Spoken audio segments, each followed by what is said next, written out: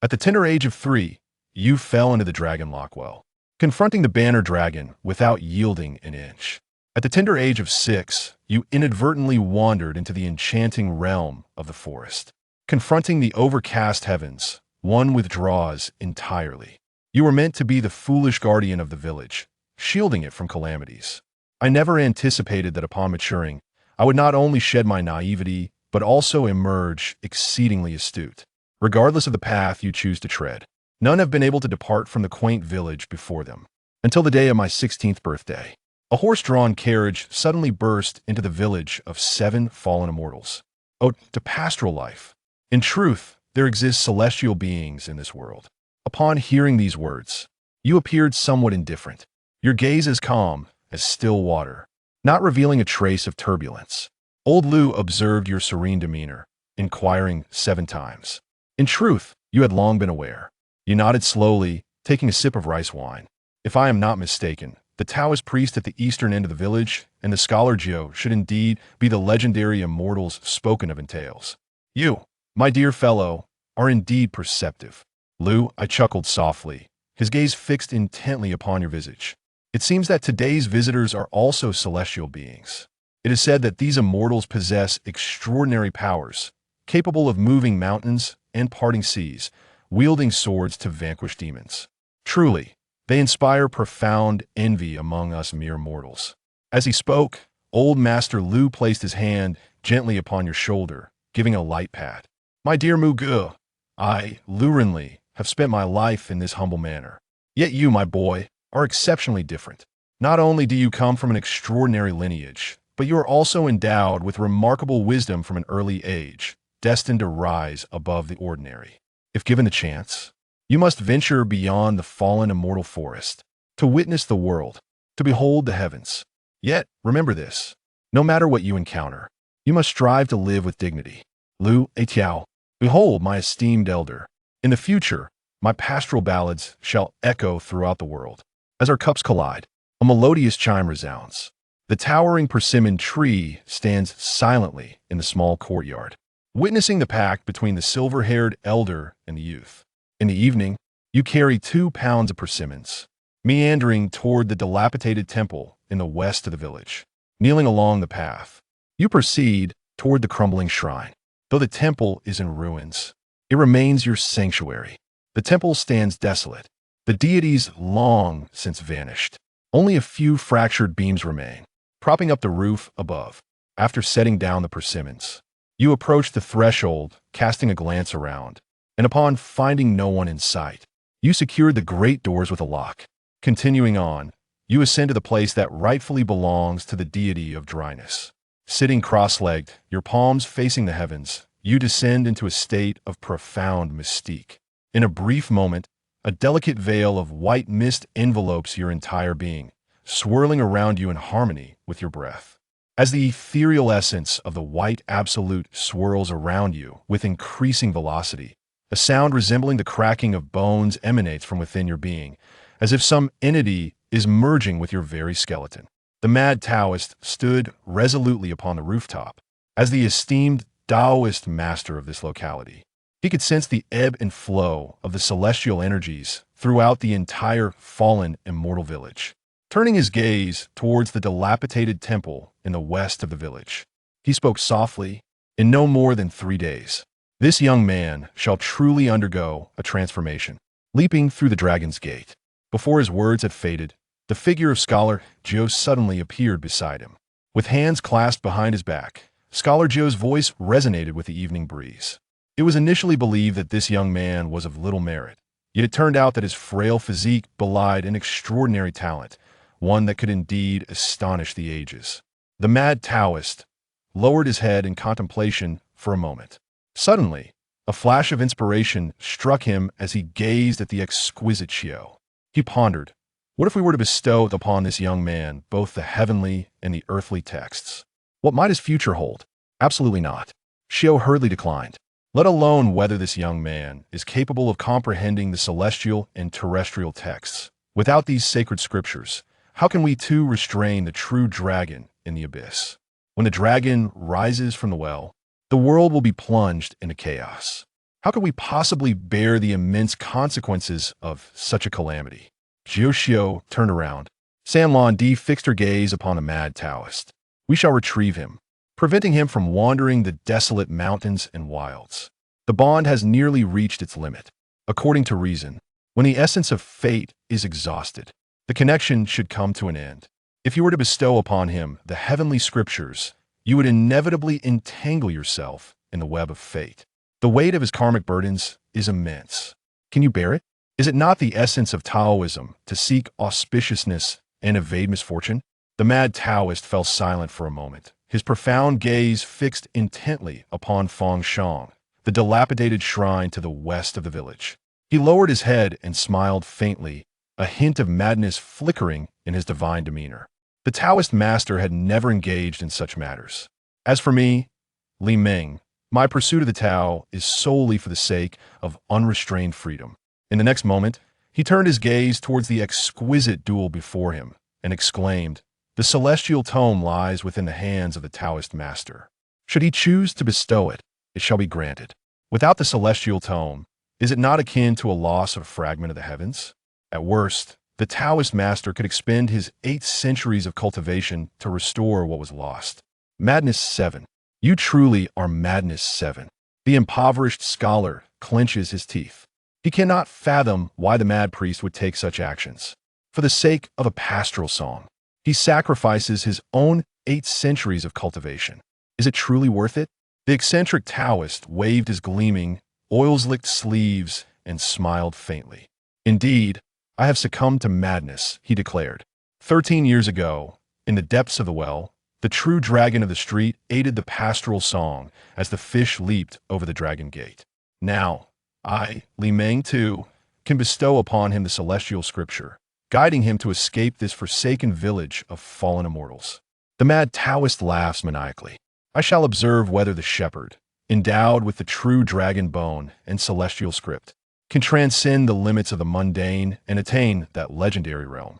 At this very moment, Jiuxiu found it increasingly difficult to comprehend his colleague, the impoverished scholar. After a prolonged silence, Jiuxiu let out a sigh and remarked, "Li Ming, you are indeed a mad Taoist." The mad Taoist raised his gaze to the moon, a disdainful smile gracing his lips. The world mocks me for my apparent madness, yet I find amusement in their inability to see through it. How trivial and shallow their understanding truly is hardly worthy of discourse. Upon hearing these words, the scholar, in an unprecedented display of emotion, uttered a profane exclamation, "To hell with you." On the other side, within the dilapidated temple, you have reopened the grand door. The night wind is chilling and cuts to the bone, sending a shiver through your being. You recall the cart at the village entrance. Turning your gaze towards the sheep in the village, you whisper softly, "Could they also be drawn here for me?"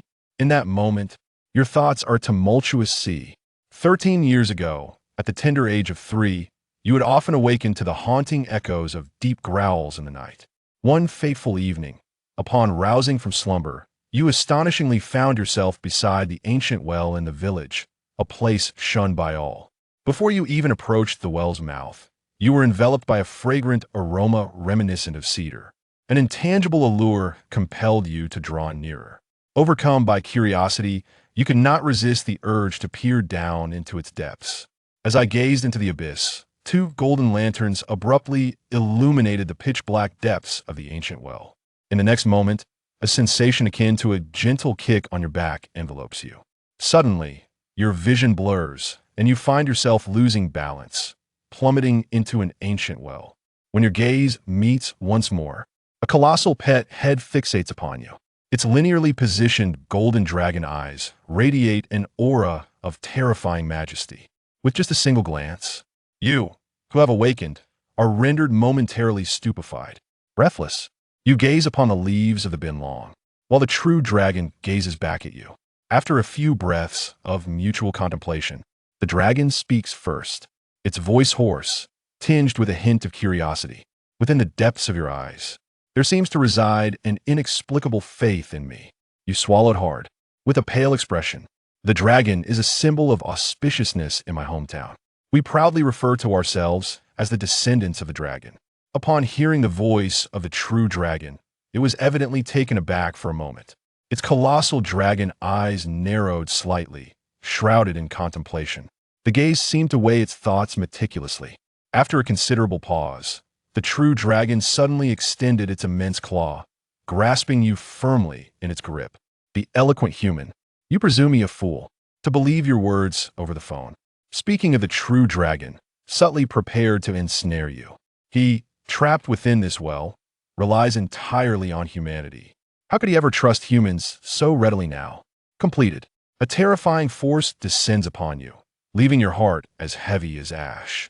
You are not originally from this realm, and after merely 3 years of reincarnation, you are once again faced with the prospect of demise. It is truly disheartening. To live, I must live. A tremendous survival instinct awakens within you. Your eyes emit a radiant golden light, and from your still youthful form, an undeniable force surges forth, embodying an extraordinary power. In a moment of revelation, the true dragon unexpectedly released its grip. Beneath the graceful and ethereal dragon whiskers, a subtle smile emerged, inviting contemplation. Indeed, you are the one for whom I have been waiting. Surviving the ordeal, you gaze at the transformed true dragon with a face full of trepidation, hesitantly pointing at yourself and murmuring in uncertainty. Indeed, it is you.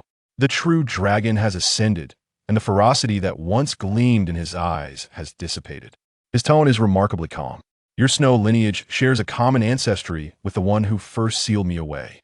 You are somewhat different, yet the villagers all proclaim that I am an orphan. The true dragon's nostrils quivered. Its eyes blinked open from slumber, and it spoke word by word. I cannot be mistaken. You are indeed the offspring of the great Emperor of Dafeng. Upon hearing these words, a surge of astonishment coursed through your heart. The corner of your eye twitched slightly, as if struggling to accept the veracity of the true dragon's claims. An instinct deep within you whispered that there was something amiss beneath the surface. In the realm of your contemplation, the true dragon emits a singular, resounding cry, born with frail bones, destined for a life of discord. This existence may seem bereft of grand achievements, yet it possesses the potential to unleash an extraordinary force, a formidable brilliance that cannot be overlooked. The true dragon's eye twirled, and with a gaze directed at you, it inquired, "Dare you to open your heart and allow me a glimpse of your form?" You spread your hands with a smile and said, "What is there to fear? Feel free to observe." The true dragon does not dally. Its eyes emanate beams of light, surveying your form from within to without, 7 times over. After a considerable pause, the golden brilliance in the true dragon's gaze gradually wanes. Heaven, in its benevolence, has indeed left you a path of retreat. Though your frail constitution may not endure beyond 15 years, the depth of your understanding will prove remarkably formidable. You scratch your burning head. How terrifying it is, unprecedented in history, unmatched by future generations. Knowing that you will not live beyond 15, you find yourself enveloped in a gentle melancholy. Upon hearing the words of the true dragon, your heart feels considerably lighter. The true dragon perceived the desolation etched upon the shepherd's face and suddenly spoke. "Do you wish to live beyond the age of 15? In your dreams, you long for it." You turn your head to gaze upon the true dragon and respond with conviction. A bold thought emerged in my mind. In the future, you shall assist me in eliminating an adversary, and in return, I will help you transform your very essence. What do you say? You gaze upwards, fixating on the eyes of the true dragon. The true dragon must utter 4 words with gritted teeth. The great Feng martial emperor. Well, your response is succinct and unhesitating, devoid of any trace of doubt. The true dragon retreats with a single utterance, responding with such unwavering resolve. The martial prowess of the great Feng's emperor surely has reached its zenith. Are you not afraid? You tightly clench your fist, pressing down on the back molars. Yet still, I am more terrified of the cold. The chilling echoes of your voice resound, reverberating within the ancient well. The youthful struggle for survival etched upon your visage. The more it unfolds, the more the true dragon admires it. He harbors a distaste for those who conceal their ambitions and thoughts deep within. Your candidness has indeed caused him to regard you with newfound respect. Engaging in a transaction with such a person may not be a detrimental endeavor after all. You step forward, confronting the true dragon. You assist me in overcoming my ailments. Within the span of a century, I shall dedicate my service to you, the great martial emperor. The true dragon gazed upon you, who is merely 3 years old now, yet uttered such words that are no less than the ramblings of a madman. With a smirk curling at the corners of his mouth, he retorted, "You, young one, possess such confidence? You swallow a mouthful of saliva. Nothing in this world is insurmountable, as long as one is willing to ascend. I, a pastoral song, block my path to becoming the foremost in the world within a century. Perhaps it is your youthful spirit that has moved me." The true dragon let out a long, hearty laugh, its gaze shimmering with golden light. Lowering its head, it fixed its eyes upon you. "If that is the case, then I shall join you in this wager." On this day, the dragon has lost its bones. In the tender embrace of the dragon's marsh, the youth gazes at the moon alongside the dragon, observing the sky through a well. The heavens are astonished. The scholars of spring and autumn are filled with trepidation. In 2 grand halls, the nobles and ministers are engulfed in unrest. The biting wind stirred the weathered wooden door, producing a sound that drew your thoughts back to reality. You recalled your audacity from the past and instinctively shook your head, revealing a bitter smile. When it comes to the chasm between words and deeds, it is separated by a vast and tumultuous river. You let out a sigh, stretched lazily 7 times, and prepared to turn back and surrender to slumber. Just as you turn around, the wooden door emitted a creaking sound, revealing a large hand pressing against the doorknob. "How is it that I am not welcomed?" The voice of the mad priest echoed forth, and before you could utter a word, he took a grand stride into the dilapidated temple. Gazing at the suddenly appearing mad monk, you twitch your lips in a forced smile and extend your hand to point outside, exclaiming, "It is the dead of night, and you silently materialize behind me. Do you deem this appropriate?" The mad Taoist rolls his eyes 7 times. An old adage states, "If one commits no wrongs, there is no fear of ghosts knocking at the door." Could it be that you harbor a guilty conscience? You shrugged and retorted, "There is an old adage that states, people can indeed frighten others." "Look at your cowardly demeanor," the mad Taoist remarked, before effortlessly reclining upon your abode. Gazing intently at the inexplicable actions of the mad priest, your eyes widened in disbelief. "Are you truly serious? This is my dream." The mad Taoist closed his eyes. Cradling his head in his hands, he lay upon the roof, humming softly. "Your abode? Alas, I can no longer find solace in sleep. Have you forgotten who it was that rescued you from the dragon well when you were but 3 years old?" You rolled your eyes. "Wasn't it I who climbed up here by myself?" The mad Taoist, his face unflushed and heart steady, tilted his head and continued, "Had it not been for me, the Taoist, rescuing you from the outskirts of the village, you would have long since become fodder for wild beasts.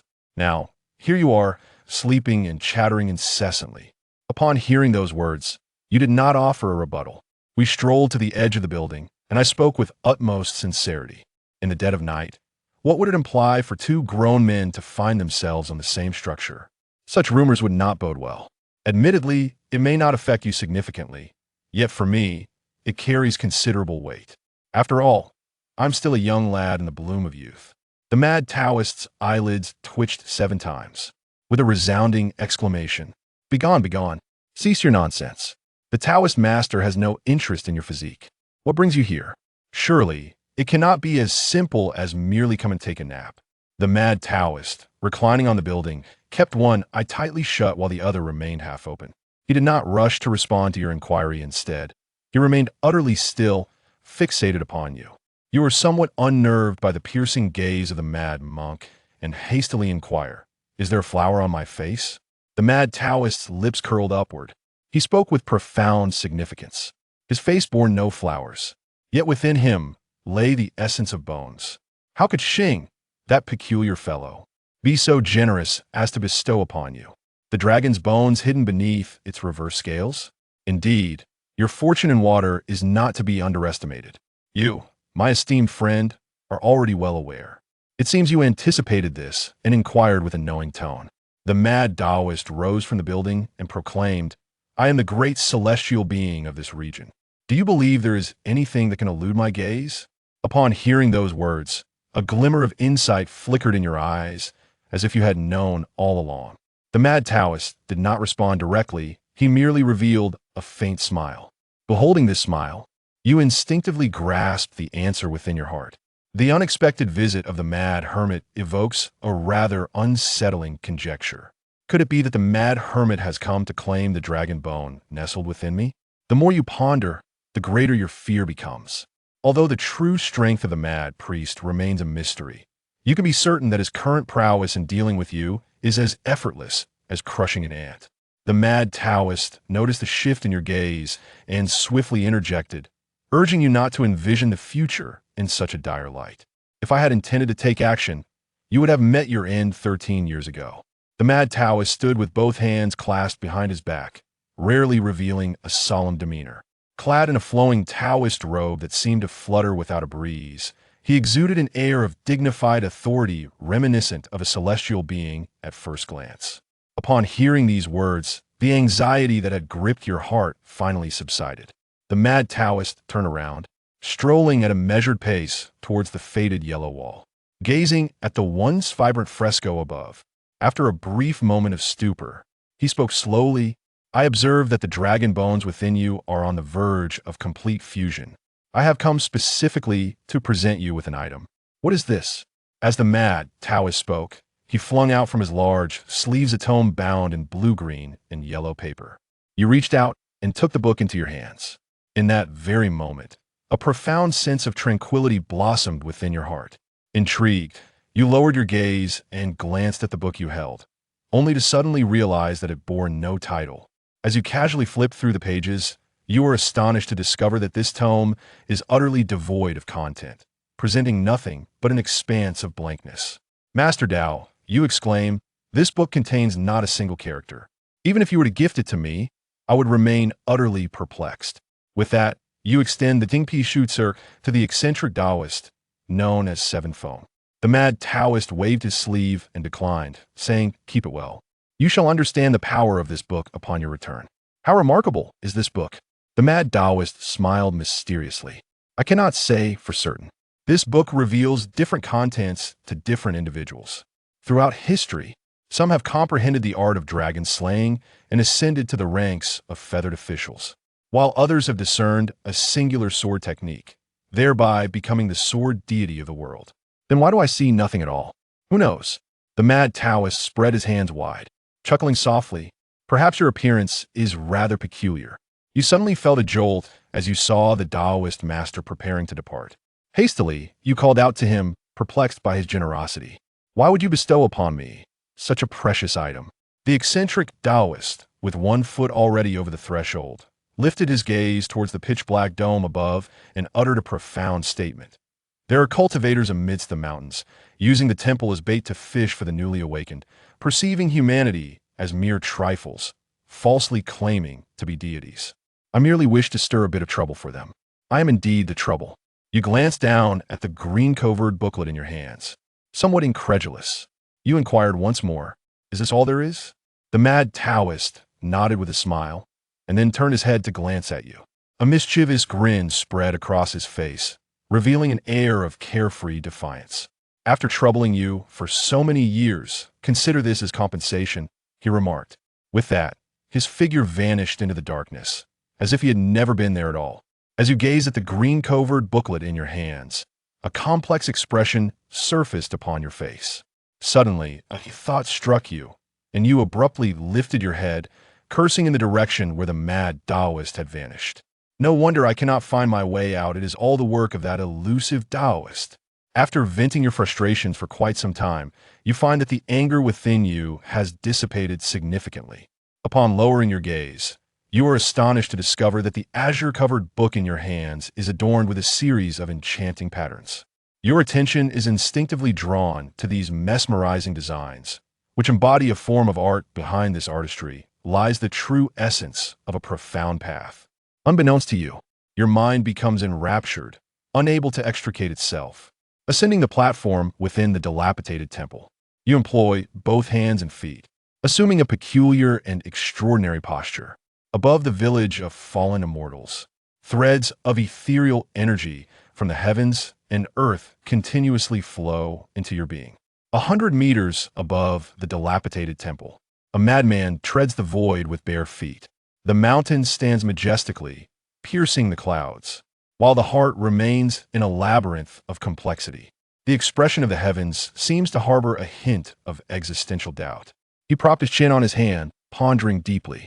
This tome has been in my possession for quite some time. I must have perused it 100 times at the very least. Each time, it reveals some arcane technique. Barely had I departed, and this young lad had already discerned the principles from above. Did not my master inform me that the revelation of celestial scriptures requires the fortuitous alignment of time and place? The mad Taoist, deeply rooted in the earth, exhales a breath of clarity, extending his hand to shield the pastoral song from disturbance. On the following morning, you feel invigorated, clearly sensing a gentle stream of energy flowing through your meridians. A night of cultivation has yielded abundant rewards. Not only have you mastered a profound technique, but you have also comprehended a remarkably esoteric method of practice. In the realm of Taishang, there are a total of 13 levels. After a night of cultivation, you have yet to step into even the first level, which illustrates its profound and enigmatic nature. As you partake in your meal, a figure clad in red armor, masked and imposing, approaches from the distant road. Its destination, this dilapidated temple. Upon witnessing the abrupt transformation of your divine essence, you immediately set down the bowl in your hand. With your right hand, you firmly grasped the vegetable knife.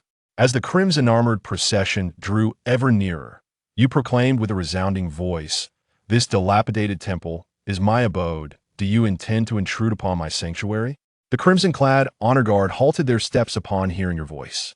A hoarse sound emanated from beneath the ghastly mask, declaring, "It is not the sandalwood door.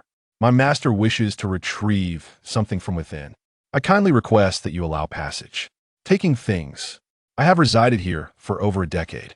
I am well aware of everything that transpires in this place. After all, this is my dwelling. If you insist on barging in, the red-armored ceremonial guards, upon hearing your words, instinctively placed their hands on their weapon hilts. Their voices grew solemn as they inquired, "What are your intentions?" You gazed intently at the ceremonial guards in their crimson armor and uttered, "I require additional compensation." This statement left the red-armored ceremonial guard somewhat bewildered. Money? You should have mentioned it earlier. Although his hand rested upon the hilt, he merely feigned a semblance of bravery, daring not to harbor even a hint of malice. Should he display the slightest inclination towards hostility, the two individuals at the eastern end of the village could readily reduce him to mere pulp. Beneath the mask of the ceremonial guard, a hearty laughter resonated. Young brother, perceptive and astute, is indeed a wise individual. You took a few steps back, allowing the ceremonial guards in red armor to pass unobstructed. The ceremonial guard in crimson armor does not hesitate with a flick of the wrist. A gold ingot materializes in the palm of their hand. As they brush past you, they casually extend it towards you. You gaze at the gold ingot, swallowing hard, and delicately stowed it away. The crimson-armored sentinel stepped into the dilapidated temple, first casting a sweeping gaze around the interior. He then strode swiftly to the faded mural before him, extending his hand to press against its surface. As he did so, he intoned a mysterious incantation, and a faint glow gradually emanated from the back of his hand. Time passes by, second by second. The once faded mural unexpectedly shines anew, with painted fairies flitting gracefully across the walls. The Grand Imperial Court has come to summon you. The guards in crimson armor, sweat beading on their foreheads, address the painted celestial maiden, Destiny, the painted fairies on the mural, in a continuous dance. Upon hearing this sound, froze in place, a ray of light emanated from the palm. A slender black box emerged from the mural, accompanied by a procession of red ceremonial attire. With a swift motion, he cradled the box in his hand. Upon opening it, he was left utterly astonished. Inside the ebony box, there lay an empty void, devoid of any contents. What on earth was happening? Who had arrived before him? The joy that once adorned the face of the crimson-armored attendant had vanished entirely, replaced by a tempest of anger and bewilderment. Without the support of the red-armored ceremonial attendants, the vibrant painted fairies of the mural from the Yu dynasty gradually dissipate. In the final moments, I slowly utter a single phrase directed at the red-armored attendants, the Taoist Great Celestial. The crimson-armored ceremonial guardian's demeanor instantaneously turned grave. With a mere thought, the black box vanished in a thin air. In 3 strides, he exited the dilapidated temple, disregarding you entirely, and vanished along the path. The magnificent 8-foot scaled horse, Jelly, rests upon a grand azure stone. A celestial voice emanates from the carriage that has paused here. Do you not sense that the wind was particularly tumultuous last night? Standing beside the carriage, the old sage replied, Indeed, the wind rose last night, yet it seems as though it was the work of those 2 eminent individuals, perhaps concealing something. A peculiar sound emanated from the carriage once more. What could possibly compel those 2 esteemed cultivators to take action? He chuckled softly. Perhaps it is not a matter of importance. That is a person with a gentle bite. A graceful figure slowly emerges from the bird carriage. To his astonishment, a woman emerged from the carriage. Old She was overjoyed, his thumb gliding over a ring on his index finger, as if conjuring a wooden chair from thin air. The woman, seated upon the chair with an air of nonchalance, cast a fleeting glance through her veil at the dawn's early hues gracing the horizon. In a soft voice, she pondered, Who, I wonder, possesses the power to compel 2 eminent figures to intervene on their behalf? Master, who it is does not hold much significance for us. In this realm, there are matters that those 2 eminent figures prefer we remain unaware of, and it is perhaps best that we do not seek to know them. We have but 2 days at our disposal. Is there any news regarding Xing Dongxi? Do not worry, my lord. I have already dispatched Hong Jia to retrieve it. I believe there should be no mistakes. Upon hearing these words, the woman nodded with a solemn expression, her eyes shimmering with a hint of determination. I find comfort in the reliability of the red armored guards, for they were once the pawns in my father's strategic game. With this asset in hand, my kingdom shall possess leverage in negotiations with the Great Foe. Before the woman's words had fully escaped her lips, a figure clad in crimson armor charged forth with reckless abandon, his steps disordered. My lord, he exclaimed, I am deserving of the gravest punishment. The treasures were seized by that Taoist celestial being before we could intervene. Upon hearing those words, Lao Ji's face darkened to a terrifying extent. In contrast, the woman remained utterly composed. To elaborate further, the subordinate, employing the secret arts of the Great Foe, has unveiled the intricacies of the painted diagrams. Red armor meticulously recounted all the events that transpired within the dilapidated temple. After the woman listened attentively, a hint of an intriguing smile appeared at the corners of her mouth.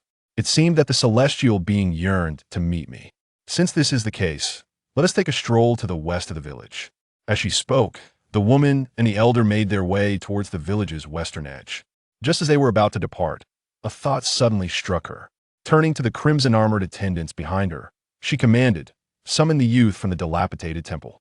Perhaps concerned about the potential for violence from the crimson armor, she added with a touch of urgency, It is a request. In the eastern part of the village, the scholar sat attentively at his book stall, his gaze unwaveringly fixed upon the mad Taoist across from him. A look of incredulity lingered upon his brow as he pondered the astonishing revelation. Did you truly bestow the celestial scriptures upon a shepherd? The mad Taoist fiddled with his Bawa mirror and casually replied, I have given it. Upon hearing this affirmative response, the scholar let out a helpless sigh. He presented it to him, though he could not be certain that he would be able to safeguard it. Nevertheless, he would convey to him the significance of this matter gradually.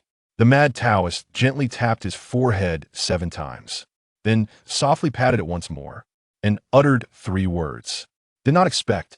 The exquisite features of the face became rigid, and in a fit of anger, one exclaimed, An innocent man bears no guilt surely. You comprehend the adage that possessing beauty brings its own burden of blame. You must provide a clear account to the esteemed assembly. Seeing the excitement, the mad Taoist responded calmly. Some matters do not require meticulous consideration otherwise. One may lose a glimmer of opportunity. He then reached up to his ear and continued speaking. Given the cautious and cunning nature of that young man, once he discovers the wonders of the celestial tome, he would undoubtedly refrain from drawing attention to himself. Even if we were to entertain the possibility that he truly failed to safeguard it, it would merely indicate that he is not destined to be associated with the celestial tome. The impoverished scholar gazed at the languid yet reasonable mad Taoist, rendered speechless. Whether the mad Taoist was intentionally concealing the celestial tome remained a mystery beyond his grasp. Suddenly, someone approached, apparently a member of the imperial court of Dayu, seeking him. The mad Taoist cradled his head in his hands, humming a tune to himself, and casually replied, "If all goes as expected, it should be Limang." In the same arena of stagnation. Do not blame me for failing to forewarn you. The profound essence within the halls of power is indeed extraordinary. There are matters that ought not to be meddled with lightly. The mad Taoist scoffed disdainfully, waved his hand, and remarked, "Why speak in such veiled terms? Under the sun, there is nothing new. How could I be unaware of the perils of seizing?" The impoverished scholar chuckled lightly. The refined scholar also let out a soft laugh. This time, it is not an ordinary contest, but rather a tumultuous clash of 9 dragons.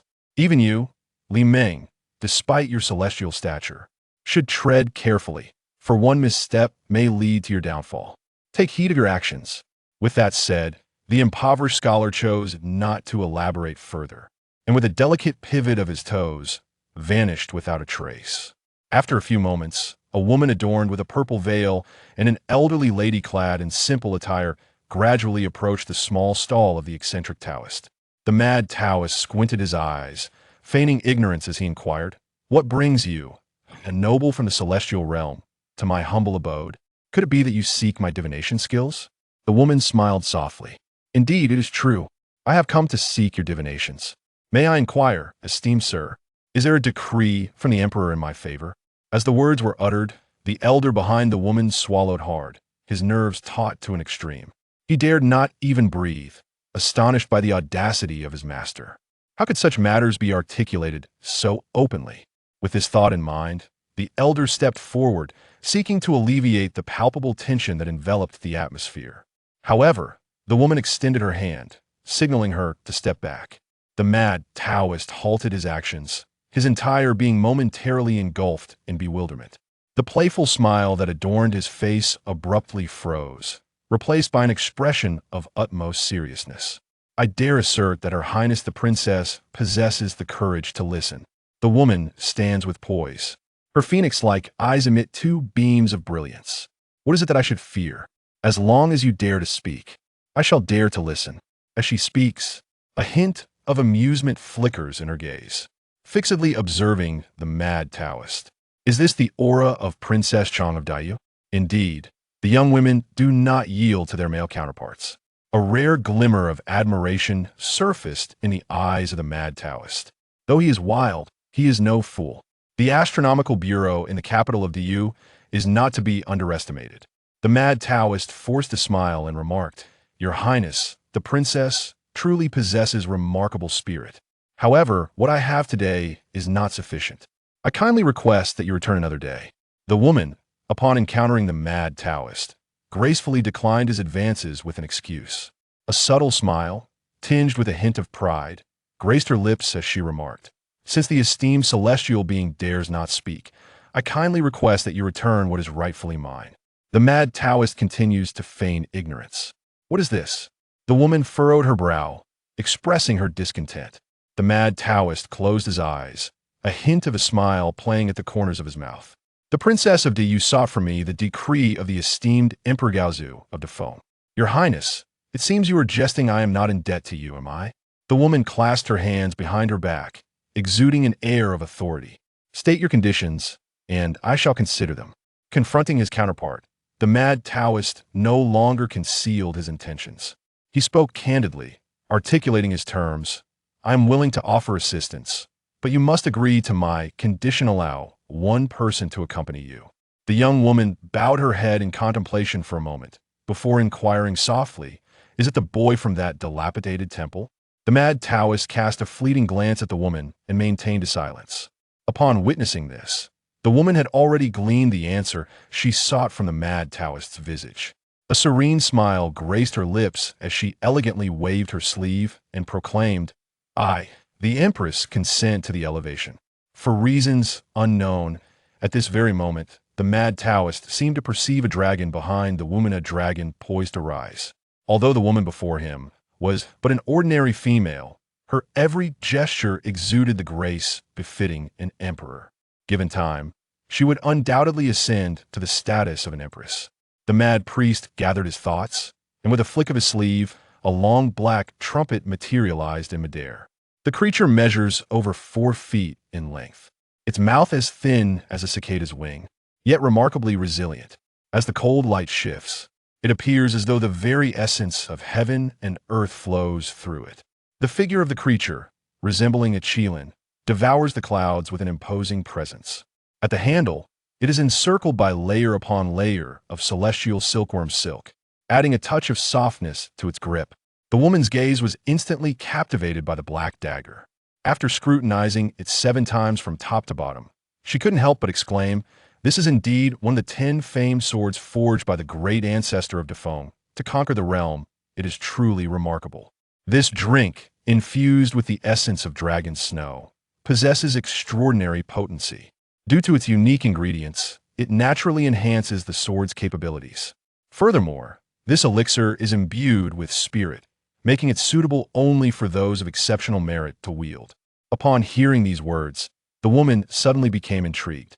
Born with an innate desire for conquest, she attempted to reach out and grasp the handle of the dark object before her.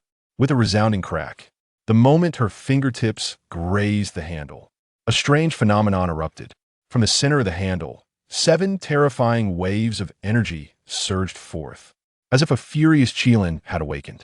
The stall of the mad Taoist, along with the surrounding edifices, collapsed instantaneously. The woman was forced back several paces by this terrifying aura. A gash appeared in the palm of her hand, from which fresh snow continuously seeped. The violet veil she wore became stained with a trace of the crimson snow, as if it flowed from the corner of her mouth. "Master, are you well?" He hastily approached the woman, reaching into his bosom to retrieve a small porcelain vial, from which he poured out a single yellow essence pill.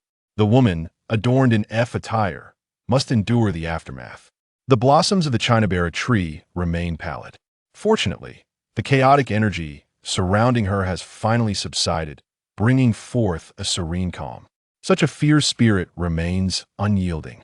The mad Taoist wore a sly grin as he slowly elucidated. This being is known as Tianbu Li, who delights in usurping his master. The chronicles of the Great Feng record that due to the overwhelming aura of the shark slaughter, the emperor was displeased.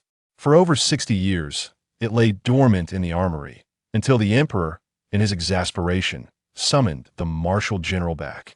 Upon hearing these words, the woman ceased her playing, letting out a sigh. "This tune is challenging even for me. I fear that in today's world, no one can master it." A glimmer of light flickered deep within the eyes of the mad Taoist. He echoed, "Indeed." Though he spoke thus, another candidate lingered in his heart.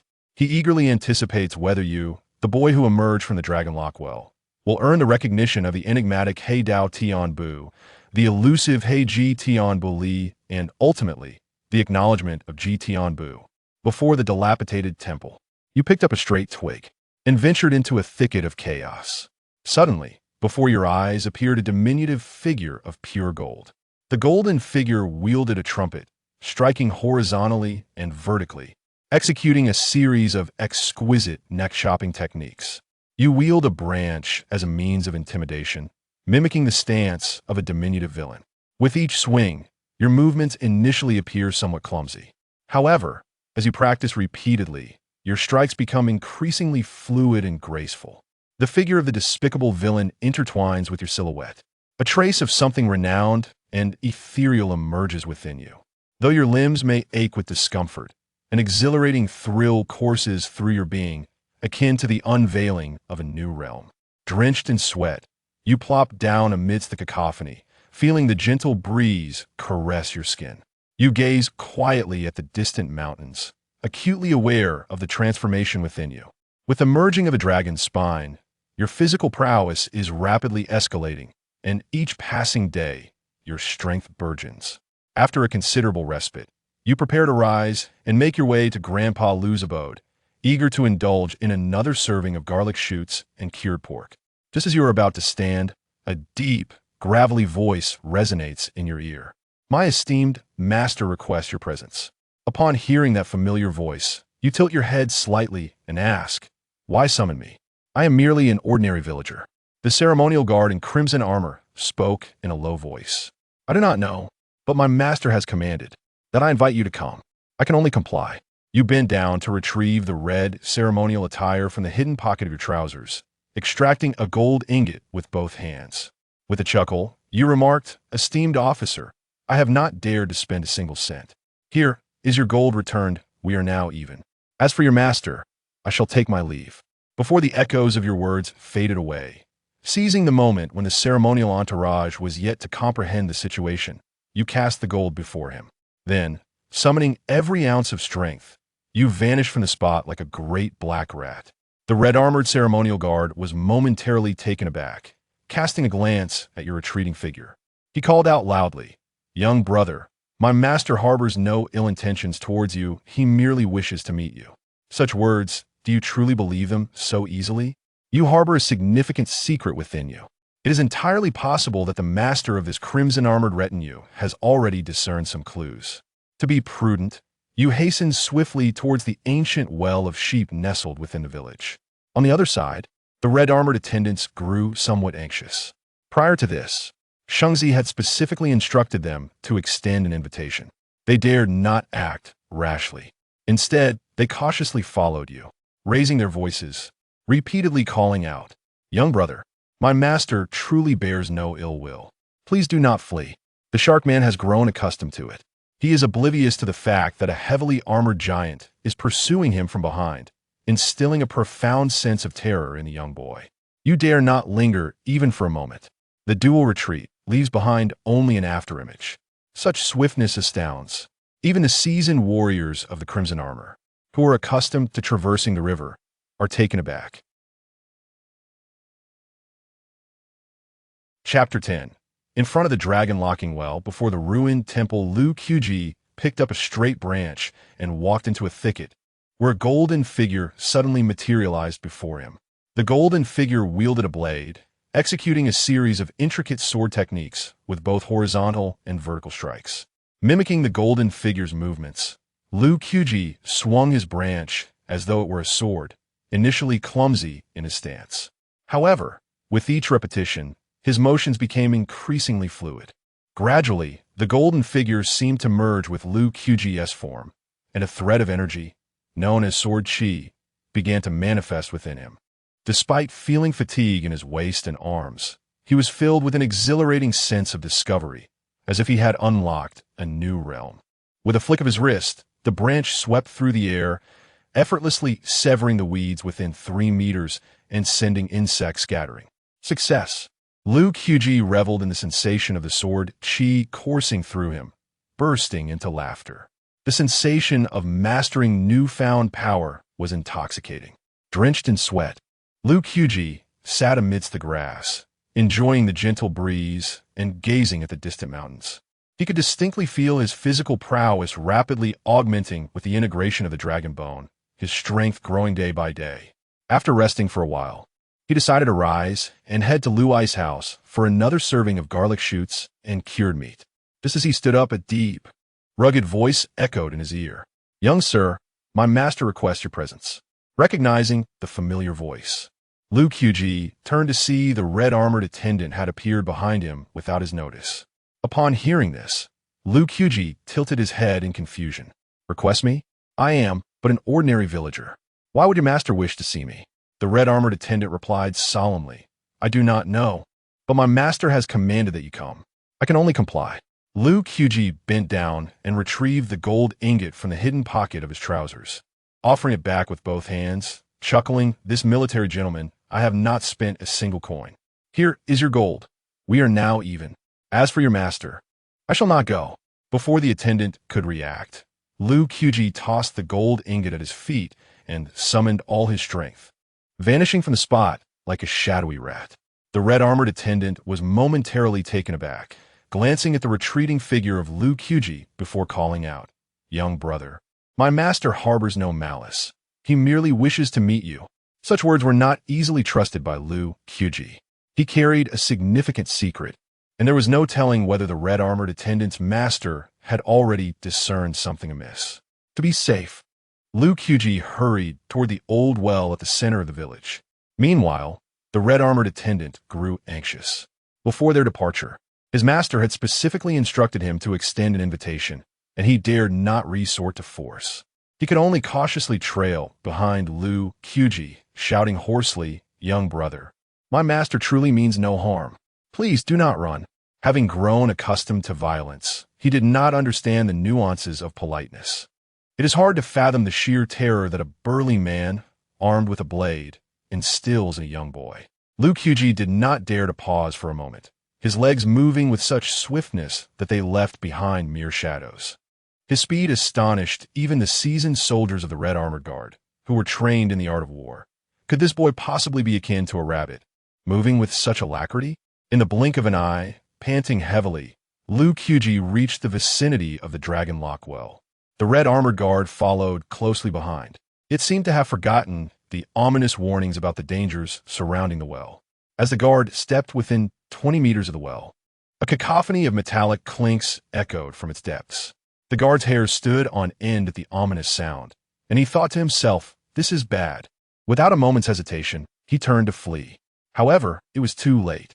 A hoarse dragon's roar reverberated through the air, and the guard found himself rooted to the spot, unable to take a single step, as if his feet had been ensnared by the earth.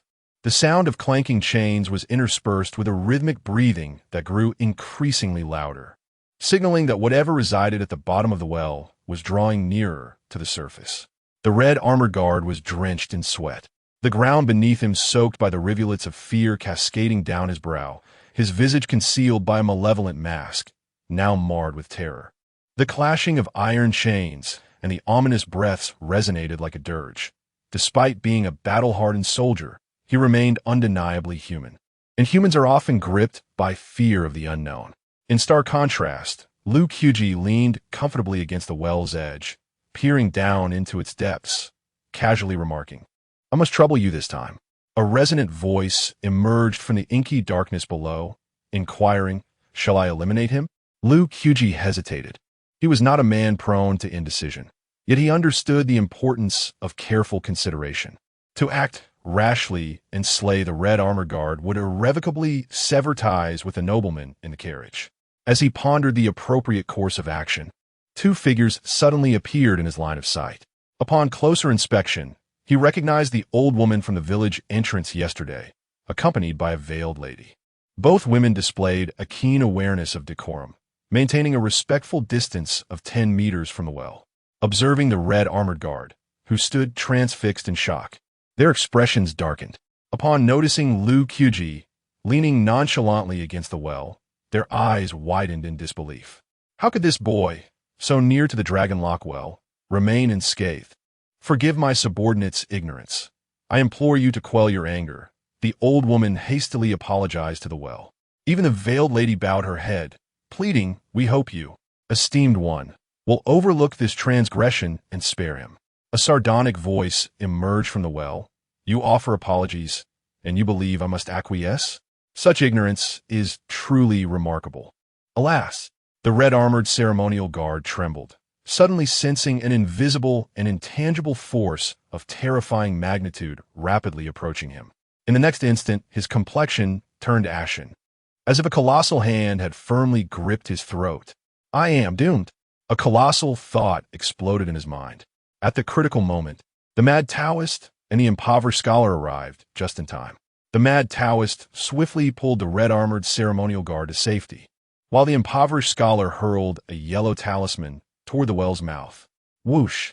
As the yellow talisman landed at the well's opening, an eerie silence enveloped the surroundings, and the invisible hand vanished. Thus, the life of the red-armored ceremonial guard was spared. Once everything settled, the mad Taoist beckoned to Lu Qubi, inquiring, "Pray do tell, what transpired?" Lu Qubi, with an innocent expression, shrugged and replied, "How would I know what happened? Master, a burly man clad in full armor, wielding a blade, was relentlessly pursuing me. Do you have any idea how profoundly that impacts the tender psyche of a young lad?" Chapter 11. The mad Taoist As proposition, Lu Qubi's words left everyone present momentarily stunned. The mad Taoist turned to gaze at the veiled woman, his expression darkening. "You owe us an explanation," he demanded.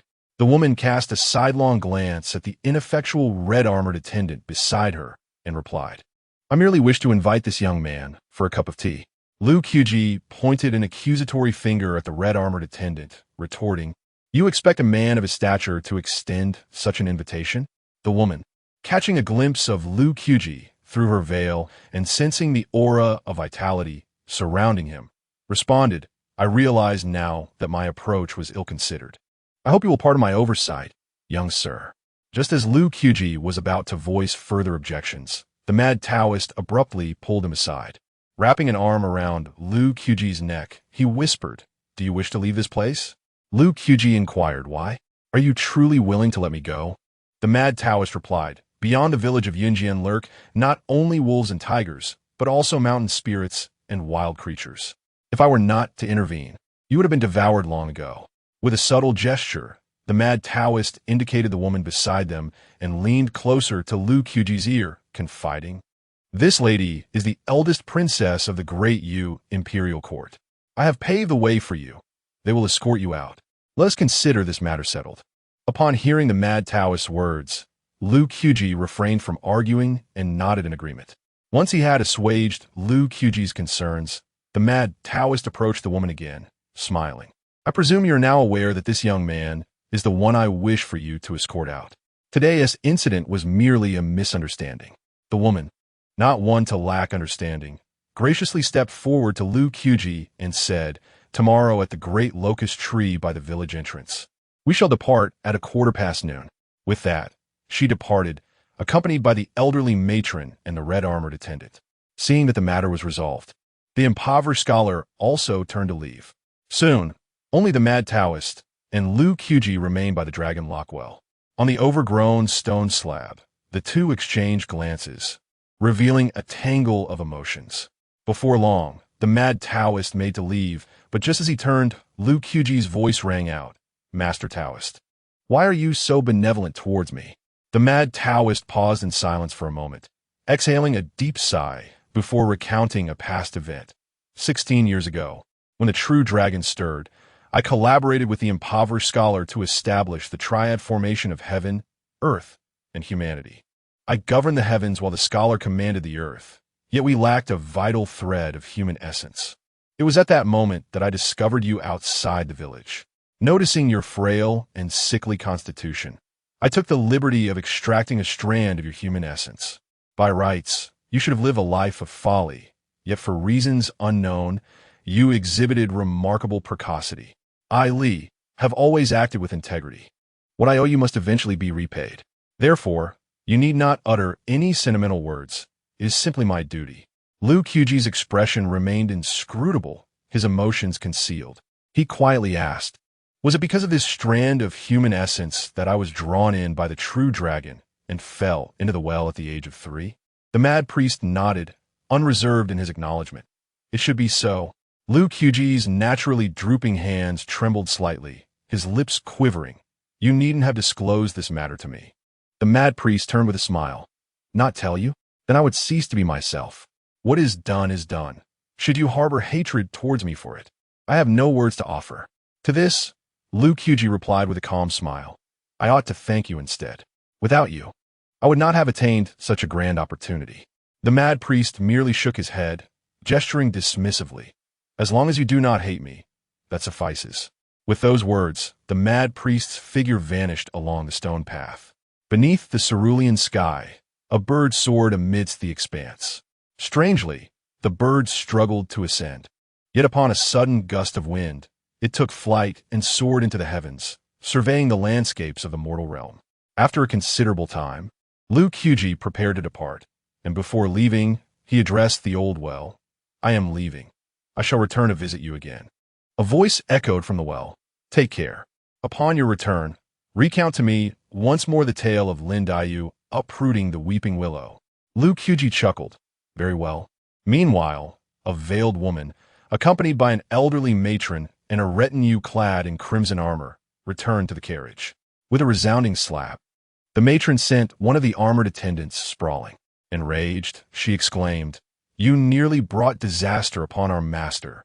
How could a crossing guard produce such a worthless wretch?" The armored attendant rolled on the ground, utterly disheveled, not daring to utter a word of complaint. For him, both thunder and rain were blessings from the heavens. Having erred, he deserved punishment. Yet he was perplexed, for how had he caused harm to his own master? Prostrate on the ground, he bowed his head repeatedly, lamenting, "My lord, I would never wish to harm you." The veiled woman gazed down at the armored attendant, stating, "The moment the matron and I arrived, I sensed an utterly pure murderous intent in that youth's eyes. Had the great celestial and the spring and autumn scholar not arrived in time, I fear both the matron and I would have perished there." The armored attendant's face, concealed beneath a mask, had swollen to the size of a pig's head. He dared to inquire, "But that youth is merely an ordinary person. What capacity does he possess to threaten our master?" The matron scoffed. "What ability does he possess? What the being within the well?" With a gulp, the armored attendant felt a wave of dread, his heart pounding beneath his armor. If the dragon within the well were to act, his master would undoubtedly meet her demise. The matron rolled her eyes at the armored attendant, her voice laced with fury. "Do you think the great celestial's words were meant solely for that youth?" The armored attendant was drenched in sweat, his teeth clenched. "I am guilty beyond measure." The woman, her expression devoid of emotion, replied, "Rise. Upon your return, you shall receive 300 lashes." Upon hearing the sound, the red armored attendants expressed their profound gratitude, bowing repeatedly in thanks. "We are eternally grateful for your mercy, my lord." After addressing the red armored attendants, the young woman turned to the old matron and inquired, "Mama, what are your thoughts on that young man?" The old matron, recalling Lu Qubi's seemingly harmless demeanor, slowly articulated 8 words, "A fierce heart, delicately scenting the roses." The young woman, with her hands clasped before her, pondered for a moment before asking, "Mama, do you believe he can be of service to me?"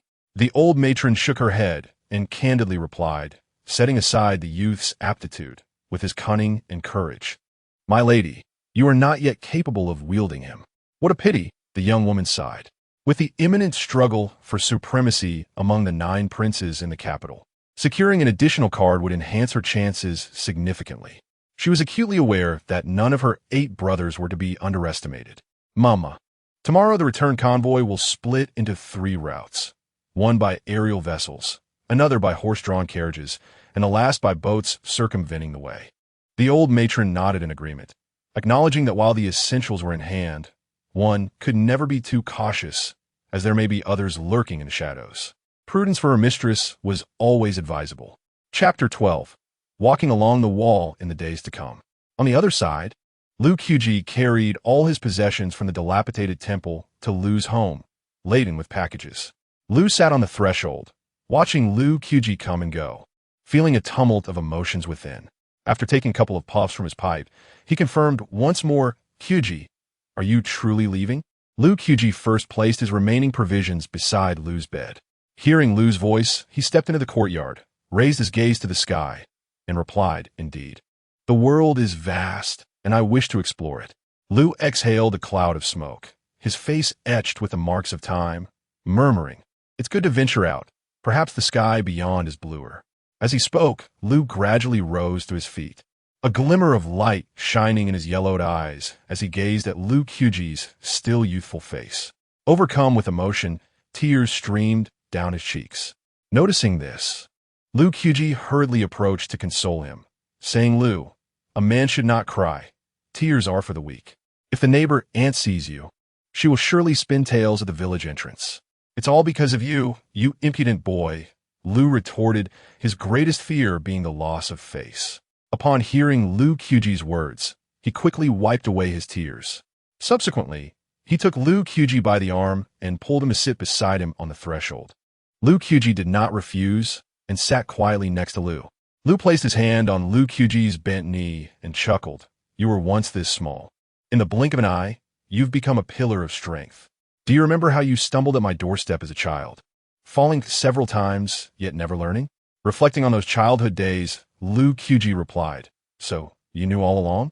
Why didn't you help me up back then? Lu took a deep drag from his pipe, the white smoke obscuring his face, his voice emerging from the haze. It wasn't that I didn't wish to help, but rather that I couldn't. I knew that the days ahead would be arduous for you, that you would have to traverse many paths. Thus, I could not lift you. You must rise on your own to forge your own path into the sunlight. Upon hearing this, Lu Qubi felt a tremor in his heart. Memories flooding back of Lu bringing him rice and noodles. Gradually, his eyes reddened, his voice choked with emotion. Lu, I misunderstood you. Lu, with hands as gnarled as dry branches, clasped Lu Qubi's vibrant hand tightly, earnestly imparting, Child, while I may not know what the outside world holds, I do know it is merely larger than our humble village, with more people. Having toiled in the fields all my life, I have gleaned a lesson I wish to share with you. So bear with this old man's words. With a quivering nose, Lu Qubi's eyes glistened with tears as he smiled. How could I ever complain? Lu continued softly, This world is like a great tree. Beneath it lies not only black soil and white soil, but also gray.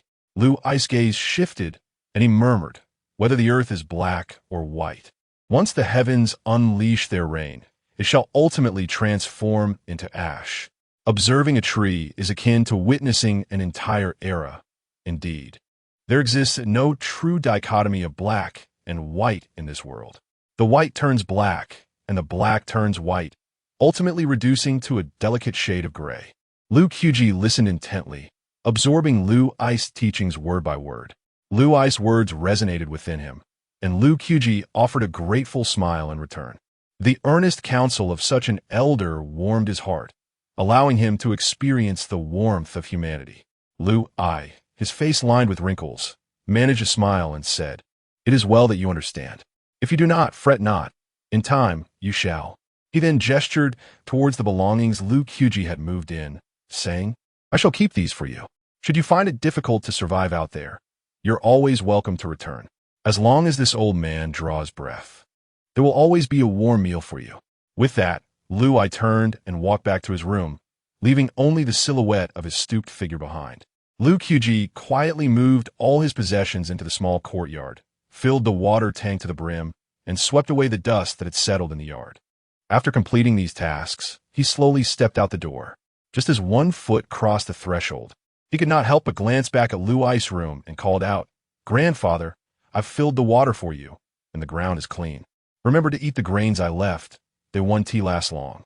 For reasons unknown, the typically resolute Lu Qubi felt unusually sentimental at this moment and added, The persimmons on the tree are nearly ripe. If you find yourself with time to spare, do pick a few to savor. Inside, Lu's voice trembled as he replied, Child, in the days ahead when no one is there to support you, remember to walk close to the wall and do not stumble again.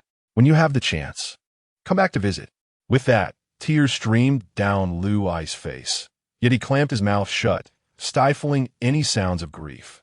However, Lu Qubi, keenly perceptive, caught a faint sob. Wiping his tears away, he half laughed, half cried, Old man, you still care so much about appearances. After departing from Lu's home, Lu Qubi hurried through the village laden with various items. The eastern neighbor gifted him a bag of potatoes, while the western neighbor presented him with a sack of provisions. Though meager, each item was cultivated through his own toil and represented a piece of Lu Qubi's heart. Upon learning of Lu Qubi's impending departure, many villagers expressed their reluctance, as they had witnessed his growth over the years. Among them, Aunt Wang from the east side was the most sorrowful, weeping uncontrollably. Lu Qubi spent a considerable time comforting her until her cries subsided. Thus, Lu Qubi remained busy until the afternoon before returning to the dilapidated temple. Gazing at the empty, worn-down structure, a sense of melancholy enveloped him. Despite its decrepit state, it was still his home. As he prepared to leave, he felt a pang of attachment. Staring at each brick and tile of the temple, he sighed deeply. As night fell, the bright moon hung high, casting its silvery light upon the earth. Silence enveloped the surroundings, save for the gentle chirping of insects and the rustling of grass. Lu Qubi sat cross-legged on a small platform in the dilapidated temple, his palms facing the heavens as a white mist began to materialize around him. After a brief moment, Lu Qubi closed his eyes and assumed various postures, greedily absorbing the ethereal essence of heaven and earth that permeated the air. A subtle yet distinct dragon silhouette flickered behind him, its delicate skin adorned with imperceptible scales, resembling those of a true dragon. After a considerable time, Lu Qubi ceased his practice, clenched his fists, and felt the strength within his body intensify further. Truly, the visualization of the true dragon was an extraordinary method of cultivation. Perhaps it was due to the continuous integration of the true dragon bones within him, that when he turned 12, an image of the true dragon suddenly appeared in his mind. Consequently, each nightfall, he would emulate the postures of the dragon depicted in the image, envisioning the vast starry sky. As he practiced this visualization more frequently, his physique grew increasingly powerful. It was for this reason that he managed to cultivate a fertile plot of land behind the temple, achieving self-sufficiency. Just as Lu Qubi was engrossed in his cultivation, the wooden door unexpectedly creaked, breaking the silence. Chapter 13. Departure.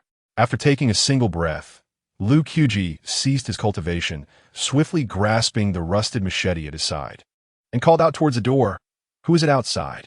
With a loud bang, the wooden door was thrust open by a gust of chilling wind. The visitor elicited a sense of surprise in Lu Qubi. Standing at the entrance of the dilapidated temple was the impoverished scholar, his hands hanging naturally by his sides, the moonlight accentuating his stern visage. "Mr. Zhou?" Lu Qubi's voice was filled with confusion. He could not fathom why the usually indifferent scholar would appear at his doorstep. The impoverished scholar paid no heed to Lu Qubi's bewilderment, retrieving a purple talisman from his sleeve and presenting it to Lu Qubi with a fluidity that suggested he had rehearsed this gesture countless times. No merit, no reward. Lu Qubi quickly waved his hand in refusal, saying, "Mr. Zhou, I appreciate your kindness, but please take it back." The scholar's voice rose slightly. "Take it." Lu Qubi was taken aback. Who would force something upon another, especially in the dead of night? Observing the awkward atmosphere, the scholar blinked and stammered. "The mad Taoist asked me to give this to you." "Really?" Lu Qubi questioned the scholar, who was not known for his deceitfulness. The scholar, slightly haughty, lifted his chin, turned his head, and boldly declared, "Of course it's true. A scholar never lies." Lu Qubi's lips twitched as he weakly retorted, "Isn't it the ascetics who never tell falsehoods?" The scholar's eyelids twitched, and he barked, "Enough of this nonsense. Just accept it." Infusing a breath of celestial essence allows for a 1,000-mile escape.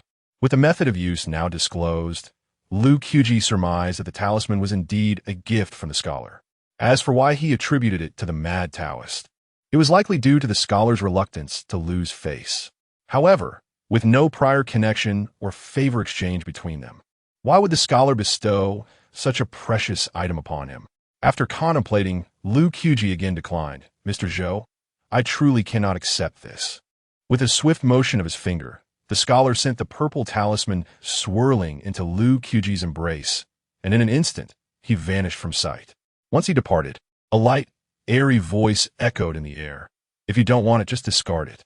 Lu Qubi retrieved the purple talisman from his bosom, gazing at the golden light that flickered upon it, his expression laden with complexity. "I've incurred a significant debt." A night passed in silence. Lu Qubi immersed himself so deeply in his cultivation that he lost track of time. It was only when the sun rose above the treetops that he concluded his practice.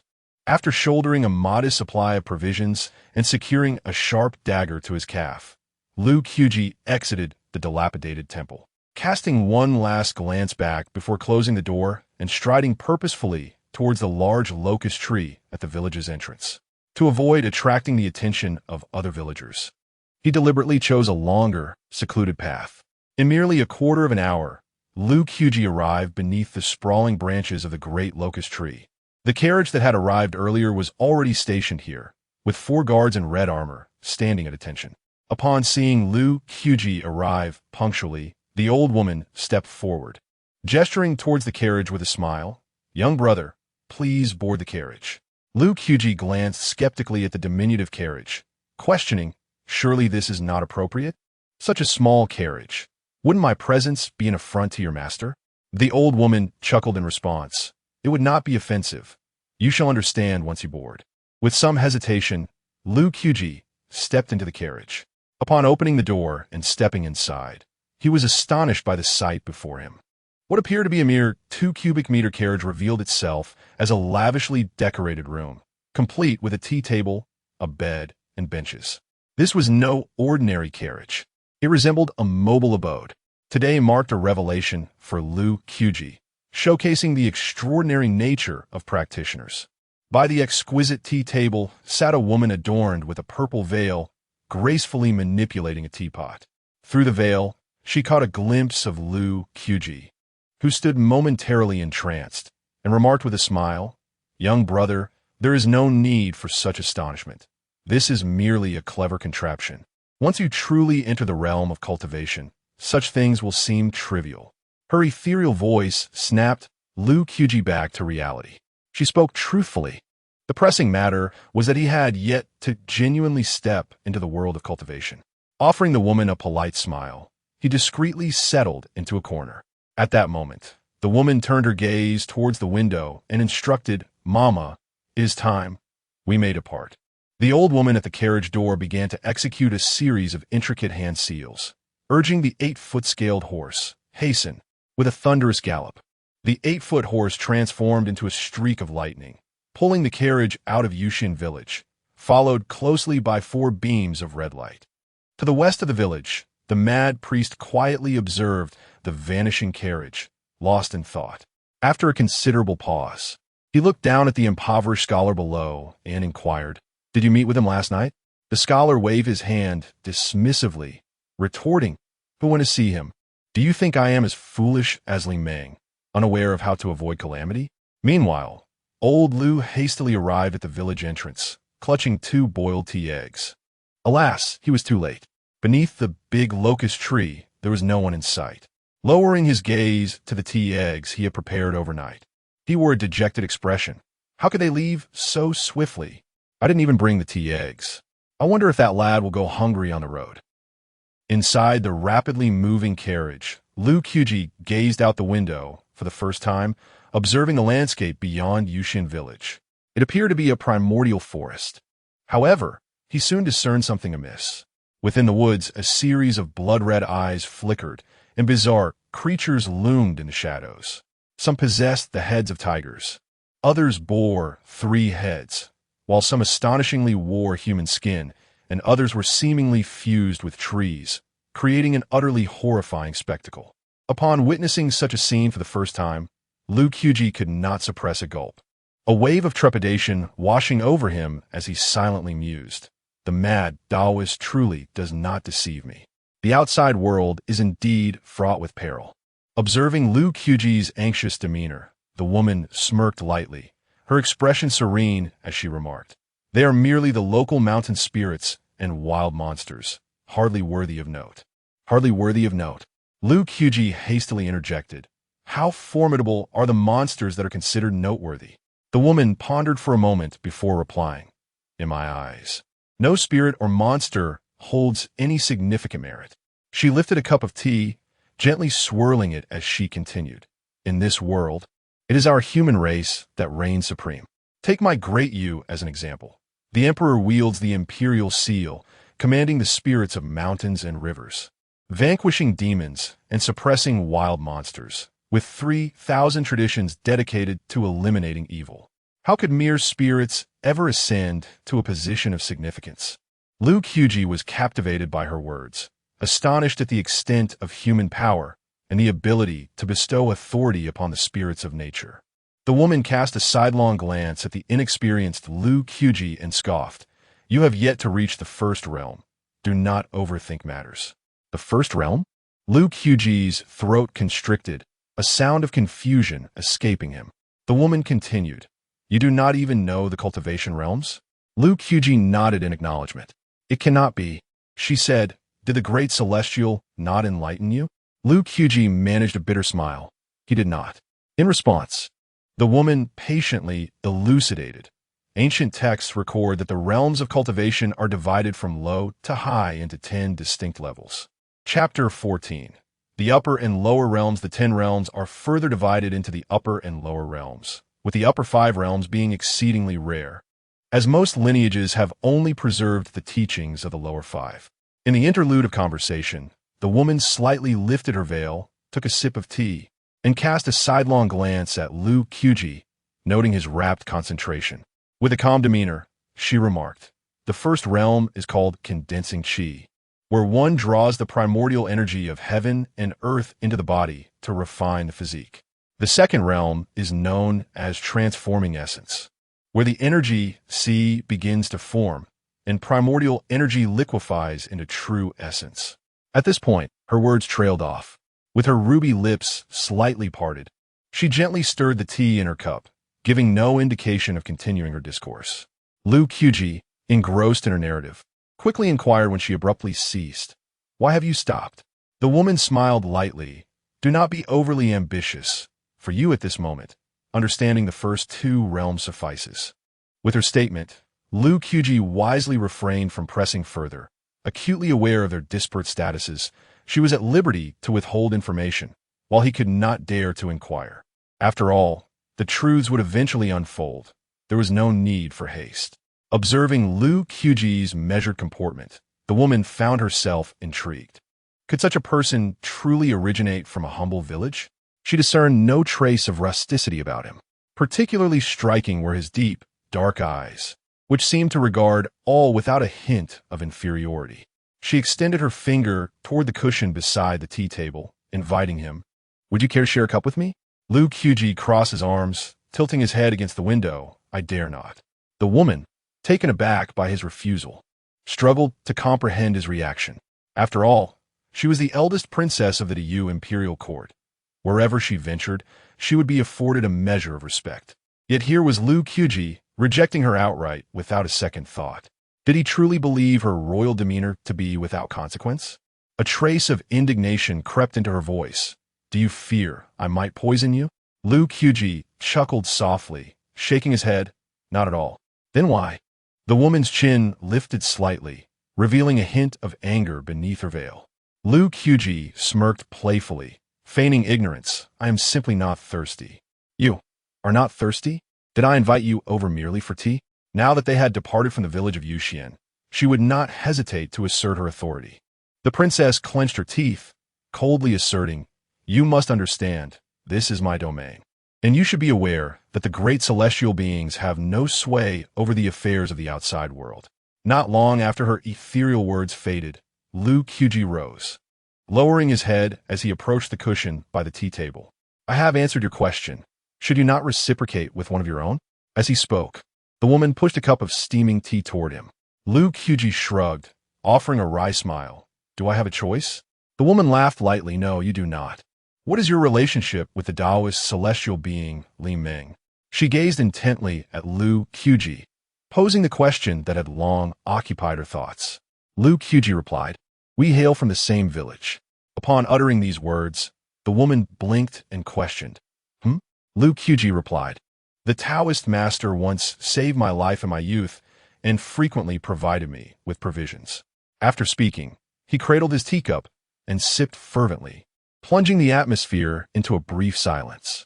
The woman frowned slightly and inquired, "Is that all?" After savoring a sip of tea, Lu Qubi responded, "Indeed, that is all." The light in the woman's eyes dimmed a fraction, lost in her contemplations. She harbored profound skepticism regarding Lu Qubi's account, suspecting that his true identity was undoubtedly remarkable. Possibly a disciple of a grand Taoist celestial being, merely concealing his prowess. "You seem rather extraordinary, as if unbound by the constraints of worldly customs, like a bird soaring freely." She took a sip of tea, turned to Lu Qubi, and asked, "Would you care to accompany me to the capital of Dayu? I can provide you with the finest cultivation resources, ensuring your ascendance to the realm of the formidable." Lu Qubi, grasping his teacup with one hand, took a gentle sip and humbly stated, "I am but a trivial figure, unworthy of your esteemed attention." A glimmer of cunning appeared in the woman's gaze as she slowly rose, her eyes drifting to the distant green hills and flowing waters. With a meaningful tone, she remarked, "Trees grow from grass, and streams converge into rivers. Such feats are not accomplished in a day. No one is born great. All grand figures emerge from humble beginnings. I believe they can, and so can you. Therefore, will you follow me? She turned her head, fixing her gaze intently on Lu Qubi. Lu Qubi cradled his head with both hands, raised an eyebrow, and probed, "Might I inquire whose grand vessel this is? Can it accommodate someone as insignificant as myself?" With a flourish of her hands, an air of valor graced her countenance as she proclaimed, "There is no need for such subterfuge. Are you not curious about my true identity? Very well, I shall reveal it. I am the Grand Princess of the Imperial Court of Dayu. Not only you, but even the Taoist celestial being Li Ming would find a place within my palace." Lu Qubi, often meandering in his speech, sensed the woman's impatience and thus decided to lay her cards on the table. Although he recognized her noble status, he was taken aback by its magnitude. The vessel of the princess was overwhelmingly grand, too vast for Lu Qubi to entertain any notion of joining. A large ship inevitably faces greater tempests. A slight misstep could lead to disaster. "No, this ship is not for me." Lost in thought, Lu Qubi remained rooted, lowering his head in silence as he sipped his tea. Observing his demeanor, the woman, with her hands clasped behind her back, inquired, "Have you come to a decision?" Lu Qubi cast a glance upward, swallowed nervously, and meekly replied, "I believe your vessel is too grand. I am not worthy." As his words echoed, the woman's gaze remained fixed upon him, unwavering and silent. Her intense stare sent shivers down Lu Qubi's spine. He averted his eyes, set down his teacup, and hurriedly retreated to the corner, closing his eyes to feign rest. "Enough of this," he thought. "Since you are unwilling, I shall not impede you." After a considerable pause, the woman's voice sounded once more. Lu Qubi opened his eyes again, grinning broadly, and with a slight bow, he flattered, "Your Highness, you possess a magnanimous spirit." The woman offered a faint smile and casually remarked, "After conversing for so long, I have yet to learn your name." Lu Qubi replied, "Lu Qubi." "I shall remember this name," she declared. "May it resonate throughout the realm." The woman raised her teacup toward Lu Qubi, her expression warm and devoid of the earlier ire. For her, fostering benevolent connections was always advantageous. Just as Lu Qubi was about to respond, he noticed that the swiftly moving carriage had suddenly come to a halt. The woman set down her teacup and inquired, "Nurse, what is the matter?" Outside the carriage, an elderly voice resonated, "My lord, someone is blocking the way." Chapter 15. The ferocity of the river-crossing soldiers. Outside the carriage, four crimson-armored guards stood resolutely in formation, their long blades unsheathed at an unknown moment. An elderly woman descended from the carriage, her countenance dark as she gazed toward the foreboding woods ahead. A chilling neigh of war horses echoed from the dense forest, accompanied by a wave of cold, ironclad dread that swept over them. The woman inside the carriage caught a fleeting glimpse through the window, her lively eyes narrowing slightly as she sighed. "Mama, it seems our movements have been compromised. They have hidden quite a number of spies within my royal palace." The old woman surveyed the soldiers concealed in the trees, her voice robust as she reassured, "Do not worry, my lady. They are merely a few hundred cavalry. With the river-crossing soldiers present, we shall face little trouble." Yet the woman voiced her concerns. "This is likely just the vanguard. The true threat may still lie ahead. Once we surpass this hurdle, instruct the other two forces to set out immediately." The old woman nodded in acknowledgement. No sooner had their words ceased than a commotion erupted from the woods. The thunderous sound of hooves striking the ground mingled with the metallic clang of armor, tightening the atmosphere with palpable tension. In an instant, a swarm of shadows surged forth from the forest, no fewer than 800, clad in black armor and wielding long pole arms, their war horses equally equipped for battle. "Kill!" The leader brandished a 2-meter-long ancient bronze spear, its blade aimed directly at the carriage. However, in the face of such peril, the old woman remained unperturbed, seemingly unfazed by the presence of 800 fully armored cavalry, with vigilant eyes scanning the surroundings. She waved her hand, prompting the 4 crimson guards to draw their weapons and advance. For against 800, was this not tantamount to seeking death? Lu Qubi, peering through the window, felt a pang of anxiety and instinctively murmured, with such a disparity in numbers, how can infantry stand against cavalry? You possess knowledge of military affairs? The woman queried, her brow furrowing in surprise, before elaborating slowly, though the forest conceals hundreds of cavalry. They are primarily of the same realm of cultivation and pose little threat. Besides, they must contend with our esteemed river-crossing soldiers. Lu Qubi cast a glance at the Crimson Guards outside the carriage, his voice tinged with curiosity. River-crossing soldiers? Are they formidable? A glimmer of reminiscence flashed in the woman's eyes as she reflected. In the northwest, there exists a band of loyal warriors known as the river-crossing soldiers. They excel in infantry combat against cavalry and are masters in hurling weapons to pierce through vessels. For them, overcoming odds is but a commonplace affair. At her words, Lu Qubi regarded the 4 Crimson Guards with newfound reverence. Outside the carriage, the guards stood in a line, their long blades gleaming with a cold light that illuminated the demonic masks upon their faces, exuding an air of ominous foreboding. One of the Crimson Guards, previously struck by the woman and left resembling a pig's head, stepped forward, raising his long blade, its tip aimed directly at the rushing black-armored cavalry. With a fierce cry, he shouted, "Kill!" With a resounding thud, before his words could fully dissipate, the Crimson Guard transformed into an arrow loosed from its bow, hurtling into the dense mass of black armor. The remaining 3 red-armored warriors responded immediately, following closely behind. The 4 of them moved like tigers among a flock of sheep, mercilessly wielding their long blades and harvesting the lives of the black-armored cavalry. In the span of merely a tea's brew, at least 800 black-armored cavalrymen lay strewn about, defeated and in disarray. The 4 red-armored warriors, with the resilience of foot soldiers, penetrated the throng of 800 black-armored cavalrymen 3 times. Among them, the first red-armored warrior was the most ferocious. As the black-armored leader charged towards him, he did not retreat, but instead leapt into the air, severing the long spear from the leader's grasp. How could this be possible? The black-armored leader's face was one of horror, as if he had encountered a ghost.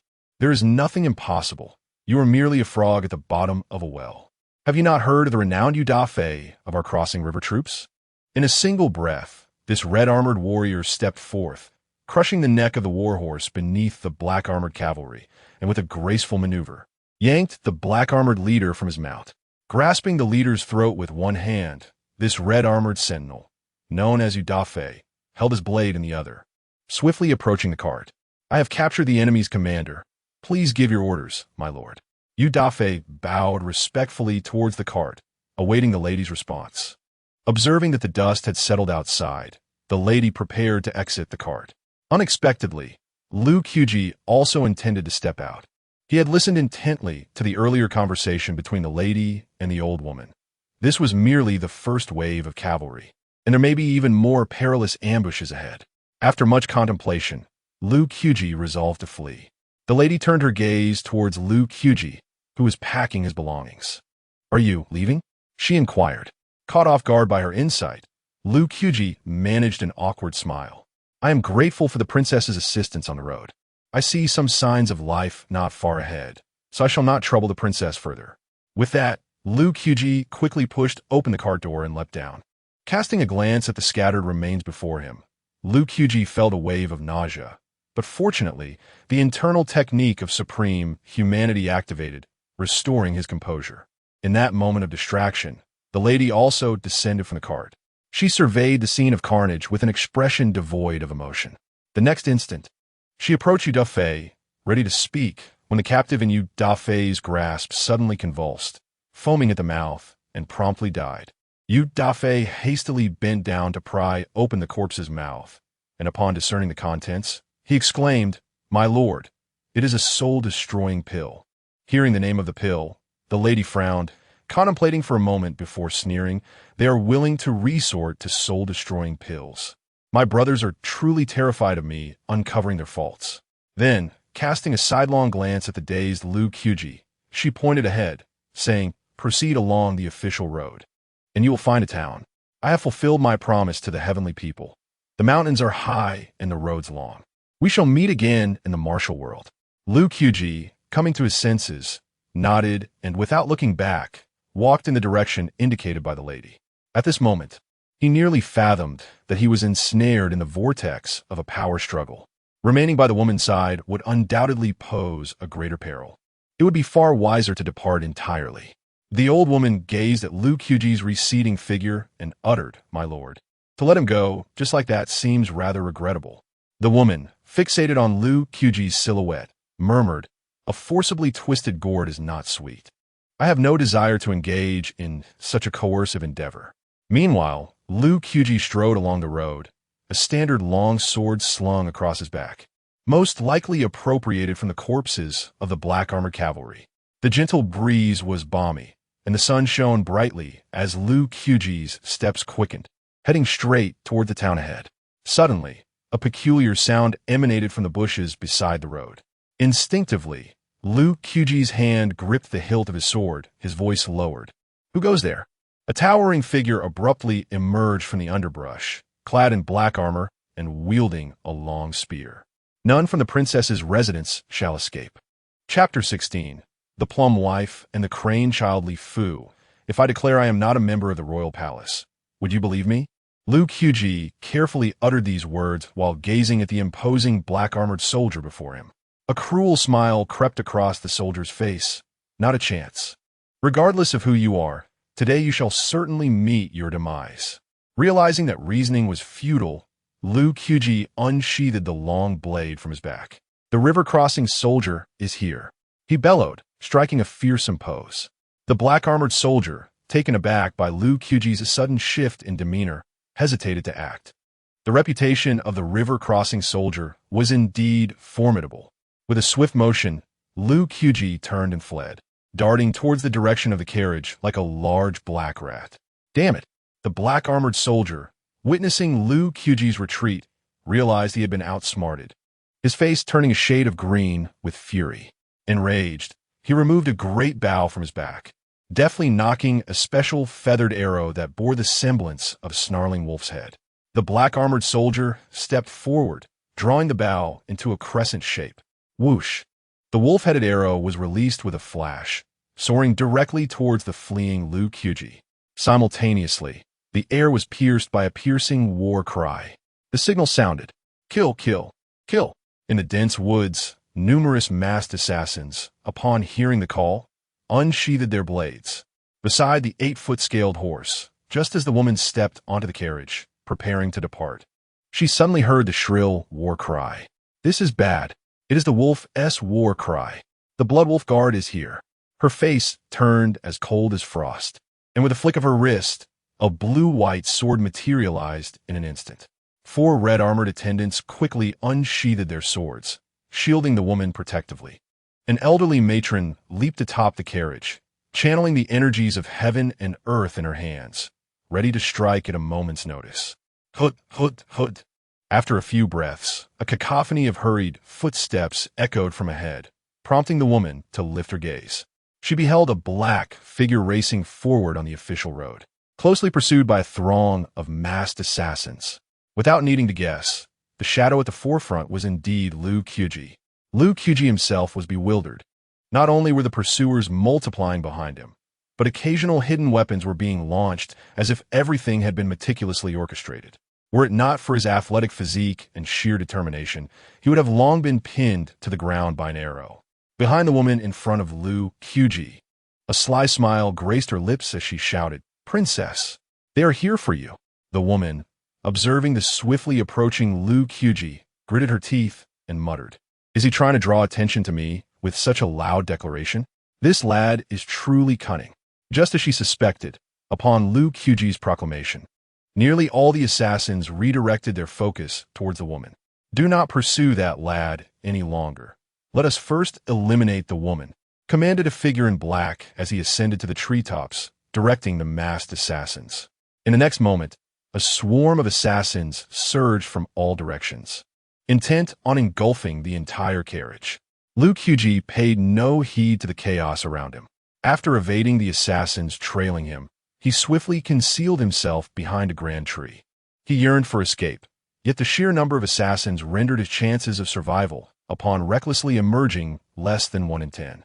While Lu Qubi found temporary safety, the situation for the woman and the 4 red armored guards grew dire. An onslaught of assassins surged forth like a relentless tide, overwhelming the guards who wielded their blades with fervor. However, these assassins were no ordinary foes. They were adept practitioners of the First Realm, employing a myriad of lethal techniques.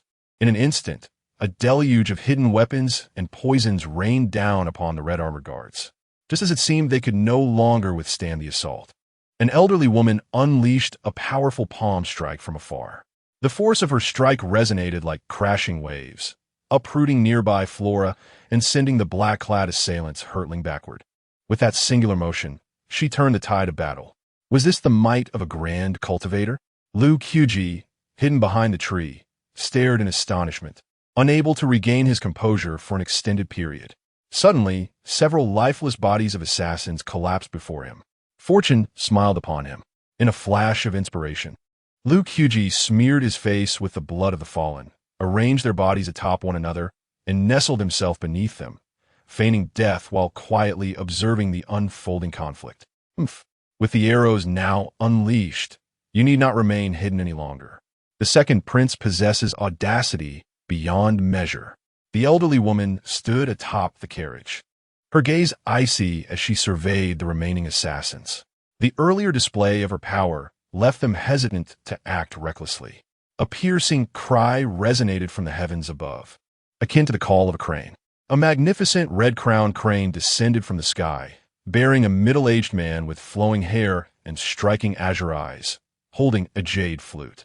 He stood resolute against the wind, exuding an ethereal presence. Crane descend. The crane, with its wings spanning 6 to 7 meters, flapped gracefully before landing before the carriage, stirring a flurry of dust and debris. From afar, Lu Qubi beheld a figure emerging from the swirling mist, radiating an otherworldly aura. The moment the elderly woman recognized the man's visage, her expression darkened, as if a storm cloud had formed over her. She leaped down from the carriage and hurried to the woman's side, whispering urgently, "Mistress, the one approaching is Li Fu, the current headmaster of Mount Fanjing, known as the Crane Husband of Plum Blossoms. He is a formidable practitioner of the Fourth Realm. Should a confrontation ensue, I fear I may not prevail. When the battle commences, I will ensure the red-armored guards escort you to safety." The woman cast a reluctant glance at the elderly woman, exhaling slowly. "Mama, please take care." The elderly woman nodded, forcing a semblance of a reassuring smile. "Mistress, do not concern yourself with me. Focus solely on your escape. If I fail to return to the capital, do not fret. I shall become the winds and rains of this world, safeguarding you." In a hushed tone, audible only to the woman, she uttered a rebellious sentiment. "I truly wish to witness the day you ascend the throne." A tremor coursed through the woman's heart. Words lingered at the edge of her throat, yet she found herself utterly unable to articulate them. Before long, the elderly matron stepped forward, raising her gaze to the approaching middle-aged man, and declared in a resonant voice, "When did you, from Mount Fanjing, decide to partake in this commotion?" The middle-aged man, his expression unperturbed, replied, "In the world of martial arts, one is often at the mercy of circumstances. With the Emperor's decree, the realm of the rivers and lakes has been drawn into the imperial court. Those who refuse face merciless execution. Thus, Mount Fanjing finds itself compelled to participate in this rare contest for the dragon heir." The elderly woman chuckled softly and retorted, "I have my own reasons. Yet, do you truly dare to slay the dragon heir? Are you not afraid that every member of Mount Fanjing might meet their demise?" Li Fu indeed felt the weight of such a threat. However, Mount Fanjing had already staked its fortune on the second prince, compelling his presence here. "Surrender that item, and I may spare the princess," he proclaimed, his grand sleeves sweeping through the air, conjuring a tempest, as the jade flute in his hand shimmered with tendrils of ethereal white light. Chapter 17. Lu Qubi lies among the dead. The old woman's hands shimmered with a radiant white light, refusing to yield even an inch as she exclaimed, "We are both of the Four Realms. Are you truly so confident?" He Yunjiao, within the Four Realms, there exists disparity. To defeat you, I need merely 30 moves. Li Fu, observing the obstinate old woman, spoke with a dispassionate demeanor. As the master of a mountain sect, his prowess was beyond question. Yet, the old woman was not ignorant of the chasm that lay between her and Li Fu. However, the matter of the black blade Tiambali was crucial to the overall situation. She could not afford to relinquish it. Otherwise, her master might very well lose the qualification to contend for the throne, and without that qualification, the only fate awaiting them would be death. Thus, she had no choice but to fight, even if it meant her demise. Old Yu cast a glance back at the veiled woman behind her, as if making a momentous decision within her heart. In an instant, the winds and clouds of the surrounding 100 miles converged, unleashing a tempest centered around the old woman. Soon after, a voice emerged from within the storm. Crossing the river, soldiers, escort the princess away. The 4 red-armored guards drew their swords, severing the ropes that bound the 8-foot scaled horse to the carriage, preparing to escort their princess to safety. Upon witnessing this, Li Fu snorted coldly. "No one leaves today?" He then hurled his jade flute with great force. The flute struck the forehead of the 8-foot scaled horse, producing a heart-wrenching wail as its eyes rolled back. With a thud, the horse collapsed, its legs twitching briefly before falling motionless. "Attack! Spare no one but the princess," Li Fu commanded, gesturing for the remaining assassins to launch their assault on the red-armored guards. With a powerful push of his legs, Li Fu soared into the air, intent on leaping over the old woman to seize the black blade Tiambali from the woman.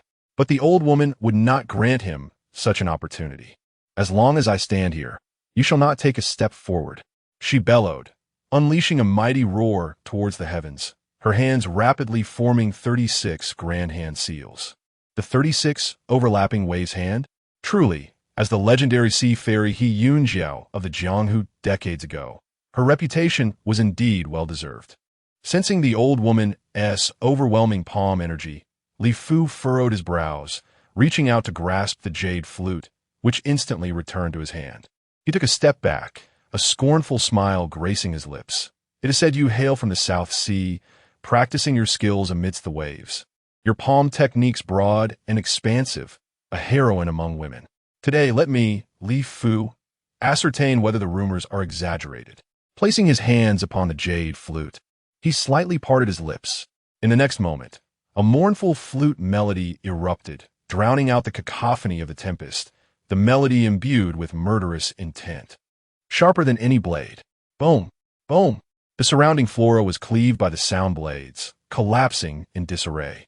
Even the great tree beneath which Lu Qubi lay hidden met the invisible onslaught, crashing down with a thunderous roar. Fortunately, the fallen tree did not strike Lu Qubi.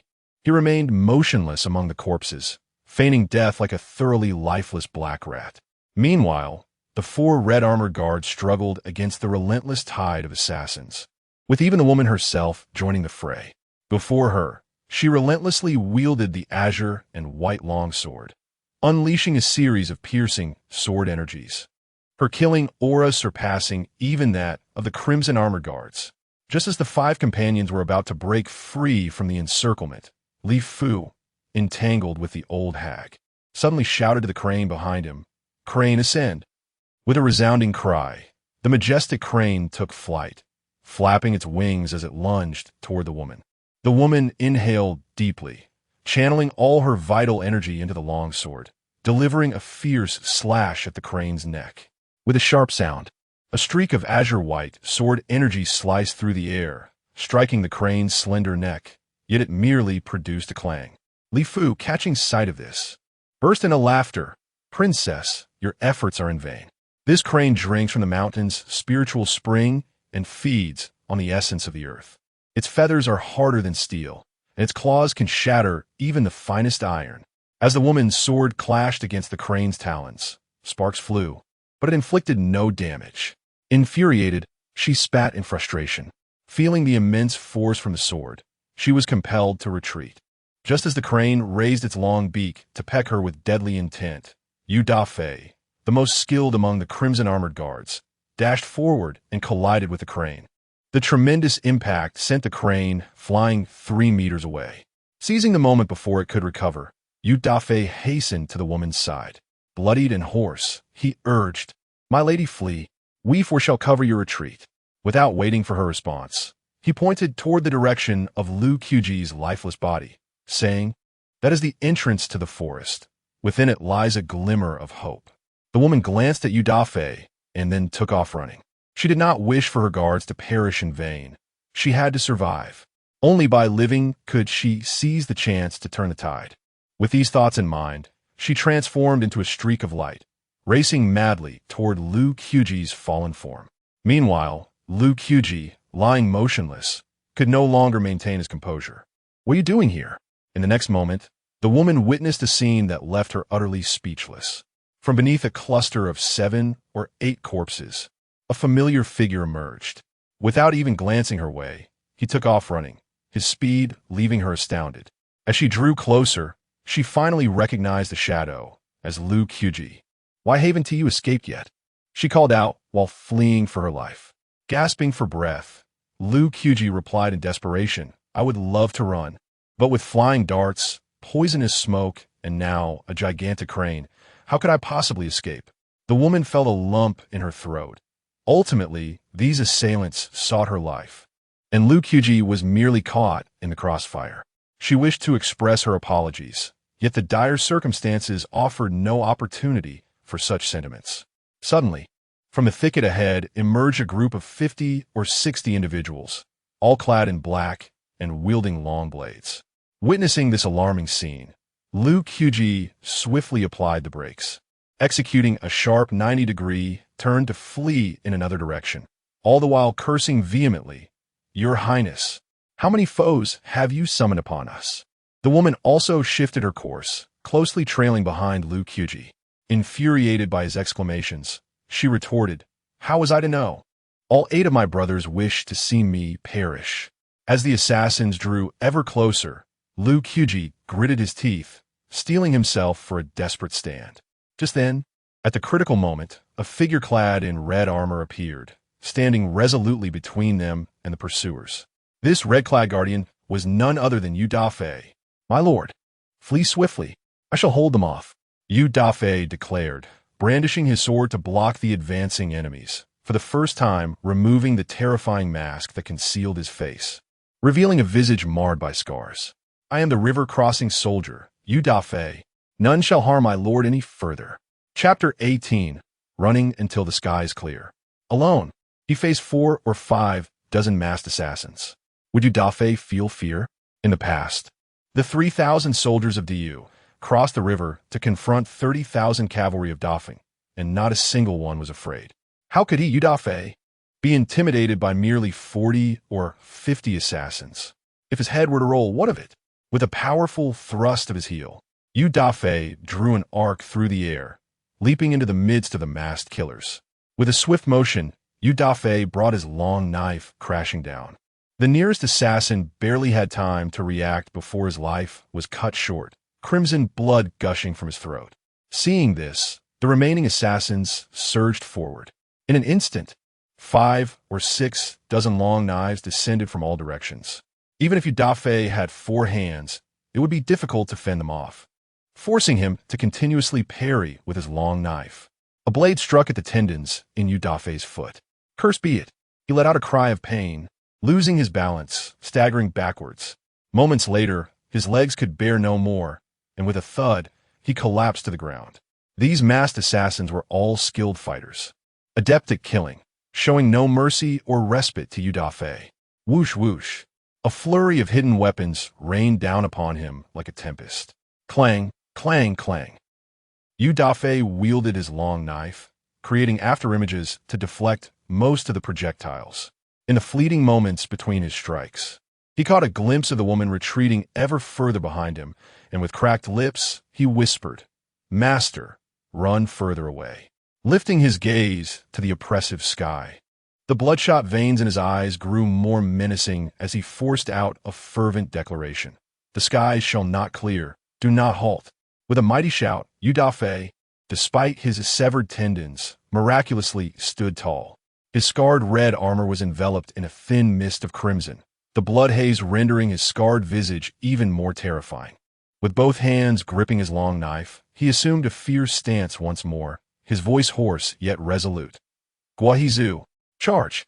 In the northwest, there exists a loyal soul known as Guiji. He, Dafeng, would not sit idly by and tarnish the reputation of Guiji. Suddenly, a flurry of blades and shadows erupted, foliage snapping underfoot, and the cacophony of battle resumed. Meanwhile, on another front, Li Fu struck the old woman squarely in the chest, sending her flying 100 paces away. Like a kite severed from its string, she plummeted to the ground, creating a spiderweb-like crater upon impact. Thud! The old woman knelt, a mouthful of blood spewing forth, her vital energy rapidly dissipating, clearly nearing her end. Truly, the teachings of the Jingshan sect are remarkable, she murmured weakly, her voice as faint as a gnat's buzz. I, He Yun Jiao, am indeed outmatched. Li Fu landed before the old woman, praising. A mere woman has managed to cultivate such grand and sweeping techniques. The sea fairy He Yun Jiao lives up to her reputation.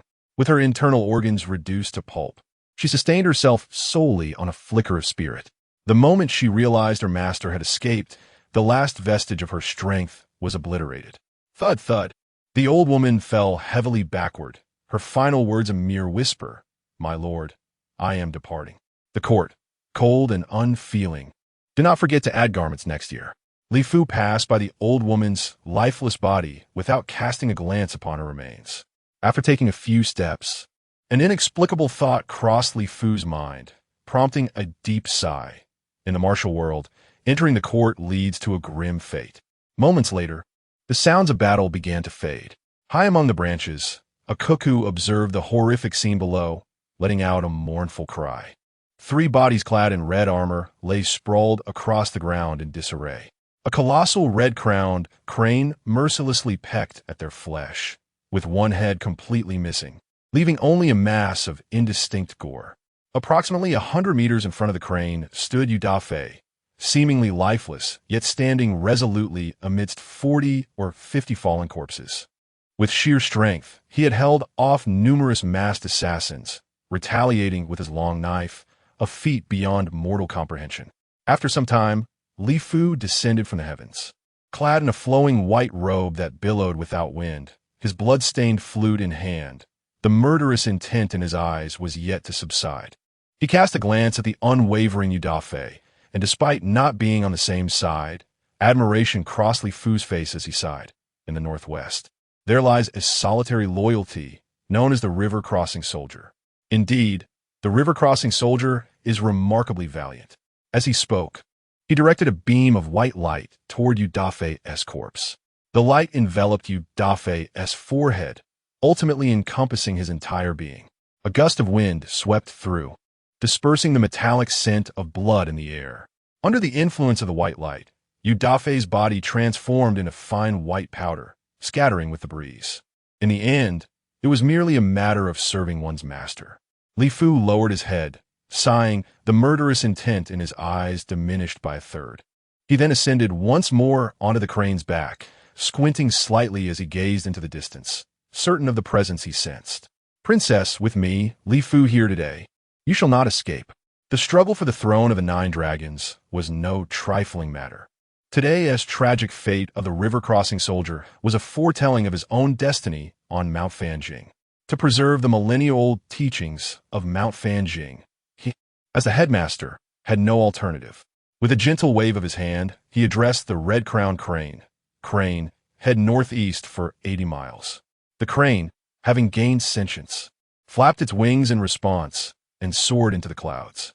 In an unknown depth of the forest, Lu Qubi and the woman dared not pause for a moment. Frantically navigating through the dense woods that obscured the sky. Where are we heading? Lu Qubi inquired. I don't know, but we cannot stop. If we do, we will die. Upon hearing this, Lu Qubi glanced down at the purple talisman in his grasp. To use it or not? Noticing Lu Qubi's momentary silence and downward gaze, the woman quickly probed. Do you perhaps possess a means of escape? Lu Qubi remained silent, focused solely on their flight. Upon hearing this, the woman lowered her head in contemplation and vowed, Lu Qubi, if you are willing to save my life, I, Dongfang Ingluo, shall not only grant you a lifetime of glory, but also owe you a profound favor. Lu Qubi jested. Dongfang Ingluo? Is that the name of a princess? He then chuckled lightly. My possession is exceedingly precious. The conditions you offer seem rather insufficient. At the very moment Lu Qubi's words fell, a piercing crane call echoed through the sky. The sound, sharp and resonant, sent chills down Dongfang Ingluo's spine, and her gaze dimmed instantaneously, a deep sorrow flickering within the depths of her pupils. This crane call signified the defeat of the crossing troops, and more tragically, it meant the passing of the matron who had accompanied Dongfang Ingluo for over a decade. Her voice trembled as she turned to Lu Qubi, asking, "What do you desire?" In truth, he had not fully contemplated this question. He merely sought to negotiate for more. After a moment of introspection, Lu Qubi scratched his head and replied, "In addition to the aforementioned conditions, I require a promise from you that is within your means. Is it acceptable?" Without the slightest hesitation, Dongfang Ingluo affirmed, "Yes." With that, Lu Qubi abruptly halted and retrieved a purple talisman from his bosom. Chapter 19. The Transfer to Miaojiang. The Confucian Purple Talisman. Upon catching sight of the talisman in Lu Qubi's hand, Dongfang Ingluo gasped in astonishment. Lu Qubi pinched the talisman between his fingers and shook it slightly, inquiring if she recognized it. With a fervent expression, Dongfang Ingluo replied, "This is the Confucian Purple Talisman. Only cultivators of the 5 realms of Confucianism can forge it, and its quantity is exceedingly rare, making it immensely valuable. If I am not mistaken, the one you hold is a teleportation talisman, capable of transporting 3 to 5 individuals instantaneously across 1,000 miles. Upon hearing this, Lu Qubi stared blankly at the purple talisman in his grasp. He was aware that the talisman given by the impoverished scholar was precious, but he had not anticipated its extraordinary worth. As he glanced up and noticed a crane soaring in the sky, Dongfang Ingluo urged him, "Lu Qubi, what are you still dawdling for?" In an instant, Lu Qubi snapped back to reality, disregarding formalities. He grasped Dongfang Ingluo's hand with one hand while channeling a surge of elemental energy into the purple talisman with the other. At that moment, a refreshing breeze swept through, enveloping them both in a luminous violet glow. As the wind swirled and clouds danced, Lu Qubi and Dongfang Ingluo vanished from their original location. A piercing crane call echoed from the clouds moments after their disappearance. Li Fu, the headmaster of Mount Fanjing, deftly appeared beneath the very tree where Lu Qubi and Dongfang Ingluo had just stood. Why has the aura of the princess disappeared so suddenly? Could it be due to that purple light? After several attempts to sense Dongfang Ingluo's presence, Li Fu's expression grew increasingly grim, a shadow of malevolence clouding his brow. The opportunity had slipped away. Li Fu felt as though a thorn lodged in his throat. His fingertips turned pale as he clenched his palm tightly, disheveled by the winds of fate. He understood that tranquility would no longer grace Mount Fanjing. The millennia-old lineage was on the brink of turmoil. From that moment onward, not only would he lose significant influence in the eyes of the second prince, but he had also forged an irrevocable enmity with Princess Dongfang Ingluo. In the southern region of Dayu, Miaojiang, perched upon the mountainside, the village was nestled amid the clouds, with an ancient stone path meandering through the mist, forming a natural barrier. The stilted buildings within the village stood in neat rows. Many adorned with vermilion talismans, and copper bells jingled softly in the breeze. Perhaps due to the low cultivation levels of Lu Qubi and Dongfang Ingluo, they both unexpectedly fell into a deep slumber upon their arrival via the Confucian purple talisman. Suddenly, 2 unconscious figures emerged at the village's entrance, capturing the attention of several villagers. In no time, Lu Qubi and Dongfang Ingluo found themselves surrounded by a dozen oddly dressed villagers. Among them, a lean man resembling a monkey stepped forward. Abruptly, a centipede emerged from seemingly nowhere, scuttling rapidly along his arm. The slender man, unfazed, swatted the centipede with a swift motion and bellowed, "Keep it down." The centipede replied, all right, you are the master, you're impressive, I get it. Do you know how much psychological trauma a sudden smack can cause to a centipede? Ultimately, the centipede retreated to the top of the slender monkey man's head, resting quietly above, daring not to show any defiance. After dealing with the centipede, the slender monkey man approached Lu Qubi, extending 2 fingers to probe beneath his nose. Observing this, a tall and foolish villager stepped forward, loudly interjecting, "Monkey, the village chief has decreed that you cannot casually employ curses now. Have you forgotten the last time you were punished for feeding the pigs?" In response, the slender monkey man raised an eyebrow, twisted his mouth, and, with his head held high, approached the foolish giant, delivering a punch to his chest, somewhat exasperatedly stating, "I was merely checking if they still had breath. And let us not speak of my pig-feeding incident again."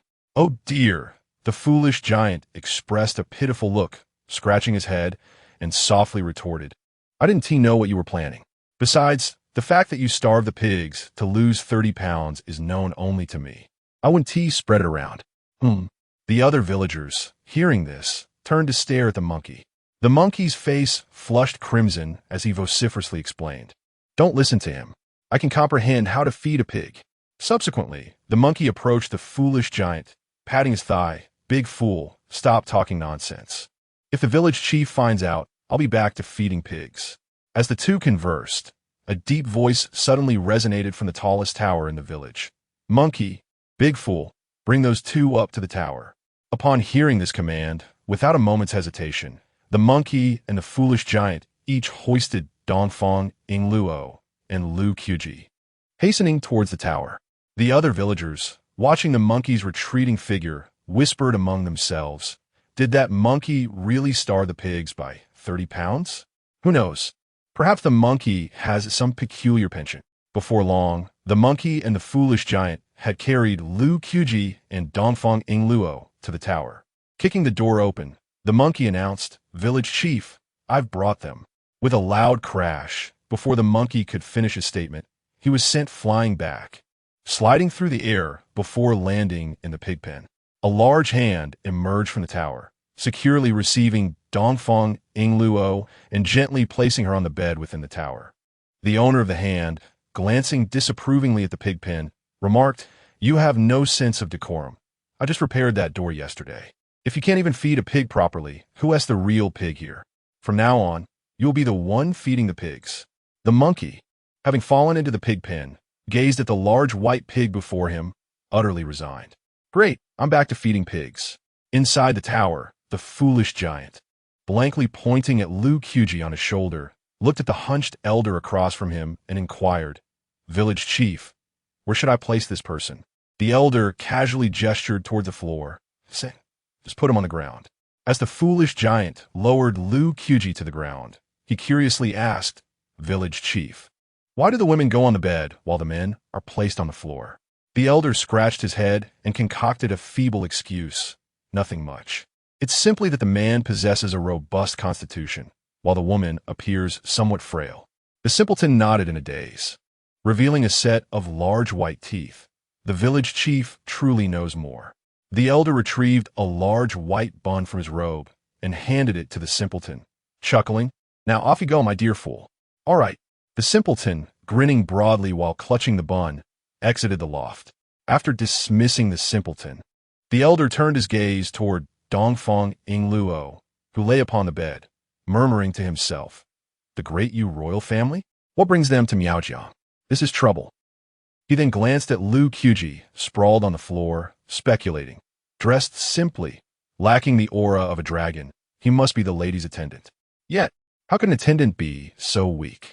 Never mind, it will be best to wait until they awaken to inquire further.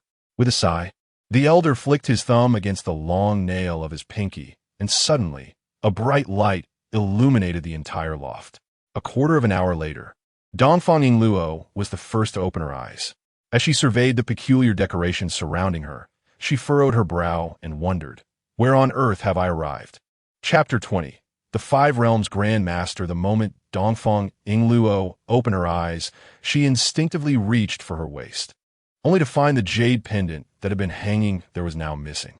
A wave of anxiety washed over her as she furrowed her brow. She quickly turned her head to scan the corners of the room, desperately attempting to locate the pendant. However, after a thorough search, she found no trace of it. But instead, her gaze fell upon Lu Qubi, who lay on the ground. At that moment, an unsettling feeling gripped Dafeng Yingluo's heart. That pendant was a precious item safeguarded by her elder. It absolutely could not be lost. Without hesitation, she sprang from the bed and approached Lu Qubi, bending down to gently pat his cheek. "Wake up," she urged. Yet, Lu Qubi remained unresponsive, caught in a state of confusion, his low cultivation level preventing him from waking quickly. Creak! The attic door swung open. Dafeng Yingluo instinctively lifted her gaze. An elderly man, hunched with age, entered slowly. His complexion was sallow, bordering on ashen, and 12 indigo batik patterns spiraled down from his collar. A dark iron belt cinched his waist, from which hung 9 bronze bells, each resembling a type of insect. Batik, silver adornments, insect motifs. Had I been transported to Miaojiang? It seemed I had underestimated the potency of that Confucian purple talisman. After a brief assessment of the elder's attire, Dafeng Yingluo quickly deduced her location. As the eldest princess of the imperial family, she had been well educated from a young age and was well versed in the customs and traditions of the Dayu royal court. Before long, the elder approached her, his keen eyes discerning the urgency buried deep within her pupils. As he drew near, Dafeng Yingluo rose to her feet, her phoenix-like eyes fixed upon him, her tone tinged with anxiety. "What place is this? Who are you? And did you take my belongings?" The elder, however, remained unperturbed as he settled onto a nearby stool, choosing not to respond immediately. After a considerable pause, he crossed his legs and, with a wry smile revealing his darkened lips, remarked, "In old age, one's responses tend to lag." Only then did he slowly address her questions. "This is Miaojiang. I am but a humble servant, the current grand priest of Miaojiang." As his words hung in the air, the elder flicked his wrist, revealing a phoenix jade pendant in the palm of his hand. Toying with the pendant, he smiled at Dafeng Yingluo. "Is this the pendant you speak of?" Indeed it was. The sight of the pendant made her voice tremble.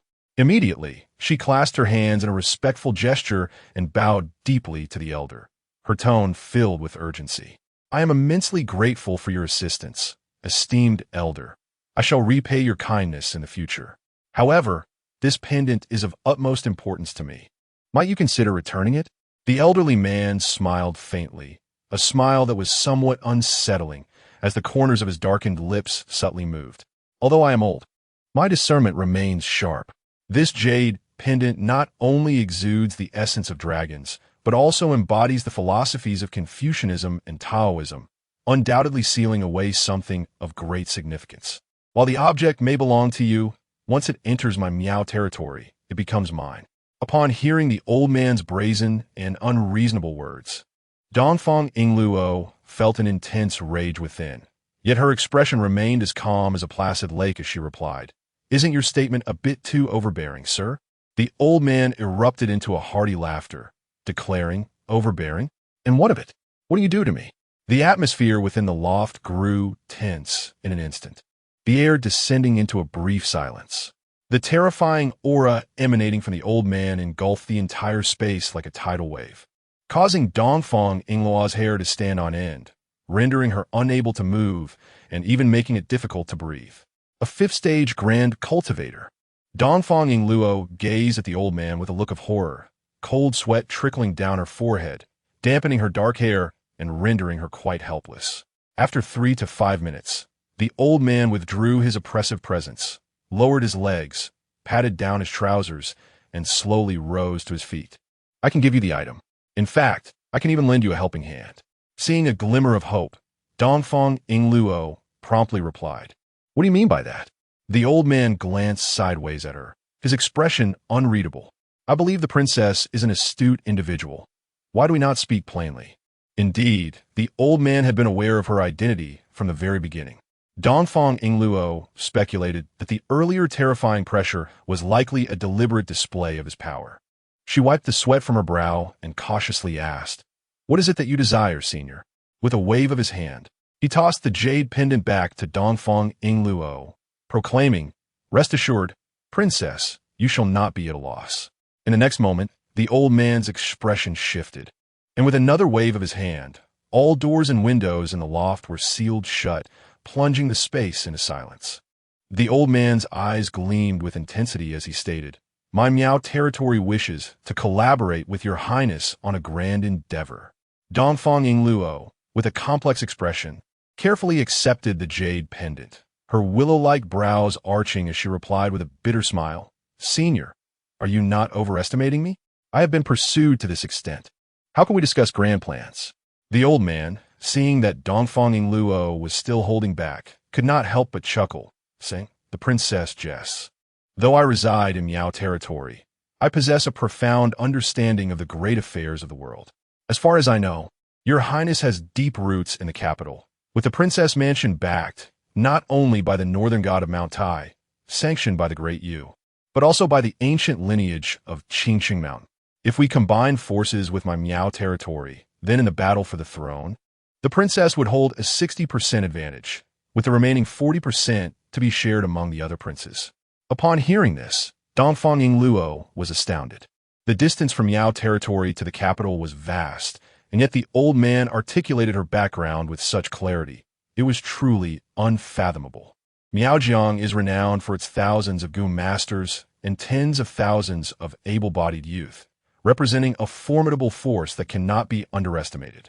Coupled with the presence of an elder who is a master of the five realms, Dongfang Yingluo found herself compelled to acknowledge her intrigue at this moment. A question lingered in my mind, and I sought the elder's wisdom. Given that Miaojiang is situated in a remote area, what compels you to wade through such murky waters? The elder lowered his head in contemplation for a moment before slowly articulating, "For the sake of my descendants in Miaojiang, so they may venture beyond the mountains."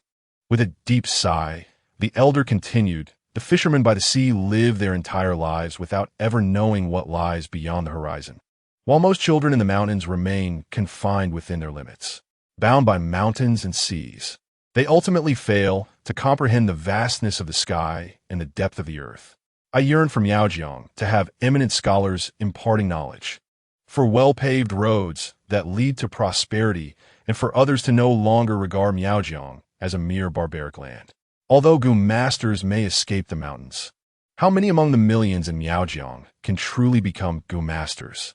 The elder understands well that in today's world, those who resist change perish, while those who embrace it thrive. Chapter 21. The Secrets of the Gu. I wonder if the merits of this dragon-raising endeavor are sufficient to secure an opportunity for the flourishing of my Miaojiang. The elder spoke with a tone imbued with determination, having resolved firmly within his heart that he must wade into this murky water for Miaojiang. Oriental Yingluo's phoenix-like eyes flickered slightly. After a long contemplation, she slowly articulated, "It is indeed sufficient, but do you trust me so readily? Should I fail, the lives of all in Miaojiang would be at stake." The elder gently caressed the golden silkworm Gu by his ear and replied nonchalantly, "If I were to lose, then so be it. I seek only to play without regret." With a decisive gesture, the elder waved his hand, and the doors and windows of the loft swung open once more. A refreshing mountain breeze swept in, bringing a coolness that enveloped the entire room. Leaning against the window, he gazed out at the picturesque scenery of the Miao village and sighed softly. Autumn has arrived. The wind shall rise. Oriental Yingluo also cast her gaze outward, observing as the mist lifted from the mountains, revealing the emerald peaks of the Miao range, swathed in a delicate veil, akin to an exquisite ink wash painting. She could not help but exclaim, "What a magnificent landscape! Truly, a paradise on earth." Then, she glanced at the elder and inquired, "I still cannot fathom why you would place your bets on me." The elder's wrinkles gathered together as he offered a gentle smile. "It is simply that the princess has a greater chance of success. Furthermore, there's a certain affinity between you and Miaojiang. Is it not somewhat hasty for you to wager on my princess's estate, considering we have only just met?" Oriental Yingluo harbored reservations in her heart, as everything had transpired far too swiftly and fell to miss. The elder pointed to the earnest villagers below, stating, "Initially, my involvement in the power struggle was merely a seed in my mind, but upon discovering the dragon aura within you, that seed was nurtured, blossoming into a towering tree in an instant. To be candid, I was unaware of your identity at first, before you awakened. I sensed your dragon aura and could not resist consulting the Tianshu Gu. The divination revealed a hidden dragon in the abyss, leading me to deduce your identity and the imperial bearing you possess. Hence, I chose to engage personally. Is there truly such a wondrous Gu in the world? Oriental Ingluo expressed her astonishment and then sighed. No wonder you were not surprised by my identity from the outset. I'm merely curious, though. How does your Tianshu Gu compare to that of the Qi Tianjian? The elder stroked his stubble thoughtfully and replied enigmatically. Might the princess take a guess? Oriental Ingluo's lips curled into a smile as she responded. I would presume it to be you, esteemed elder. Upon hearing this, the elder felt a surge of joy. After waving his hand dismissively, he sighed. Let us say it is a 50-50 chance. After all, I am but an old man, while he remains at his zenith. Even though she had anticipated this, Oriental Ingluo was still taken aback when the elder acknowledged that his prowess in the art of Tianshu could rival that of the renowned figure from Qi Tianjian, who had dedicated 5 centuries to perfecting this craft and was revered as the foremost diviner of Dayu. Though he held the position of a 5th-rank supervisor, he enjoyed the privileges of a 1st-rank official, neither bowing before the emperor nor kneeling before the king. It seems I have underestimated the old man's prowess. At that moment, Lu Qubi, sprawled on the floor, felt his eyelids twitch twice before slowly opening his eyes. He staggered to his feet, surveying his surroundings with a bewildered expression. Where am I? Just as confusion enveloped him, a familiar voice reached his ears. Senior, wielding the heavenly mechanism Gu, possessing profound knowledge of fate. Could you assist me in discerning the destiny of my companion? Realizing the voice emanated from behind, Lu Qubi turned around.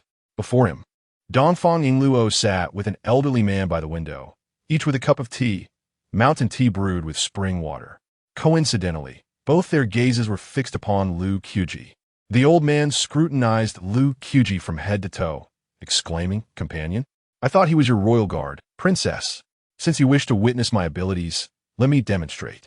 With that, the old man's withered hand waved through the air, inscribing a symbol. A mysterious, eerie light flickered in the attic, and a blue and white, ethereal butterfly materialized, gracefully landing on the old man's yellowing index finger. Lu Qubi, observing this spectacle, felt utterly perplexed. He approached Dafeng Ingluo and furrowed his brow, inquiring, What is this place? Who is this old man? And why have you asked him to divine my fate? Before Dafeng Ingluo could respond, the old man's hearty laughter echoed. Young brother, there is no need for alarm. This is the great Yu Miaojiang, and I am the Grand Priest of Miaojiang, now aligned with the princess's faction.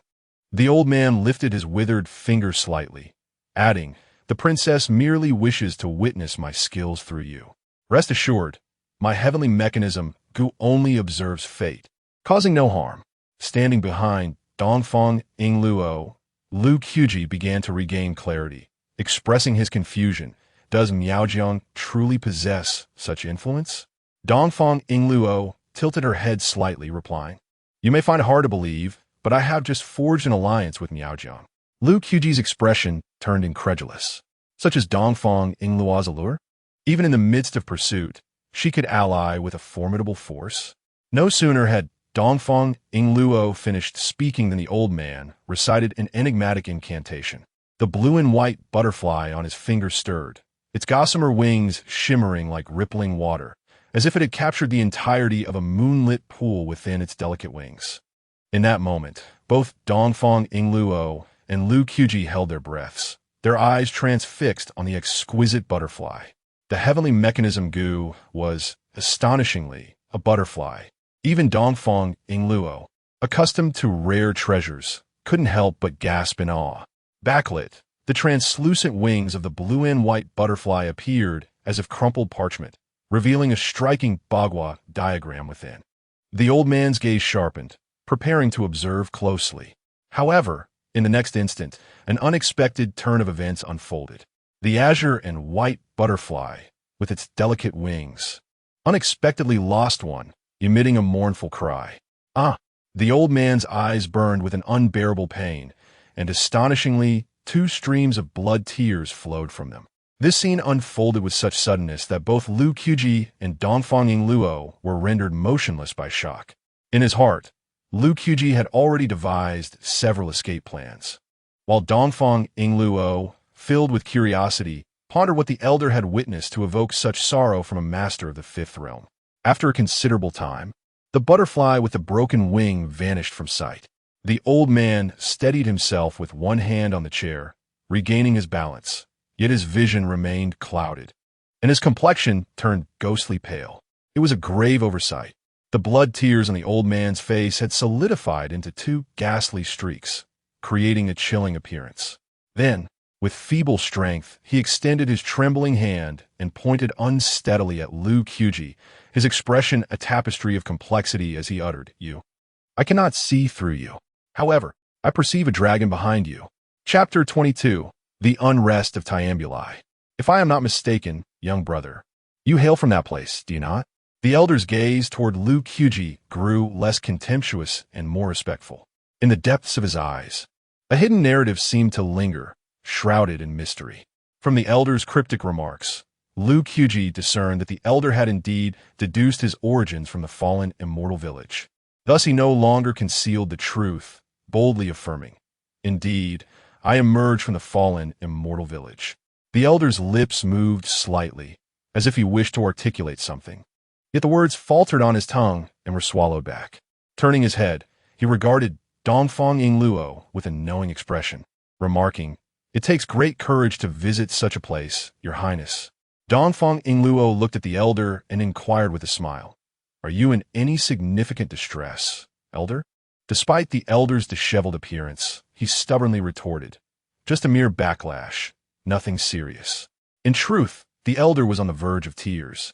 That was his fateful heavenly mechanism bug, a cherished treasure nurtured by his own blood, cradled in his palm with utmost care, now reduced to a state of slumber with a severed butterfly wing. How could he not feel heartache? Observing the elder's stubborn demeanor, Lu Qubi stifled a laugh, lowering his head to suppress the corners of his mouth.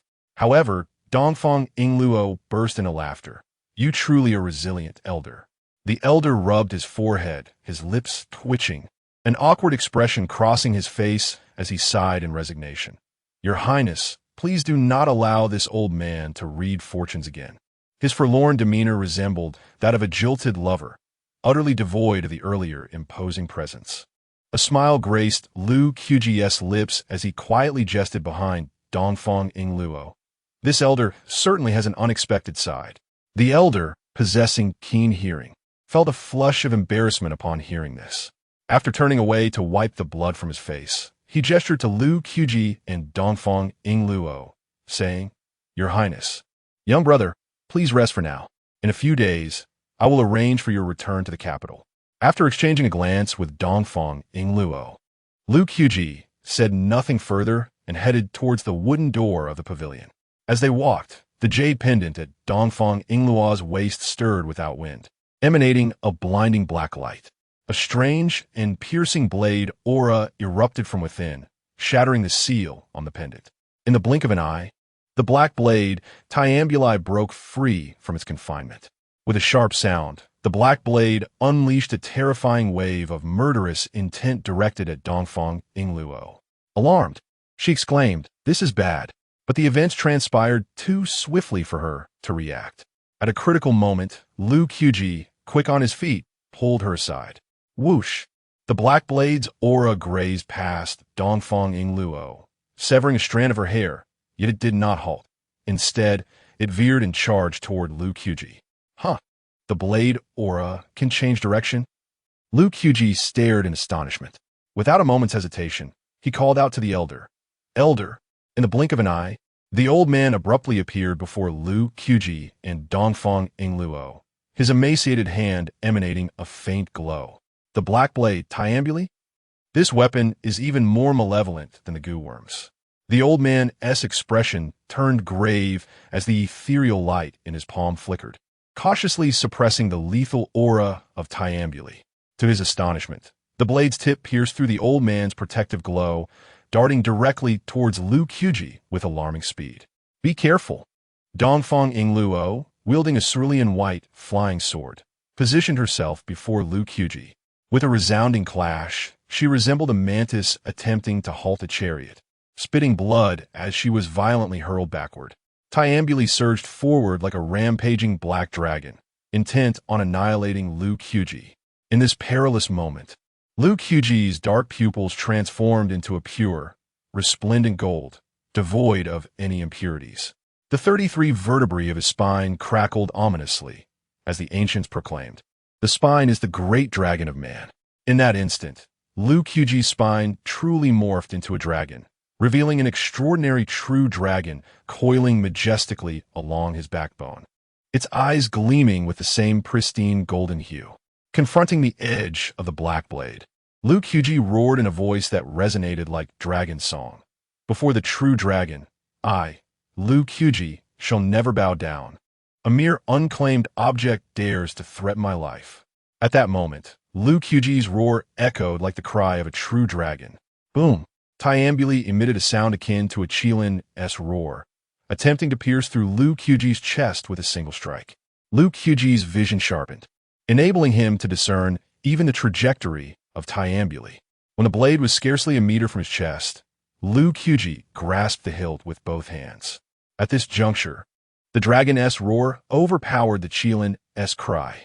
Nevertheless, the immense force continued to push Lu Qubi backward, the razor-sharp blade slicing into his palms, crimson blood oozing forth, cascading down the blade's edge in a continuous stream. Drip, drip, drip.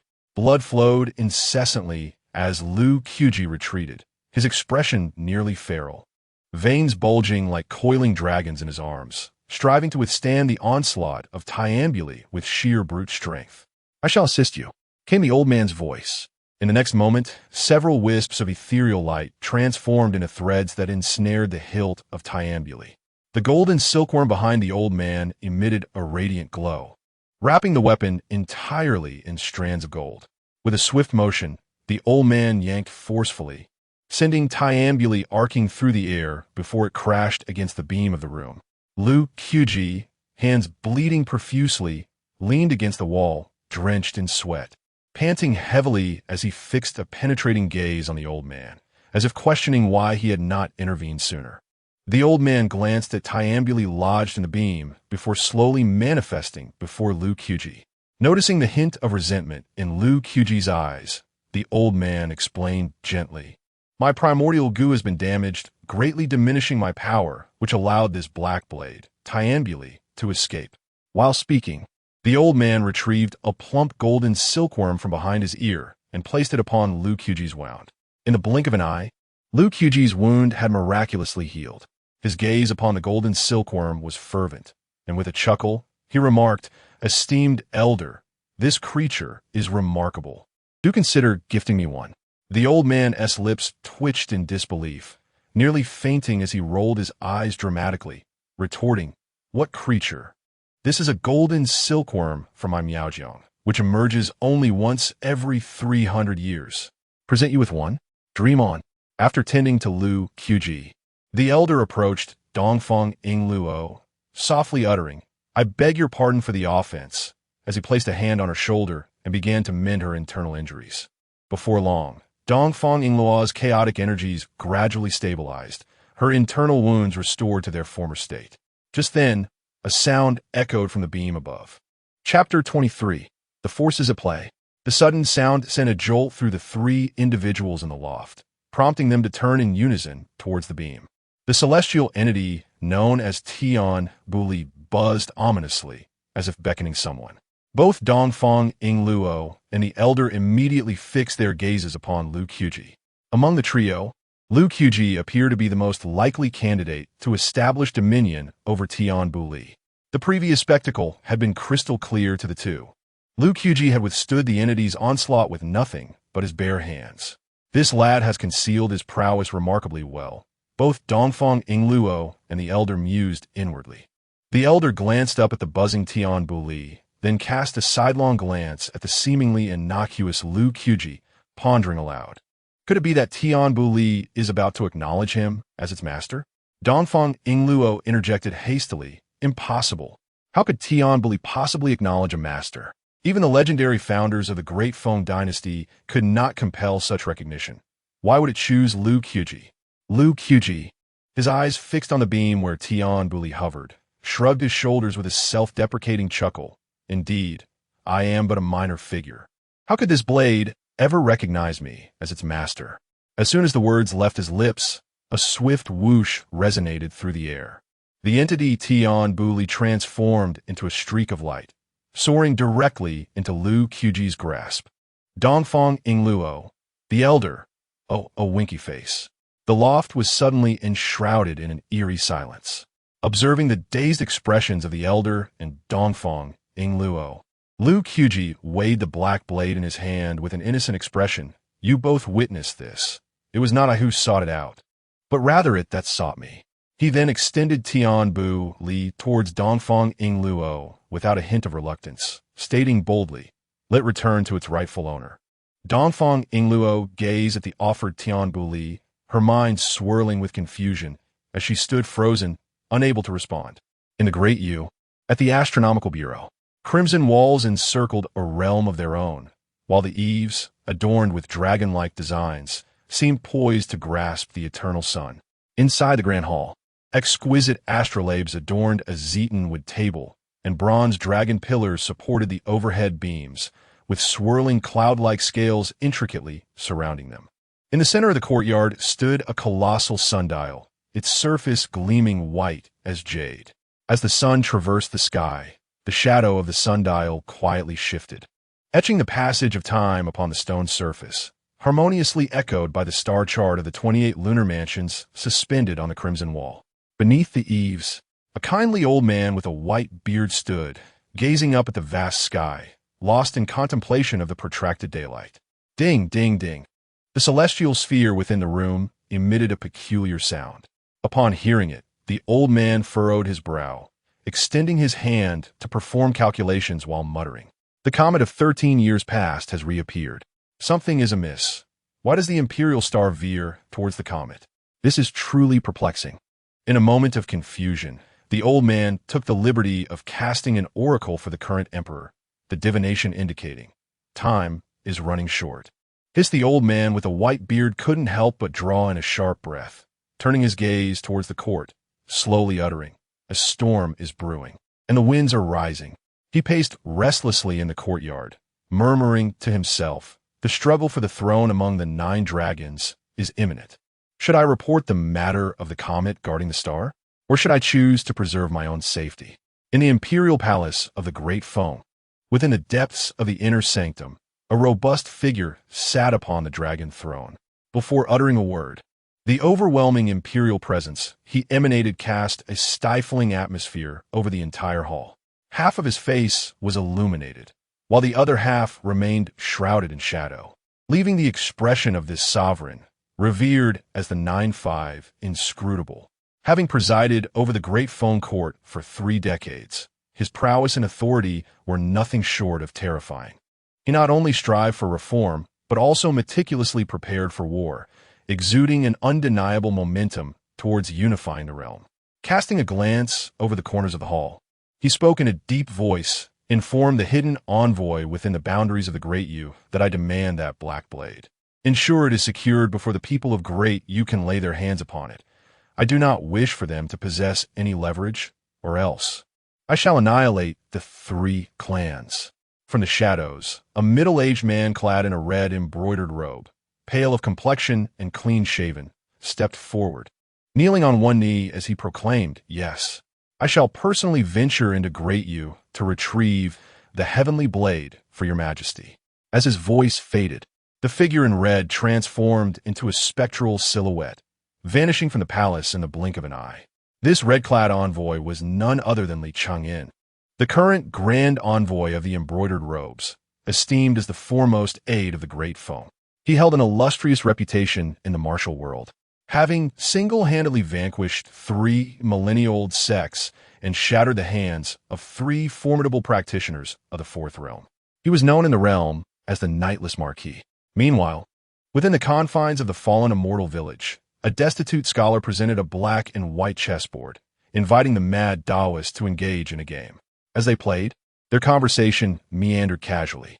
The mad Taoist, holding the black pieces, initiated the dialogue with a question. The Confucian purple talisman. You are quite generous, Zhou. However, that talisman can only lead to the Miao territory, correct? The impoverished scholar, clutching the white pieces, regarded the animated mad Taoist and replied nonchalantly, I have some connections with the high priest of Miao. That old fellow should grant me a modicum of favor, perhaps provide some assistance. The mad Taoist chuckled, countering, reading too many books breeds cunning. Do you think it is that simple to navigate these matters? The scholar rubbed his nose, gazing at the mad Taoist, and spoke meaningfully. Rather than concerning yourself with Lu Qubi, you should focus on your own well-being. Watching the cultivation of an 800-year-old Taoist celestial dissipate day by day. Do you not regret giving the heavenly book to Lu Qubi? The mad Taoist, smiling as he placed his piece on the board, which made a crisp sound upon contact, replied unhurriedly, there will always be mountains that remain unclear and moons that do not shine bright. Why place such importance on gains and losses? The Tao teaches us to follow the natural course of things. Upon hearing this, the scholar sighed, follow the natural course? The Taoist heavenly book is given without hesitation, and the cultivation of an 800-year-old celestial dissipates at will. Truly, you are a Taoist celestial in your own right, Li Ming. The spring breeze caresses the verdant mountains, while the osmanthus branches guard the bright moon. Why not take a step forward?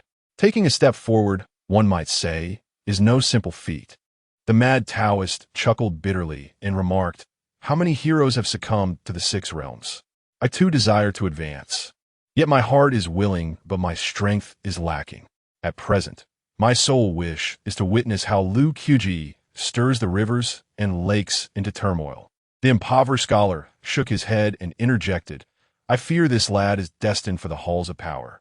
The mad Taoist's lips curled into a smirk as he pointed at the impoverished scholar, exclaiming, 16 years ago, you misjudged him. 16 years later, you still misjudge him. Are the halls of power not merely an alternative realm of the rivers and lakes? The mad Taoist gestured toward a black stone on the chessboard and declared, one black stone is enough to alter the entire game. A single black blade can upheave the entire realm. The impoverished scholar scoffed with a sarcastic smile. I do not believe it. The mad Taoist swept aside the nearly defeated chessboard, leaving only a black shadow for the impoverished scholar. Yet, lingering in the air remained the mad Taoist's words. Let us observe from the sidelines as the new generation of heroes replaces the old. Chapter 24, Tongxi Mountain, Dayu, Miaojiang. Lu Qubi and Dafeng Ingluo stepped out of the loft, guided by the villagers to a quaint courtyard. Although modest in size, the yard was remarkably clean, its walls adorned with an abundance of blue flowers known as forget-me-nots, rumored to be born from the tears of a legendary woman from Miaojiang. In the center of the courtyard, Lu Qubi removed the triambuli from his back, casually placing it on a nearby stone table. He cast a glance at Dafeng Ingluo, who was ascending the wooden stairs to the second floor, and remarked, Am I to carry this triambuli forever? Dafeng Ingluo paused, her figure momentarily frozen on the staircase. A complex emotion flickered across her exquisitely sculpted face, her tone tinged with resignation. The triambuli has chosen you as its master. It is most fitting for you to possess it. When we return to the capital, I shall find a way to sever the bond between you. But you, on the other hand, must not entertain any inappropriate thoughts. Lu Qubi plopped down on a stone bench, glancing disdainfully at the triambuli. This murderous blade, let anyone who desires it take it. I have no use for it. Cross-legged, he muttered, as the old saying goes, one should wear pants that fit their backside. Fear not, your highness, what is mine shall remain mine, and what is not, even if gifted, I shall refuse. A faint blush crept on a Dafeng Ingluo's cheeks. While Lu Qiji's reasoning was sound, his delivery was rather crude. With a creak, she entered the room on the second floor. In the courtyard, after enduring a harrowing chase, Lu Qubi felt acutely aware of his own inadequacies. The masked assassins and the armored soldiers were all far superior in strength. Had it not been for his nimbleness, He could have perished in the woods. Cultivation, cultivation, cultivation. Lu Qubi gazed up at the azure sky, repeating the word thrice. Clenching his fists, he self-deprecatingly mused, I remain utterly too weak. Then, his gaze swept over his dusty garments, and he silently vowed never to find himself in such a disheveled state again. Resolutely, Lu Qubi rose to his feet, his eyes glimmering with determination as he regarded the triambuli on the stone table. Stretching his limbs, he grasped the hilt of the blade and began to practice his swordsmanship. As he wielded the sword, Lu Qubi resembled a towering, snow-laden bough, each stroke fluid and precise, as if the strength of the black blade coursed through him. For 2 consecutive hours, he remained undistracted, his entire being absorbed in the practice of the black sword. By now, he was drenched in sweat, his clothes clinging to him, every muscle aching. Yet, after 2 hours of diligent training, he could sense a marked improvement. His grip on the long blade felt increasingly secure, and the flow of energy within him surged. Unbeknownst to him, twilight had descended. The remnants of the sunset, like delicate threads of gold along the edge of satin, lingered in the sky with reluctance. The distant mountains grew indistinct, leaving behind only the faint traces of ink that stained the vast evening sky. Beyond the fence of the small courtyard, a seemingly honest and simple middle-aged man approached with a slow gait. Standing at a modest height of approximately 165 centimeters, he donned a robe of azure, a Miao knife slung at his waist, and carried a substantial food box. Even before crossing the threshold, a gentle smile graced his face. As one foot stepped into the courtyard, the man noticed Lu Qubi practicing with his sword and, with an affable grin, introduced himself. I am Tang Shishan. The village head sent me to deliver some provisions. With this, he placed the food box upon the stone table. At that moment, Lu Qubi, feeling a twinge of hunger, set aside his black blade, Tian Bu Li. A casual glance revealed the slender Miao knife at Tang Shishan's side, prompting him to inquire, Uncle, do you also practice with the blade? Tang Shishan chuckled heartily, grasping the silver-white Miao knife at his waist, and nodded affirmatively. Indeed, I'm also a swordsman. Understanding that solitary practice would lead nowhere, Lu Qubi approached Tang Shishan with a bold demeanor, seeking guidance. Uncle, to be honest, I am but a novice.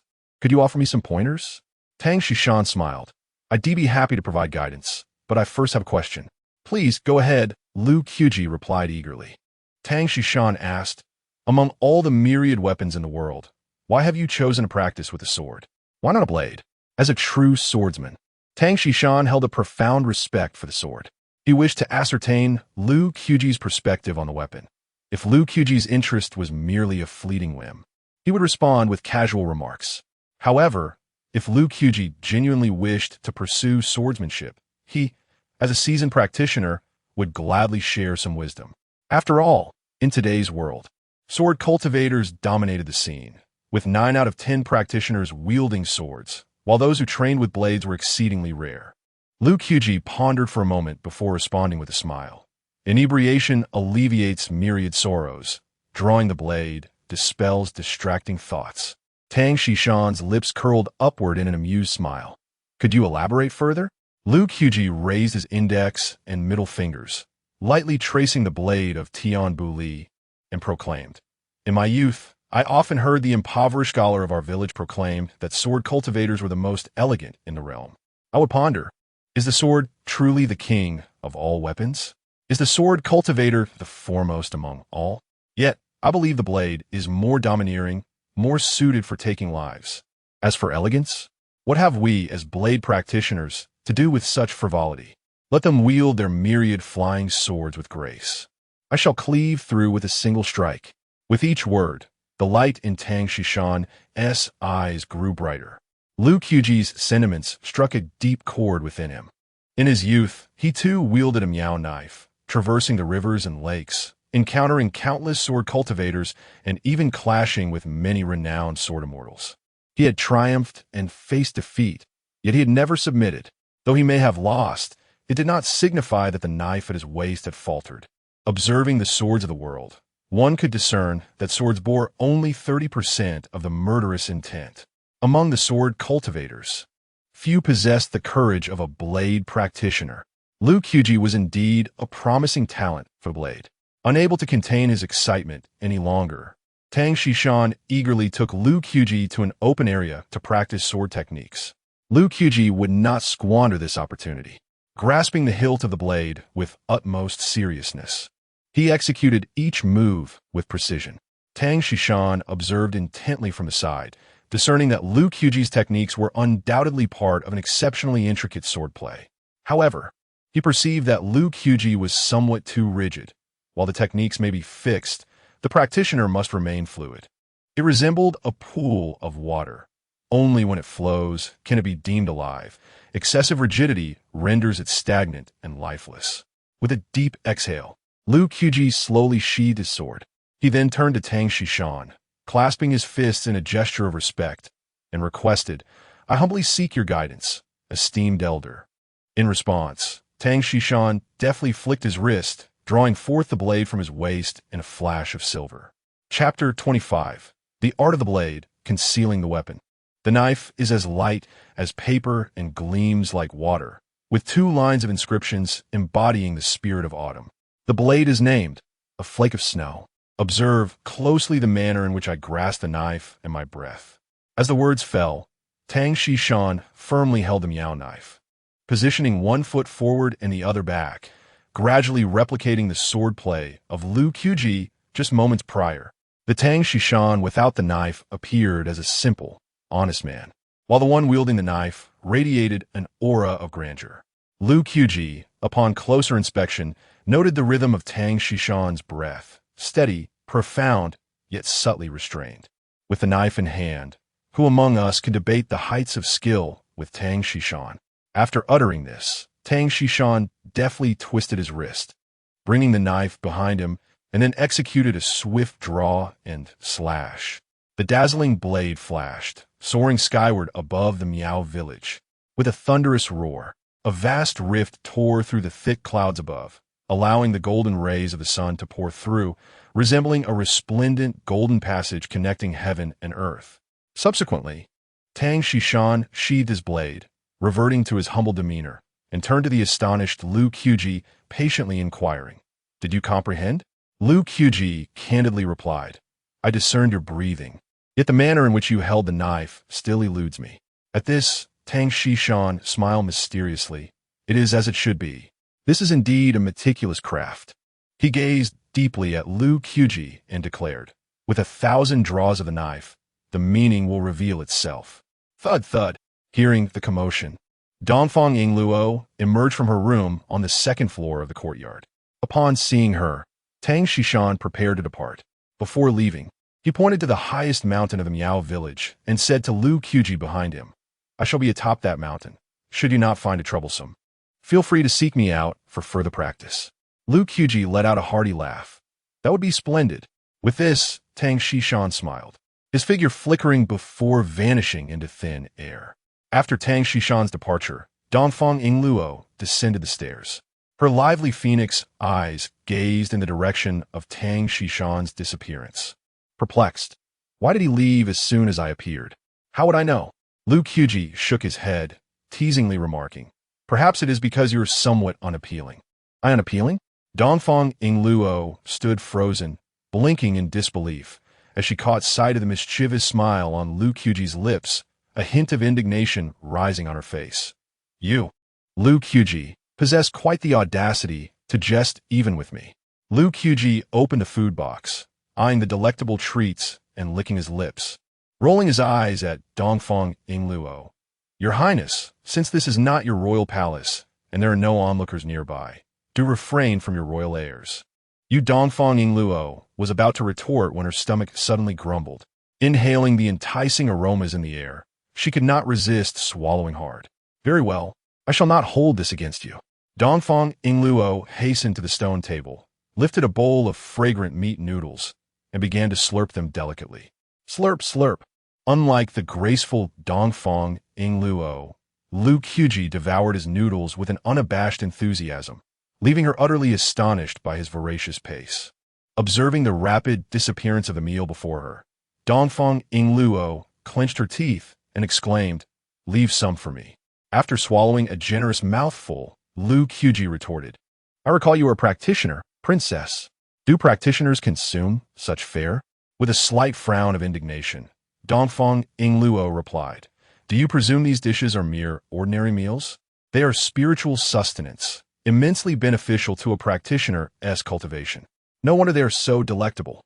Instinctively, Lu Qubi quickened his pace, reasoning that since it was spiritual food, indulging further could only be advantageous.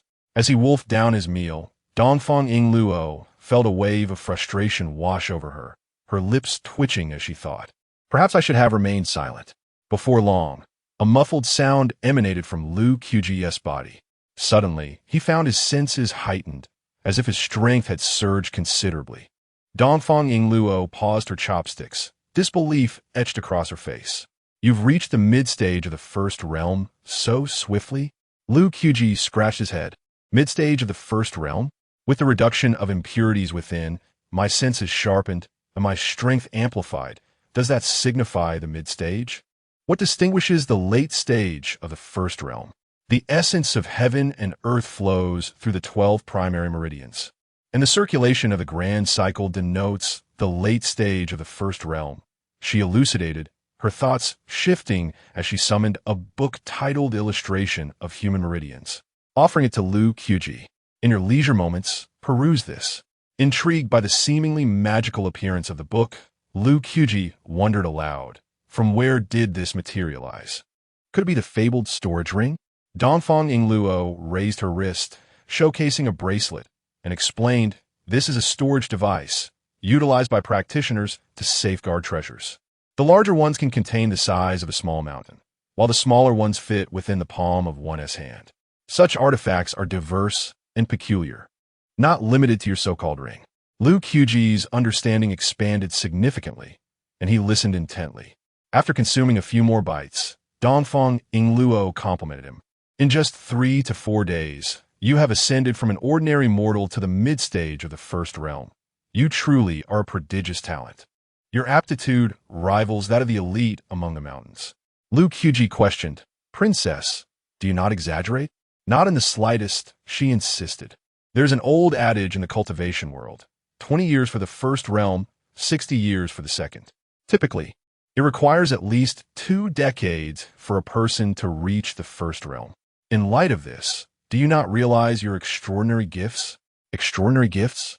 Without the true dragon's transformation, I might not have survived past 15, he mused internally, raising an eyebrow as he turned to Dafeng Ingluo.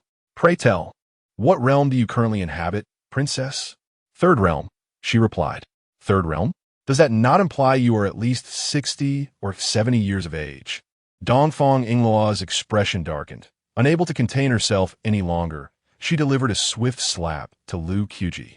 Lu Qubi felt a sharp pain in his chest and was propelled several meters backward.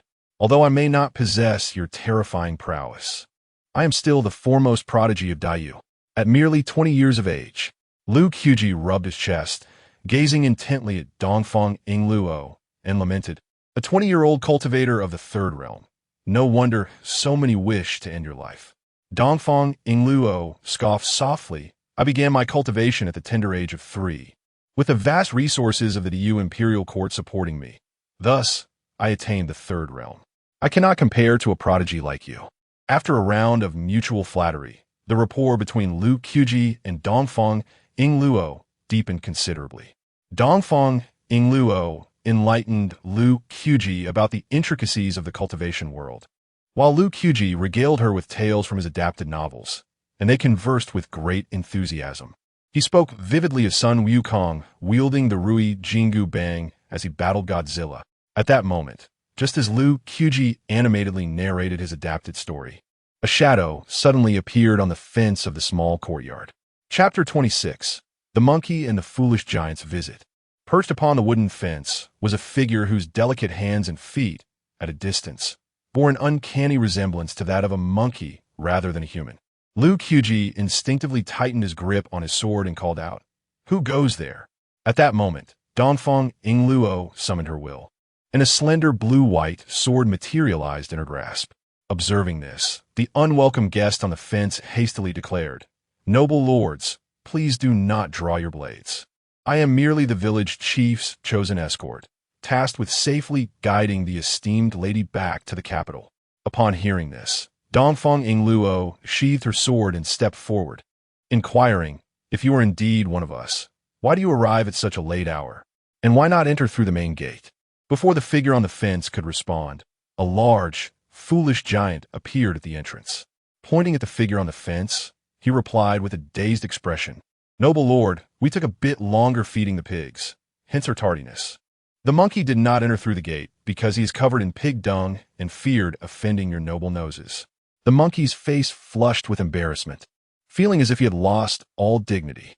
With gritted teeth, he admonished the foolish giant, "You oaf, if you keep talking, no one will take you for a mute." The giant pouted and retorted earnestly, "Mother said we must not tell lies. The village chief instructed that we must treat nobles with the same respect we show him, so we cannot lie." The monkey, gazing at the earnest giant, felt an overwhelming sense of helplessness, a headache brewing within.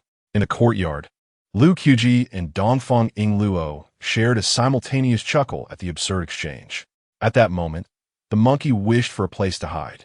To ease the awkwardness, the monkey, perched upon the wall, turned to Lu Qubi and inquired curiously, "Noble lord, did you receive guidance from Uncle Tangshi today?" "Indeed," Lu Qubi replied. "What good fortune you have." The monkey's face lit up with envy as he lamented, "I sought Uncle Tangshi's teachings for quite some time, but he refused to instruct me." The foolish giant chimed in with innocent glee, "Indeed, to learn swordsmanship from Uncle Tangshi." The monkey bowed 3 times, yet Uncle Tangshi ultimately rejected him. "I recall Uncle Tangshi saying, 'You are too impetuous to master the sword.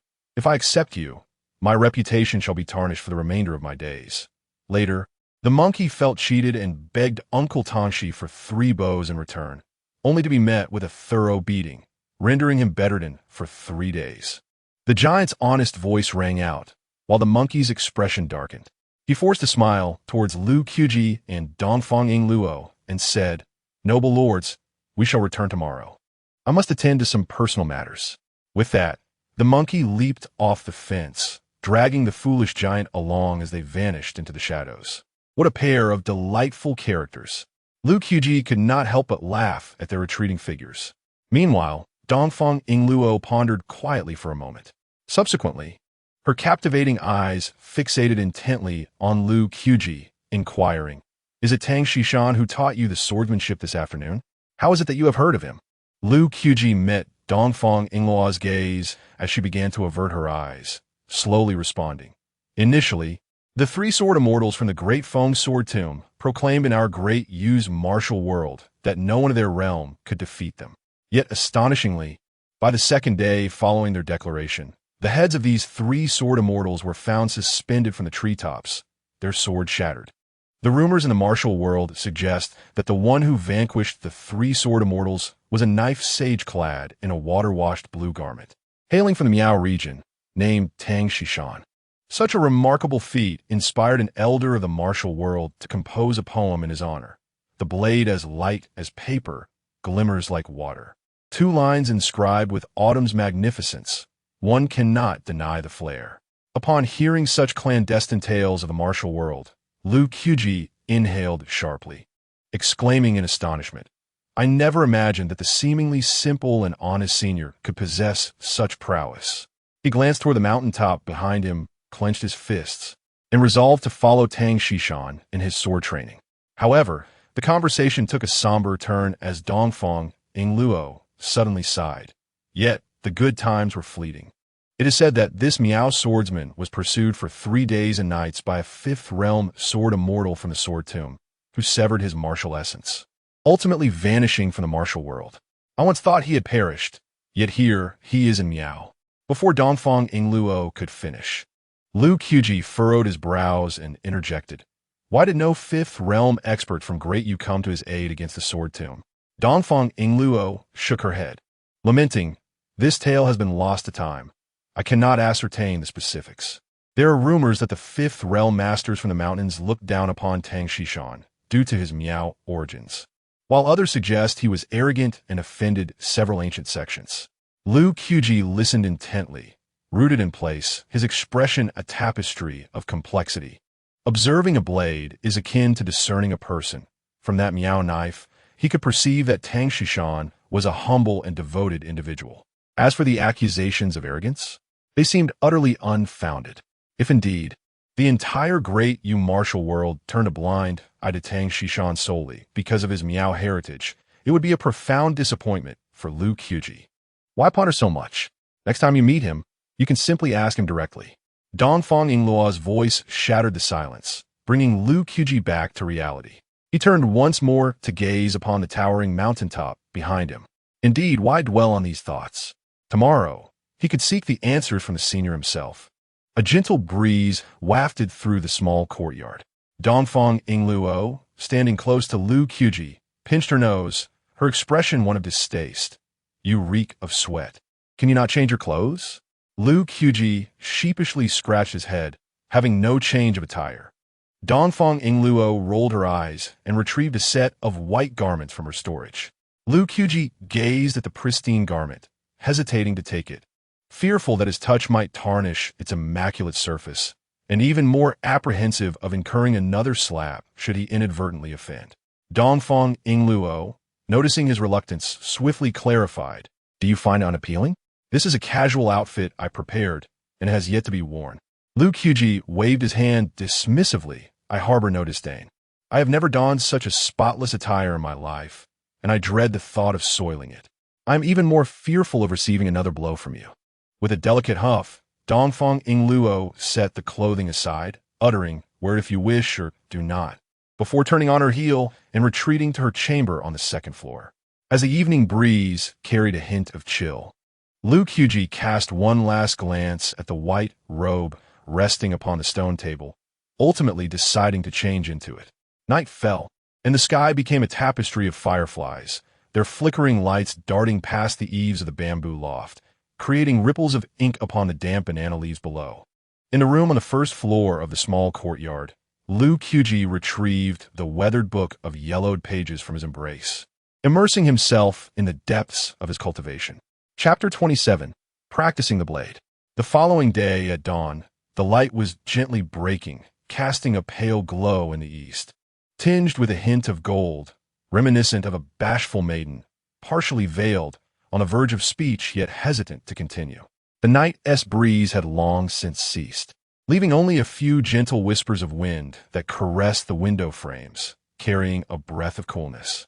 Lu Qubi and Dongfang Yingluo, in perfect harmony, rose early. As Dongfang Yingluo descended from the second floor, she unexpectedly collided with Lu Qubi. In an instant, her eyes fell upon Lu Qubi, who was clad in white. It must be said, his natural disposition was remarkably fine. Though his skin bore a slight tan, it could not overshadow his striking features. Clad in white, he epitomized elegance and charm. "Where are you headed?"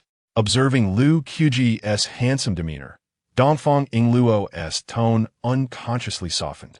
Lu Qubi, with a black blade on his back, pointed towards the mountain peak, stating, "I'm going to practice my swordsmanship on the mountain." "Is Tangshi Mountain up there?" Dongfang Yingluo glanced back at the mist-shrouded green hills.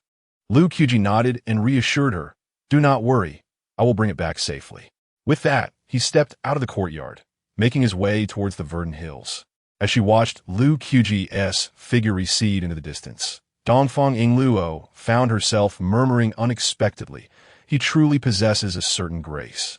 Navigating through the Miao village, Lu Qubi did not pause for a moment. Half an hour later, he appeared at the halfway point of the mountain.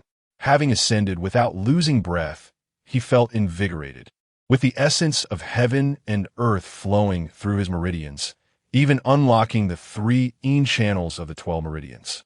Sensing a surge of energy within him, Lu Qubi instinctively quickened his pace. In less than the time it takes to brew a cup of tea, he reached the summit. At the peak stood a stone cottage, strikingly prominent against the backdrop. Tangshi Mountain, positioned before the stone dwelling, detected movement behind him and, with a smile, slowly uttered, "You've arrived?" Lu Qubi nodded, responding, "I hope I'm not too late." Tangshi Mountain turned around, beckoning Lu Qubi with a wave, and said, "As long as you wish to practice your sword, it is never too late." Upon seeing Tangshi Mountain's gesture, Lu Qubi approached. Come, come, let us not miss this moment of clouds rising and mist dispersing. Tangshi Mountain pulled Lu Qubi aside, turning his head to behold the landscape below. Lu Qubi gazed out, witnessing distant mountains cloaked in mist, enveloped in a veil that was thick as cream and white as cotton, ethereal and elusive, wrapping the entire mountain range in a shroud. Suddenly, a fierce wind swept through the mountains, scattering the mist and unveiling a verdant expanse. At this sight, Lu Qubi could not help but exclaim, indeed. One can stand at the pinnacle, surveying all the mountains as mere hills.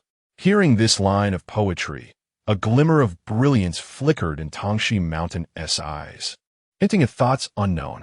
A panoramic view of the mountains.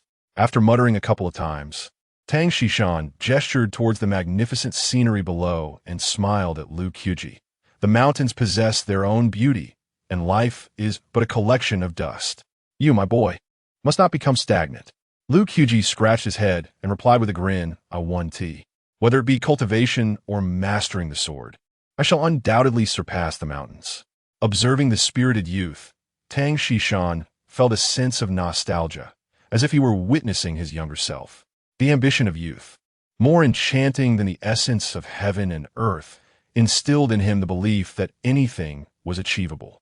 This sentiment evoked a deep reflection within Tang Shishan. Alas, time had flown, and he had entered his twilight years, no longer a youth. Fortunately, before him stood Lu Qubi, brimming with potential. How could he, Tang Shishan, fail to cultivate a greater swordsman than himself? Tang Shishan's expression turned serious as he placed a hand on Lu Qubi's shoulder and declared, Today, you shall draw your sword 6,000 times. How many? 6,000 times? Lu Qubi blinked, incredulity evident in his voice. Tang Shishan asked, Are you afraid? Not at all. Lu Qubi replied, gritting his teeth. I'll push through. Only through enduring hardship can one rise above the rest. Before long, at the stone house atop the mountain, clad in white, Lu Qubi tirelessly repeated the motion of drawing his sword. After 1,000 repetitions, he was drenched in sweat. After 3,000, he was too exhausted to speak, feeling as though his arms were no longer his own. Grip the sword steadily. Draw it fiercely. Align your shoulders and hips, your elbows and knees, your hands and feet. Harmonize your heart and intention, your intention and spirit, your spirit and strength. Meanwhile, Tang Shishan, hands clasped behind his back, occasionally offered guidance, seemingly casual yet steeped in profound swordsmanship wisdom, potentially saving Lu Qubi 60 years of detours. Unbeknownst to them, the mountain breeze ebbed and flowed several times, and the sun overhead gradually descended towards the western horizon. As dusk approached, the setting sun painted the rugged peaks in hues of gold and purple. Birds returned home, weary from their flight, and the gentle smoke from the mountain dwellings rose in the tranquil air. Lu Qubi lay on the ground, gasping for breath, utterly fatigued, simply gazing at the sky.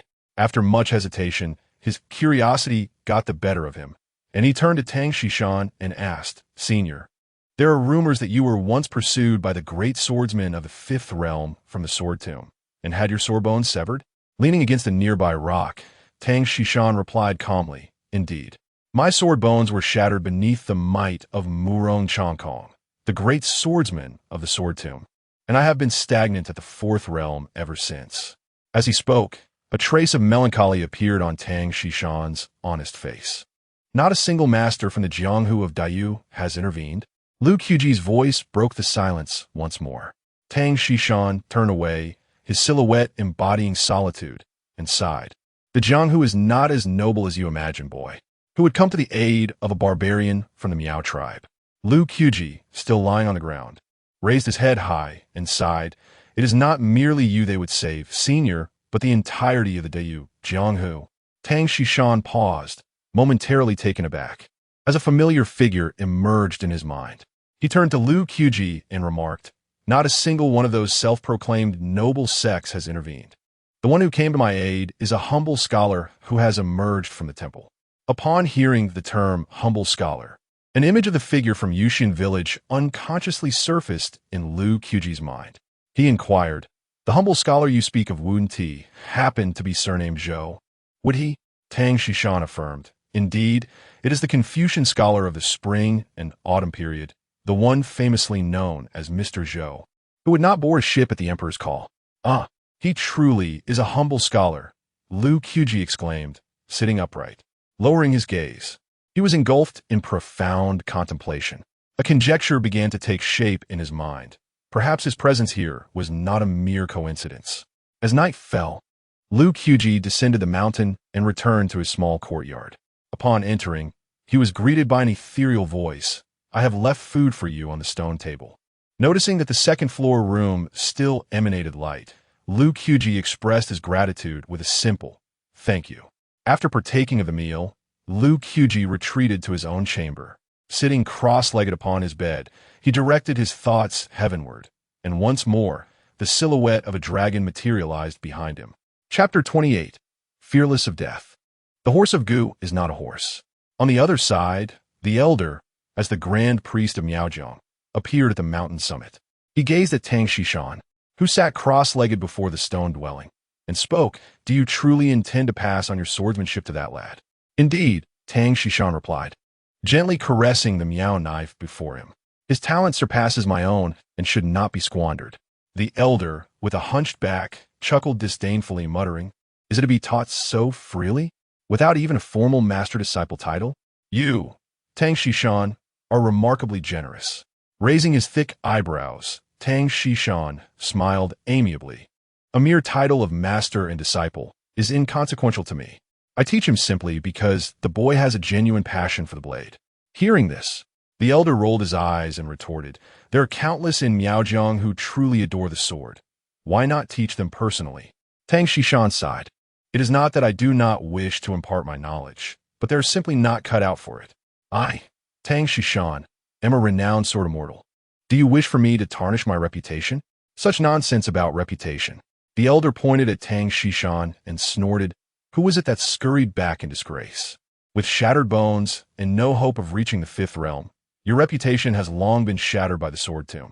The usually earnest Tang Shishan, facing the elder's sharp tongue, rarely lost his temper, exclaiming, "Village chief, are you here late at night merely to mock me? Are you simply bored? You are the one who is bored." The elder gave Tang Shishan a light tap on the head. "Do not show me that attitude." Tang Shishan winced in pain, covering his head, and quickly forced a smile. "I dare not." The elder was not truly mocking Tang Shishan. Rather, he felt a sense of disappointment.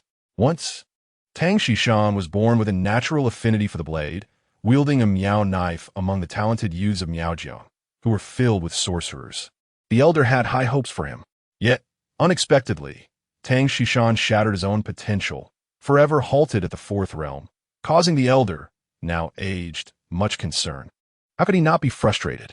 Sighing deeply, the elder turned to Tang Shishan and advised, "In 2 days, the Grand Princess of Dayu, Dafeng, Ingluo, will return to the capital, and you shall escort her discreetly."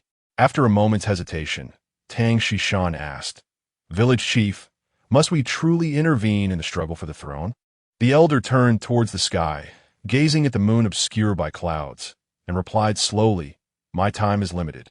If Miaojiang lacks the strength of the fifth realm, we shall inevitably be suppressed by other forces. It is better to take a chance. As long as the Grand Princess reigns, Miaojiang shall flourish." Upon hearing this, Tang Shishan tightened his grip on the Miao knife and inquired, "By land or by water, or perhaps by flying vessel?" "The water route is too slow, and the flying vessel too conspicuous. The land route is more secure." "Understood. Village chief, rest assured, with me, Tang Shishan, the Grand Princess will surely return to the capital safely." Observing the honest and simple Tangshi Mountain, the elder's hunched back suddenly straightened. His gaze fixated on the mountain as he spoke once more. "Little mountain, the princess must not come to harm. Therefore, if necessary, you may lay down your life." Tangshi Mountain exhibited no resentment. Instead, a subtle smile graced his lips as he replied, "Rest assured, village chief, Tangshi Mountain fears not death." Perhaps it was the biting chill of the night wind that scattered their words. The elder, stooped yet resolute, turned back thrice before finally descending the mountain after several hours. The middle-aged man remained composed, watching the clouds shift and the winds ebb, while methodically polishing the blade of his knife with a white cloth. The following day, as dawn broke gently, Lu Qubi could hardly contain his eagerness as he ascended the mountain with Tian Bewley. The monkey and the simpleton, following the elder's instructions, arrived at the small courtyard. Gradually, the elder made his way into the courtyard. Upon meeting, Dafeng Yingluo pulled the elder to a secluded corner. Casting a glance at the lean monkey and the simpleton, she questioned the elder, "Senior, is this truly the guard you have procured for me? One resembles a mere monkey, and the other seems not entirely bright. Are they truly the prodigies of Miaojiang?" The elder's face flushed with embarrassment as he quickly clarified, "Your Highness, do not underestimate them. In terms of Gu techniques, none of the younger generation in Miaojiang can rival the monkey and the simpleton. Though they are of the third realm, together they can contend with the fourth. However, their demeanor leaves much to be desired." Hearing this, Dafeng Yingluo's eyes brightened. After a moment's consideration of the monkey and the simpleton, she apologetically admitted, "Indeed, one should not judge by appearances. I, Dafeng Yingluo, have been short-sighted." The elder waved his hand with a hearty laugh, no offense taken.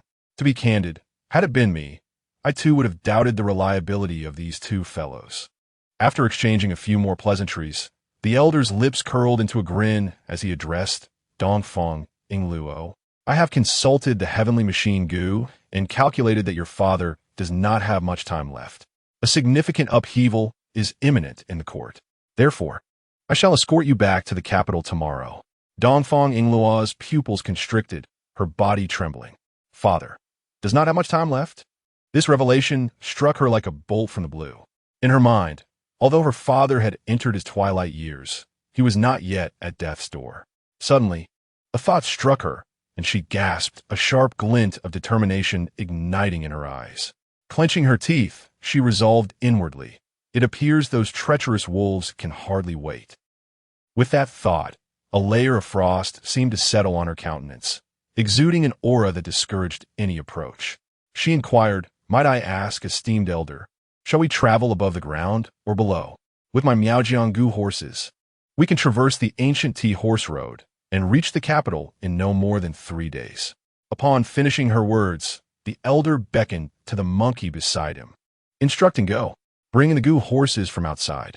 In a short while, the monkey entered, leading a tall, robust red horse with striking blue eyes.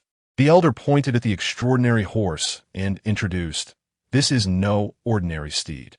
It possesses 23 Gu worms throughout its body and can traverse 3,000 miles a day with ease. The key is, this Gu horse requires no sustenance." "Oh, such remarkable abilities?" Dafeng Yingluo gazed curiously at the striking red horse with emerald eyes. She continued to inquire, "If it consumes no fodder, how can it cover such vast distances daily?" Before the elder could respond, the lean monkey sprang forth, patting the horse's neck and remarked, "Noble one, you may not grasp this. Although it appears to be a horse, it is, in truth, not a horse at all. It could be described as a Gu adorned in equine skin, capable of absorbing the vital essence of heaven and earth." Dafeng Yingluo's expression shifted as she suddenly posed a question to the lean monkey. "Is it possible to mass-produce this horse?" The lean monkey shook his head. "It is exceedingly difficult." "What a pity," Dafeng Yingluo sighed softly. "If this horse could be mass-produced for military use, the strength of the great Yu cavalry would be greatly augmented." Chapter 29. With a heart like a rising dragon, one blade shatters the firmament. "Princess, in addition to the monkey and the big fool, I will also arrange for Tang Shishan to escort you discreetly. I sincerely hope you return to the capital soon and succeed in your quest for the throne." After uttering these words, the elder offered a faint smile to Dafeng Yingluo before vanishing from sight. The slender monkey and the big fool busied themselves in the courtyard, and before long, through their cooperation, a brand new carriage materialized in the small yard. Dafeng Yingluo, meanwhile, retreated to the second-floor courtyard to meditate. Upon receiving the news of her father's dwindling time, her thoughts became somewhat chaotic. At this moment, she needed to calm herself. Only by finding tranquility could she clearly perceive the murky battle for the throne. On the mountaintop behind the Miao village, clad in white, a figure unsheathed a sword towards the sun, his sleeves billowing in the mountain breeze, the folds resembling drifting clouds, revealing his robust physique. Beside him, Tang Shishan sat atop a stone house, cradling 2 charred potatoes in his hands. With a crack, he deftly broke the blackened outer shell of the potato, unveiling the soft and sweet interior. After taking a bite, he was overwhelmed by its exquisite flavor. Occasionally glancing at Lu Qubi, who was now fully immersed in his training, a smile involuntarily spreading across his lips. "You are truly a natural with the sword." Lu Qubi inhaled the sweet aroma wafting through the air, his throat bobbing as the hunger within him stirred. "Senior, save one for me." As Tang Shishan was about to consume the last potato, Lu Qubi hastily set aside his training and hurried over to him. Tang Shishan shifted slightly, making room for Lu Qubi, who cheerfully sat down in front of him, eagerly accepting the potato and indulging in it greedily. One could not deny that amidst the picturesque mountain scenery, savoring a warm potato was an experience unlike any other. Lu Qubi, feeling the gentle breeze, quietly gazed into the distance. Despite the aches in his body, he uttered not a single complaint. Tang Shishan regarded him with admiration, a knowing smile gracing his lips. "From your eyes, it is clear what you desire. You seem to yearn for power." Lu Qubi shrugged, glancing down at the potato in his hand, and replied nonchalantly, "Perhaps all I see is this potato." Tang Shishan chuckled. "Your vision encompasses more than just the potato. It includes the heavens and the earth, all living beings, and, most importantly, yourself." Pointing to the azure sky, he continued, "Young man, the world is vast, and the road is long. Take your time. You will eventually reach your desired destination." Lu Qubi paused at these words.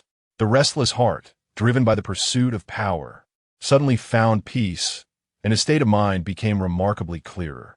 In that fleeting moment, 3 of the 12 meridians within Lu Qubi opened up. In just 2 days, he had successfully unblocked 6 of the 12 meridians, a testament to his extraordinary talent. Lu Qubi felt the surging vitality of the universe within him, and his face brightened with joy as he expressed his gratitude. "Thank you, esteemed elder, for your guidance." Tang Shishan casually replied, "It is but a trifling matter, hardly worth mentioning. It is your own innate understanding that has brought you this far." With a hint of nostalgia, Tang Shishan remarked, "You young man, surpass me at your age. Is that so?" Lu Qubi humbly scratched his head, acknowledging, "Without your teachings, I could not have swiftly opened the 6 meridians. In any case, I must sincerely thank you, esteemed elder." Such politeness left Tang Shishan somewhat taken aback. For the last individual who had fervently sought his swordsmanship had been made to bow thrice in submission. As the wind whispered around them, Tang Shishan turned to Lu Qubi and said, "The village chief has arranged for transportation. You shall return to the capital tomorrow. There is something I wish to discuss." Lu Qubi smiled and encouraged, "Please speak freely, esteemed elder." Tang Shishan faced him earnestly and advised, "Dongfeng Ingluo returns to the capital to vie for power. Yet your situation is different. You are unencumbered. Why not remain in Miaojiang to diligently practice your sword? I assure you, within a mere 60 years, you shall undoubtedly become a formidable sword sage of the 4th realm." As Tang Shishan's words settled, Lu Qubi leaped down from the stone house, gazing up at the soaring eagle in the heavens, and suddenly laughed. "Esteemed elder, there is another reason for my sword practice. A dear friend of mine was grievously injured by a sword, and when it rains or the skies darken, it cries out in pain. I promised it in my youth that I would dedicate my life to swordsmanship alone, never to wield sword. As for those who harmed it, I shall exact my revenge step by step." Tang Shishan, with a swift movement, appeared before Lu Qubi, his expression serious as he spoke slowly. "Did your friend not inform you that those who harmed it are now renowned sword sages or venerable figures of the martial world? At the very least, they are leaders of their respective sections." Lu Qubi tightened his grip on the black blade, Tian Bu Li, a fierce defiance emerging on his face. while an air of sovereign disdain began to manifest in his eyes. What are the great sword sages? What are the venerable figures? What are the sect leaders? My blade, Lu Qubi, is not to be underestimated. Hearing Lu Qiji's declaration, Tang Xishan stood frozen, as if he were a statue, speechless in astonishment. In Lu Qubi, he saw a reflection of his younger self, brandishing a 4-foot-long blade from Yaojiang, defeating 3 fourth-realm sword sages at the sword tomb with 16 strikes, and laughing heartily as he departed. In those days, he too had been filled with such confidence. Yet, if one were to compare his past self with the present Lu Qubi, Tang Xishan would admit, in cultivation, he had the advantage, but he could never match Lu Qiji's audacity. To resist aging is futile, Tang Xishan mused with a sigh, his hand gripping the sword trembling slightly. Coincidentally, Lu Qiji's words reached Dafeng Yingluo's ears. With the impending journey tomorrow, she ascended the mountain peak to inform Lu Qubi. Who could have anticipated that upon reaching the summit, one would be met with the astonishing words of Lu Qubi? Gazing from a distance at the young man in white, wielding the celestial weapon, Dafeng Yingluo suddenly recalled the old woman's appraisal of Lu Qubi, a heart that harbors a fierce tiger, yet delicately scents the rose.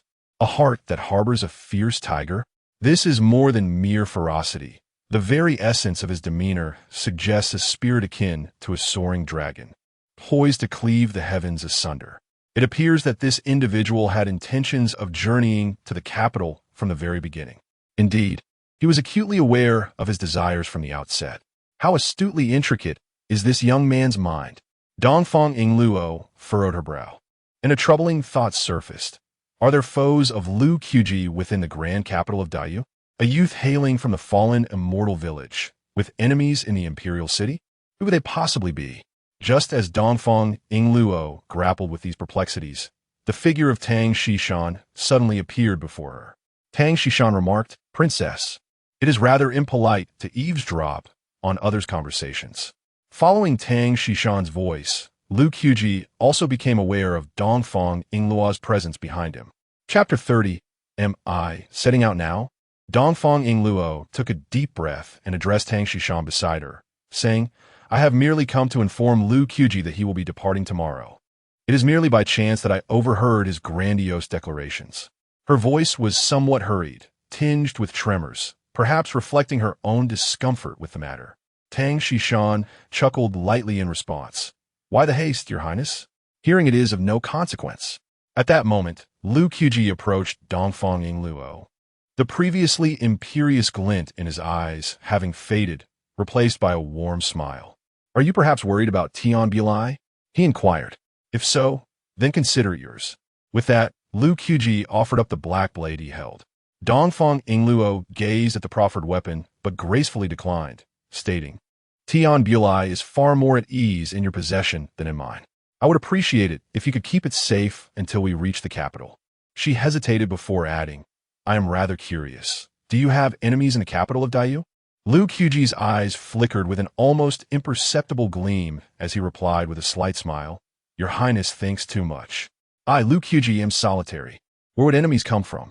Noticing the veiled insinuations in his words, Dafeng Yingluo wisely refrained from pressing further. Sensing a palpable awkwardness in the air, she chose not to linger, her gaze fixed on Lu Qiji's profound dark eyes as she slowly declared, "Lu Qubi, I owe you a life. When you are in need, I shall not hesitate." As her words echoed, Dafeng Yingluo's figure vanished from sight. Lu Qubi sheathed his blade behind him, casting a glance at her departing silhouette, and let out a soft scoff. Truly, she is a princess. Weaving grand illusions comes effortlessly to her. Tang Xishan interjected suddenly. "Young man, she doesn't seem to be weaving illusions at all. If you truly encounter trouble in the capital, she will undoubtedly not stand idly by."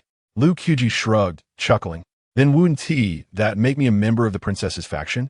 Tang Xishan smirked and countered, "Do you not realize you already are?"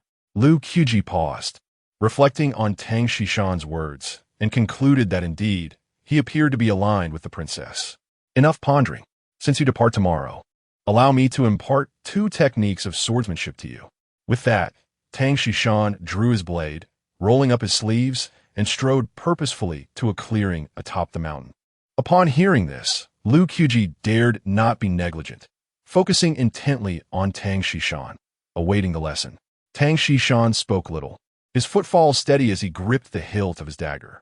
With a sharp sound, a flash of cold light erupted as he drew the blade. The crisp sound of the metal sliding from its sheath sent a shiver down Lu Qiji's spine, drawing him deeper into the moment. Tang Shishan's voice followed. At 30, with a dagger at my side, I have bested the young talents of Miaojiang.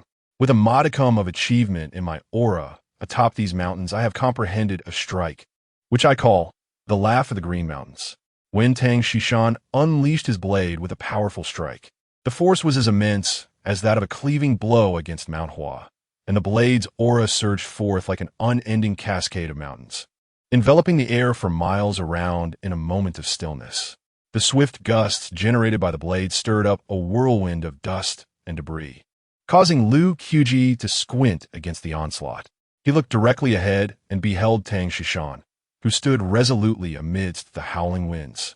His honest and unassuming visage bore an unmistakable trace of melancholy. In the next instant, Tang Shishan's voice resonated once more. At the age of 120, I entered the fourth realm of swordsmanship, only to be ridiculed. The head of the sword, immortal, hung among the treetops, provoking the pursuit of the great sword immortals of the fifth realm. My body shattered under the weight of the famed sword, my spirit crushed, and for 60 years, I merely clung to life, ultimately grasping the essence of a single blade, which I named the Cry of the Mayfly. Before his words could fully settle, he horizontally brandished his blade, and a wave of sorrowful and unyielding emotions surged forth. Moments later, Lu Qubi witnessed a scene that would forever be etched in his memory. He saw Tang Shishan perform a strike through the air.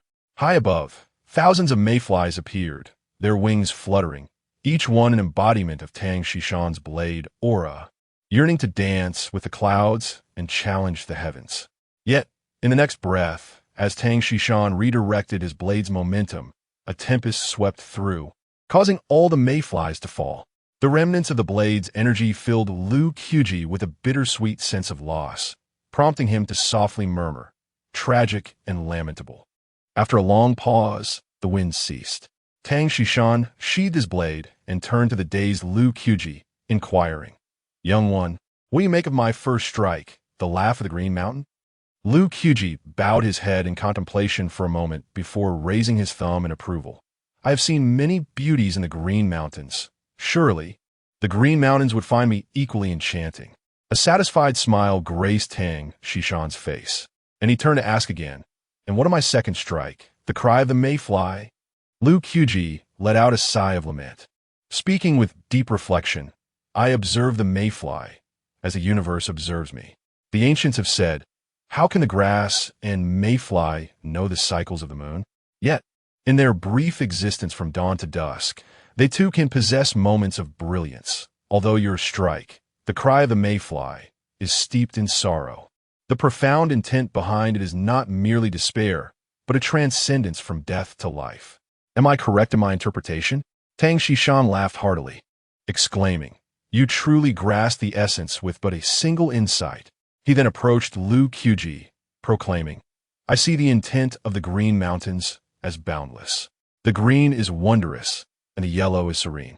I observe the mayfly, born and dying in the same day, unafraid of death, and embracing life thereafter. Young one, how much have you learned?" Lu Qubi grinned and gestured with his fingers, indicating 80%. Tang Shishan was taken aback, muttering to himself, "Incredible, truly incredible. To comprehend 80% at a single glance, Lu Qiji's talent is astonishing." Lu Qubi smiled faintly, maintaining his composure as he clarified, "Not 80%, but I fully comprehended it 10 breaths ago." 10 breaths. Tang Shishan was left astounded, his eyes wide as if they might leap from their sockets. Lu Qubi chuckled, scratching his head, not a word of exaggeration. Upon hearing this, Tang Shishan fell into a contemplative silence. After a considerable while, the corners of his mouth twitched gently as he smiled at Lu Qubi, managing to utter, "Lu Qubi, it's time for you to descend the mountain. Ah, Lu Qubi replied with confusion. Senior, have I not performed adequately? Not adequately? No, it is indeed exceptionally well, Tang Xishan remarked with a wry smile.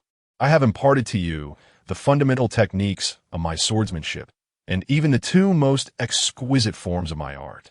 There is little left to teach. Upon hearing Tang Xishan's words, Lu Qiji's lips moved slightly as he prepared to retort, but he suddenly witnessed Tang Xishan vanish from sight. As if he had never been there at all, Lu Qubi stood in a daze for quite some time, pondering to himself, am I truly ready to embark on my journey? Casting a glance in the direction where Tang Xishan had disappeared, he clasped his hands in a bow, expressing his utmost respect. Thank you, Senior, for your guidance. Soon after, Lu Qubi, carrying the weight of the heavens, descended the mountain slowly. Meanwhile, Tang Xishan materialized at the mountaintop, gazing at Lu Qiji's retreating figure, and laughed heartily. One day, you shall undoubtedly make your name resonate across the world. At that time, do remember to vindicate us, swordsmen. Regardless of the multitude of prodigies emerging in the realm of swordplay, the day my blade ascends shall come, and without exception, all shall bow before it. As a practitioner of the blade, Tang Xishan too yearned to restore the honor of his craft, wishing to declare to the world, the martial world is not solely defined by swords, but also by blades. Yet, having suffered defeat at the hands of sword masters, his spirit had diminished considerably, leaving him with the desire but lacking the means. Now, witnessing hope rekindled in Lu Qubi, how could he possibly contain his excitement? Chapter 31. The great rat returning to the small courtyard, Lu Qubi arrived just in time for a meal. The stone table was laden with 7 or 8 fragrant dishes, stirring the cravings within him. Just as Dafeng Ingluo picked up her chopsticks and looked up, Lu Qiji's figure appeared before her. So early today, she remarked, retrieving a pair of chopsticks from the nearby food box and personally handing them to him. Lu Qubi, not one to be polite, accepted the utensils and plopped down onto the bench, devouring the food voraciously. The elder said there was nothing more to teach me, so he let me return. Dafeng Ingluo, taking delicate bites of her meal, teased, stop boasting. That is Tangxi Mountain, home to the sword immortal of the 4 realms. Surely, he has something to impart to you? Gulping down a mouthful of delicious fare, Lu Qubi replied with satisfaction, believe it or not. Dafeng Ingluo glanced at him, whose sole focus was on the food, rolled her eyes, and couldn't help but exclaim, eat more slowly. I fear you might choke. Lu Qubi lifted a bowl of radish and pork rib soup and drank it down in one go. After licking his lips, he waved his hand dismissively. My princess, you have yet to experience the pangs of hunger. At his words, Dafeng Ingluo shivered slightly, her breath quickening. Clearly, Lu Qubi had overstepped. Yet, inexplicably, she did not frown but smiled and asked, is it not unpleasant to feel hungry? Recalling snippets of his childhood, Lu Qubi looked up at the elegantly dressed Dafeng Ingluo and smiled. It was more than unpleasant. It nearly drove me mad. To this day, I cannot bear to waste even a morsel of food. But never mind, it is futile to elaborate. How could you, a princess of such wealth and privilege, ever comprehend? Dafeng Ingluo retorted with a cold huff. Though I have not experienced it, I can still empathize. Lu Qubi scoffed derisively. Without experience, how can one truly empathize? In my eyes, whether you noble kin or the ascetic practitioners on the mountains, you are all but a flock of gluttonous rats. Upon hearing this, Dafeng Ingluo's expression darkened, and with a furrowed brow, she challenged, what do you mean by that? Burping, Lu Qubi wiped his mouth, rose, and patted his round belly as he strode toward his room. As he walked, he shook his head and murmured, great rat, no food for my millet. 3 years a girl, none will care for me. Great rat, no food for my wheat. 3 years a girl, none will be kind to me. His voice echoed in the courtyard and resonated within Dafeng Ingluo's heart. She set down her chopsticks, glanced back at the closed door, and stood frozen in place. Who is the great rat? It is the officials from all sides, the lords of the court, the practitioners on the mountains, and undoubtedly, it is also her, Dafeng Ingluo. Lu Qubi, you are indeed a most intriguing person. In the depths of the palace for 20 years, I have never encountered anyone quite like you. In the east, Yingluo clenched her fists, her heart racing as she endeavored to capture Lu Quji's affection. In a small courtyard by the corner, the simple-minded Sha asked the nearby monkey, "What is A?" The monkey, now harboring a newfound respect for Lu Quji, gazed deeply into his room before responding. "It is a large rat that consumes grain." The Sha, with a vacant expression, replied, "So it's just a big rat? I thought it might be something delicious." The monkey patted the Sha's head and added, "This large rat is no ordinary creature. It preys on humans." "What?" The Sha exclaimed, incensed. "Since when do rats eat people? Aman iating hot. If I encounter one, I shall subdue it with my own hands," he declared fiercely. The monkey's expression dimmed, yet a smile escaped him. "Look at you, fool. It would be a stroke of luck if you weren't devoured by it. To put it another way, you are a goo master, so perhaps the cannot consume you. But what about our other ordinary villagers in Miaojiang?" Without hesitation, the Sha responded, "We shall teach them to become goo masters." The monkey inquired, "Are you suggesting that those who become goo masters first will inspire others to follow suit?" The Sha nodded affirmatively. The monkey chuckled again. "Even a fool wouldn't believe that." The Sha scratched his head, insisting, "I believe it." The monkey rolled his eyes and muttered, "You truly are a fool." The following day, as dawn broke, the air was imbued with the damp scent of moss along the mountain path, and the shadows of bamboo danced in the mist. A thin veil of smoke floated above the green tiles, while dew formed silver beads on the tips of banana leaves. The goo horse drew the cart to a halt at the small courtyard's entrance, with the monkey and a Sha fully armed, standing silently at either side, awaiting the emergence of Dafeng Yingluo and Lu Qubi from within. Before long, Dafeng Yingluo, clad in simple attire, was the first to step out, followed closely by Lu Qubi, who maintained a deliberate distance, neither hurried nor slow. A flicker of ethereal light appeared as an elderly figure suddenly materialized at the entrance. His murky eyes gleamed with intensity as he bowed to the approaching Dafeng Yingluo, saying, "I bid farewell to your highness, the princess." Dafeng Yingluo nodded solemnly and stepped onto the carriage. Just as Lu Qubi brushed past the elder, the old man reached out, placing a hand on Lu Quji's shoulder, and with a significant smile, advised, "Young brother, the journey ahead is fraught with peril. Take great care.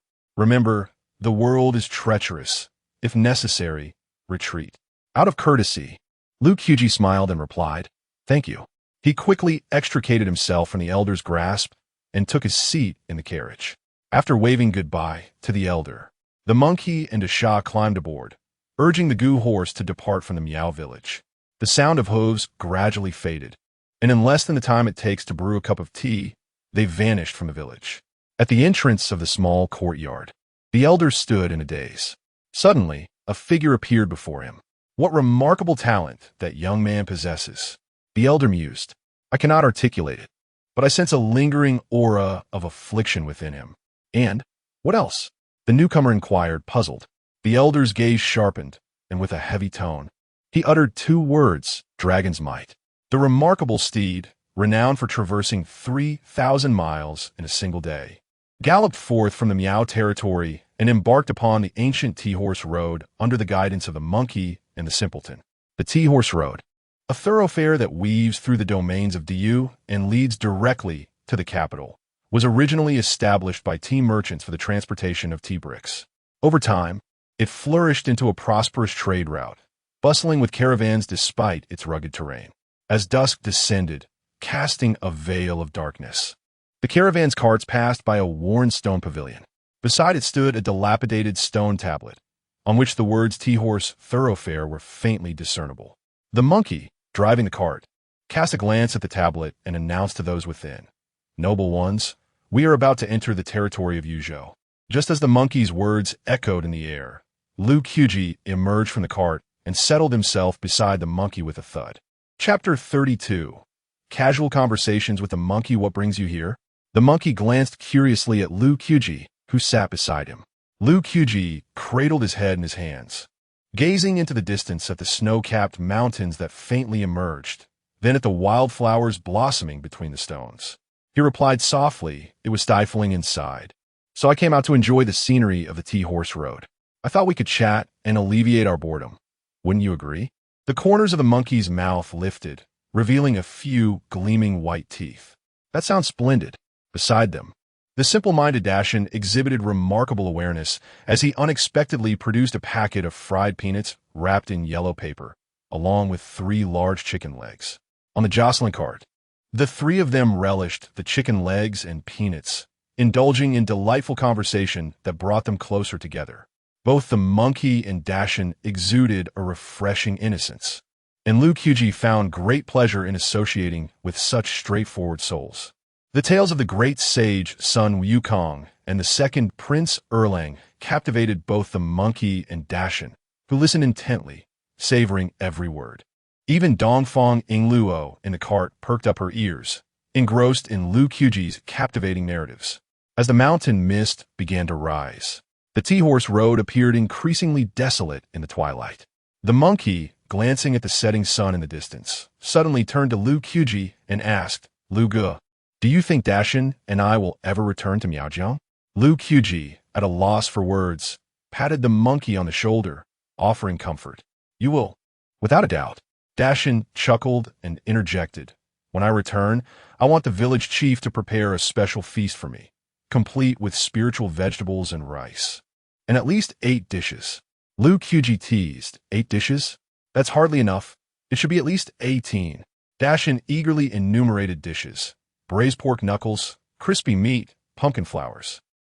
As he spoke, saliva began to drip unintentionally from his mouth. The monkey, observing Dashin's innocent demeanor, couldn't help but smile faintly. For reasons unknown, the monkey turned to Lu Qubi and, with a pleading tone, said, "Lu Gu, if Dashin and I cannot return to Miaojiang, could you please ensure our remains are brought back, so our ashes can return home?" Lu Qubi felt a chill at those words and quickly admonished, "What nonsense are you saying? The most important thing is to live well." The monkey blinked and replied, "Before I left, the village chief spoke with me. He warned that this journey is fraught with peril, and if we cannot return, the village will erect a monument for us. However, we have a custom in Miaojiang. If someone dies outside and their ashes do not return home, their soul cannot return either. Miaojiang is my homeland, the place where generations of my ancestors rest together. That is what I call home. I do not wish to end up lost. I know this request is burdensome, but Lu Gu, you are the only friend Dashin and I have out here." As he spoke, the monkey pulled Dashin and attempted to bow to Lu Qubi. Seeing this, Lu Qubi hurriedly stopped them, saying, "A man should not kneel except to his parents. Your matters. I have given my promise." With Lu Qubi's words, the monkey felt considerably reassured. Dasha, grinning, retrieved several meat pies from his inner pocket and handed them to Lu Qubi. Lu Qubi accepted the pastries with a smile and inquired, "Dasha, do you comprehend what the monkey has said?" "I do not," Dasha replied, shaking his chubby head with an innocent grin. "But I know that Brother Lu will eventually bring me home." Upon hearing this, Lu Qubi was touched, and his eyes glistened with emotion. He turned to the monkey beside him and asked, "Monkey, knowing the dangers, why did you still choose to come out?" The monkey, munching on a meat pie, replied nonchalantly, "I do not concern myself with danger. I only know that if we venture forth, the ordinary villagers may have the chance to escape the vast mountains." Inside the carriage, Dongfang Ingluo, who had been eavesdropping, instinctively clenched her fists, silently vowing, "I shall not allow the both of you to walk to your demise." 2 hours later, the sky darkened further. On the rugged tea-horse ancient road, pairs of crimson eyes suddenly illuminated the darkness. The monkey in the carriage immediately stood up, furrowing his brow. "Be cautious. There are mountain demons." Ancient texts describe the mountain demons as a type of monster, grotesque in form, covered in red fur, resembling a gorilla, yet as large as a calf. Clad in bronze armor, their eyes flicker like stars, dim by day and bright by night, their voices booming like thunder, shaking the forest. They are creatures of the mountains, often found in groups. Lu Qubi cast a glance at the flickering crimson eyes in the dark and stood up, gripping the blade of Tiambuli tightly. He then instructed Dasha, "Dasha, focus on controlling the cursed horse. The monkey and I will deal with these mountain demons." Upon hearing this, Dasha set aside his meat pie and concentrated on channeling the curse within the horse. In the next moment, The cursed horse sprouted iron armor, its emerald eyes turning a fiery red, and its speed remarkably increased. Lu Qubi and the monkey exchanged a glance, then swiftly leaped onto the top of the carriage, standing back to back, vigilantly observing the densely packed mountain demons by the roadside. With a thunderous roar, the mountain demons surged forward in unison. In an instant, Lu Qubi swung his blade, cleaving one mountain demon in half. The next moment, with a flick of his wrist, he redirected the blade towards the 7 or 8 demons that lunged at him. The sound of severed heads hitting the ground echoed. Meanwhile, a flying insect materialized in the palm of the monkey, its wings fluttering slightly, unleashing an invisible force that crushed dozens of mountain demons attempting to climb onto the carriage into a bloody pulp. Lu Qubi, catching sight of this, couldn't help but twitch his lips. So fierce? The monkey chuckled. There's more. Spirit butterfly curse. From the monkey's chest, dozens of radiant butterflies emerged, shimmering as they scattered brilliant scales. Once the scales had been sufficiently dispersed, the monkey snapped his fingers. With a sharp crack, a series of explosive sounds erupted. The mountain spirit lay dead, its limbs severed and scattered, while the wounded writhed in agony, helplessly watching the carriage speed away, emitting a series of anguished cries. Witnessing this scene, Lu Qubi gasped in shock. Turning to the monkey, "Your sorcery is remarkably potent." The monkey raised an eyebrow, a smirk of pride gracing its face. "Brother Lu, I must confess, I possess a modicum of sorcery." Lu Qubi pouted. "A modicum, you say?" He then rolled his eyes and sighed deeply. "At this rate, we might end up collecting each other's remains. With your talent, Brother Lu, you will surely surpass me in the future. Who can predict what lies ahead?" Moments later, after exchanging a few casual remarks, Lu Qubi and the monkey leaped down for the carriage's roof. Before they could settle, the enchanted horse abruptly halted, and the foolish beast let out a startled cry. "Not good. The spectral soldiers are borrowing the path ahead."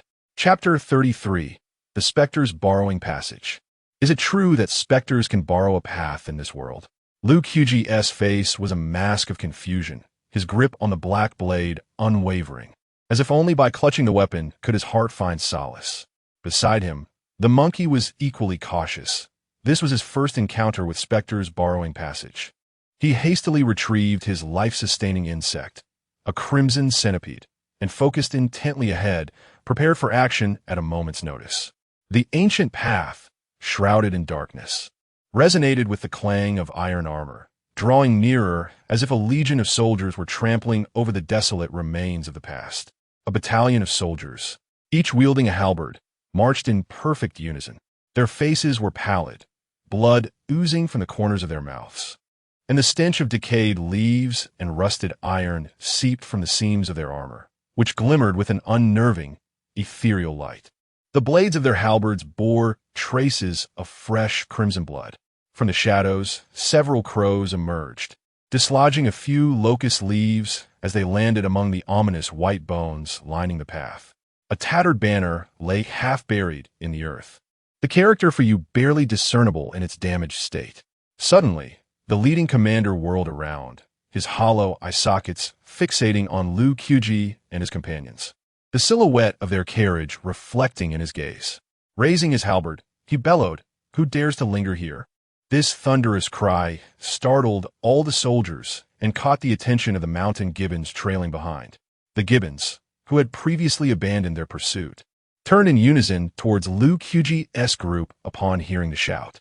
One particularly massive gibbon leaped onto a nearby giant tree, peering towards the halted carriage, baring its fangs in a furious roar.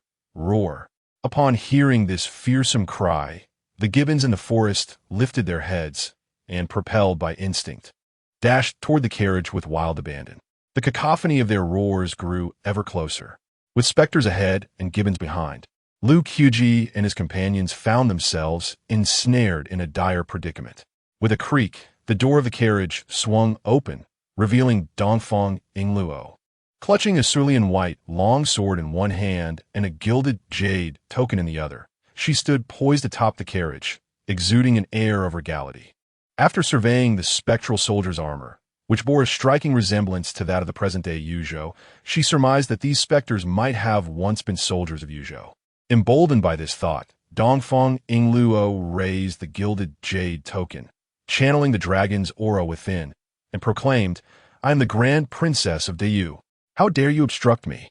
At her declaration, the once menacing leader of the specters paused, sensing the royal essence emanating from the jade token. He knelt on one knee and clasped his hands, addressing her with reverence. "Yozhou's Deputy General Li Yunshan pays his respects to your highness." Seeing this, Dafeng Yingluo secretly breathed a sigh of relief. Her gamble had paid off. The specters before her were indeed the soldiers of Yuzhou. Observing the halberds in their hands, she speculated that they were likely the famed halberd soldiers of Yuzhou. Yet, she pondered, why was the name Li Yunshan so unfamiliar to her? Could it be that his strength was too modest to have garnered any renown? It seems improbable that one who could attain the rank of a deputy general and command the formidable warriors of Yuzhou, like Li Yunshan, could remain so obscure during his lifetime. With such a perplexing thought, Dafeng Yingluo fixed her gaze upon Li Yunshan and inquired with a furrowed brow, "General Li, as a deputy general of Yuzhou, how did you meet your demise here?" This question, posed to a man long deceased, was one that Li Yunshan struggled to recall. He vaguely remembered being tasked with intercepting someone, but the identity of that individual and the origin of the command were beyond his recollection. After a moment of contemplation, he replied gravely, "I do not know." "Then who was it that killed you?" Dafeng Yingluo pressed further. In the face of her inquiry, Li Yunshan searched his memory in vain once more and helplessly shook his head. "I still do not know." Observing the oblivion of Li Yunshan before her, Dafeng Yingluo ultimately chose to relent in her questioning. Upon hearing commotion from behind, she turned to glance back and noticed the dense throng of mountain spirits approaching. A sense of urgency washed over her. Being ensnared by these creatures was one matter, but attracting the attention of more formidable foes would be disastrous.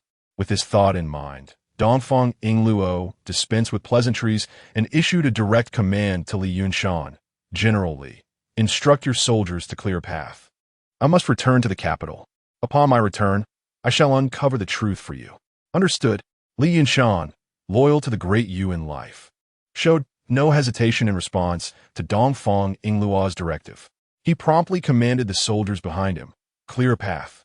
Allow the princess to depart." In an efficient and decisive manner, thousands of shadow soldiers formed two lines, creating a passageway in the center. The entire process was executed with remarkable discipline, reflecting the strict military code he upheld in life. Under the guidance of the fool and the monkey, the cursed steeds surged forward once more. At that moment, a tide of mountain spirits surged from behind the carriage. Witnessing this, Li Yunshan brandished his great halberd and moved to the rear of the carriage, calling out to the vanishing vehicle, "Princess, board the carriage. Leave the rest to me." Though he had already passed from this world, he remained a general of the great Yu, fully aware of his duty to protect his sovereign. "General Li, you have my gratitude," Dafeng Yingluo said, casting a respectful glance back at him. She then turned her attention to the fool and the monkey, stating calmly, "Let us depart." At the rear of the carriage, Li Yunshan raised his halberd and shouted to his soldiers, "Brothers in life, we safeguarded our homeland, and in death, we shall ensure the princess's safety. We shall not allow these mountain spirits to offend our princess of the great Yu. Follow me, and let us vanquish them." Thousands of Yuzhou warriors stood in formation, ready to charge. Leading the charge himself, Deputy General Li Yunshan distanced himself from the ranks, lunging forward with his halberd, which cut through the air with a resounding whoosh. Inspired by their general's valor, the soldiers behind him unleashed their formidable strength, transforming into reapers of souls in the shadowy realm, relentlessly claiming the lives of the mountain spirits. These spectral warriors were once renowned as the formidable great halberdiers of Yuzhou, their prowess in battle rivaling that of the river-crossing soldiers, albeit with a slight inferiority. The mountain demons, who had risen in rebellion, appeared particularly feeble in the presence of these Yuzhou specters. In the span of a single tease brew, thousands of these spectral soldiers crushed the mountain demons, sending them fleeing in disarray. The heart-wrenching wails of the mountain demons echoed through the mountains, rising and falling, lingering in the air. Li Yinshan, wielding his halberd, stood amidst a pool of blood, enveloped in a daze. As the slaughter continued, images began to surface in his mind. Eunuchs, the great Feng, yin-yang master. Li Yinshan clutched his head, emitting fragmented sounds. After a moment, as if struck by a realization, he abruptly turned his gaze toward the horizon where a carriage had vanished. That aura belonged to that child from years past. No, this essence is incorrect. That child was born frail and ill. It cannot be him. Meanwhile, after traveling 100 miles through the night, the weight that had burdened Lu Qubi and his companions began to lift. Lu Qubi leaned against the carriage door, addressing Dongfang Yingluo within.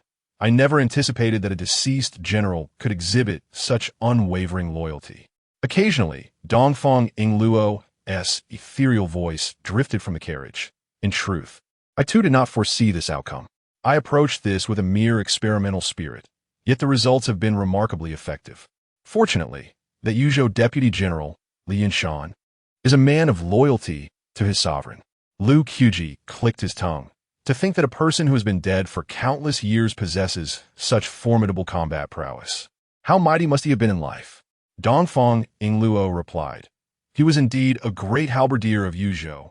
At his peak, he could contend equally with the river-crossing soldiers. How could he not be formidable? Yet, his demise was somewhat peculiar. A frown creased Dongfang Yingluo's brow as she sighed deeply. She too was curious as to why the once dominant great halberdier of Yuzhou, who had traversed the expanse of the Great Yu, met his end on the Hoarse road, and why so few were aware of it. All of this seemed like a sealed cocoon, awaiting Dongfang Yingluo to unravel its mysteries step by step. In the Qintian Observatory of Great Yu, an elderly man with a white beard dozed in a recliner in the courtyard when suddenly, the celestial armillary sphere within the room emitted a jarring sound, startling him awake. He quickly calculated with his fingers and discerned. Dragon Qi is manifesting in Yuzhou, and it carries a hint of feminine softness. It must be the Long Princess. Chapter 34. Seeking the Ancestor in the Rain. Knock, knock, knock. The door of the Astronomical Bureau was suddenly rapped upon by a middle-aged man. Standing over 7 feet tall, adorned with a black cap, he exuded an air of shrewdness and capability. After taking a deep breath, the man spoke, his voice tinged with a slight tremor. Esteemed ancestor, I, your unworthy descendant, come to seek your counsel. The elderly man with a white beard, who had been deep in calculation, paused upon hearing the voice. He turned to the crimson door, his expression sour and displeased, furrowing his brow as he reprimanded. What kind of conduct is this? Address the bureau chief properly. To think you are the current head of the Sidhu family, and yet do not know to speak appropriately in an official capacity. At this rebuke, the elegantly dressed Sidhu outside the door trembled, bowing deeply and clasping his hands in a gesture of respect, hastily correcting himself. I am Sidhu, here to see the bureau chief. Not a chance. Speak your business from outside. The white-bearded elder plopped down into his grand chair, irritated, muttering quietly to himself. To come see me at such a time. There is not a single one of them that brings me peace. Outside, having been met with a cold reception, Sidhu dared not voice a single complaint. Instead, he knelt before the grand red door of the Astronomical Bureau with a thud. His upper body prostrated against the frigid ground. He implored, Bureau Chief, I audaciously seek to inquire about the whereabouts of that individual. This time, Sidhu was not merely representing his family, but was on a mission from the second prince. Despite the fact that the individual inside had little remaining connection to the Sidhu family, they were still kin, sharing the same bloodline. He could not believe that the person within would allow the entire Sidhu family to perish. The white-bearded elder, upon hearing this, was greatly incensed, springing up from his chair, his beard bristling as he glared at the door, bellowing, Sidhu, have you lost your senses? To seek the whereabouts of the dragon heir at this juncture?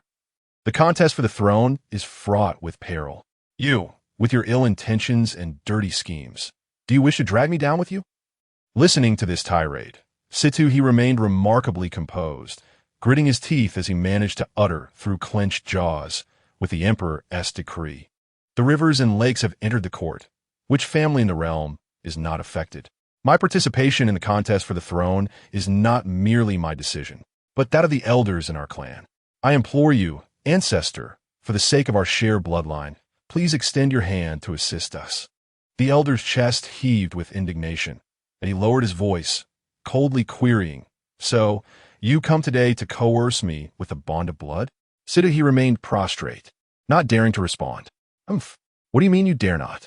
The voice from within roared again, and Siddhi refrained from retorting, pressing his forehead to the ground, remaining silent. After a considerable pause, the white-bearded elder gazed up at the tumultuous sky, muttering to himself, to maintain one's own integrity? How difficult! Amidst his musings, he stole a glance towards the depths of the palace, whispering softly, "Your Majesty, I fear this matter may ultimately bear your mark. In orchestrating such a grand strategy, do you believe you can maintain control? Human calculations pale in comparison to the workings of fate." The aged man with a white beard let out a long, resigned sigh. As he lowered his gaze, he happened to catch sight of an ant falling into a crevice between the stones. Though the gap was narrow, it was sufficient to seal the ant's doom. Thunder rumbled ominously above, and whether by coincidence or not, a series of heart-stirring roars echoed through the heavens. The air quickened, carrying the scent of impending rain. A torrential downpour was imminent. There was no escaping it. There was no escaping it. The old man repeated this phrase, his deep-set eyes lost in contemplation, unaware of his own musings. As the heavy rain loomed closer, he waved his hand, and a gust of wind lifted the ant from its stone prison, granting it a chance at survival. Trapped in a crevice, was I, Situ Chongqing, not similarly ensnared? Alas, since that individual insists on drawing me into the fray, I shall comply. With a resounding crash, the heavens unleashed their deluge. Situ, drenched by the rain, showed no intention of rising. The white-bearded elder stood amidst the tempest, untouched by the rain, his feet seemingly unbound to the ground, his white garments billowing with grace, his gaze piercingly sharp. Once more, he turned his attention to the world beyond the door, finally uttering, "The horse road." Siddhi raised his head against the rain, droplets cascading down his stern visage. He bowed once more, expressing, "On behalf of the Siddhi family, I extend my deepest gratitude for your guidance, esteemed ancestor." With a creak, the elder personally opened the crimson door. Observing Siddhi kneeling in the rain, he imparted with profound significance, "Do not place all your eggs in one basket. Remember to leave a spark for the Siddhi family." With that, the elder vanished from sight. Having spoken thus, he had fulfilled his duty. As for whether he could grasp the essence of his words, that was no longer his concern. After acquiring the information he sought, he rose, reflecting deeply upon his ancestors' counsel, lost in thought. After a moment, he deemed it necessary to discreetly send several secondary branches of the family to the countryside. The rain intensified, the shifting winds and clouds obscuring the overarching situation. Siddhi exited the Qintian Observatory, bearing the coveted knowledge. Within the confines of the Crimson Door, the ant, rescued by the gust, was once again thrust back into the crevice by the sudden downpour, struggling in vain before succumbing to the deluge. As a torrential rain fell upon the capital, the horse road basked in brilliant sunshine. Approaching the capital, the influx of merchant caravans increased, and tea houses and taverns began to appear along the route. The Guma galloped tirelessly throughout the night, leaving the monkey and the foolish one utterly exhausted. While Lu Qubi was equally fatigued, they all recognized the futility of continuing in such a manner. Thus, Dafeng Luo, from within the cart, suggested they seek an inn to rest ahead. Before long, Guma came to a halt at an inn named Fengiula. Upon the arrival of guests, the innkeeper promptly approached to welcome them. After disguising herself, Dafeng Luo stepped out of the carriage and addressed the approaching innkeeper, stating, 3 rooms and a table of food and drink. Certainly, replied the innkeeper with a nod, turning to the horse and bending slightly to inquire, esteemed guest, does this horse require any premium feed? Dafeng Luo waved her hand dismissively, no need. The innkeeper paused, visibly taken aback, glancing at the horse with a hint of curiosity. It was indeed uncommon for a horse to require no feed. Could it be a steed of celestial origins? With its striking azure eyes and purple mane, it was certainly a possibility. Were these individuals perhaps the fabled practitioners of the arcane? Better to believe in the extraordinary than dismiss it entirely. With this thought in mind, the innkeeper's demeanor towards Lu Qubi and his companions grew increasingly respectful. He warmly ushered the groom to relocate the carriage to the courtyard, personally leading Lu Qubi and his party into the inn. Chapter 35. The inn, the first whispers of spiritual silver coins. As soon as he stepped inside, Lu Qubi heard a resounding clap of hands. He looked up to see an elderly storyteller by the window, whose striking gesture silenced the bustling crowd. With great eloquence, he recounted the tale of Li Feixian, the foremost genius of the Sword Tomb, who entered the first realm at 15 and the second realm at 20, leaving his mark upon the world.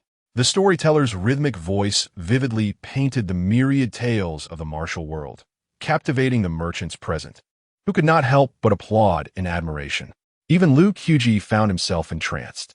In the next moment, Dafeng Yingluo's voice broke through the spell of the storyteller's narrative, awakening Lu Qubi from his reverie. She cast a sidelong glance at the storyteller and whispered in his ear, 1 part truth, 3 parts falsehood, 3 parts fabrication. It's surprising you were so engrossed. Embarrassed, Lu Qubi scratched his head and replied, well, this isn't my first venture into the martial world. It's always good to hear more stories. To this, Dafeng Yingluo rolled her eyes. Before long, noticing the crowded hall, she glanced at the waiter and inquired, do you have a private room? The waiter, forcing a smile, rubbed his thumb against his fingers. Dear guest, we do have private rooms, but they are rather pricey. Lu Qubi interjected, how much is it? The waiter raised a finger and cheerfully responded, 1 spiritual silver coin.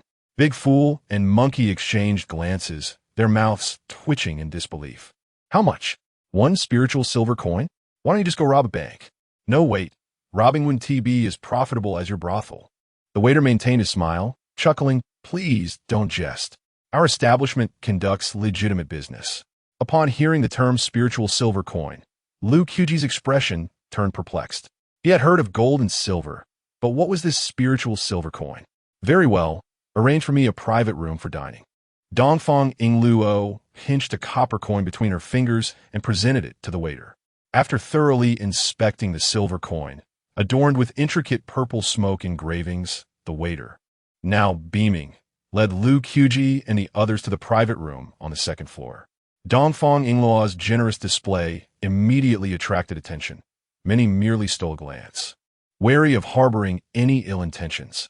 Those who ventured into the T-Horse Road were no fools, and to have the means to part with spiritual silver coins was indicative of someone not of ordinary pedigree, perhaps a disciple of a mountain sect.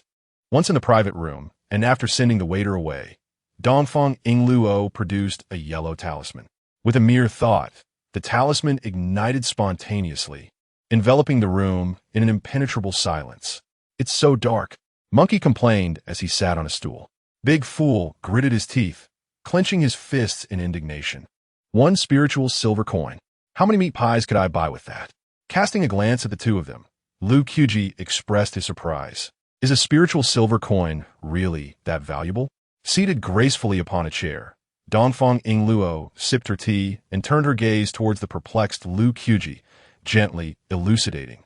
Mortal beings possess currency, and naturally, cultivators have their own form of currency as well. In ascending order, they're incense money, spirit silver, and yuan gold. 1 yuan gold coin can be exchanged for 1,000 spirit silver coins, while 1 spirit silver coin can be traded for 1,000 incense coins. Moreover, 1 incense coin can be exchanged for 100 taels of gold. What? Lu Qubi exclaimed in astonishment. Though he was unfamiliar with spirit silver, he certainly understood the value of gold.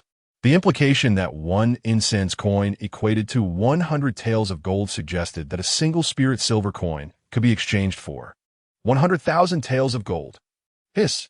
He sharply inhaled, collapsing back into his chair, joining the disheartened Monkey and Shah, muttering vehemently, this is outrageous, truly outrageous. Observing the trio's incessant complaints, Dafeng Yingluo smiled softly, saying, there is no need for lamentations. A spirit silver coin is neither too much nor too little. Behind this Fengyue tower lies a formidable sect. Otherwise, they would not dare engage in business with those from the mountains. The front hall is a mingling of various characters. Yet a private room can alleviate many of our troubles. Subsequently, Dafeng Yingluo glanced at Monkey and inquired, "How many more days until we reach the capital?" Monkey produced a large sheepskin map from his bosom, carefully calculating, and replied, "Noble one, we require at least another day and a half." Upon hearing this, Dafeng Yingluo nodded. A day and a half more. If they could endure that duration, she would return to her stronghold. She was quite curious to witness the expression on her ruthless second brother's face upon her safe return. Would it be one of shock, fear, or perhaps sorrow? Turning to face Lu Qubi, she observed his countenance, her phoenix eyes darting to the figure of Tian Bewley behind him. Noticing the anomaly, Lu Qubi met her gaze, slightly puzzled, and inquired, "Is there something on my face?" Coughing softly, Dafeng Yingluo felt a flush of warmth cross her cheeks as she replied earnestly, "We have only completed half the journey. While our proximity to the capital increases our safety, you must remain vigilant. Nothing must happen to Tian Bewley behind you." Lu Qubi extended his hand, positioning Tian Bewley protectively in front of himself, and jested, "Should I be cautious, or should Tian Bewley be the one to exercise caution?" Dafeng Yingluo's expression shifted, her ears slightly reddening, yet she maintained her composure, stating, "Both must be careful." Imitating the gestures of the innkeeper, Lu Qubi rubbed his thumb against his index finger, raising an eyebrow and grinning, "Princess, given how many times I've risked my life alongside you, shouldn't you show a token of appreciation?" Dafeng Yingluo's expression changed in an instant as she casually handed him a spirit silver coin, retorting, "You must have fallen into a money pit." Lu Qubi accepted the spirit silver coin with a cheerful smile, carefully tucking it away in his attire. Witnessing this, Monkey and Desha gazed at Dafeng Yingluo with wide eyes. Their status as mere guards rendered them hesitant to speak, yet fortunately, Dafeng Yingluo was generous, bestowing each of them a spirit silver coin as well. Suddenly, Dafeng Yingluo inquired of Lu Qubi, "Upon your return to the capital, would you consider entering my princess's residence?" Seated in a chair, Lu Qubi continuously caressed the blade, encased in silk, and shook his head, replying, "There's no need for that. You must understand that once you enter the capital, you will be regarded as a member of my princess's household in the eyes of other powers, a label that is difficult to shed." With genuine concern, Dafeng Yingluo urged him, feeling an indescribable affection for the extraordinary talent that Lu Qubi represented, and was reluctant to let him slip away. However, Lu Qubi was well aware of this principle, joining the princess's residence at his current cultivation level. The late stage of the first realm seemed rather futile. Noticing his reluctance, Dafeng Yingluo quickly proposed, "What if I recommend you to the demon-slaying office?" "The demon-slaying office?" Upon hearing these words, Lu Qubi's interest was piqued, and he eagerly pressed for more information. "What sort of place is the demon-slaying office?" A smile graced Dafeng Yingluo's lips as she explained, as the name suggests. The demon-slaying office exists to eradicate all demonic entities and safeguard the tranquility of our great nation. It operates independently of the bureaucratic constraints, directly accountable to the Emperor, and members ascend through military merit in slaying demons. Does that not make them the Emperor's henchmen? Lu Qubi interjected. Dafeng Yingluo nodded in affirmation. "Precisely. Which is why those in the demon-slaying office are often looked down upon by other officials. I share their disdain."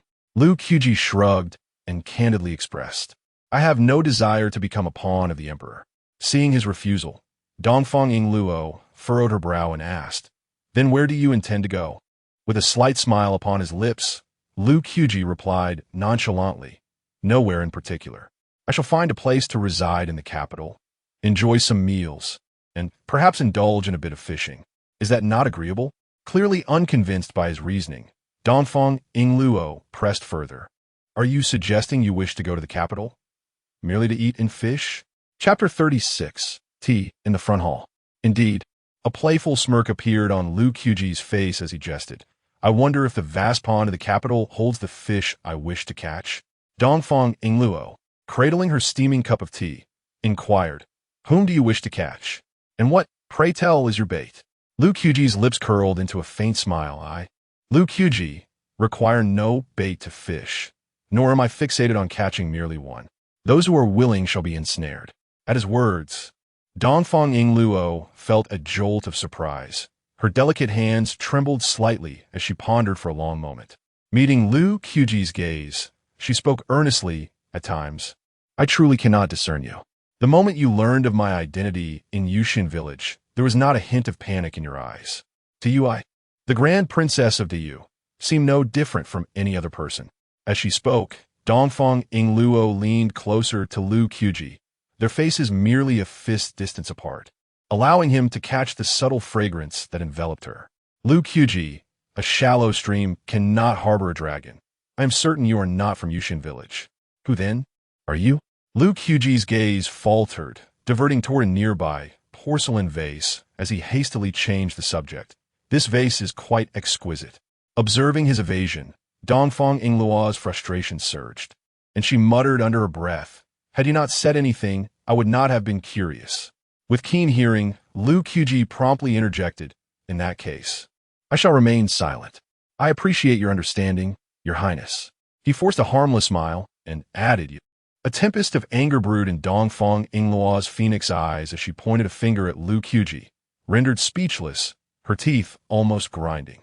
"What you wish to convey, you feign ignorance to hear. What you wish to ignore, you grasp with clarity. Is this not a blatant refusal to divulge?"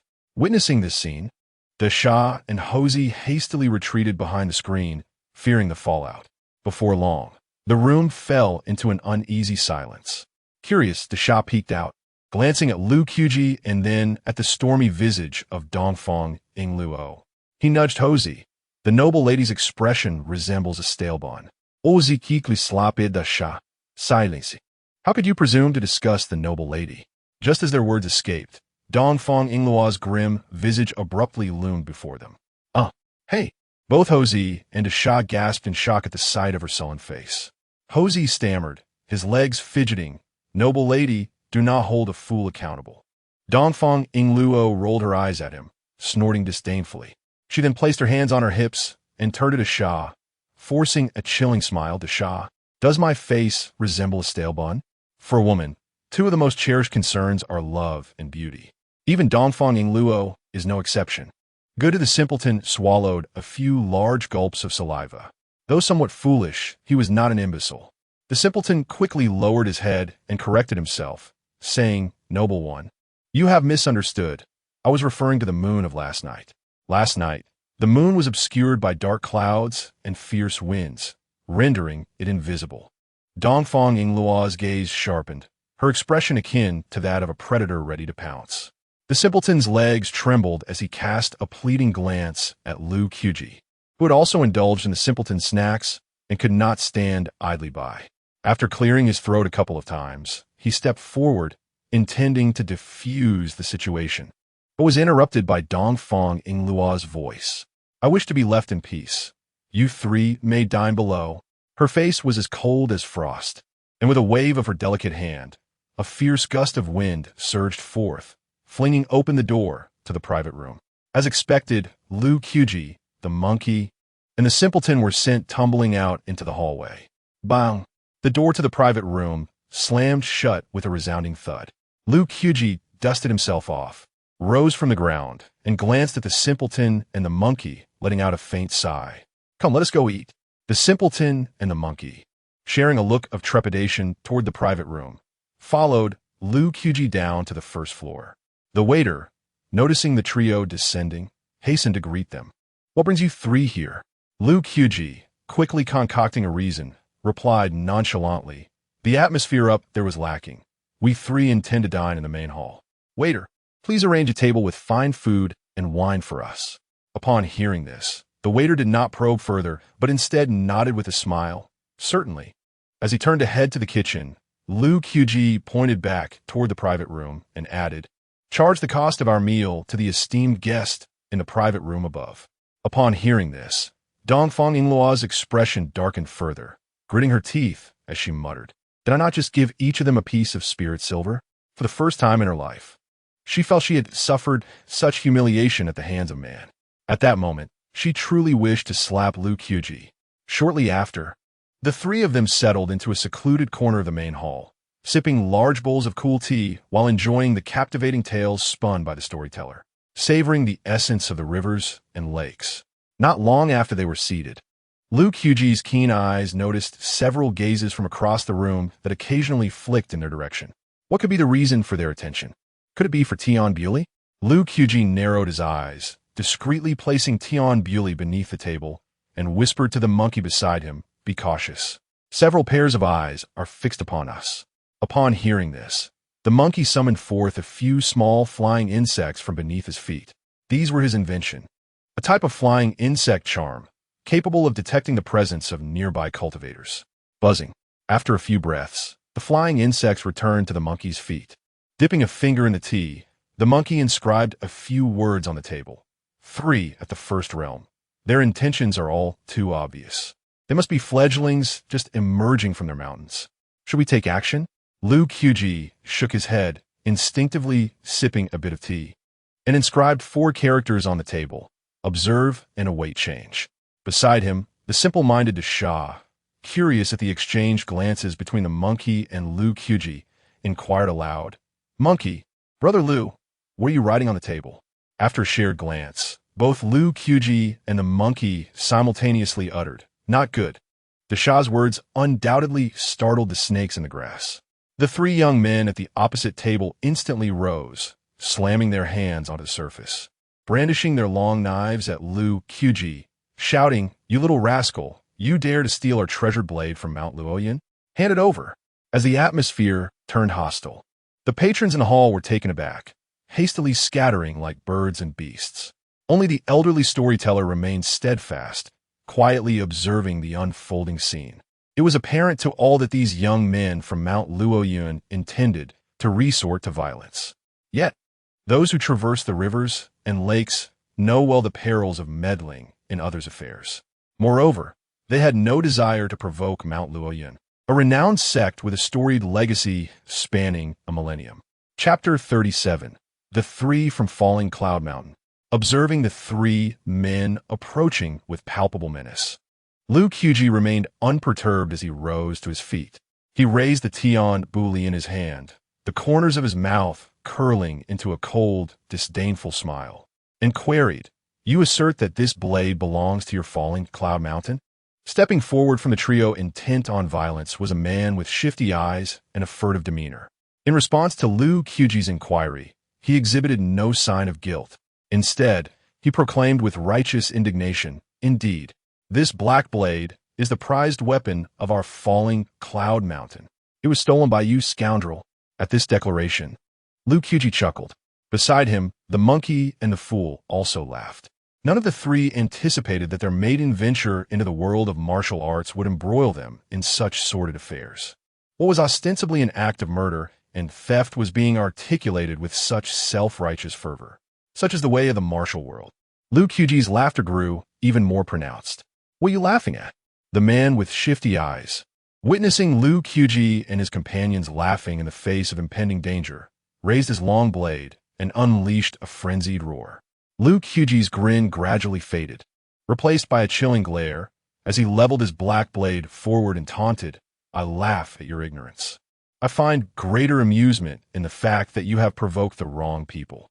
As his words echoed, Lu Qiji's eyes abruptly shifted, a fierce glint flashing within them. With the black blade in hand, how could he endure the humiliation inflicted by such a despicable cur? In an instant, Lu Qubi, the monkey, and the fool vanished from their previous location. A heartbeat later, a low voice resonated behind the man with shifty eyes. "What are you looking at?" Startled, the man's expression turned to one of sheer terror, his pupils narrowing to mere pinpricks. Realizing the danger, he viciously swung his long blade backward. Clang! The blade collided with Lu Qiji's black blade, producing a sharp sound. With a resounding crack, the man's weapon shattered into 2 pieces. The force of the impact tore through the grip of his hand, blood streaming down his fingers as his entire arm trembled uncontrollably. This was dire. He had encountered a formidable opponent. In that fleeting moment, The man with shifty eyes understood that he was no match for Lu Qubi. A wave of panic surged within him, disrupting his composure and causing him to stagger backward, forcing a feigned smile as he repeatedly stammered, "It's a misunderstanding. Merely a misunderstanding. You dare to speak of misunderstandings while your blade is raised against me?" Lu Qubi advanced menacingly, pressing closer to the man with shifty eyes. His voice hoarse. "What's wrong? Are you afraid?" Perceiving the murderous intent in Lu Qiji's gaze, which seemed almost tangible, the man's teeth chattered in fear as he hastily declared, I am a disciple of Falling Cloud Mountain. If you kill me, you shall not escape." "Falling Cloud Mountain? Is it renowned?" Lu Qubi scoffed derisively, tightening his grip on the black blade Tian Buli. With a swift motion, he unleashed a flurry of strikes, the blade cutting through the air, severing the tendons of the man's feet and hands, despite being enshrouded in the silk of the golden silkworm. With a thud, the rat-eyed man lay on the ground, his garments stained with blood, his eyes filled with terror as he incessantly pleaded for mercy. "Good sir, spare my life." Just as Lu Qubi was about to take the life of the rat-eyed man with a cold snort, the elderly storyteller standing by suddenly interjected, "Young man, Falling Cloud Mountain and my Falling Sunset Mountain are neighboring peaks with some acquaintance. Might you grant me the courtesy of handling this matter?" He continued, "Consider it a favor owed to a young friend from Falling Sunset Mountain." Upon hearing this, Lu Qubi first turned to glance at the hulking figure of the Shah and the nimble monkey, who were subduing the other two men, and quietly inquired, "Monkey, what is the cultivation level of this elder?" With a swift kick, Monkey sent one of the men sprawling and cast a sidelong glance at the elder, replying, "Brother Lu, he is merely at the early stages of the second realm. I could dispatch him in mere moments." With Monkey's assurance, Lu Qubi felt emboldened. He chose to disregard the elder's words, and before the elder's very eyes, raised his wrist slightly, allowing the black blade to slice through the rat-eyed man's throat. Blood gushed forth instantaneously, splattering the floor of the front hall, releasing a pungent metallic scent. The Shah and Monkey exchanged glances before extinguishing the lives of their captives as well. In the blink of an eye, the three members of Falling Cloud Mountain met their demise, lifeless on the spot. The elder's eyes widened in fury as he slammed the wooden block on the table, exclaiming, "Young brother, the martial world is not merely about violence. It is about relationships and human affairs. Today, you have undoubtedly humiliated both Falling Sunset Mountain and Falling Cloud Mountain." Upon hearing the names of the two sects, the onlookers hidden in the shadows began to murmur. These young men were clearly too inexperienced. Who was unaware that Falling Cloud Mountain and Falling Sunset Mountain shared a common origin? Moreover, this brothel was an establishment of Falling Sunset Mountain. The elder had offered a chance for redemption. Leaving this establishment today would be no easy feat among them. Some newly acquainted wanderers of the Jianghu expressed their indignation on behalf of Lu Qubi and his companions. Humph. This is clearly a trap set by Falling Cloud Mountain and Falling Sunset Mountain. One side plays the benevolent, while the other plays the villain, and afterward, they split the spoils evenly. Do they truly believe everyone is foolish enough not to see through this? Be quiet. Lower your voice. Are you not afraid of attracting trouble? Listening to the murmurs, Lu Qubi turned to the elder and questioned, "Do you truly believe everyone in this world is a fool? If you genuinely intended to uphold justice, why did you not intervene when the three from Falling Cloud Mountain brandished their blades? Now you choose to present yourself as the paragon of virtue. What a clever ruse." He continued, "You speak of heroism while embodying the very scoundrelry you decry. How utterly ironic." The storyteller's face turned ashen. His fists clenched tightly as he replied in a low tone, "Young brother, some truths, once revealed, can lead to dire consequences. You must consider whether you can bear the wrath of two millennia-old sects." Upon hearing this, Lu Qubi showed no signs of fear. Instead, he lifted his gaze to the private rooms above and called out loudly, "Can we withstand it?" The crowd within the brothel curiously looked up towards the second floor. A voice, ethereal yet commanding, resonated through the air. "Mount Luoyun and Mount Luoxia, merely third-rate sections. You may handle this as you see fit." Hiss upon uttering these words, A collective intake of breath echoed throughout the wind and moon pavilion. To think that the two millennia-old sects, Mount Luoxia and Mount Luoyuan, were regarded as nothing more than third-rate in her eyes. Who, then, were these young individuals representing such formidable power? Those observing in the shadows began to speculate about the identities of Lu Qubi and his companions. The young supporters of Lu Qubi, reveling in mischief, remarked, "It's all over for them. It seems that Mount Luoyuan and Mount Luoxia have truly encountered a formidable opponent." At that moment, the elderly storyteller found himself flustered, beads of cold sweat forming on his palm. His demeanor underwent a complete transformation as he spoke with utmost courtesy. "May I inquire, esteemed guest, which sect you belong to? If I have caused any offense, I humbly seek your forgiveness." Humble forgiveness?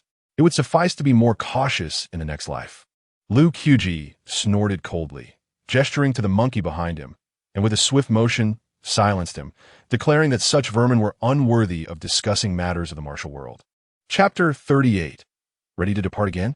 As the words fell, Lu Qubi turned around, sitting back in his chair with a decisive gesture, casually sipping from a large bowl of cool tea. The monkey stepped forward, a sinister smile curling at the corners of his mouth.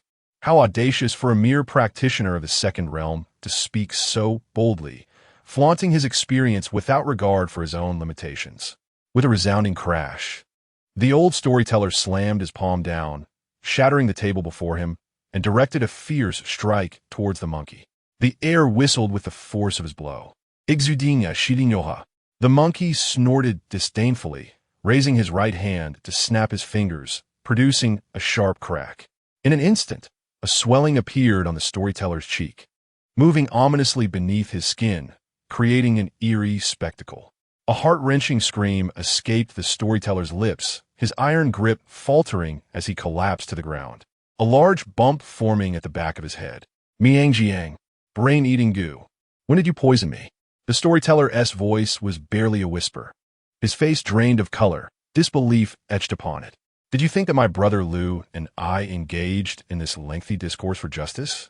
You are mistaken. We merely sought an opportunity to strike." As he spoke, the monkey produced a dagger from his waist and advanced slowly towards the storyteller. With a swift thrust, the dagger pierced the storyteller's skull, and though he was not yet lifeless, he felt the cold steel drawing blood. His eyes widened in terror as he summoned the last vestiges of strength to utter, "Luoyuan Mountain, and Luoxia Mountain will not let you escape." A goo insect, the size of a quail egg, emerged from the storyteller's head and fluttered into the monkey's grasp.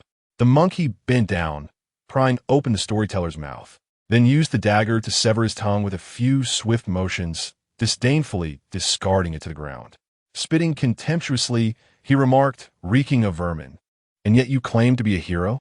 Such ruthless actions rendered the entire Fengyue building silent as the onlookers, hidden in the shadows, felt a chill of fear creeping upon them, instinctively wiping the cold sweat from their foreheads. The monkey wiped the dagger clean and returned leisurely to his seat. After taking a hearty sip of tea, he smiled at Lu Qubi, saying, "Brother Lu, it's all settled." Lu Qubi tapped the table and called towards the kitchen. "Come collect the corpses, and do bring our food and drink as well."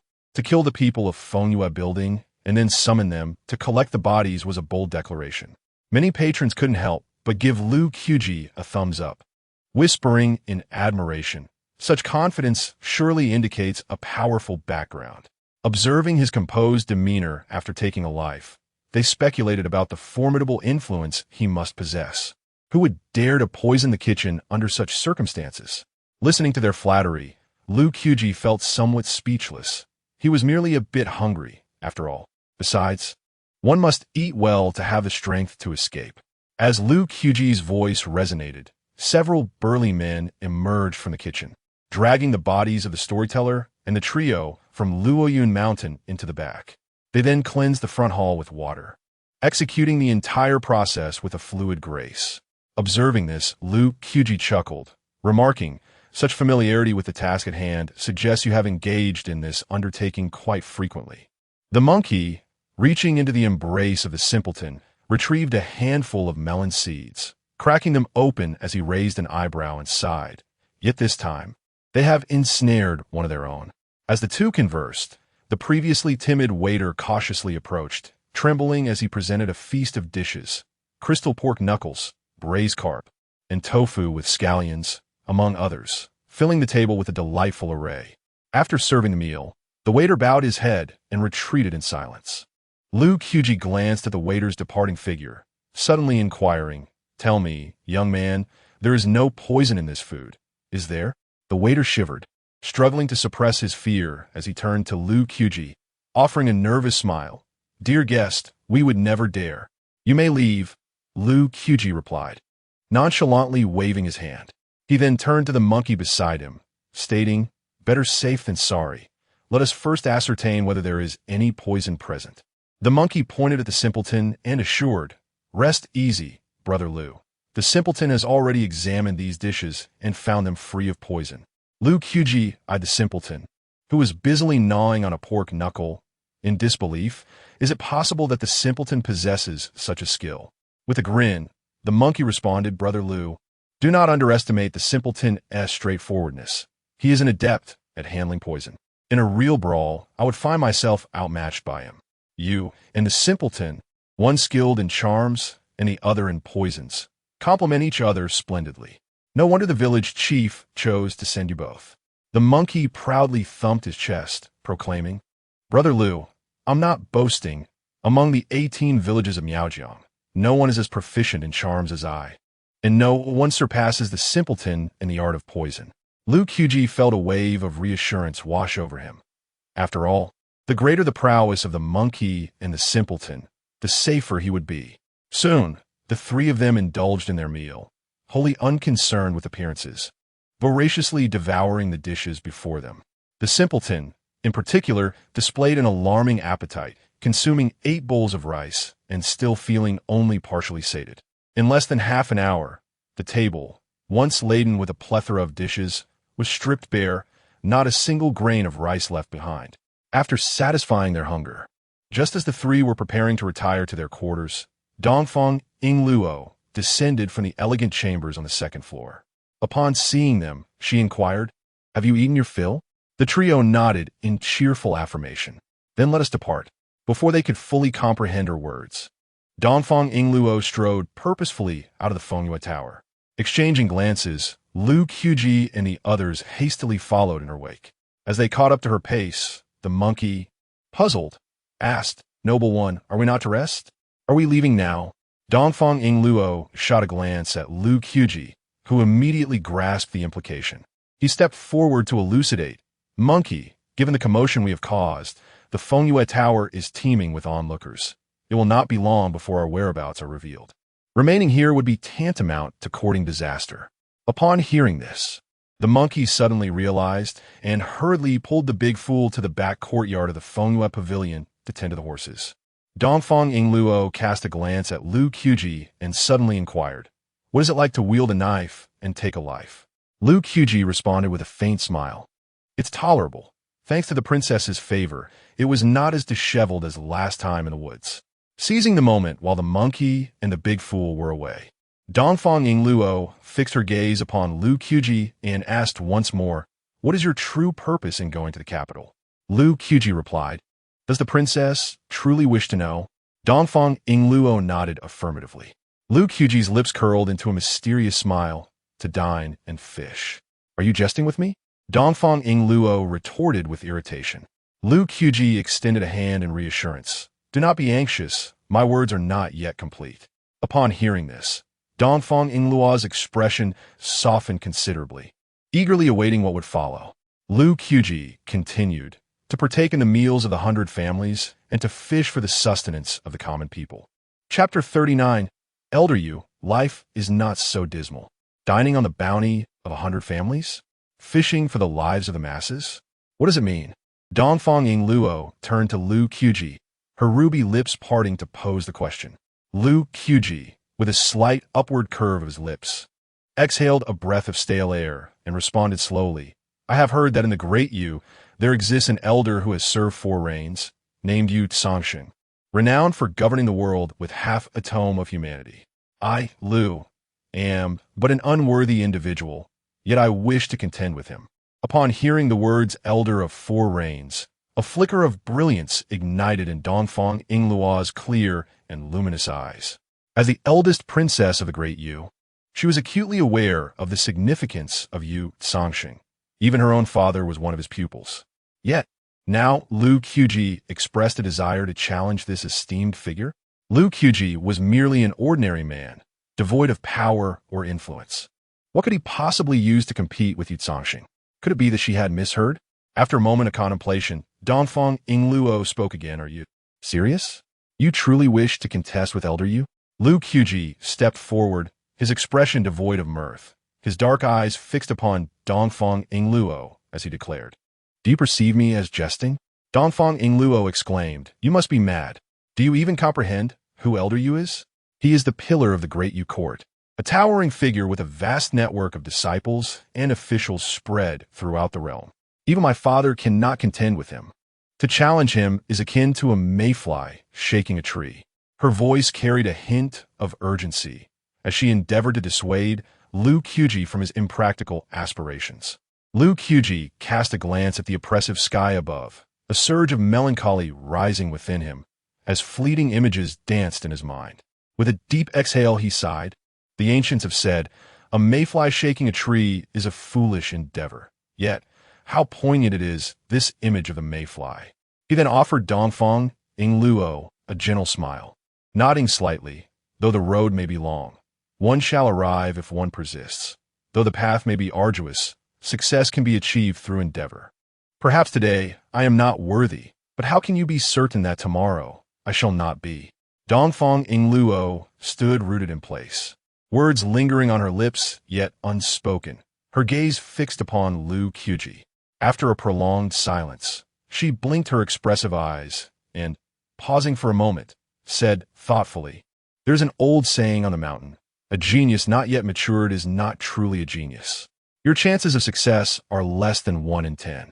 Why pursue a path to ruin?" Lu Qubi blinked in response, softly countering, "No matter how vast the martial world may be, it is merely divided into directions. No matter how lengthy life may be, it ultimately culminates in birth, aging, illness, and death. Since the end is the same for all, why should I, Lu Qubi, fear death? Moreover, did you not say I still possess a chance of half? That is sufficient." In hearing these words, Dongfang Yingluo found herself at a loss for a suitable response. Just then, the monkey and the simpleton arrived at the entrance, leading the horse-drawn carriage. As Dongfang Yingluo gracefully ascended into the carriage, a sudden thought struck her, prompting her to glance back at Lu Qubi, inquiring, "By the way, have I yet to ask you what grievances you hold against him?" Lu Qubi approached the carriage with a calm demeanor, smiling as he replied, "The princess is already privy to more than enough. Any further knowledge may not bode well." A knowing smile graced Dongfang Yingluo's lips as she remarked, "I believe that one day you will unveil everything to me." "Why would I do so?" Lu Qubi questioned. "Because you, Lu Qubi, are undeniably aligned with the princess's faction. In this fierce contest for the throne, orchestrated by my father, no official can remain unscathed, and Elder Yu is no exception. Why not engage in a game of wits with Elder Yu amidst this struggle?" Lu Qubi touched his nose, a contemplative smile curling at the corners of his mouth. "That is an intriguing proposition, but why should I choose the princess?" Dongfang Yingluo pondered before responding, "Because we are friends, and furthermore, I shall not choose Elder Yu. I will grant you time to deliberate. Simply inform me of your decision upon our return to the capital." With that, she entered the carriage. Shortly thereafter, Lu Qubi joined her, and under the guidance of the monkey and the dim-witted giant, the horses galloped swiftly along the ancient T-horse road, stirring up clouds of dust and stones. The setting sun melted like gold, casting a sanguine hue across the horizon, transforming the T-horse road into a winding tapestry of brilliance, unfurling across the vast expanse of sky and earth. The distant mountains, like dark silhouettes, silently observed this weathered path. The fierce west wind whipped up swirling sands, striking the faces of travelers and imparting a coarse sting. Leaning against the carriage, Lu Qubi gazed at the breathtaking sunset, exhaling a sigh of reflection.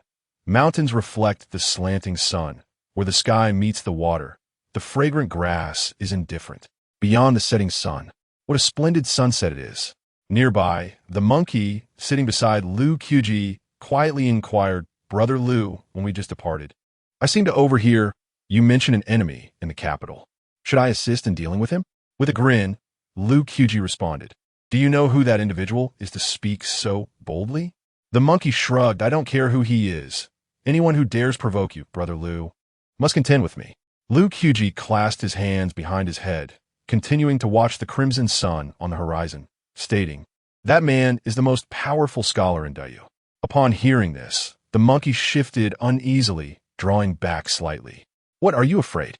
Lu Qubi teased, casting a sidelong glance at him.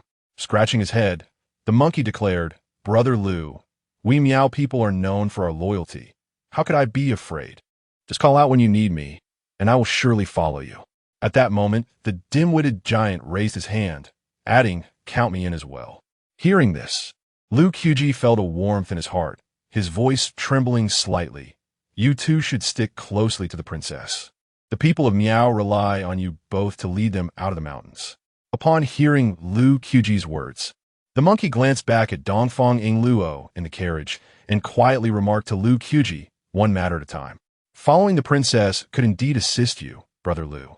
After all, we are friends." At that moment, as the sun set, Lu Qubi looked up with a smile, repeatedly murmuring, "Friends indeed. Perhaps this world is not as dreadful as I imagined." As night fell, a chilly wind swept through the air, and a bright moon rose in the east. Its cool light cascading down like liquid silver, draping all in a veil of shimmering brilliance. Several figures adorned in embroidered garments with golden threads and silver edges flitted through the night sky. In no time, a dozen silhouettes stood resolutely on the ancient path, each wielding a curved saber, their expressions cold and eyes frosty, resembling phantoms. At the forefront, a figure clad in a crimson embroidered robe stood with hands clasped behind, gazing into the distance at the approaching carriage, softly murmuring, "The wind tonight is rather fierce. A chilly night is favorable for murder." Chapter 40. The Evernight Marquis, Li Chengyan. The night enveloped the land like a heavy, ancient black silk, pressing down so forcefully that every blade of grass along the hoarse road bowed in submission.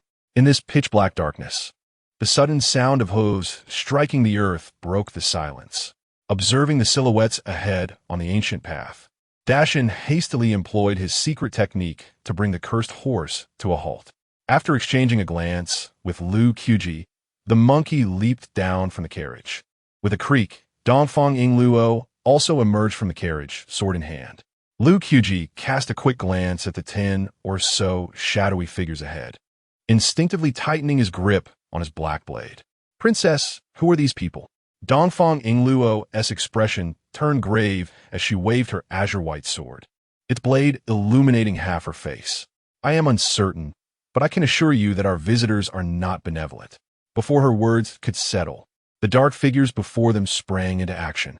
The foremost figure, clad in dark crimson, appeared to defy gravity, moving 100 meters in the blink of an eye until he hovered above the carriage.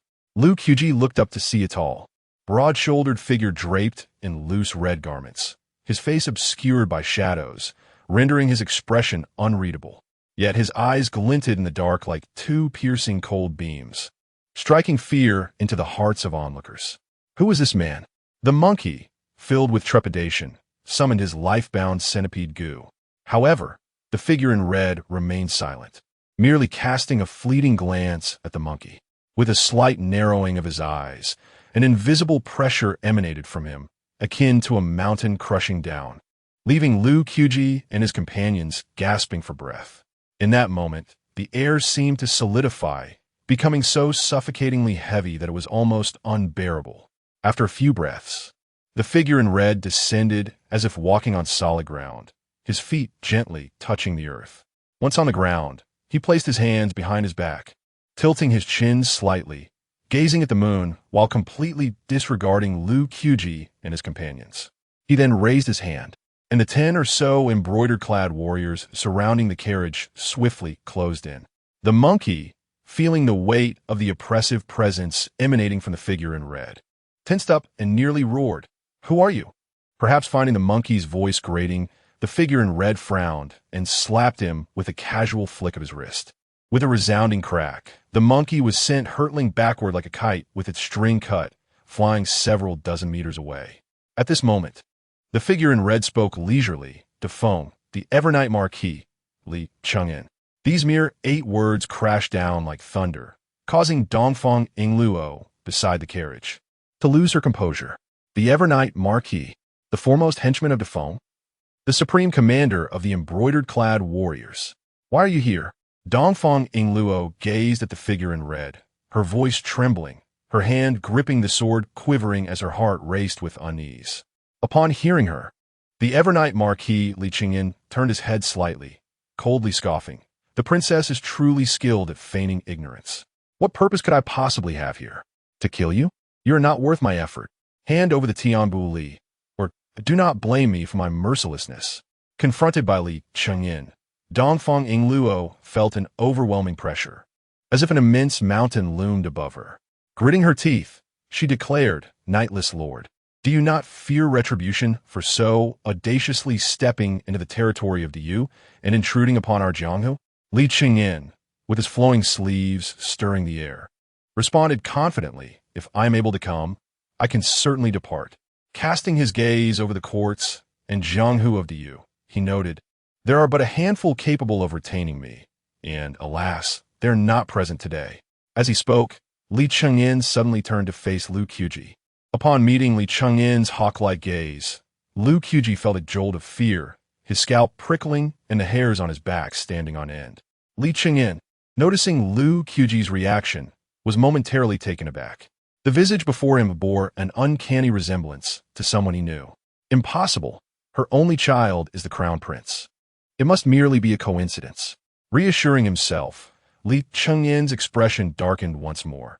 His fingers curled slightly as he reached out towards Lu Qubi with an unseen force. A powerful suction drew Lu Qubi off balance, pulling him inexorably towards Li Chengyan, regardless of his desperate struggles.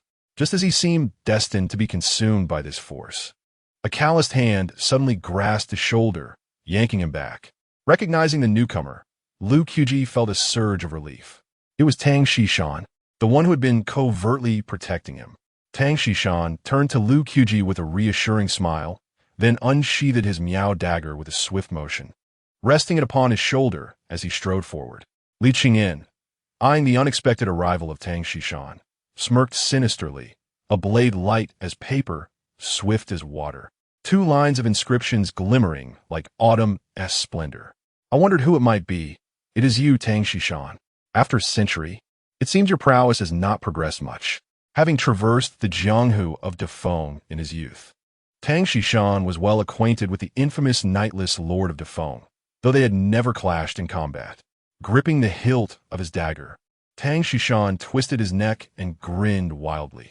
"Knightless Lord Li Chengyan, our acquaintance was but fleeting. Shall we test our skills today?" Li Chengyan's hand transformed into a claw beneath his flowing sleeves, his crimson robes billowing as he smiled with a hint of menace. "Your blade shall shatter beneath the renowned sword, Chang'e. What do you possess to contend with me?" Tang Xishan leveled his dagger at Li Chengyan, grinning, "With nothing but the long knife in my hand." In response, Li Chengyan let out a scornful laugh. "You overestimate yourself." He then cast a glance at the embroidered-clad enforcers nearby, commanding, "Leave Tang Xishan to me. You, go slay that boy and retrieve the Tianbu Li." At Li Chengyan's command, a dozen embroidered enforcers surged towards Lu Qubi, while simultaneously, Tang Xishan charged at Li Chengyan. In an instant, Tang Xishan's dagger struck at an acute angle towards Li Chengyan. Li Chengyan advanced rather than retreating, his hands transforming into claws as he fiercely struck down towards Tang Xishan, who wielded a Miao knife. Clang! The clash of Li Chengyan's sharp claws against the knife sparked a cascade of fiery brilliance, resonating with a deep metallic thud. In their initial encounter, neither emerged victorious. "This place is too confined. Do you dare to battle in midair?"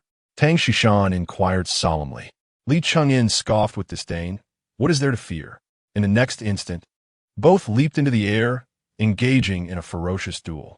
Beside the carriage, Lu Qubi observed the approaching dozen or so embroidered-clad assassins charging towards him, tightening his grip on the Tiambuli, prepared to fight fiercely. At that moment, Dongfang Yingluo stepped forward, sword raised, blocking his path. I shall see who dares to harm my people.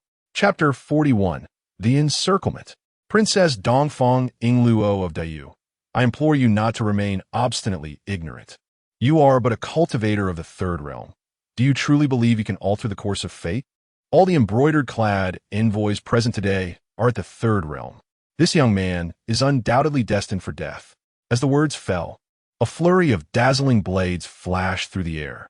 Numerous embroidered envoys transformed into ethereal specters, surging forth. Simultaneously, Dongfang Yingluo made her move, her wrist flicking as her azure-white longsword unleashed 100 brilliant sword blossoms. With a thought, flowers bloomed, and sword energy surged forth. Merely a trivial skill. Observing the resplendent sword blossoms, a third-realm master among the embroidered envoys scoffed. In an instant, he leapt high, appearing above Dongfang Yingluo, his long blade drawing upon the essence of the world, releasing a terrifying wave of sword energy. Princess Dongfang Yingluo of Dayu, do not blame me for the warning. When my unrestrained blade energy descends, should you fail to retreat, your demise is inevitable. Feeling the overwhelming blade energy approaching, Dongfang Yingluo exhibited no inclination to retreat. Instead, she gripped her azure-white longsword tightly, her teeth clenched. Clearly, she was prepared to withstand this strike. She understood well that, as a nascent third-realm cultivator, she could hardly contend with the fully realized master before her. Yet, she was unwilling to yield, for to retreat would mean all her efforts would be in vain. Clang! The third realm envoy's long blade descended with fierce intent, the unrestrained blade energy propelling towards Dongfang Yingluo. As she swung her azure-white sword, poised to unleash her sword energy, the other embroidered envoys seized this opportune moment to strike. In such a precarious situation, Dongfang Yingluo had but two choices. Either she could deflect the unrestrained blade energy midair, or she could first guard against the other envoy's blades. The former would lead to her being overwhelmed by the onslaught of blades, while the latter would result in her head being severed by the unrestrained energy. In either scenario, death was inescapable. Just as she found herself at an impasse, a black blade whizzed past her ear. Enemies on the ground. I shall hold them at bay for a moment. A familiar voice echoed in her ear. Before she could fully comprehend, Lu Qubi leapt forth like an arrow released from its bow, charging towards the other embroidered envoys. However, witnessing Lu Qubi's advance, the envoys erupted in laughter. A mere late-stage first-realm insect dares to proclaim to hinder us, the embroidered envoys. Were it not for the heavenly blade in your grasp shielding you from our third-realm pressure, you would not even have the right to stand. Very well. Since you seek your own demise, we shall first eliminate you before claiming the blade. As their words faded, the embroidered envoys encircled Lu Qubi, leaving no avenue of escape. Lu Qubi halted, standing firm with his blade, surveying the array of embroidered-clad third-realm powerhouses, then abruptly raised his black blade, the heavenly blade. Boom! Unbeknownst to him, the golden silken threads enveloping the heavenly blade spontaneously ignited, revealing the pure black blade within. Perhaps it was due to the ominous aura that enveloped him. Sensing the unmistakable killing intent radiating from Lu Qubi, the blade of the Qilin knife glimmered with two eerie red lights. In the next moment, as Lu Qubi stood firm with his weapon, a fierce phantom of a Qilin seemingly emerged behind him, its eyes glowing with ferocity. The ethereal Qilin turned its gaze toward the surrounding embroidered-clad warriors, opening its gaping maw to unleash a thunderous roar. Roar, roar, roar. In an instant, the sound of the Qilin's cry echoed for 100 miles, startling the flora and fauna alike, as a terrifying aura of slaughter surged forth like a raging river, engulfing the surroundings and leaving the embroidered-clad warriors momentarily spellbound. They lamented the heavens for their inability to hear the Qilin's cry. This was the true intent behind the forging of the legendary blade, Tianbu Li, by the esteemed founder of the Great Feng dynasty. Alas, for a millennium, No one had been able to master the Black Blade, causing the long-awaited Qilin's cry to be delayed for 1,000 years. The dozen or so embroidered-clad warriors exchanged bewildered glances, rooted to the spot. Yes, it is the Qilin's cry. Tianbuli has recognized its master. Tianbuli has recognized its master. How could this be possible? The legendary General Helian Tianxia had never achieved such a feat. How could this mere youth claim the allegiance of Tianbuli? Let us unite, slay him, retrieve Tianbuli. As the command was given, the embroidered-clad warriors surged forward like a tempest, launching a fierce assault against Lu Qubi, intent on ending his life in one fell swoop. Lu Qubi slightly bent his knees, his body sinking as the essence of heaven and earth coursed rapidly through the 6 meridians. With a swift flick of his wrist, Lu Qubi arced the blade of Tianbuli, having honed his sword energy through countless draws, though it had yet to take full form. It already bore a hint of true intent. In a flash, he thrust the blade forward. The motion seemed effortless, yet it concealed the full force of his being. The blade sliced through the air with a delicate hiss. Yet, the chasm between the first realm and the third realm was as vast as the ocean. No matter how prodigious Lu Qiji's talents, or how formidable the Black Blade Tianbuli, he could not single-handedly withstand the onslaught of so many Third Realm warriors. With a thunderous crash, the moment of collision yielded no surprise. Lu Qubi spat a mouthful of blood, his body propelled backward, leaving a conspicuous white streak on the ground before he crashed violently against the wheel of a cart. The pain was excruciating, unparalleled. Blood and bits of internal organs stained his mouth as he felt his body crumble, utterly powerless to retaliate. Is this all? I expected more from you. How didn't he realize you were so fragile? How dare a mere first-realm warrior challenge us? Truly commendable courage. Ha ha! The embroidered-clad warriors burst into mockery, relentlessly belittling Lu Qubi, as if intent on shattering his dignity. Before their laughter could fade, they charged towards the cart, wielding their long knives without pause. Eager to end Lu Qiji's life, having endured countless battles, they would grant their foe no respite. How infuriating! My cultivation is still insufficient. Lu Qubi supported himself with one hand on his blade, leaning against the frigid wheel, his eyes veined with crimson, a faint trickle of blood gracing his lips. As he surveyed the scene, Dongfang Yingluo was being overwhelmed by the imposing figure of the embroidered-clad envoy, utterly unable to extend a helping hand. After Tangxi Mountain and the Nightless Marquis ascended into the heavens, they vanished without a trace. The monkey had been sent flying by the Nightless Marquis, his fate unknown, while the figure of the dim-witted one had also disappeared. As the embroidered envoy drew ever closer, Lu Qubi felt his heart sink into despair. Was it truly his fate to perish here today? Just as he lamented his plight, 2 figures, one tall and one short, suddenly appeared before him. It was none other than the monkey and the dim-witted one. Do not panic, Brother Lu. With me, the monkey, here, I dare anyone to lay a hand on you. The monkey grinned, baring his teeth at the advancing embroidered envoy, regardless of whether he could actually fight him, boldly declaring his resolve. The dim-witted one, not to be outdone, pointed at the envoy and shouted, "You audacious scoundrel, dare to bully my Brother Lu? I'll smash you to bits." However, his fierce words seemed rather feeble, only igniting the arrogance of the dozen or so embroidered envoys further.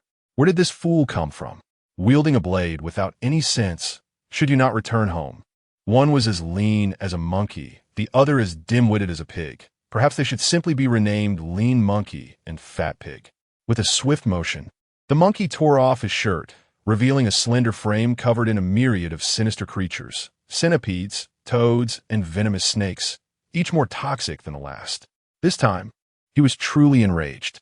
Dim-witted one, unleash the poison.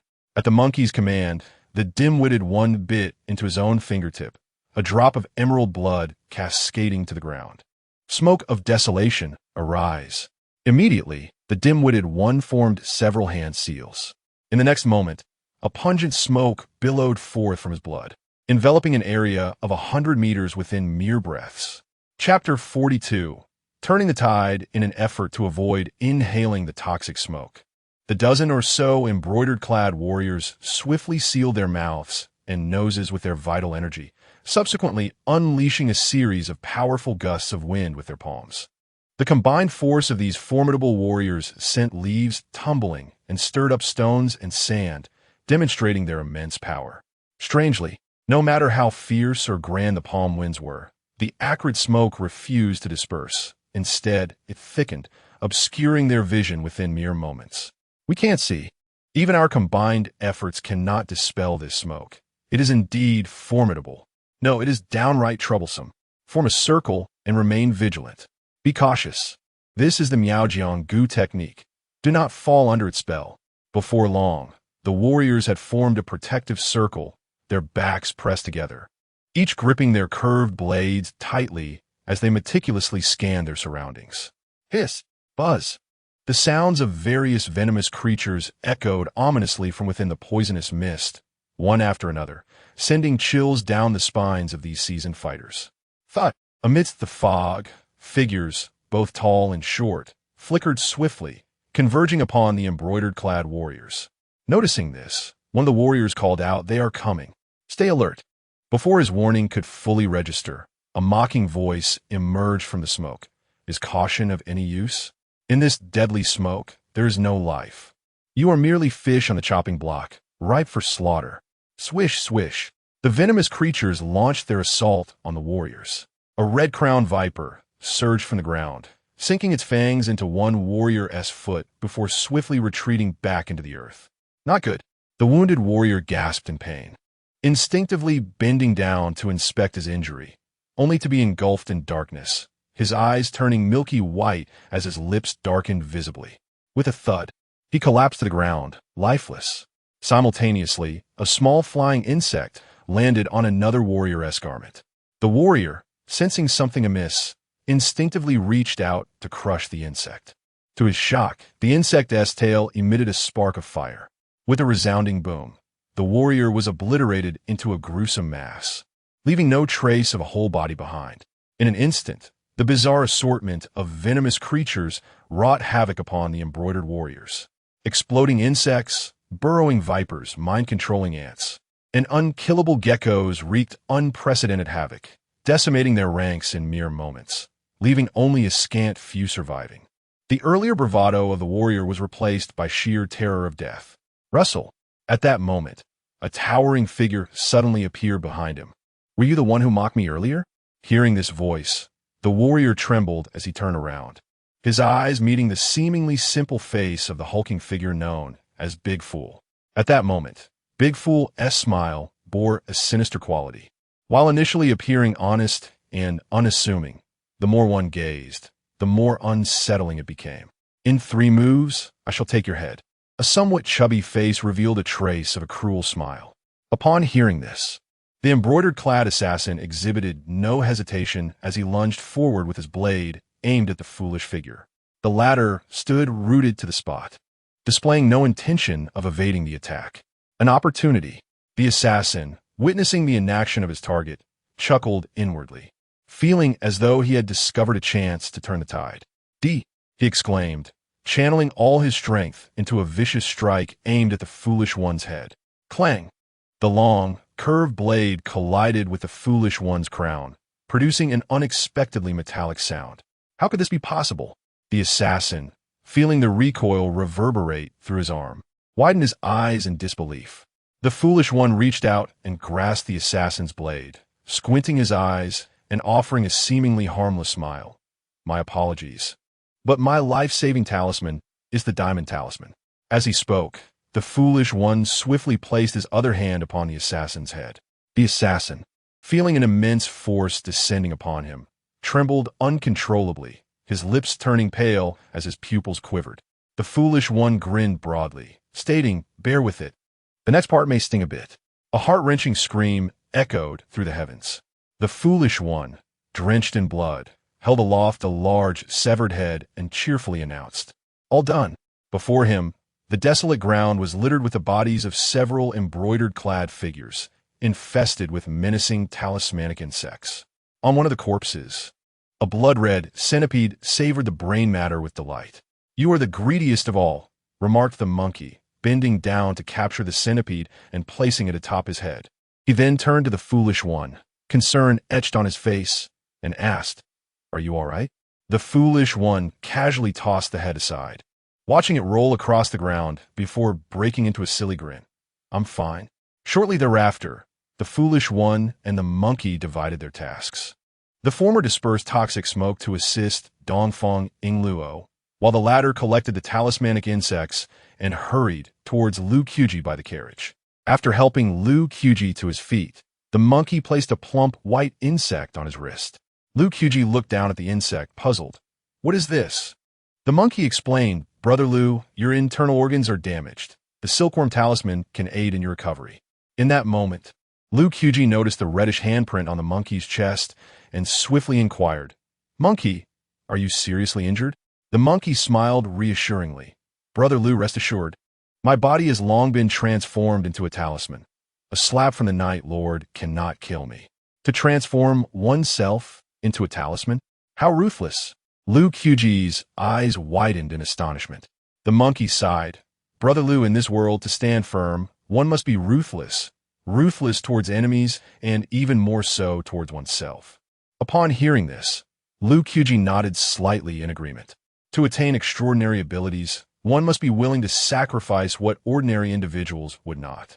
On the other side, with the addition of the Great Fool, Dafeng Luo instantaneously turned the tide, relentlessly pressing the embroidered clothing master of the Third Realm.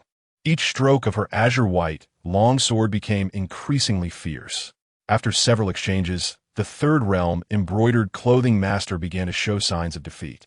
"This won't do." With that fool's indestructible resolve, combined with Dafeng Luo's azure-white sword aura, if this continues, I shall be utterly exhausted.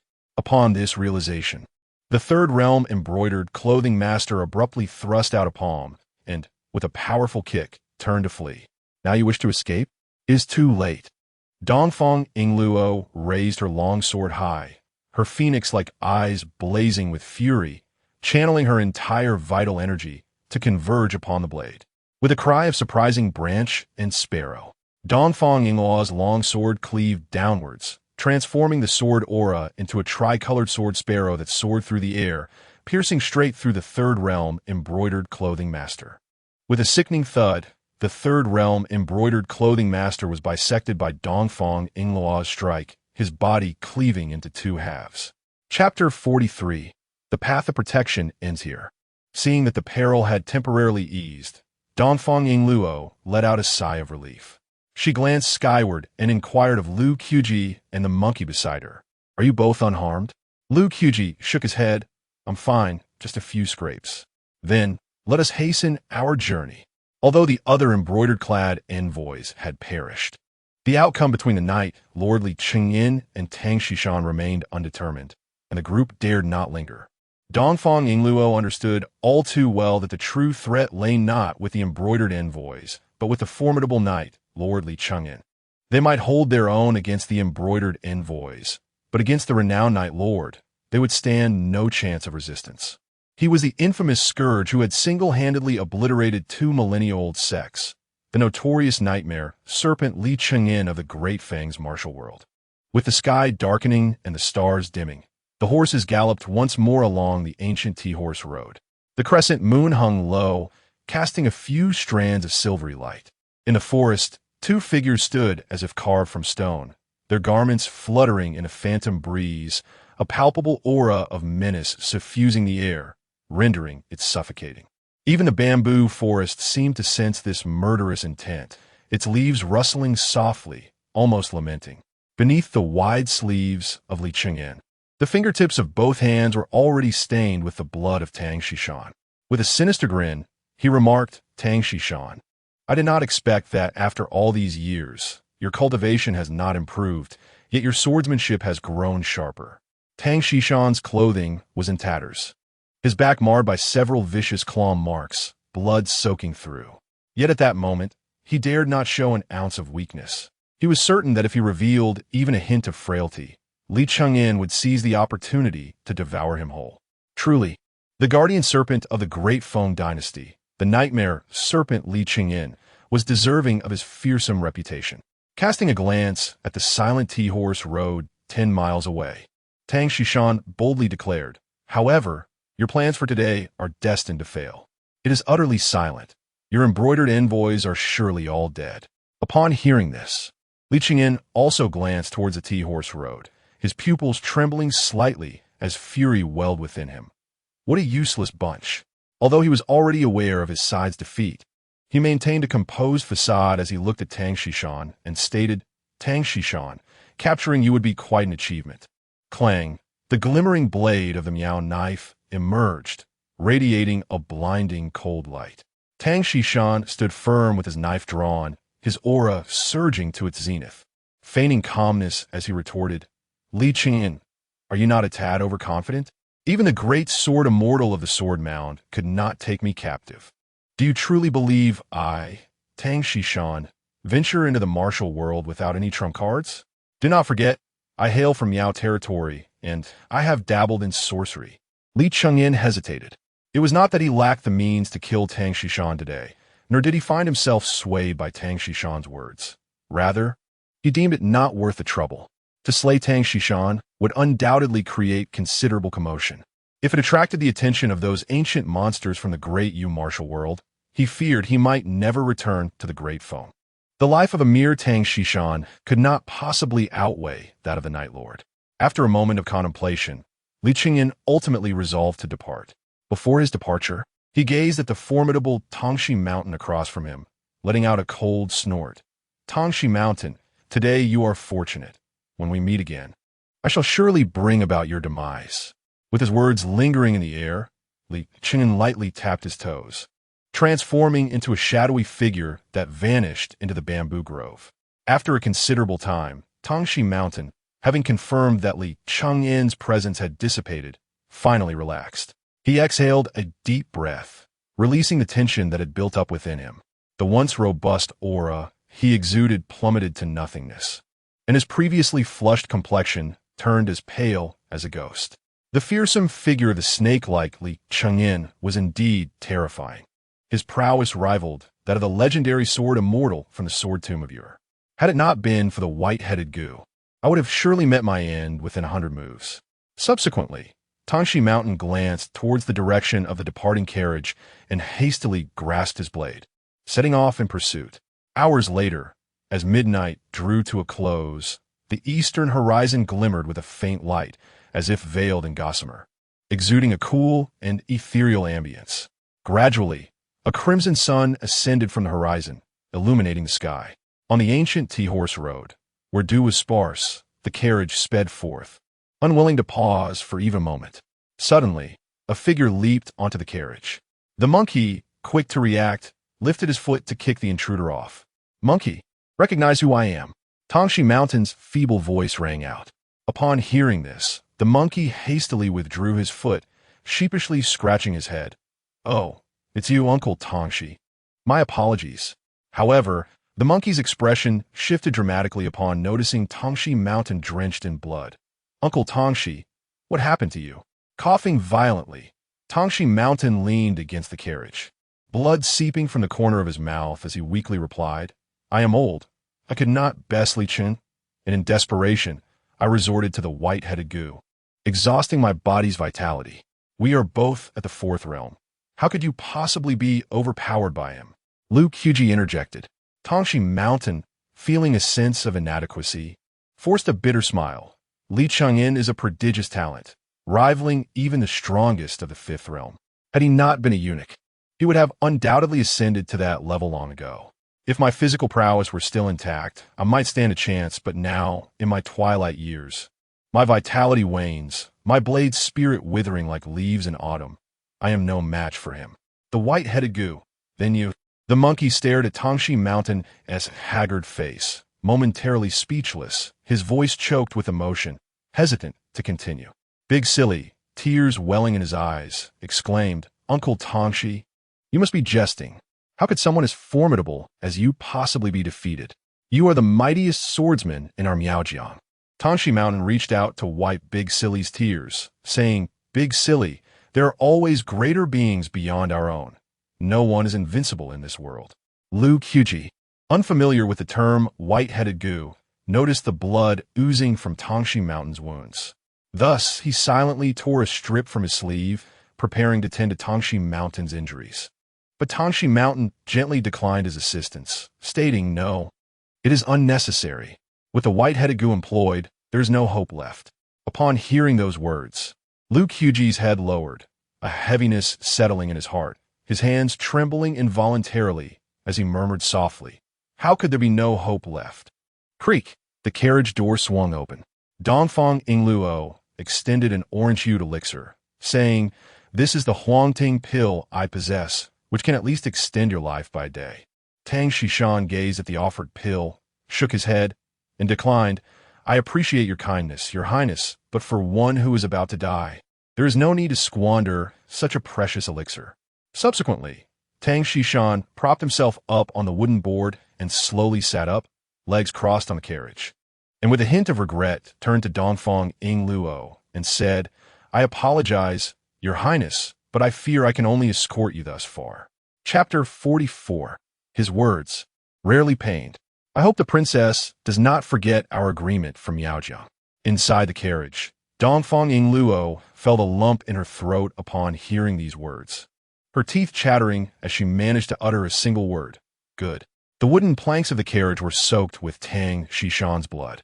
He had lost too much, and his breath grew increasingly frail, akin to a flickering flame in the wind, ready to extinguish at any moment. Inhaling the biting cold wind, Tang Shishan's eyes became hazy as he turned to the monkey beside him, fixating intently. "Monkey, you are clever and astute. The waters of the capital run deep, and the Shah is too naive. You must exercise more caution." Upon hearing this, the monkey was overwhelmed with tears, large droplets cascading down his cheeks as he bit his lip and let out a sob. Then, Tang Shishan turned to look at the weeping Shah nearby and smiled gently. "Shah, do not cry. In the future, do not act recklessly. Remember to heed the monkey's words." Before Tang Shishan's voice could fade, Shah could no longer contain himself and burst into loud tears, wiping his eyes with his sleeves like a child, but the tears seemed endless. Memories of Uncle Tang Shishan delivering buns to him flooded his mind, and he could not bear the thought that the honest and simple Uncle Tang was nearing his end. A wave of excruciating pain surged through Tang Shishan, and he could not suppress a groan, blood trickling from the corner of his mouth. His body trembled slightly, resembling a withered leaf swaying in the wind, ready to be mercilessly torn apart at any moment. Casting a glance at the sorrowful Lu Qubi, Tang Shishan, barely clinging to life, pressed his blood-stained hand upon Lu Qubi's knuckles and managed to smile. "Young one, although we share a master-disciple bond, we lack the formal title. Would you call me master?" Feeling the icy touch of Tang Shishan's hand, Lu Qubi raised his reddened eyes and said, "Master." "Good, good. Very good," Tang Shishan responded, as he personally handed over the blade, named a drop of snow, crafted from the essence of a snowy mountain, measuring 4 feet and 8 inches in length. "From now on, belongs to you." Lu Qubi gazed down at the white blade in his hand, bewildered and at a loss. Having settled his affairs for the afterlife, Tang Shishan let out a long, hearty laugh, though blood continued to seep from his lips, rendering the moment somewhat tragic. "Even if I die now, what does it matter? My extraordinary swordsmanship will have an heir. The path of the blade shall rise high from this day forward. I have no regrets. This world of martial arts has always belonged to the youth." Tang Shishan lifted his head, gazing at the red sun slowly rising on the horizon, trembling as he extended his hand, smiling broadly. "When I left Miaojiang with my sword, it was as if I beheld this very scenery. The sun rising, dawn casting its hues, the world filled with a gentle breeze, and the martial realm brimming with new talents. How splendid it was." Gradually, Tang Shishan's vision began to blur, the surroundings twisting into the distant and unfamiliar. The setting sun, the ancient path, the withered trees, all became remote. With a whisper of chilling wind brushing past, Tang Shishan bowed his head, falling into silence. As he approached the end of his life, his narration was seldom filled with pain, predominantly embodying the camaraderie of the martial world, akin to the rising crimson sun, always striving upwards. After several hours of jolting travel, The horse-drawn carriage came to a halt beside a picturesque hill. Lu Qubi Dasha and Hozi sought out a site of auspicious feng shui and constructed a modest grave. Scouring the surroundings, Lu Qubi eventually discovered a large, square stone and personally erected a monument for Tangxi Mountain. Inscribed upon it were the words, "Grave of the Miaojiang Swordsman, Tangxi Mountain." In the lower left corner of the gravestone, 2 lines of small characters stood out poignantly. Disloyal disciple Lu Qubi, disloyal nephew Hozi, disloyal nephew Dasha, jointly erected. In the end, the 3 knelt before the stone, bowing their heads 3 times, wiping away their tears before slowly making their way back to the carriage. Hozi dried his tears, refraining from glancing back, merely waving a hand toward the grave. "Uncle Tangxi, time waits for no one. I must take my leave, but I shall return to see you again." Dasha pointed toward the direction of Miaojiang, laughing and crying simultaneously. "Uncle Tangxi, that is the way back to our Miaojiang. Do remember to return home." Lu Qubi instinctively ran his fingers along the Miao knife at his waist, his face resolute. "Master, I shall certainly vindicate the way of the sword. In the future, I shall ensure the downfall of the insomniac, Lord Li Chengyan." Suddenly, the carriage door creaked open.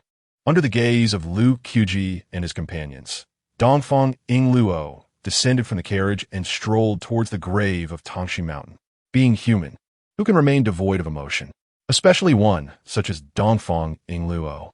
The Miaojiang swordsman, Tangxi Mountain, along with her loyal maidservant of many years and the 4 crimson-armored attendants, all perished because of her. How could she harbor no guilt in her heart? With her back turned to Lu Qubi and his companions, Dafeng Luo shed a stream of tears, uncharacteristically bowing deeply before Tangxi Mountain. It is worth noting that in a society where hierarchy is paramount, her actions were tantamount to defying propriety. Should the scholars in the court witness this, it would surely be reported. Yet, paradoxically, such conduct was entirely understandable. Having completed her gestures, Dafeng Luo wiped her tears away with her own hands, reverting to her customary demeanor of aloofness. Born into a noble family, she was not permitted to reveal her vulnerable side. Moments later, Dafeng Luo turned without altering her expression and strode purposefully towards the carriage. As she brushed past Lu Qubi and his companions, she softly uttered, "Let us depart," before stepping into the carriage as if nothing had transpired. Noticing the remnants of tears on her face, Lu Qubi felt a stirring within. It seemed that Dafeng Luo possessed a semblance of humanity after all. Before long, the carriage resumed its journey along the ancient tea-horse road. The atmosphere remained notably somber, a persistent melancholy lingering in the hearts of the group. In Miaojiang, an elderly man hunched over, seated at the entrance of a loft, smoking a pipe. The swirling smoke obscured his features. Facing the piercing sunlight, the myriad wrinkles on his visage trembled slightly, and the ancient bronze pipe slipped from his grasp, clattering to the ground. Something felt amiss. This sensation. The old man appeared to recall something, a flicker of sorrow emerging in his yellowed, dimming eyes. He staggered towards the compartment above the attic. Inside, numerous oil lamps were arranged, each adorned with a yellow note beneath it, corresponding to the names of renowned masters from the Miao region. The elderly man cast a fleeting glance and discovered that the oil lamp at the center had extinguished, and the yellow paper inscribed with Tangxi Mountain had ignited spontaneously, transforming into a wisp of ash that vanished into the air. Unconsciously, the old man reached out to grasp a fragment of the flying ash, his aged eyes reddening as he murmured to himself, "You rascal, when you silently departed Miao territory all those years ago, I foretold that you would meet your demise out there. Yet, how could it be that you truly perished beyond our borders? I was still awaiting your return." Chapter 45. Encounter with Li Fu on the bridge. The following day, as dawn broke, a faint blush of light appeared on the eastern horizon. A gentle breeze caressed the face, imbued with a hint of chill, akin to the delicate touch of a fair maiden. The once galloping carriage came to an abrupt halt before a bridge, obstructed by an unseen force. Faced with yet another ambush, the group maintained an air of calm. Lu Qubi, with the black blade Tan Bewley slung across his back, leapt down from the carriage, brandishing his spear beside the spirited horse. He stepped forward with a decisive stride, raising his spear high, resembling a taut bowstring ready to release. The monkey and the fool stood resolutely at his sides, each summoning their own spirit insects, their expressions betraying the gravity of the situation as they eyed their adversaries warily. Dongfang Yingluo sensed the chilling aura of impending doom and scoffed coldly. It seems their intent to annihilate us remains unyielding. With that, she emerged from the carriage, her familiarity with such encounters evident after numerous previous skirmishes. Upon surveying the opposition, she noted that they were merely a handful of first- and second-tier assassins. With a tranquil demeanor, she stood atop the carriage, dismissing any inquiries. Without uttering a single superfluous word, she raised her sword and commanded, "Kill."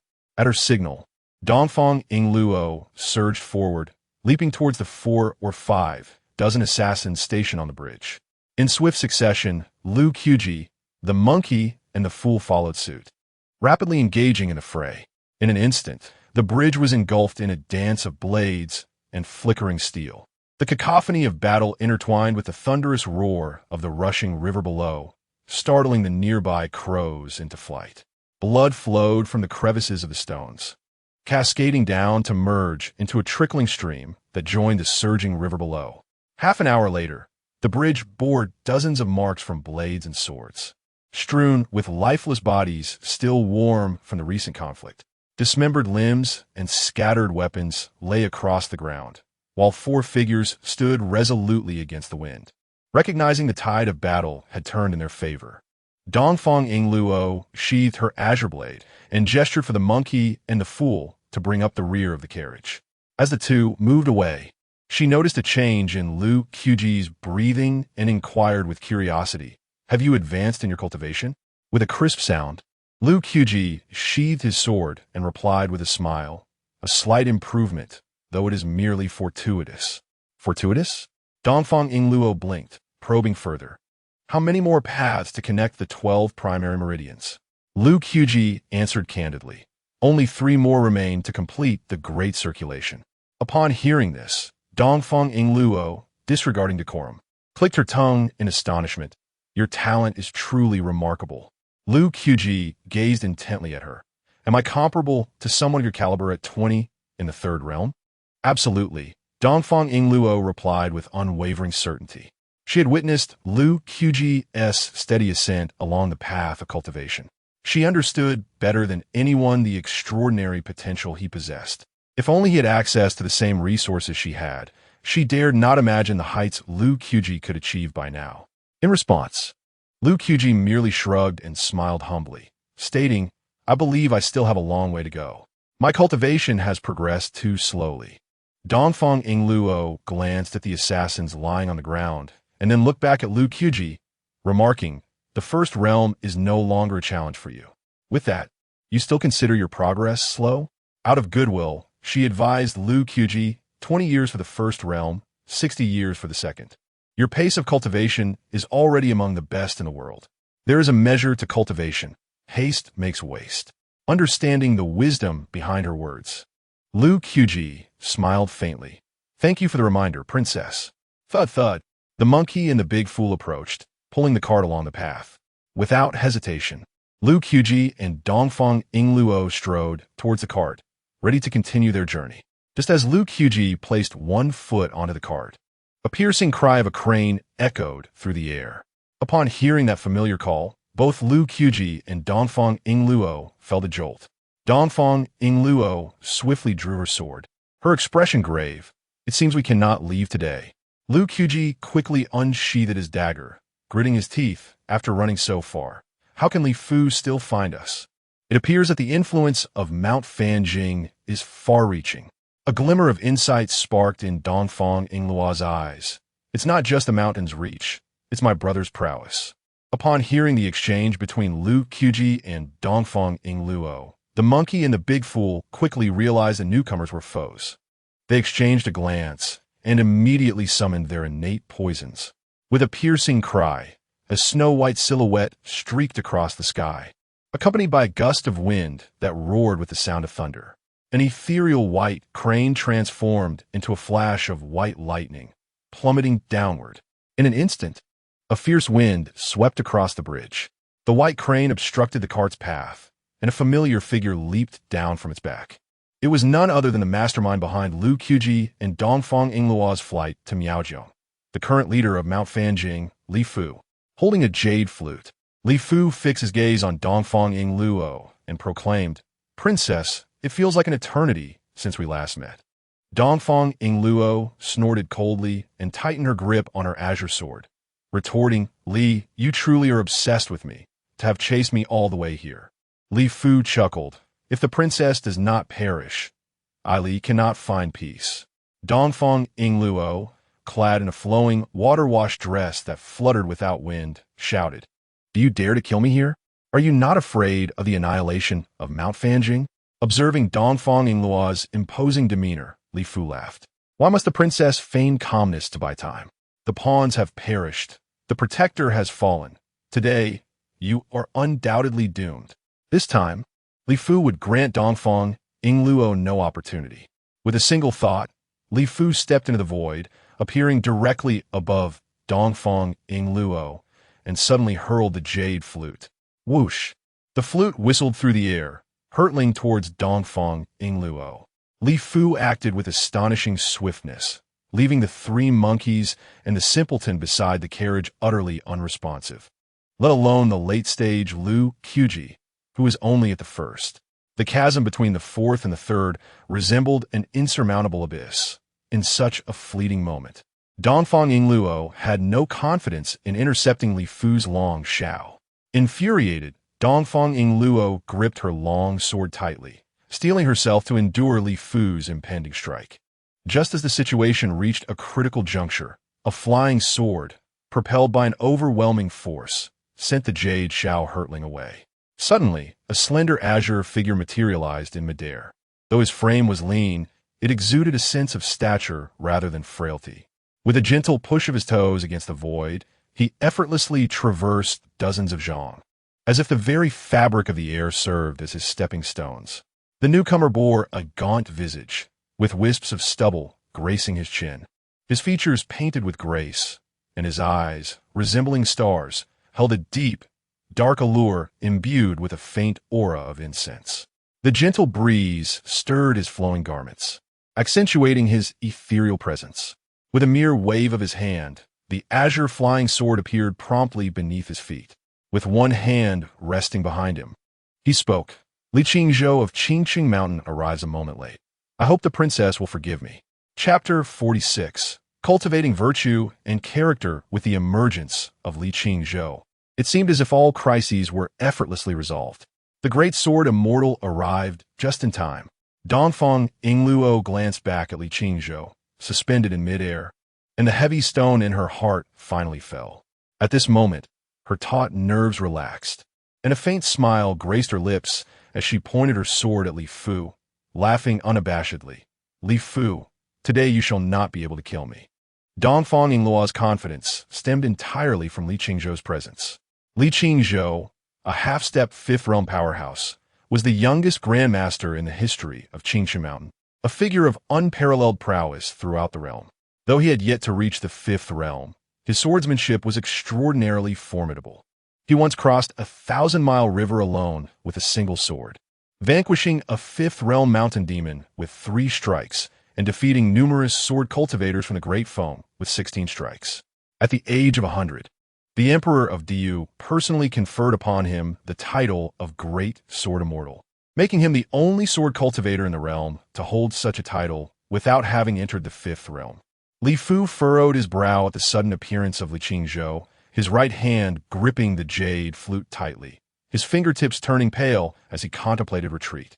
Although both were sect masters, Li Fu was significantly outmatched by Li Qingzhou in terms of cultivation. He was merely at the initial stage of the fourth realm, while Li Qingzhou had already reached the threshold of the fifth realm. In a confrontation, Li Fu calculated that he had at most a 30% chance of victory. Just as Li Fu grappled with his predicament, Li Qingzhou moved through the air.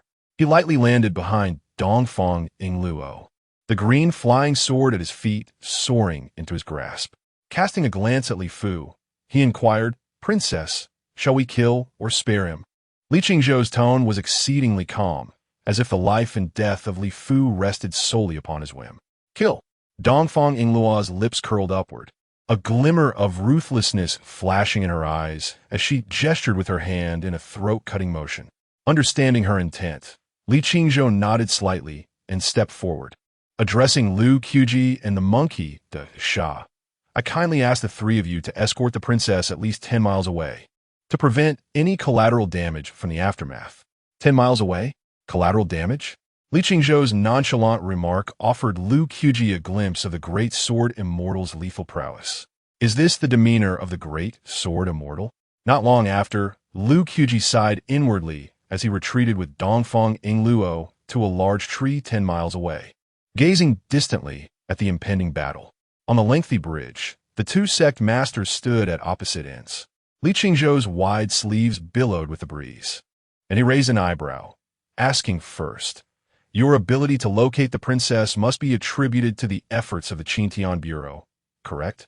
Li Fu's eyelids twitched slightly, his throat moving as he maintained a calm demeanor. "I can ascertain the princess's whereabouts with my own calculations. There is no need for the Qintian Bureau's intervention." In an instant, Li Qingzhou's gaze sharpened, emitting two icy beams as he exclaimed loudly, "Li Fu, do not be so audacious. With your middling cultivation, how dare you presume to calculate the princess's movements? I perceive that you are weary of life."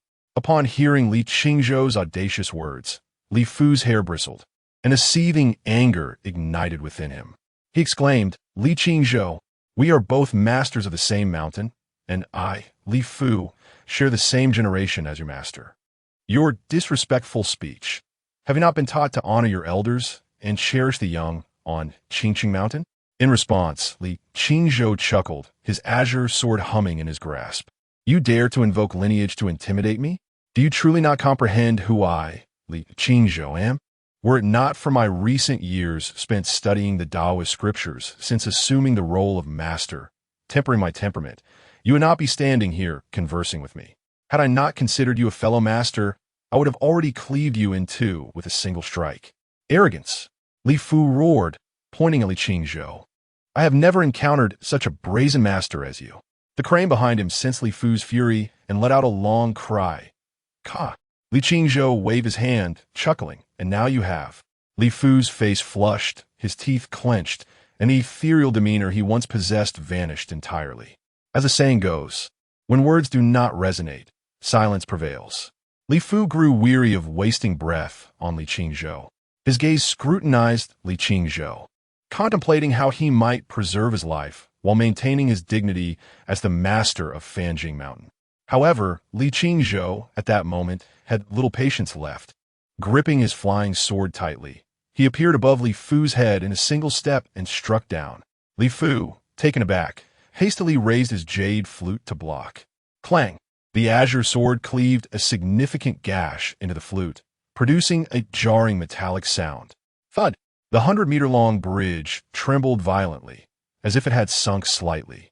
In that instant of confrontation, feeling the overwhelming force from the flute, Li Fu's legs weakened, nearly causing him to kneel upon the stone bricks beneath him. "No, if I do not unveil my trump card, I fear I may not withstand even 3 of his strikes." Beads of sweat adorned Li Fu's brow as he concentrated, and 3 yellow talismans materialized in his palm. Thunder Talisman, Palm Thunder. Fire Talisman, Fiery Explosion. Water Talisman, Water Prison. In the next moment, the 3 yellow talismans ignited, transforming into 3 wisps of ash. The previously clear sky darkened instantaneously, and a purple lightning bolt, as thick as a barrel, descended from above, aiming directly at Li Qingzhou. From the tumultuous river below, numerous water columns surged upwards towards Li Qingzhou. Suddenly, an orange-red flame erupted in midair, ensnaring Li Qingzhou before detonating. In the blink of an eye, the 3 talismans unleashed their powers simultaneously. Thunder, flood, and raging flames descended like a tempest. Seizing the opportunity, Li Fu made his escape, leaping back 100 meters. "Crane, let us go." Even as he fled, Li Fu called for his crane. In the blink of an eye, he had vanished over 1,000 meters away, daring not to linger for a moment. He understood that these 3 talismans could at most delay him for a fleeting moment. Unable to inflict any substantial harm on Li Qingzhou, who was on the brink of the 5th realm. Regrettably, Li Bu had underestimated Li Qingzhou's prowess. Do you wish to escape? Can you truly flee? With a cold snort, Li Qingzhou swept away the divine powers unleashed by the 3 talismans with a single stroke of his sword, effortlessly dispersing the oppressive sword energy that shattered the surrounding thunder.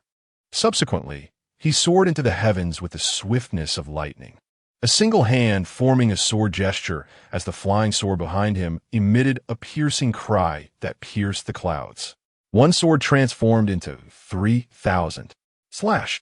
The azure flying sword multiplied from 1 to 10, from 10 to 100, and from 100 to 1,000. In the blink of an eye, 3,000 flying swords obscured the surrounding expanse of 1,000 miles. Chapter 47. The Might of the Great Sword Immortal. Li Qingzhou's sword strike was resplendent, compelling the flora and fauna within a 1,000-mile radius to bow in reverence. As 3,000 flying swords emerged in unison, they stirred a tempest of dust and debris, uprooting hundreds of towering trees.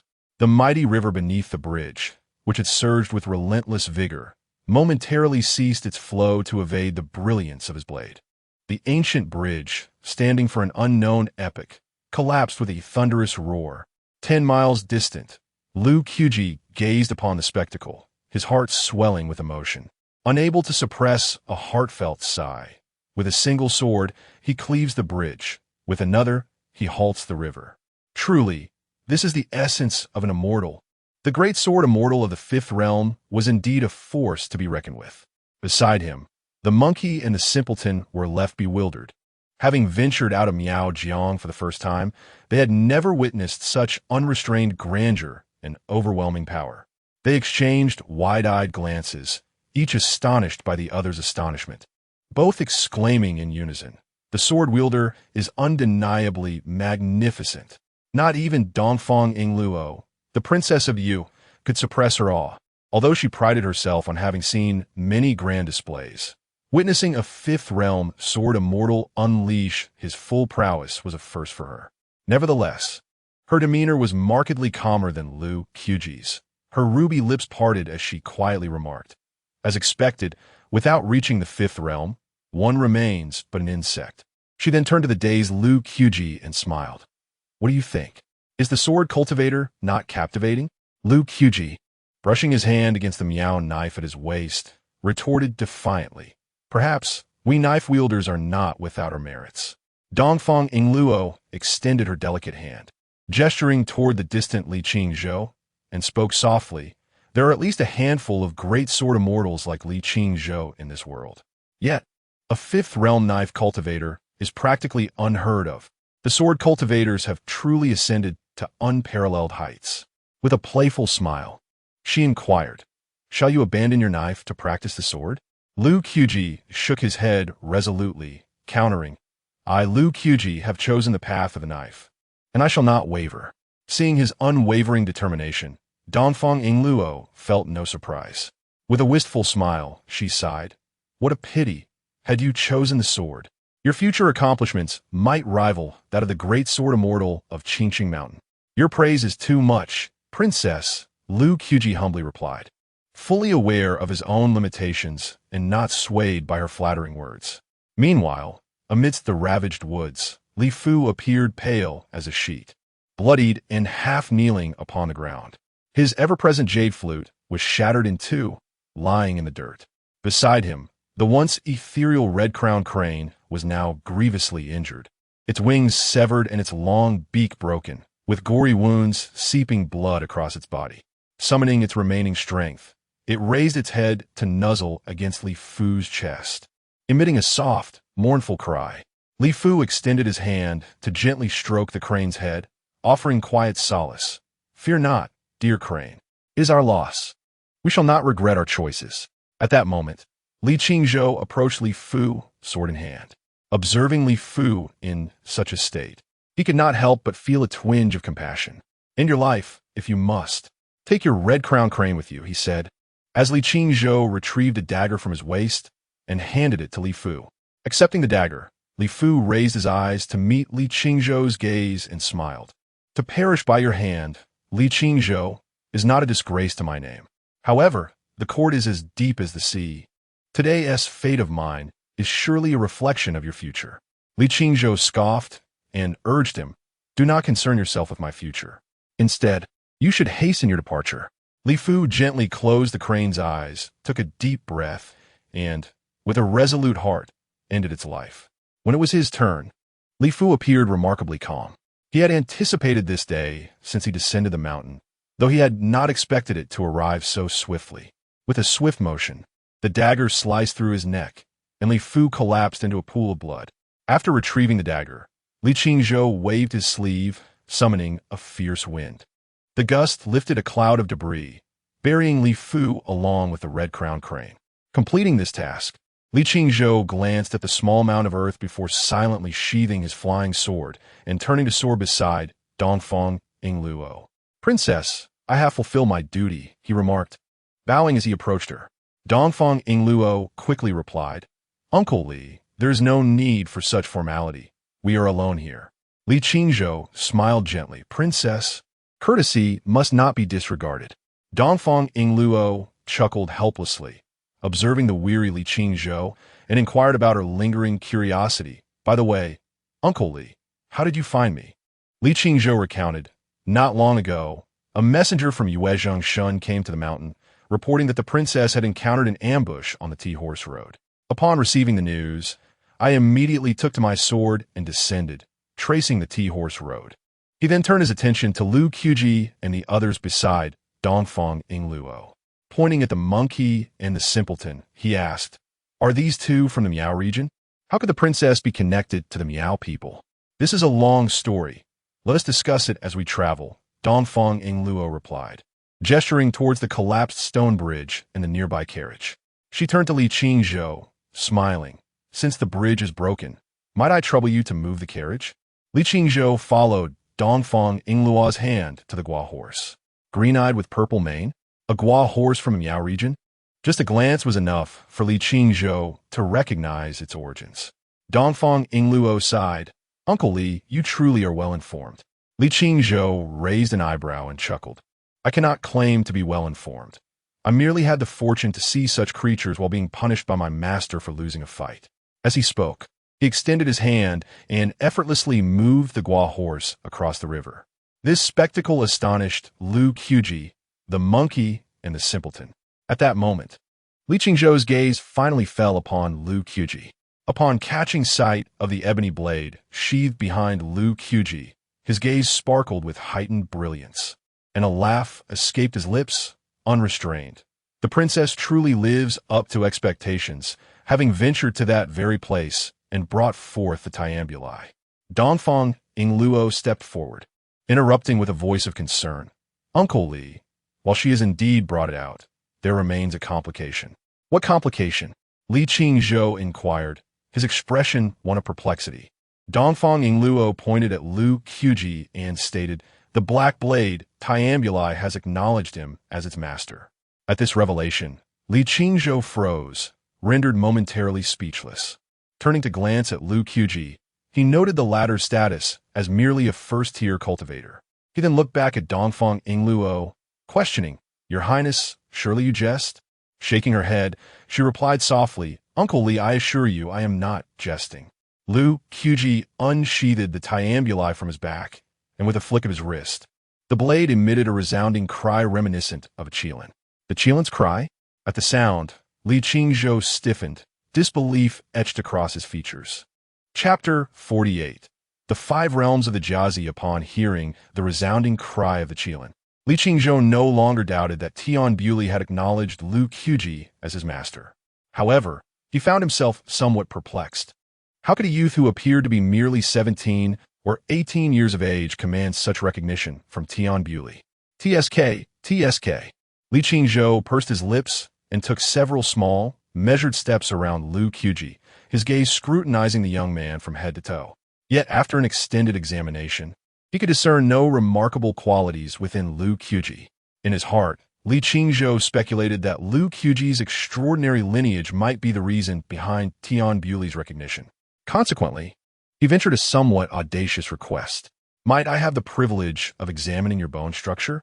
A flicker of imperceptible brilliance flashed in Lu Quji's eyes as he skillfully sheathed his blade and slung Tian Buli back over his shoulder.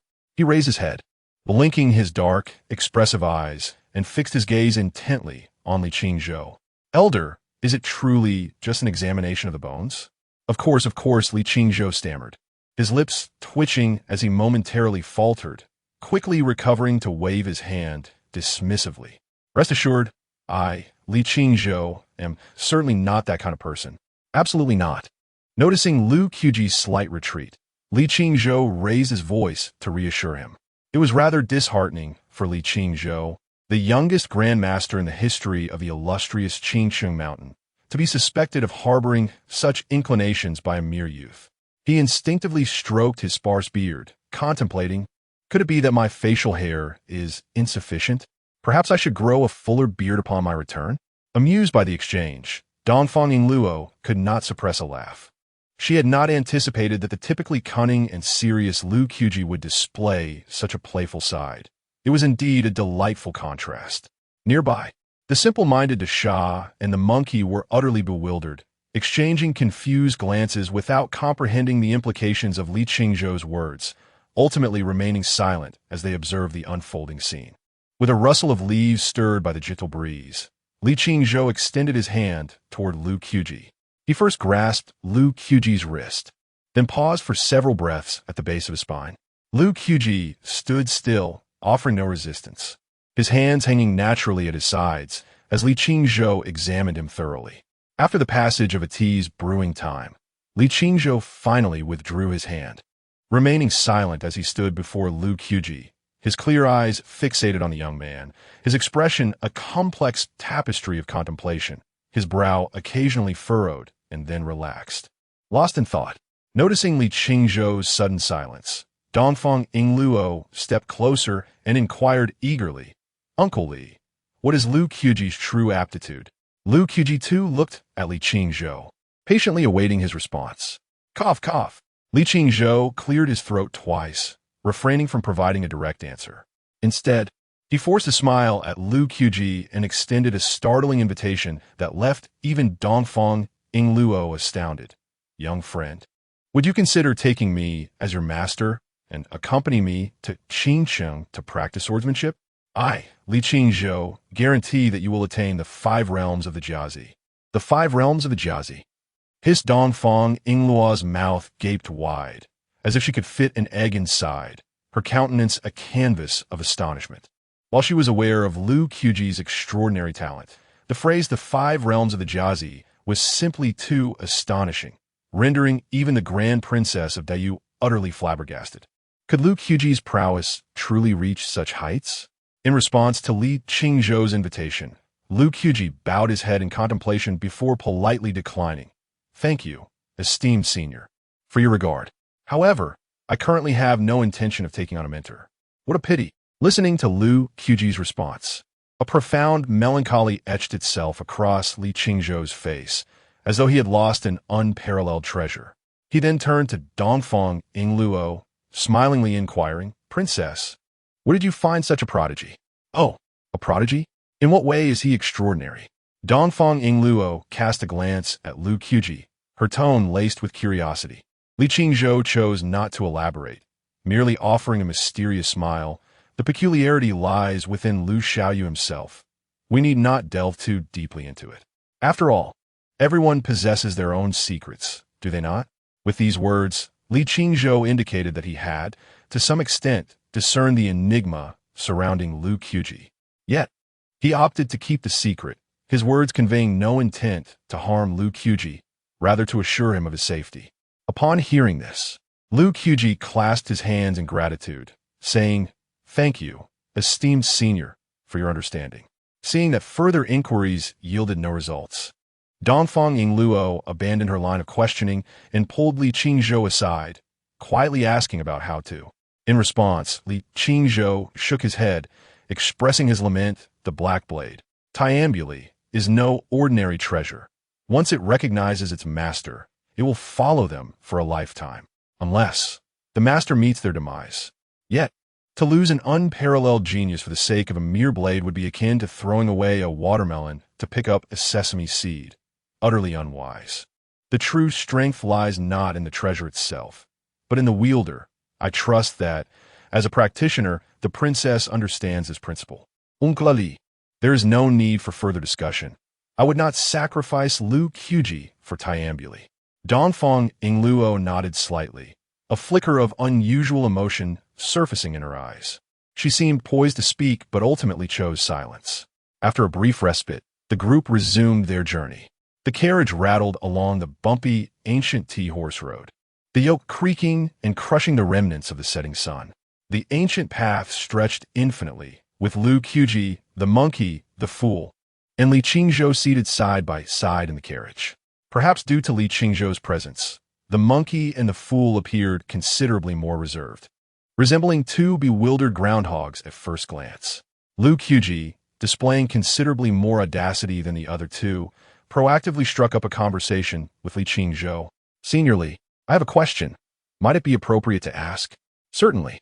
As a grand sword immortal, should you not be soaring through the skies on your sword? Why are you squeezing into this carriage with me?"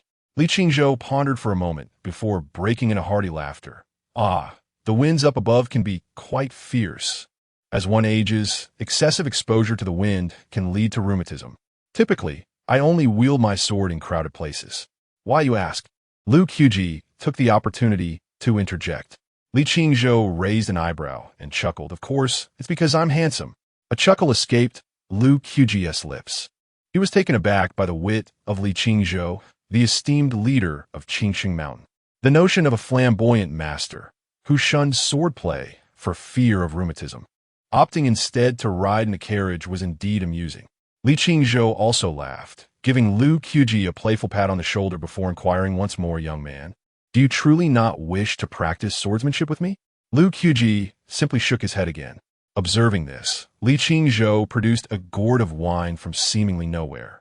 Taking several hearty gulps, his cheeks already tinged with a rosy hue, with a hint of reluctance, he cast a glance at Lu Qubi and began recounting a tale from his youth about his ascent to Qingqing Mountain. Chapter 49. The Contrast of Li Qingzhou.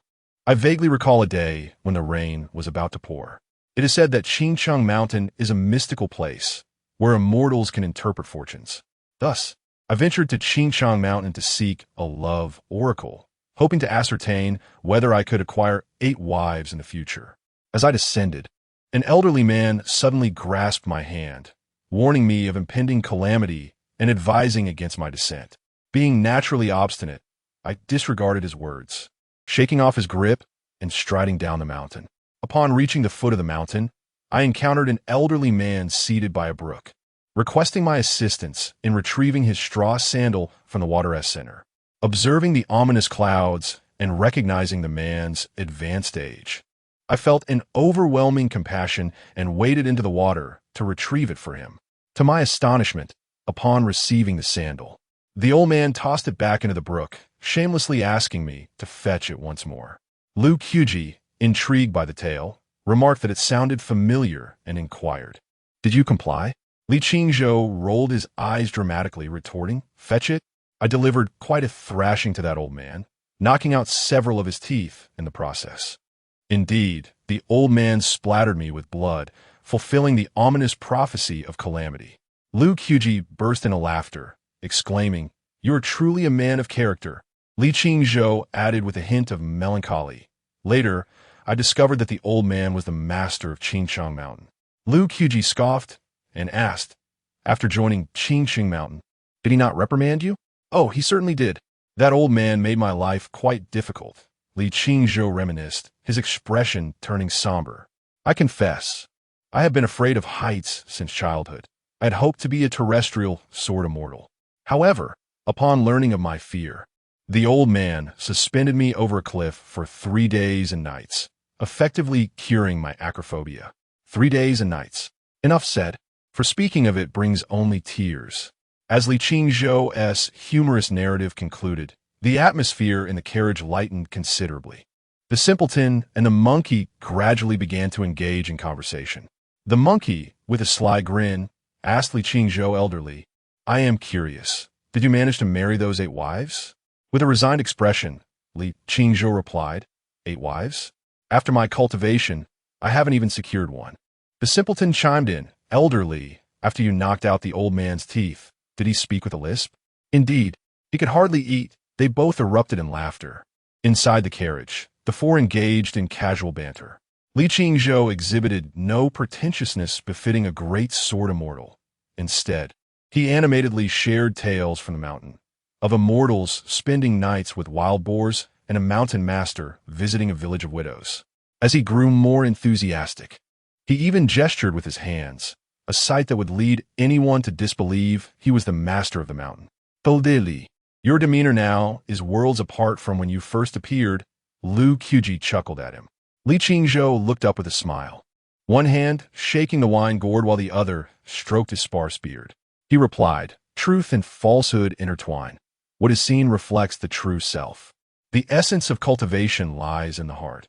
Why concern oneself with outward appearance? Yet, in this world, respect is often given to attire before the person. If I do not exhibit a semblance of authority, others might perceive me as an easy target from Qingcheng Mountain." Lu Qubi raised the corners of his mouth in agreement, saying, "What you say, senior, holds true. By the way, you must have emerged from that place, right?" Li Qingzhou turned to Lu Qubi, smilingly inquiring. Leaning against the cart, Lu Qubi softly replied, "If you refer to Yushin village, then indeed, that is the case." In an instant, Li Qingzhou suddenly leaned closer to Lu Qubi and asked, "Have you ever encountered the Taoist, Master Li Meng?" Lu Qubi replied, "Why? Do you know the mad Taoist, Senior Li? I have long admired him. The mad Taoist you speak of has a temperament far worse than mine. In the past, he debated with the entire Qintian Observatory of Dayu, achieving a resounding victory. He triumphed over the Confucian scholars of the spring and autumn period, alone in the mountains and forests. He slew 64 extraordinary beings of the 4 realms and single-handedly vanquished 2 formidable demons of the 5 realms. His reputation resonates throughout the mountains." Hearing of the mad Taoist's illustrious deeds, Lu Qubi inhaled sharply. "The mad Taoist's reputation is indeed formidable. I have underestimated him." In a fleeting moment, Li Qingzhou turned to Lu Qubi and remarked, "There is no need for envy with your talents. I dare say you will have a place in the world in due time." Lu Qubi smiled wryly. "Are you so certain, senior?" Li Qingzhou revealed a meaningful smile, saying, "We shall see." As the setting sun bled crimson, dusk deepened. The sound of hooves crunching over fallen leaves faded along the ancient path. In the depths of the second prince's mansion in the capital, there lay a vast lake, its surface expansive and reflective of the heavens, as if it could swallow half the sky. At the center of the lake, a solitary island emerged, with pavilions hidden within. Beside the pavilion, a tall figure clad in a green bamboo cloak sat casually on a bamboo chair, exuding relaxation, one hand gripping a fishing rod as he quietly observed the rippling water. Suddenly, a noble figure appeared beside him, disrupting the tranquility. It was Situ He, who had knelt at the entrance of the Qintian Observatory on that day. Hearing the commotion, the man seated on the bamboo chair cast a glance at Situ He and forced a smile. "What brings such alarm to you, Situ?" Situ He slightly bowed and said, "Your Highness, Li Bu has died." The man's expression darkened abruptly, his face resembling a cold frost, instinctively tightening his grip on the fishing rod, lowering his voice. Li Bu was a formidable cultivator of the 4 realms. "Is this news reliable?" Situ He responded, "The news from Mount Fanji indicates that the soul lamp has extinguished, leaving no hope for survival." Upon hearing this, the man remained silent for a moment, and the pavilion was enveloped in a brief stillness. As the man remained silent for an extended period, Situ He felt as though he were sitting on pins and needles, the hairs on the back of his neck instinctively standing on end. Fortunately, after fiddling with the fishing rod in his hand, the man finally spoke. "My dear imperial sister is indeed difficult to vanquish. During the first assassination attempt by Li Fu, she was unable to withstand it and fled to the south. To my astonishment, during the second attempt, she still possessed a trump card capable of turning the tables. Truly, She is my admirable imperial sister. The corner of the man's mouth curled upwards, his words dripping with malice, as his handsome visage transformed into something sinister, revealing an inherent ruthlessness. Calculating the days, she should be returning to the capital soon. This assassination attempt has been a failure. Situ, make arrangements for us to sever ties with Mount Fanjing. For the time being, it would be wise for us to tread carefully. My imperial sister may be on the verge of unleashing her wrath. Understood.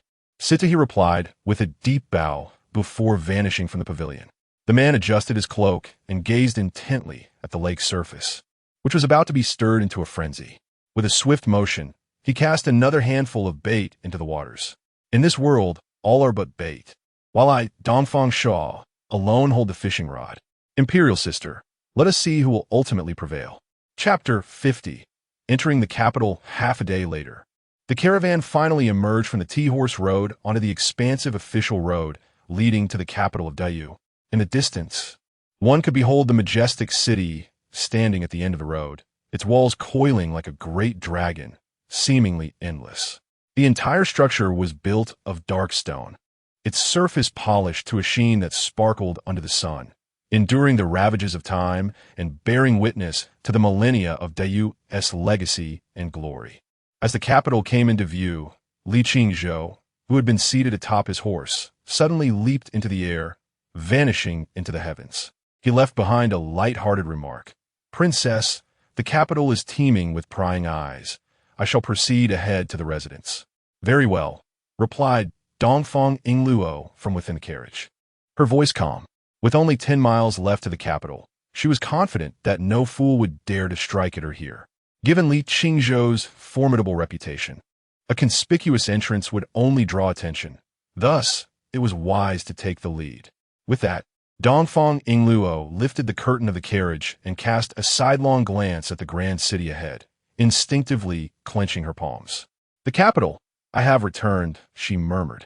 As she spoke, her delicate features darkened, revealing her unmasked intent for vengeance.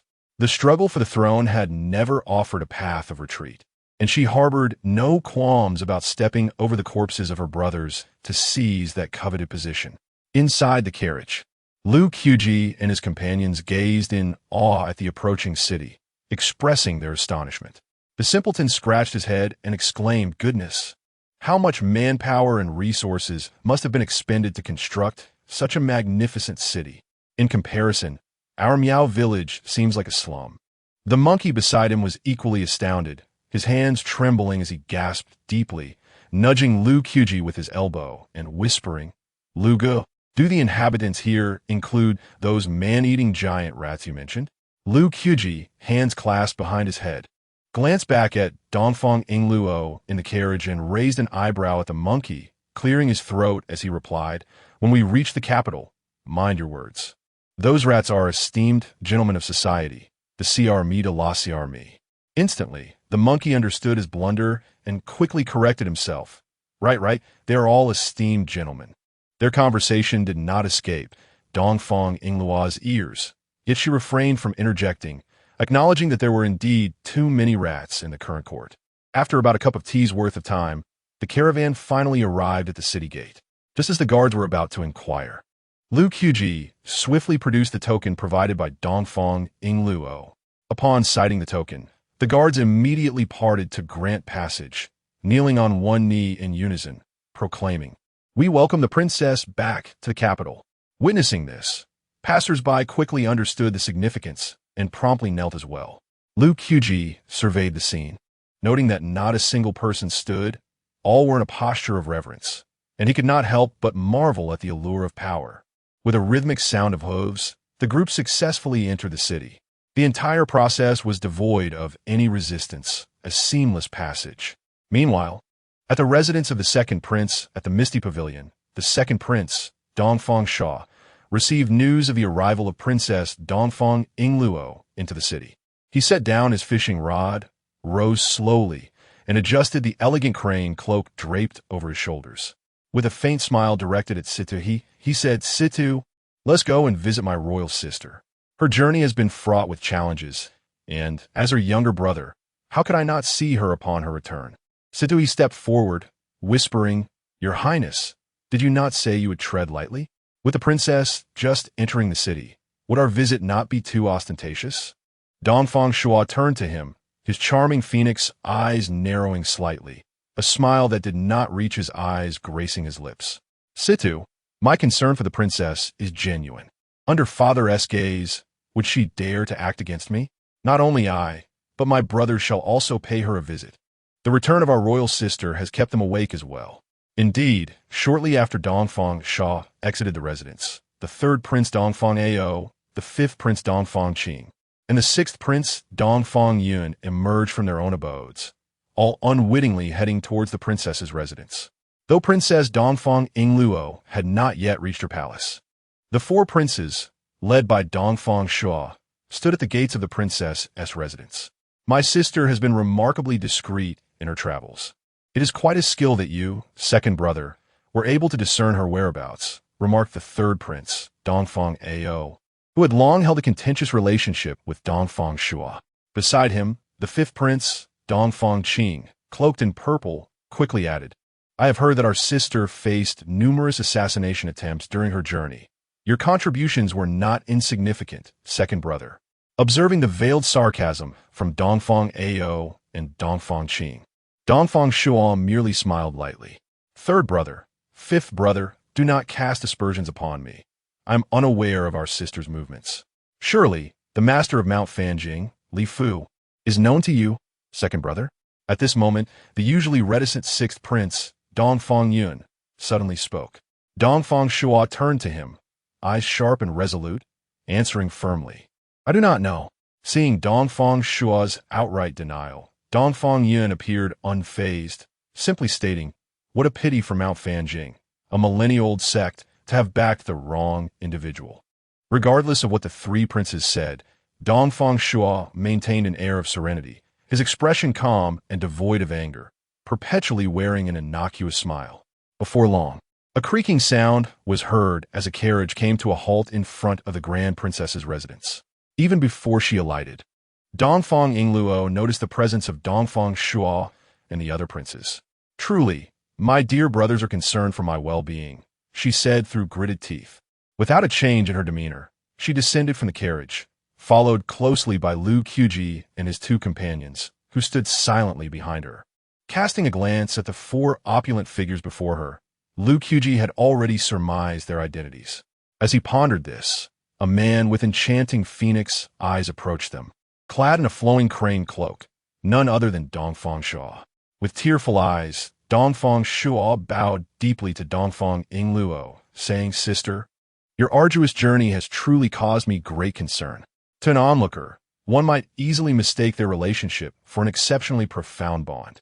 Upon hearing his words, Dongfang Yingluo took a step back and chuckled lightly. Concern? Concern that I might have perished? Dear brother, your worries have been quite unnecessary. Dongfang Shua lifted his head, his expression transforming in an instant. The tears that once filled his eyes vanished, replaced by a chilling coldness that sent shivers down the spine. As long as you are alive, sister, that is all that matters. Humph, Dongfang Yingluo scoffed, casting a glance at Dongfang Shua and his companions, commanding them, I am fine. You may return now. With that, she instructed Dasha and Hosey to take the cursed horse to the rear courtyard of the princess's residence, while she and Lu Qubi entered the estate directly, leaving Dongfang Shua and his companions bewildered in the wind. Upon entering, Dongfang Yingluo specifically instructed the guards to shut the main gate. Bang! The heavy sound of the princess's gate echoed, leaving Dongfang Shua and his companions momentarily stunned. Chapter 51. In the depths of the cloudy alley, a gust of cold wind swept through. Regaining his composure, the third prince, Dongfang Ao, brushed off his sleeves and addressed the remaining three, saying, Well then, as the crown princess is safe and sound, let us all return to our respective homes. It seemed intentional that he articulated the phrase safe and sound with particular clarity. As Dongfang Ao brushed past Dongfang Shua, he abruptly halted, turning with a smile, Second brother, your ability to change expressions rivals that of a grand practitioner of the fifth realm. Third brother, you speak too much, Dongfang Shua retorted, blinking his enchanting phoenix eyes. His expression icy as he waved his sleeve and turn away. Upon his first visit to the princess's residence, Lu Qubi could not suppress his curiosity, marveling at the surroundings that felt so novel. Particularly, the exquisite artificial mountain ahead captivated him. It appeared as if it had been naturally formed, resembling a guardian deity from afar.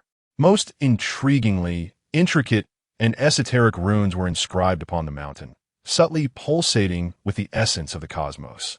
Before long, still entranced by the mountain's mystique, Lu Qubi was led by Dafeng Luo to a serene pond. The surface of the water mirrored the weeping willows along the bank and the drifting clouds above, while schools of koi, adorned in hues of red and white, frolicked, sometimes chasing each other, other times resting at the pond's bottom, at peace. Perched upon a slab by the pond sat a blind elder with hair and beard as white as snow. His gaunt visage bore the marks of time, with sunken cheeks and lifeless, murky eyes resembling two wells long obscured by dust. Upon hearing movement, the blind elder rose and approached Dafeng Luo directly. "Princess, you have returned," he greeted, bowing respectfully. "Please rise, Mr. Chun." Dafeng Luo quickly assisted the elder to his feet and inquired, "While I was away, has anything significant occurred in the capital?" The elder pondered for a moment before responding. "Aside from the royal's poor health, all remains as usual." At that moment, he noticed Lu Qubi standing behind Dafeng Luo and inquired, "Princess, who is this person?" Dafeng Luo explained, "This is Lu Qubi, a friend from my homeland. One of our own." She emphasized this point. Upon hearing this, the elder nodded slowly and asked, "Princess, have you obtained the item?" "Of course." Dafeng Luo signaled for Lu Qubi to retrieve the Tian Bu Li from his back. The elder extended his hand to touch the blade of Tian Bu Li, his brow furrowing in surprise. "It has recognized a master? Or has it acknowledged this young friend as its master?" Dafeng Luo sighed. "This is a lengthy tale. We shall discuss it later." However, upon hearing this, the elder swallowed the words that nearly escaped his lips, bowing his head in contemplation. Subsequently, he produced a long black box and carefully placed Tian Bu Li within it. The moment the box was closed, Lu Qubi distinctly felt a severance of the connection he shared with Tian Bu Li, as if an invisible barrier had been erected between them. It is indeed peculiar that the notoriously tyrannical Tian Bu Li is currently exhibiting an unusual tranquility. "Princess, I shall proceed to deal with Tian Bu Li," the blind elder remarked, expressing his gratitude towards Mr. Chun. As his words faded, the elder, supporting a black box, departed from the pond. After his exit, Dafeng Luo turned to Lu Qubi and inquired, seeing Tian Bu Li being taken away, "Do you feel reluctant?" Lu Qubi responded with a faint smile. "It matters not whether I feel reluctance. It was never mine to begin with. What are your plans henceforth?" "I am uncertain. Perhaps I shall find a place to reside in the capital for the time being. Why not stay at my princess's residence? I find the rules too cumbersome." Lu Qubi's words carried profound implications, subtly rejecting the idea of joining the princess's household. Following this exchange, both Lu Qubi and Dafeng Luo fell into silence, the atmosphere thick with a momentary stillness. Dafeng Luo, resting her hand on her forehead, cast a complex glance towards Lu Qubi. Being a perceptive individual, she could discern the underlying meaning in his words. Yet she felt a twinge of reluctance to let such an extraordinary talent depart. After a moment of contemplation, she sighed in resignation and broke the silence. "I must express that you saved my life, and I owe you a significant favor. Should you require anything in the future, you may seek me at the princess's residence. Furthermore, I possess an inconspicuous shop in the southern part of the city, which I can offer to you. However, I fear you may hesitate to reside there." "Why would I hesitate?" Lu Qubi, relieved by Dafeng Luo's concession, inquired with a hint of curiosity. Dafeng Luo slowly elucidated. "Yinshan Alley is the epicenter of the underground forces in the entire capital, a gathering place for those from the mountains, rife with daily bloodshed. One misstep could lead to one's demise. If I grant it to you, would you dare to reside there?" Lu Qubi's eyes sparkled with determination as he tightened his grip on the dagger at his waist, responding, "What is there to fear?" Seeing Lu Qubi's confidence, Dafeng Luo decided to proceed, declaring, "Very well. In that case, I shall bestow that place upon you. This evening, I will have elderly escort you to Yunshan Alley." Shortly thereafter, Dongfang Yingluo found a pretext to send Lu Qubi away. Subsequently, she called upon the blind elder once more. The elder gazed regretfully at Lu Qubi's departing figure, remarking, "Princess, should we eliminate this individual, Tian Bewley would automatically relinquish its bond." "No need." Dongfang Yingluo shook her head. "His worth far exceeds that of Tian Bewley." "Oh, just a young man at the late stage of the first realm, and he surpasses Tian Bewley?" The blind elder became intrigued and inquired further. Dongfang Yingluo parted her lips, her willow-like brows arching slightly as she replied, "Mr. Chun, the young man you refer to is none other than the unparalleled genius of the fifth realm, as acknowledged by Elder Li from Qingqing Mountain." "Now I understand." The blind elder paused, realizing the gravity of the situation. No wonder the princess holds him in such high regard. Such a prodigy must not be made an enemy. Dongfang Yingluo then asked, "By the way, Mr. Chun, where is Elder Yushan?" The blind old man extended his hand, pointing towards the south, and spoke. "Yu Zhengshan has received the imperial edict and is currently intercepting the relentless Lord Li Chengyan at Qianling River." The Qianling River, a majestic waterway stretching 1,000 miles, lies on the border between the Great Yu and the Great Feng. The waters surge forth, cascading endlessly. The river's expanse is so vast that one cannot discern the distant shores. Only at the horizon, where water meets sky, does a faint outline appear, resembling a solitary sail gradually vanishing from sight. In the heart of this mighty river stood a towering figure, unwavering amidst the churning waters beneath him. With arms naturally hanging by his sides, he calmly observed the swiftly advancing crimson figure approaching from the opposite bank, embodying the essence of an immovable mountain, exuding an innate sense of dominance. Chapter 52. Yushan regains his dignity upon the rolling surface of the river. A figure clad in a red embroidered robe halted abruptly, his expression turning grave as he caught sight of a towering silhouette at the river center. Trouble loomed. It was none other than Yushan, the North Guardian of the Great Yu. The old Emperor of Great Yu truly regarded Li Chengyan with esteem, even sending forth this formidable presence. The river wind surged, tousling Li Chengyan's scattered locks and disarraying his thoughts, while the pallor of his face was etched with concern. Yushan, a man of military origins, once a renowned general of Great Yu, had single-handedly breached 17 barriers of the Great Feng and valiantly defended against 30,000 elite troops. Now, he stood as the highest-ranking deity among the 5 mountains of Great Yu, a celebrated practitioner of the 5 realms, with iron fists capable of shattering any weapon. Faced with such an imposing figure, even the formidable Li Chengyan felt an escalated sense of pressure, compelling him to tread cautiously. His piercing gaze fixated on the towering figure ahead. He ventured, "Are you the North Guardian of the Great Yu, Yushan?" "Indeed," came the calm yet fiery response from Yushan, stationed at the center of the river. He lifted his chin slightly, a glint of murderous intent flickering in his profound eyes. With deliberate enunciation, he declared, "Li Chengyan, the Knightless Marquis, how audacious you are! How dare you strike against a princess of Great Yu on our territory? What punishment do you deserve?" The river wind roared as Li Chengyan's crimson robe billowed, cold sweat streaming down his forehead. He understood that the odds were stacked against him. Drawing a deep breath, he cast a glance across the riverbank, his features contorting into a maniacal grin as he bellowed, "The laws of Great Yu cannot bind the subjects of Great Feng. Since I have dared to act, I fear not your court's retribution. Moreover, I may yet possess the strength to fight." His laughter was sharp, akin to fingernails scraping against aged porcelain, grating on the ears with an unsettling, sticky intensity that provoked discomfort. "May your life prove as resilient as your words," Yushan remarked, clearing his ears of debris, his gaze growing increasingly frigid. Li Chengyan's audacity to confront the princess of Great Yu on their own soil, regardless of success or failure, was an undeniable affront to the empire. The aging emperor had personally commanded Yushan to take action, not only to vindicate the princess, but also to restore the dignity of Great Yu.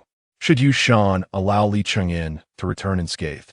The empire's honor would be irrevocably tarnished. As these thoughts coursed through his mind, the ferocity emanating from Yu Shan intensified, the oppressive aura of a five realms practitioner expanding like a palpable force, causing the surrounding mist to scatter in retreat. Feeling the weight of Yu Shan's terrifying presence, Li Qingyin experienced a constriction in his chest, as if his breath was being choked, his throat feeling as though it were stuffed with cotton, rendering him voiceless. This pressure was neither scorching nor icy, yet it was more suffocating than the blazing sun and more chilling than the harshest frost. Is this the terror of a fifth realm master? Li Qingyin dared not be the slightest bit negligent, channeling his vital energy to resist the oppressive force of Yu Shan. His hand, which hung beneath his crimson robes, transformed into a lethal claw in an instant. The moment their gazes met, it seemed as if tangible sparks ignited and collided within their eyes, exploding before swiftly extinguishing, leaving only an eerie silence to linger over the river. In an instant, Yu Shan's figure flickered and vanished from sight. Witnessing this, Li Qingyin's heart raced. In that fleeting moment, he had barely caught a glimpse of Yu Shan. Cautiously, he scanned his surroundings, a wisp of crimson aura emanating around him. Li Qingyin, where are you looking? Suddenly, a resonant voice echoed, and Yu Shan materialized above him, a colossal hand descending with his words.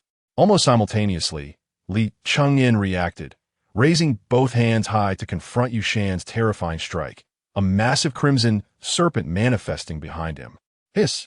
The serpent enveloped Li Qingyin, lunging its forked tongue towards the sky at Yu Shan.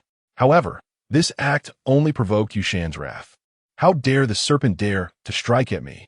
With a fierce battle cry, Yu Shan soared into the heavens, his right fist clenched like a golden-armored deity, launching a devastating punch towards Li Qingyin.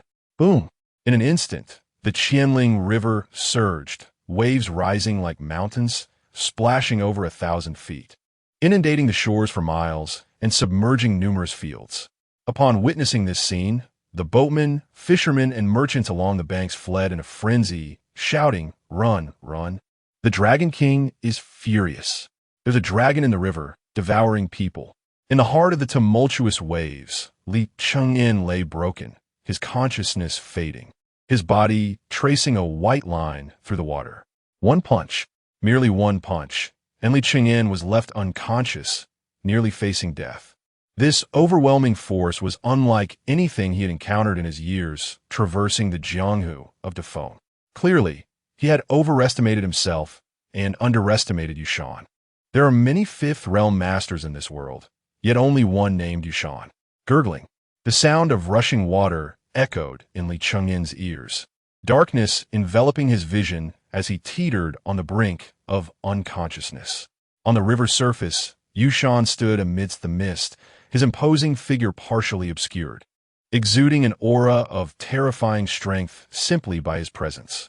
Soon, Yu Shan descended upon the water, one foot striking the surface, and a column of water instantly propelled the submerged Li Qingyin back to the surface. With a single hand, Yu Shan grasped Li Qingyin's throat, shaking his head dismissively. The Night Lord of Dafeng is nothing extraordinary. Hearing these words, Li Qingyin, in his disheveled state, felt his face darken even further, forcing out a strained whisper. "My lord is in the south. Do not let me face death to the north." "Humph," Yu Shan coldly remarked, his python-like hands slowly lifting Li Qingyin, sighing. Truly deserving of being the royal gatekeeper of Dafeng. Such unwavering loyalty. With a sudden, forceful motion, Yu Shan ripped off one of Li Qingyin's arms. Blood gushed forth from Li Qingyin's arm, yet he gritted his teeth and refrained from uttering a single plea for mercy. Instead, a faint smile remained etched upon his face. Witnessing this, Yu Shan's gaze towards Li Qingyin was tinged with a hint of admiration. However, admiration aside, he had no intention of sparing Li Qingyin. As Yu Shan prepared to strike, Li Qingyin emitted a chilling laugh. "Yu Shan, the day my great Feng's iron hose march northward shall be the day your great Yu meets its demise." Upon hearing these words, Yu Shan was greatly displeased.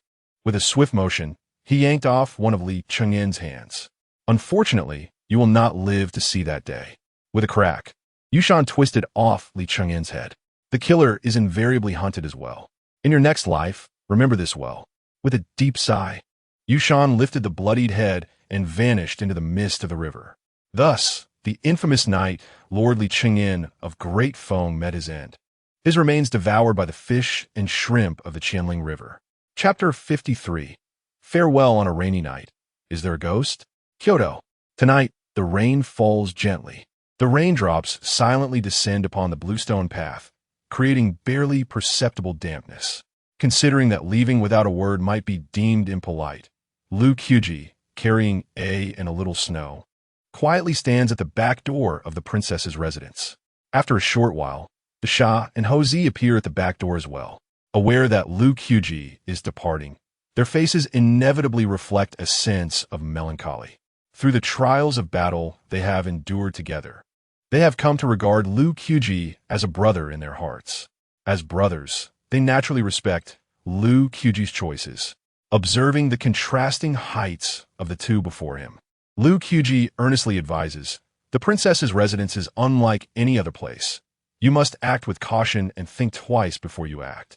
Should you encounter difficulties in the future, remember to seek me out in Yunshan Alley. The Shah and Hoarse nod in unison. Once he has finished his instructions, Lu Qubi, umbrella in hand, prepares to leave. Just as he takes a few steps, a voice calls out, "Wait." Hoarse stops him. Then, bending down, he retrieves a piece of spiritual silver from his sock. The Shah also digs deep into his pouch to produce a piece of spiritual silver. After exchanging glances, they both smile and extend their offerings to Lu Qubi. "What are you doing?" Lu Qubi furrows his brow at the silver coins being offered, hastily declining. "I don't need it. Keep it for yourselves." However, Hoarse and the Shah are undeterred, forcefully stuffing the spiritual silver into Lu Qiji's pocket. Hoarse scratches his head, feeling a bit embarrassed, and says, "Lu Gu, please don't think it's too little. This is a token of our brotherhood." The Shah chuckles beside him. "Lu Gu, don't worry. The princess's residence provides meals, so we won't go hungry. If you find yourself unable to afford a meal outside, just return to the princess's residence, and I'll share my food with you." Upon hearing this, Hoarse punches the Shah playfully. "What are you saying? Lu Gu can't possibly go hungry." The Shah, rubbing his head, lowers his gaze somewhat dejectedly, mumbling, "I'm just worried about Lu Gu being hungry." Lu Qubi feels a warmth in his heart as he gazes at the innocent expressions of the two, wanting to utter something sentimental but deeming it unnecessary. Sometimes a mere glance suffices. As the rain intensifies, it transforms from a few solitary drops into countless fine silver threads cascading from the inky clouds. Li Qingzhou also appears at the back door of the princess's residence, holding an umbrella. Upon seeing Lu Qubi emerge, he inquires, "Have you settled everything?" Lu Qubi nods in affirmation. "Then let us depart." As the words leave his lips, the two umbrellas, like boats inverted in the sky, gradually fade from view along the path. Watching Lu Qiji's diminishing silhouette, the Shah suddenly speaks up, "Hoarse, do you think Lu Gu will achieve great things?" Hoarse pats the Shah on the shoulder, confidently stating, "To me, Lu Gu is akin to the son Wukong he mentions. He will surely create a stir in the heavenly palace and triumph over Lin Dayu." The Shah blinks in confusion and interjects, "I thought it was Lu Zhishan that Sun Wukong defeated? What a juxtaposition of Lu Zhishan and Lin Dayu." Indeed, it is Lu Zhishan. It is Lin Dayu.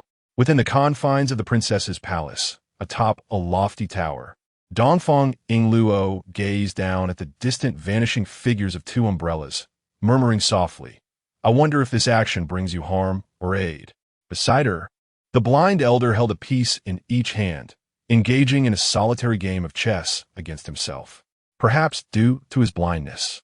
The elder possessed an acute sense of hearing and discerned an unusual tone in Dafeng Yingluo's whispered words. It seemed that the princess harbored some peculiar sentiments towards that young man. Should that be the case, it could spell trouble, with grand achievements yet to be forged. How could one become ensnared in romantic entanglements? The elder paused his movements, lifted his head to face Dafeng Yingluo, and inquired directly, "Princess, do you harbor thoughts for that young man?" A fleeting spark danced in Dafeng Yingluo's eyes. her countenance radiating ambition as she settled into the expansive chair behind her, erupting into hearty laughter as if she had just heard a jest. Rest assured, Mr. Chun, how could romantic affections compare to that exalted position? Born into a royal family, one must either strive for power or face demise. I shall tread step by step towards the ultimate goal, until all of humanity bows before me. The blind elder, upon hearing her words, felt immense satisfaction and delight. This was the enlightened sovereign he, Chun Xiaoru, had long sought. Who says women are inferior to men? He firmly believed that with his support, Dongfang Yingluo would certainly ascend to that position, becoming the first female emperor of Dayu in millennia. An hour later, Lu Qubi, under the guidance of Li Qingzhou, arrived at the entrance of a bustling alley, holding an umbrella. Before even setting foot into the alley, Lu Qubi sensed a formidable presence. Following the direction of the aura, he spotted a brilliantly lit bookshop. It was noteworthy that Dayu enforced a curfew. After the hour of high, citizens were prohibited from wandering, and shops were to remain closed. Yet, this bookshop stood defiantly open, which was rather peculiar. Noticing Lu Qubi's engrossed gaze, Li Qingzhou hastily interjected, "Best not to stare too long, or they might take offense." Once Lu Qubi regained his composure, he quickly inquired, "Are those inside cultivators as well?" Li Qingzhou smiled in the direction of the bookshop and led Lu Qubi deeper within. As they walked, he elaborated, "Not only cultivators, but also a formidable fourth-stage practitioner from the esteemed Qingyan Academy." The esteemed Qingyan Academy? Lu Qubi turned to Li Qingzhou, his face brimming with curiosity. Li Qingzhou continued, "In our mountainous sects, there are smaller sects, larger sects, and top-tier sections. A sect with practitioners of the third stage is considered a minor sect. A sect with practitioners of the fourth stage is deemed a major sect. A sect housing practitioners of the fifth stage is classified as a top-tier sect. Within Dayu, there exist 4 major top-tier sects: Qingqing Mountain, Taoist sect, Qingyan Academy, and King Kong sect. This bookshop is run by a fourth-stage practitioner from Qingyan Academy." Lu Qubi pondered for a moment and asked, "In which sect do the mad Taoist and the impoverished scholar belong to?" Li Qingzhou replied, "The Taoist of the Great Heaven.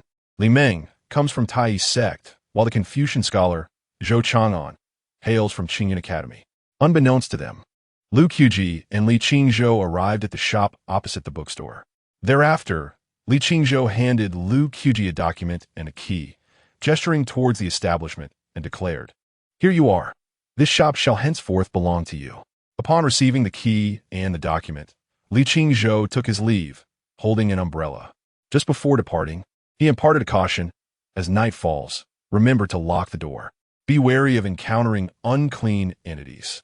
Upon hearing this, Lu Qubi felt a sense of bewilderment and hurriedly inquired, "Senior Li, what do you mean by that?" Li Qingzhou turned his head, revealing a mischievous smile, and replied, "Lu Qubi, surely you are not oblivious to the fact that this world is inhabited not only by spirits, but also by ghosts?" Ghosts. Chapter 54, The Old Scholar. Humans possess 3 souls and 7 spirits. Upon death, they transform into wandering spirits. In simpler terms, when one is unable to catch their breath, they become a ghost. Ghosts are formless and invisible, often feeding on the essence of the shadows. The mountain and river deities of both Dayu and Dafeng were primarily established to combat them. The vengeful female spirits particularly favor robust, young cultivators like you. The humorous tone gradually faded into the rain. Li Qingzhou's figure vanished into thin air, leaving Lu Qubi standing alone before the tightly closed shop door. Ghosts. The mountain and river deities. Lu Qubi stood in place, softly murmuring a few words, gaining a newfound understanding of this world. Creak! Lu Qubi used the key in his hand to unlock the shop's door. The first thing that caught his eye was an old counter, upon which rested several oil lamps and a fire starter.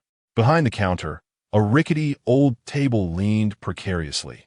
Though coated in dust, it was crafted from fine ebony. Beside the table were several redwood benches, intricately carved, suggesting their considerable value. Surprisingly, the shop's backyard was accompanied by a modestly sized square courtyard. Unlike the front of the shop, The rear courtyard was exceptionally clean, with the kitchen fully equipped with pots and pans, and the bed linens in the bedroom freshly changed, presumably having been tidied by Dafeng in advance. Lu Qubi stood in the small courtyard, holding an umbrella as raindrops pattered against it, creating a soothing sound. Gripping it tightly, Lu Qubi lifted his gaze to the obscured heavens and sighed softly. This world of martial arts is more tumultuous and splendid than I had imagined. Perhaps, with the long knife in my hand, I too can topple a temple. Soon, after cautiously closing the door, Lu Qubi sat cross-legged on the bed, retrieving the wordless book bound in green leather and yellowed paper from his bosom, and resumed his cultivation of Taishang Renjian. With a heart as deep as a chasm, he observed the flowing clouds gathering and dispersing, his body like a boat, gliding through the turbulent waves of the world. In every breath, the universe embraced him. In motion and stillness, yin and yang discern. As Lu Qubi silently recited the incantation, the surrounding essence of heaven and earth began to penetrate his body, with every pore seemingly opening wide, greedily absorbing this vast energy. Suddenly, his form trembled as a tremendous force surged from his dantian, akin to thunder roaring through a river, rushing toward the 12 meridians. Lu Qubi took a deep breath, compressing the absorbed essence of heaven and earth, guiding it directly toward 3 blockages within the 12 meridians. Break! With Lu Qubi's thunderous shout, the 12 meridians flowed unobstructed. The essence of heaven and earth coursed through Lu Qubi's meridians, completing the great circulation. Meanwhile, a heavy and palpable sense of power emanated from his limbs and bones, prompting a quiet yet satisfying sigh of contentment. Is this the benefit of completing the great circulation? Truly captivating. Occasionally, Lu Qubi's ambitions turned toward the second realm. He had heard Dafeng mention that the second realm was called the transformation of truth realm, where the Qi Si begins to form, and the essence of energy liquefies into true essence. What is the Qi Si? How does energy liquefy into true essence? Lu Qubi was currently in a fog, utterly perplexed and unable to grasp the concept. Thus, Lu Qubi temporarily set aside his cultivation of the supreme in the mortal realm and turned his attention to the visualization of the true dragon.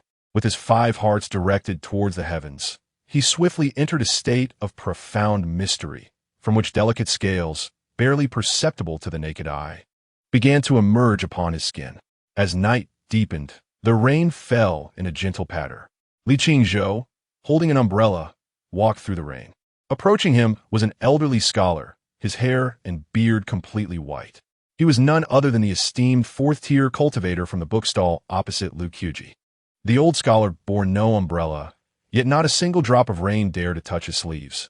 A radius of 10 feet around him remained entirely dry. As he drew closer, the elderly scholar cast a glance at Li Qingzhou, stroked his beard, and spoke in a rich voice.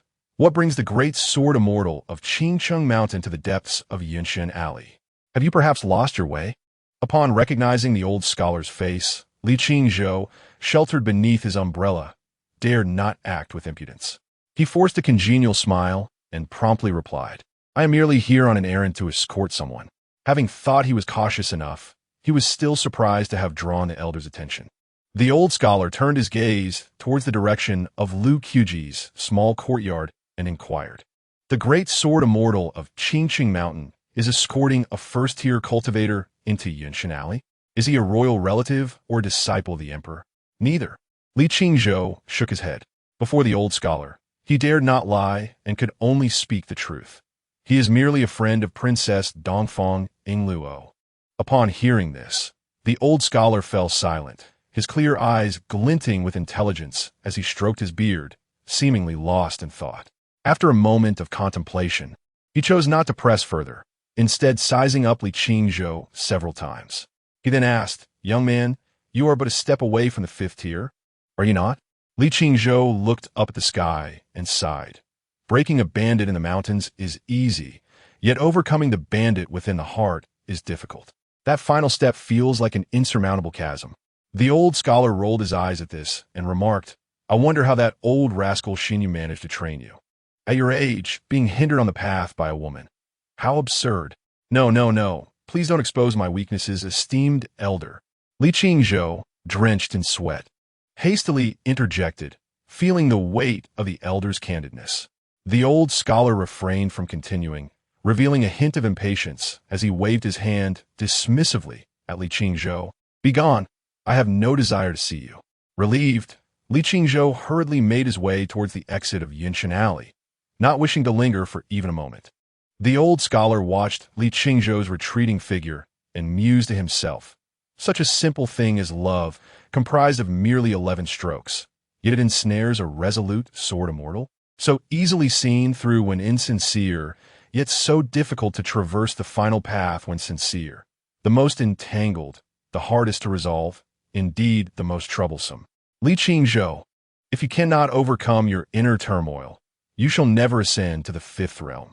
Upon exiting the alley, Li Qingzhou exhaled a heavy breath, turned slightly, and cast a glance behind him, muttering, "You old man truly meddle too much."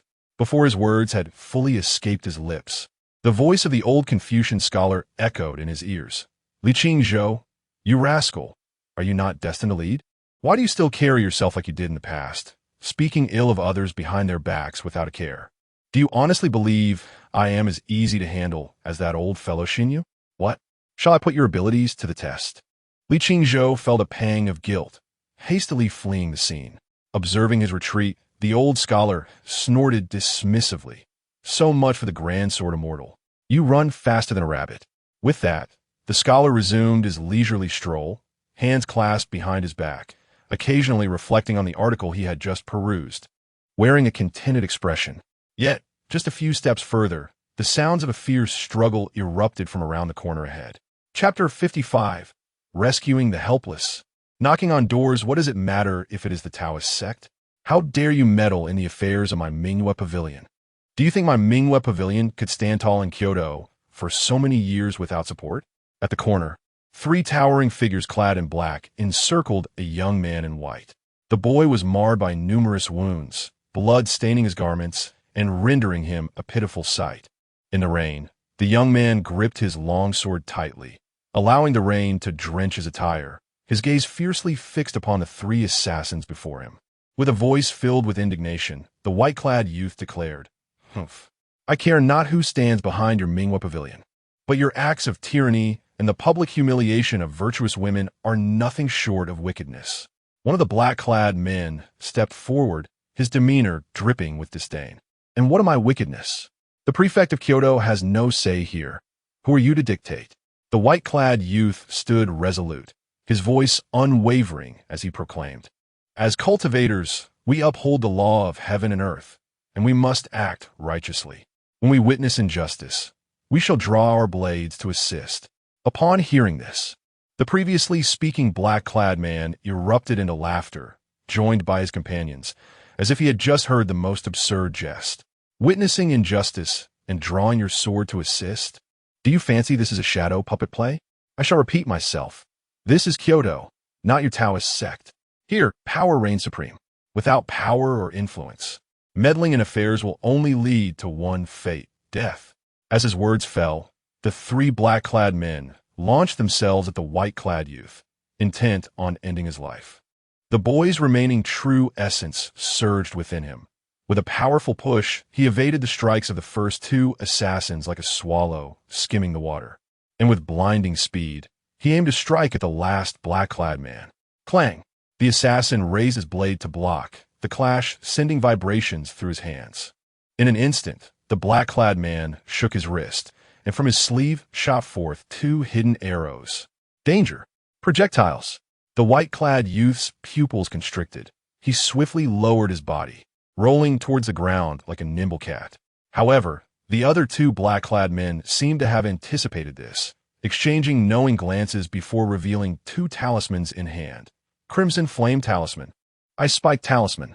Almost simultaneously with the youth's descent, a barrage of ice shards and flames surged forth.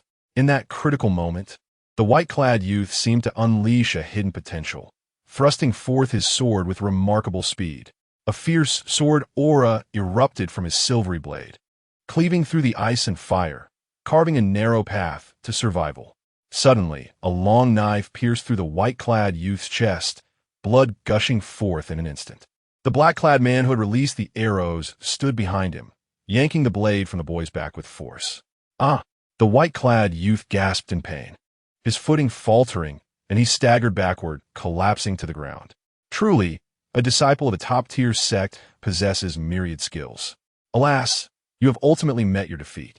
3 figures clad in black approached, one of whom arrogantly placed a foot upon the head of the white-clad youth, declaring, for a woman and a few old men, sacrificing your own life, was it worth it? The white-clad boy lay in a pool of blood, his eyes stained crimson, vision blurred, though his mind was clouded. He still managed to utter, "It is worth it." Observing the boy's obstinate resolve, the black-clad man scoffed, "Humph. Foolishness. Since you are so stubborn, I shall send you to your demise. Remember this, I am Qin Si, the only son of the master of the Mingyue Tower. In your next life, be sure to steer clear of this name." As he spoke, the black-clad man gripped the hilt of his sword, poised to sever the boy's head. At that moment, the old scholar who had been watching finally intervened. He leaped down from the eaves, and with a single thought, appeared before the 3 black-clad men. Startled by the sudden emergence of the scholar, the 3 men froze in shock. The scholar uttered a single word, "Stabilize." Instantly, the 3 black-clad men became rigid, like statues, unable to move. The scholar bent down and lifted the unconscious white-clad youth, draping him over his shoulder. Then, turning to glare at the black-clad men, his hair standing on end, he exclaimed in righteous fury, "You wretched beasts in human guise." With that, the scholar extended his fingers towards the black-clad men, commanding with a single word, "Die." As the word left his lips, the 3 men inexplicably bled from their 7 orifices and fell lifeless to the ground within mere moments. With a swift motion of his grand sleeve, a beam of white light descended upon the corpses, causing their souls to disperse, leaving them bereft of even the opportunity for rebirth. To the scholar, some individuals in this world were no more than beasts cloaked in human skin. Killing them was merely a necessity. The blood of evildoers would not tarnish his sacred texts. Soon after, the old scholar, carrying the white-clad youth, walked through a narrow alley and paused abruptly upon passing the shop of Lu Qubi. Something feels amiss. This aura, could it be the heavenly book of the Taoist sect? The person that Li Qingzhou sent is from the Taoist sect. Intrigued, the scholar retrieved a half-bound tome of yellowed paper from his robe. Upon inspection, he noticed a faint glow emanating from the pages. This sensation was unmistakable. It must indeed be the heavenly book of the Taoist sect. It seemed that the newcomer was affiliated with Taoist. After thorough contemplation, the scholar concluded that Lu Qubi was indeed a member of the Taoist sect. Upon realizing that the unconscious white-clad youth on his shoulder also belonged to the Taoist sect, the scholar decided to gently place him on the steps in front of Lu Qubi's shop. Gazing at the boy who lay in a deep slumber, the scholar spoke. "My Qingyan Academy has had a long-standing feud with your Taoist sect for over a millennium. That I could set aside sectarian biases to save your life speaks to the depth of my compassion." As he spoke, the old scholar bent down and pried open the mouth of the young man in white, inserting a vibrant orange pill within. Remarkably, upon its ingestion, the pallor of the youth's face transformed, regaining a hint of color as the once withered essence within him began to rejuvenate. After completing this act, the old scholar glanced down at the now improved complexion of the young man and gently remarked, "The individual inside likely hails from your esteemed sect. Allow me to extend my goodwill to the end and assist you in knocking on the door." With that, the old scholar rapped on the wooden door. Meanwhile, in the courtyard, Lu Qubi, who was deep in meditation on his bed, suddenly opened his eyes wide. With a swift motion, the miao knife beside him was drawn from its sheath. In an instant, Lu Qubi leaped from his bed, gripping the knife tightly, and cautiously peered towards the source of the sound. At such an ungodly hour, what could be the cause of a knock at the door? Could it truly be, as Elderly had warned, a female ghost come to pay a visit? Chapter 56. The Silenced Masses. The hero speaks for them before long. The sound of knocking faded into silence. Lu Qubi held his machete, cautiously making his way towards the shop, the natural energies within him circulating in a grand cycle. Soon, he traversed the small courtyard and entered the dimly lit shop. With his blade drawn, he surveyed the area but found nothing amiss, leaving him perplexed. Could it be that I imagined it? Yet, in the next moment, a slight twitch of his nose revealed something amiss. A faint scent of blood lingered in the air. After unblocking the 12 meridians, Lu Qubi's senses had sharpened considerably. The closer he drew to the door, the more potent the stench of blood became.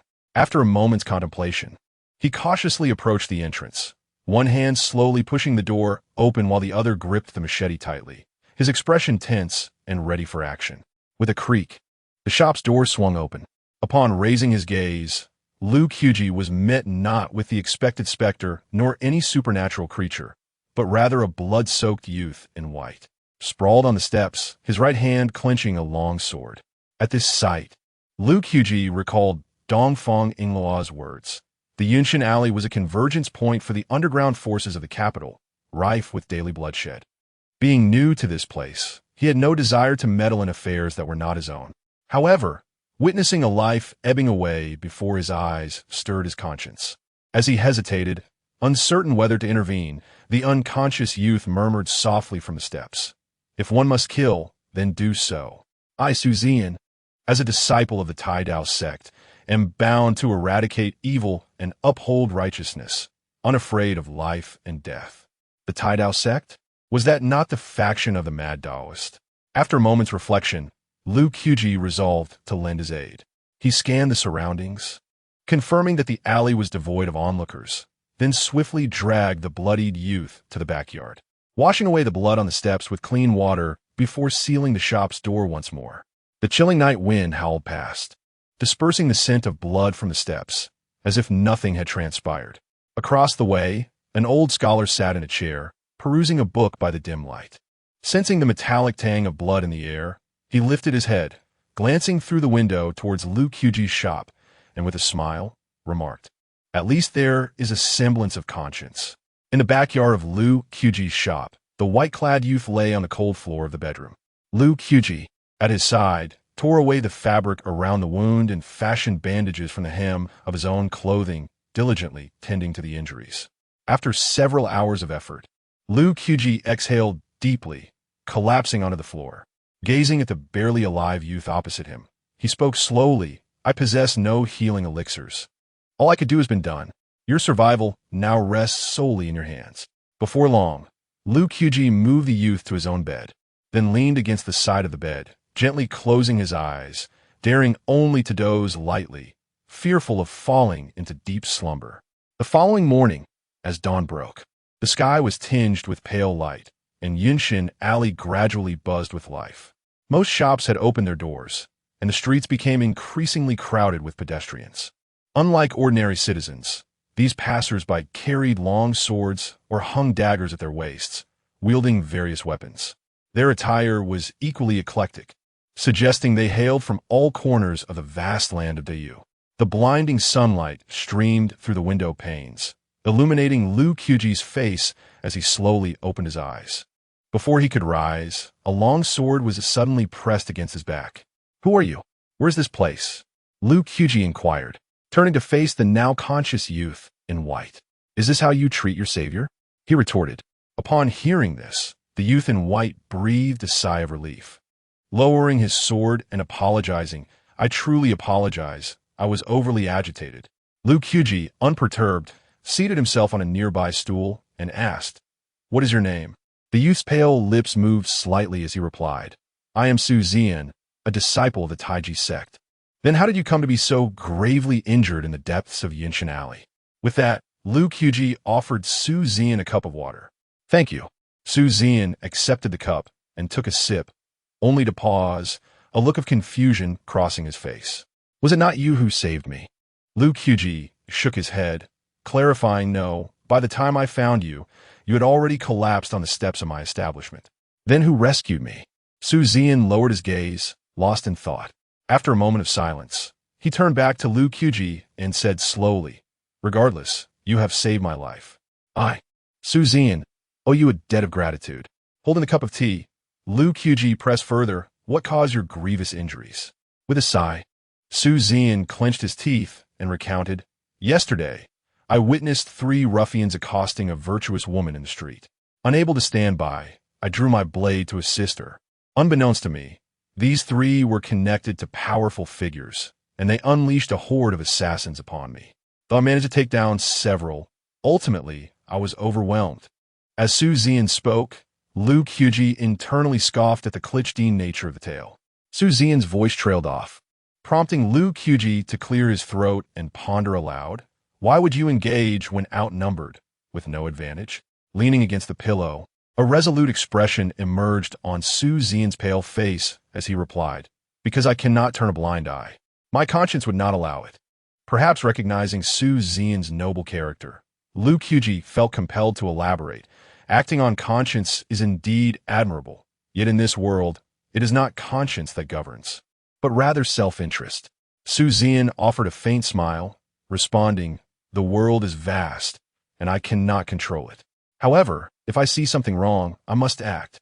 "But you almost lost your life," Lu Qubi pointed out, confronting the harsh reality.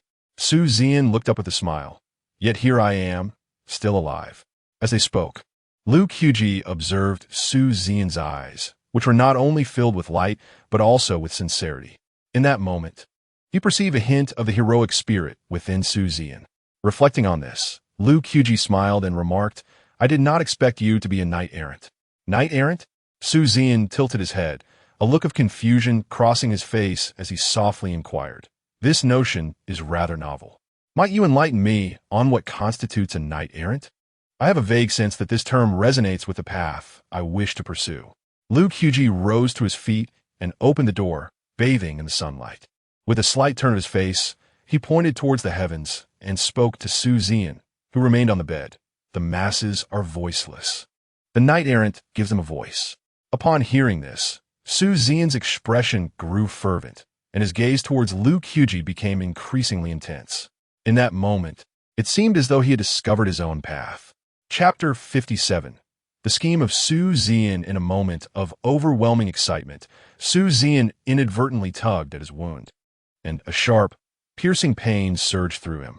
Under the immense agony, Su Zian grimaced and let out a long groan, the bandages seeping blood profusely. "It's over. Benefactor, benefactor, benefactor." Su Zian called out fervently towards the door, yet met only silence. "Am I, Su Zian, destined to bleed to death?" After a brief interval, Lu Qubi finally returned to the courtyard, carrying some food, his expression somewhat grave. Before even crossing the threshold, Su Zian's anguished wail echoed from within. "Benefactor, you have finally returned."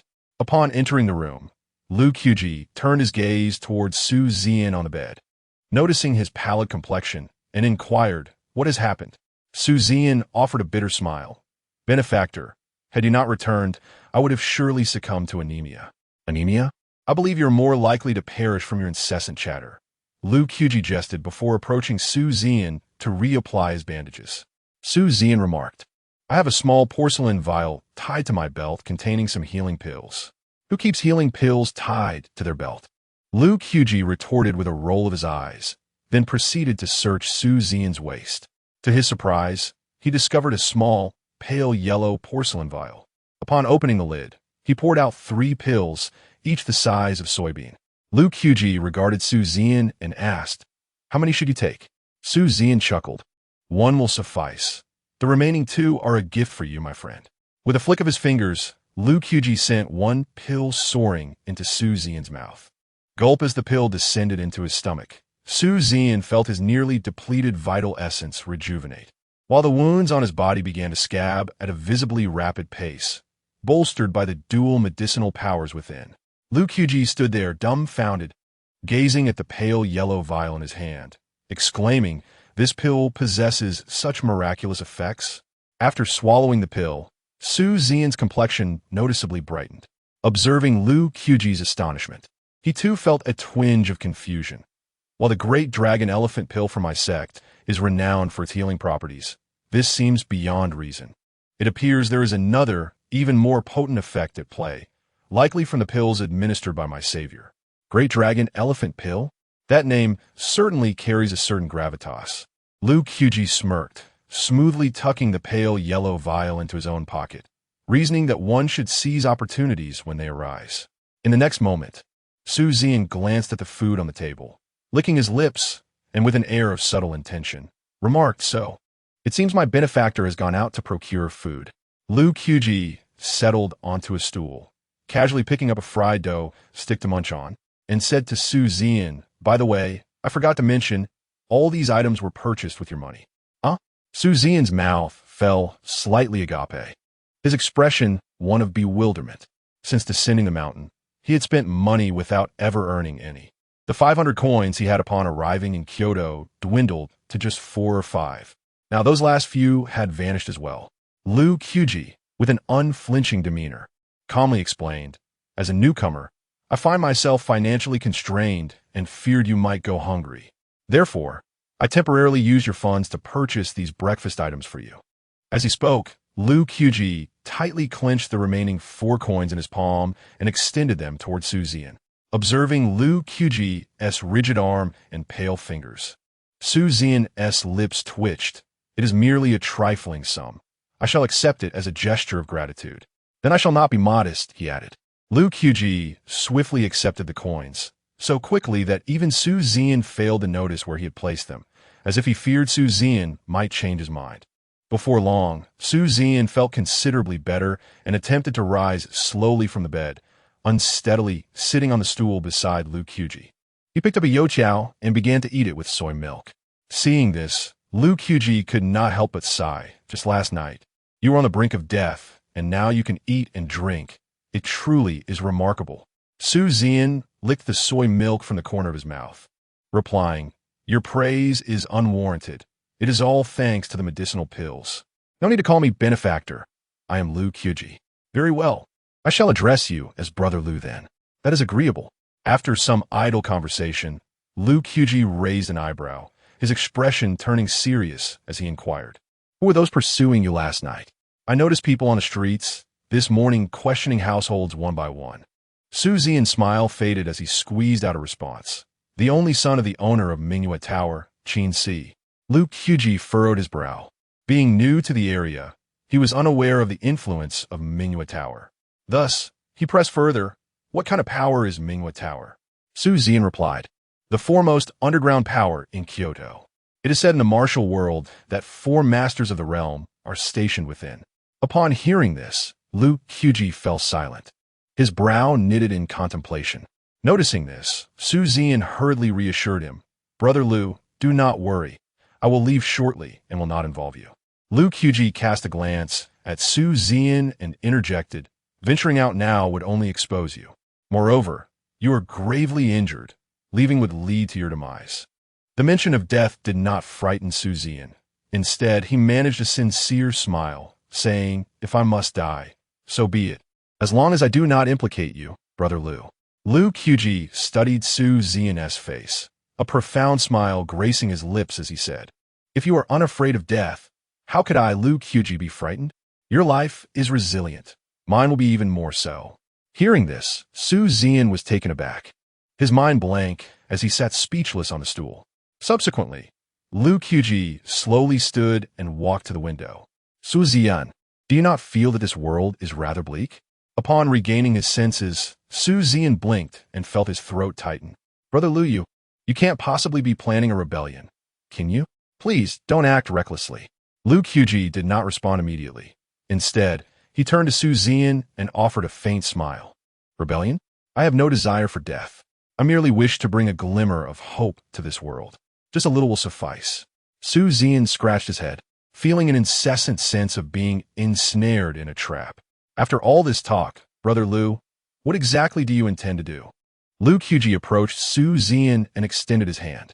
"To be candid, I have taken a liking to you and would like you to join me in bringing a modicum of hope to this realm. I call this endeavor the way of the hero." The phrase "to bring a glimmer of hope" struck a chord within Su Zian, prompting him to instinctively reach out his hand. In that moment, their hands met with a resounding clap.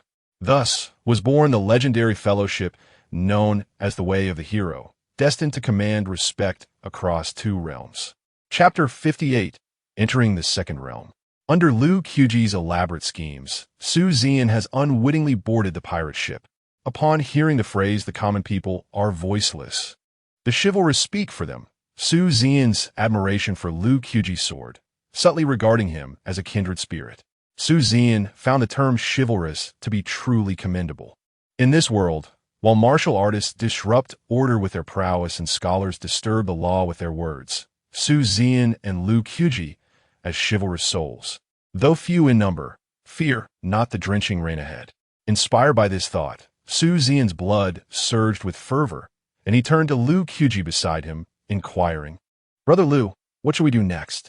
Shall we punish the wicked, or—" Lu Qubi sipped from his cup of plain water and replied nonchalantly, "First, we must fill our stomachs." "Ah." Su Zian paused, his mouth agape, staring blankly at Lu Qubi. "What are you looking at? Even a hero must eat." Lu Qubi remarked leisurely. After a moment's contemplation, Su Zian realized the truth of Lu Qubi's words. Without a full stomach, how could one hope to bring even a glimmer of hope to the world, let alone not be consumed by despair? Su Zian shook his head and asked, "By the way, Brother Lu, I haven't inquired about your business. How is it that you possess such a shop with a small courtyard in Yinshan Alley?" Lu Qubi replied, "The shop has only just come into my possession and has yet to open." Su Zian pondered briefly before asking, "What business do you intend to pursue?" Lu Qubi shook his head. "I have yet to decide." Su Zian swallowed hard, casting a sidelong glance at Lu Qubi, jesting, "Brother Lu, do you think we might starve?" A mischievous smile crept across Lu Qubi's lips. "If we run out of money, I could always sell you to a brothel for some silver." Su Zian pouted. "A few pieces? I am, after all, a practitioner of the second realm. With my skills, I could at least fetch some incense money." This remark reminded Lu Qubi that Su Zian was indeed a practitioner of the second realm. Wasn't this a teacher presenting himself at his doorstep? Suddenly, Lu Qubi turned to Su Zian, grinning as he asked, "Zian, how does one transition from the first realm to the second?" Until now, Su Zian had been engrossed in discussions of ideals and life with Lu Qubi, scarcely paying attention to his cultivation level. Now, he realized that Lu Qubi seemed to only possess late-stage first realm cultivation. Gazing at Lu Qubi's innocuous face, he felt as though he had been ensnared in a trap. He recalled his master's earnest words when he descended the mountain, "Disciple, you possess a heart of innocence. Upon descending, do not heed slanderous words or commit any heinous acts. Remember, if you ever cause a calamity, do not utter my name." "Master, it seems it is already too late. I have willingly boarded Brother Lu's pirate ship." With a long sigh, Su Zian turned to the eagerly awaiting Lu Qubi and spoke slowly, "Brother Lu, entering the second realm from the first is neither as simple nor as difficult as it seems.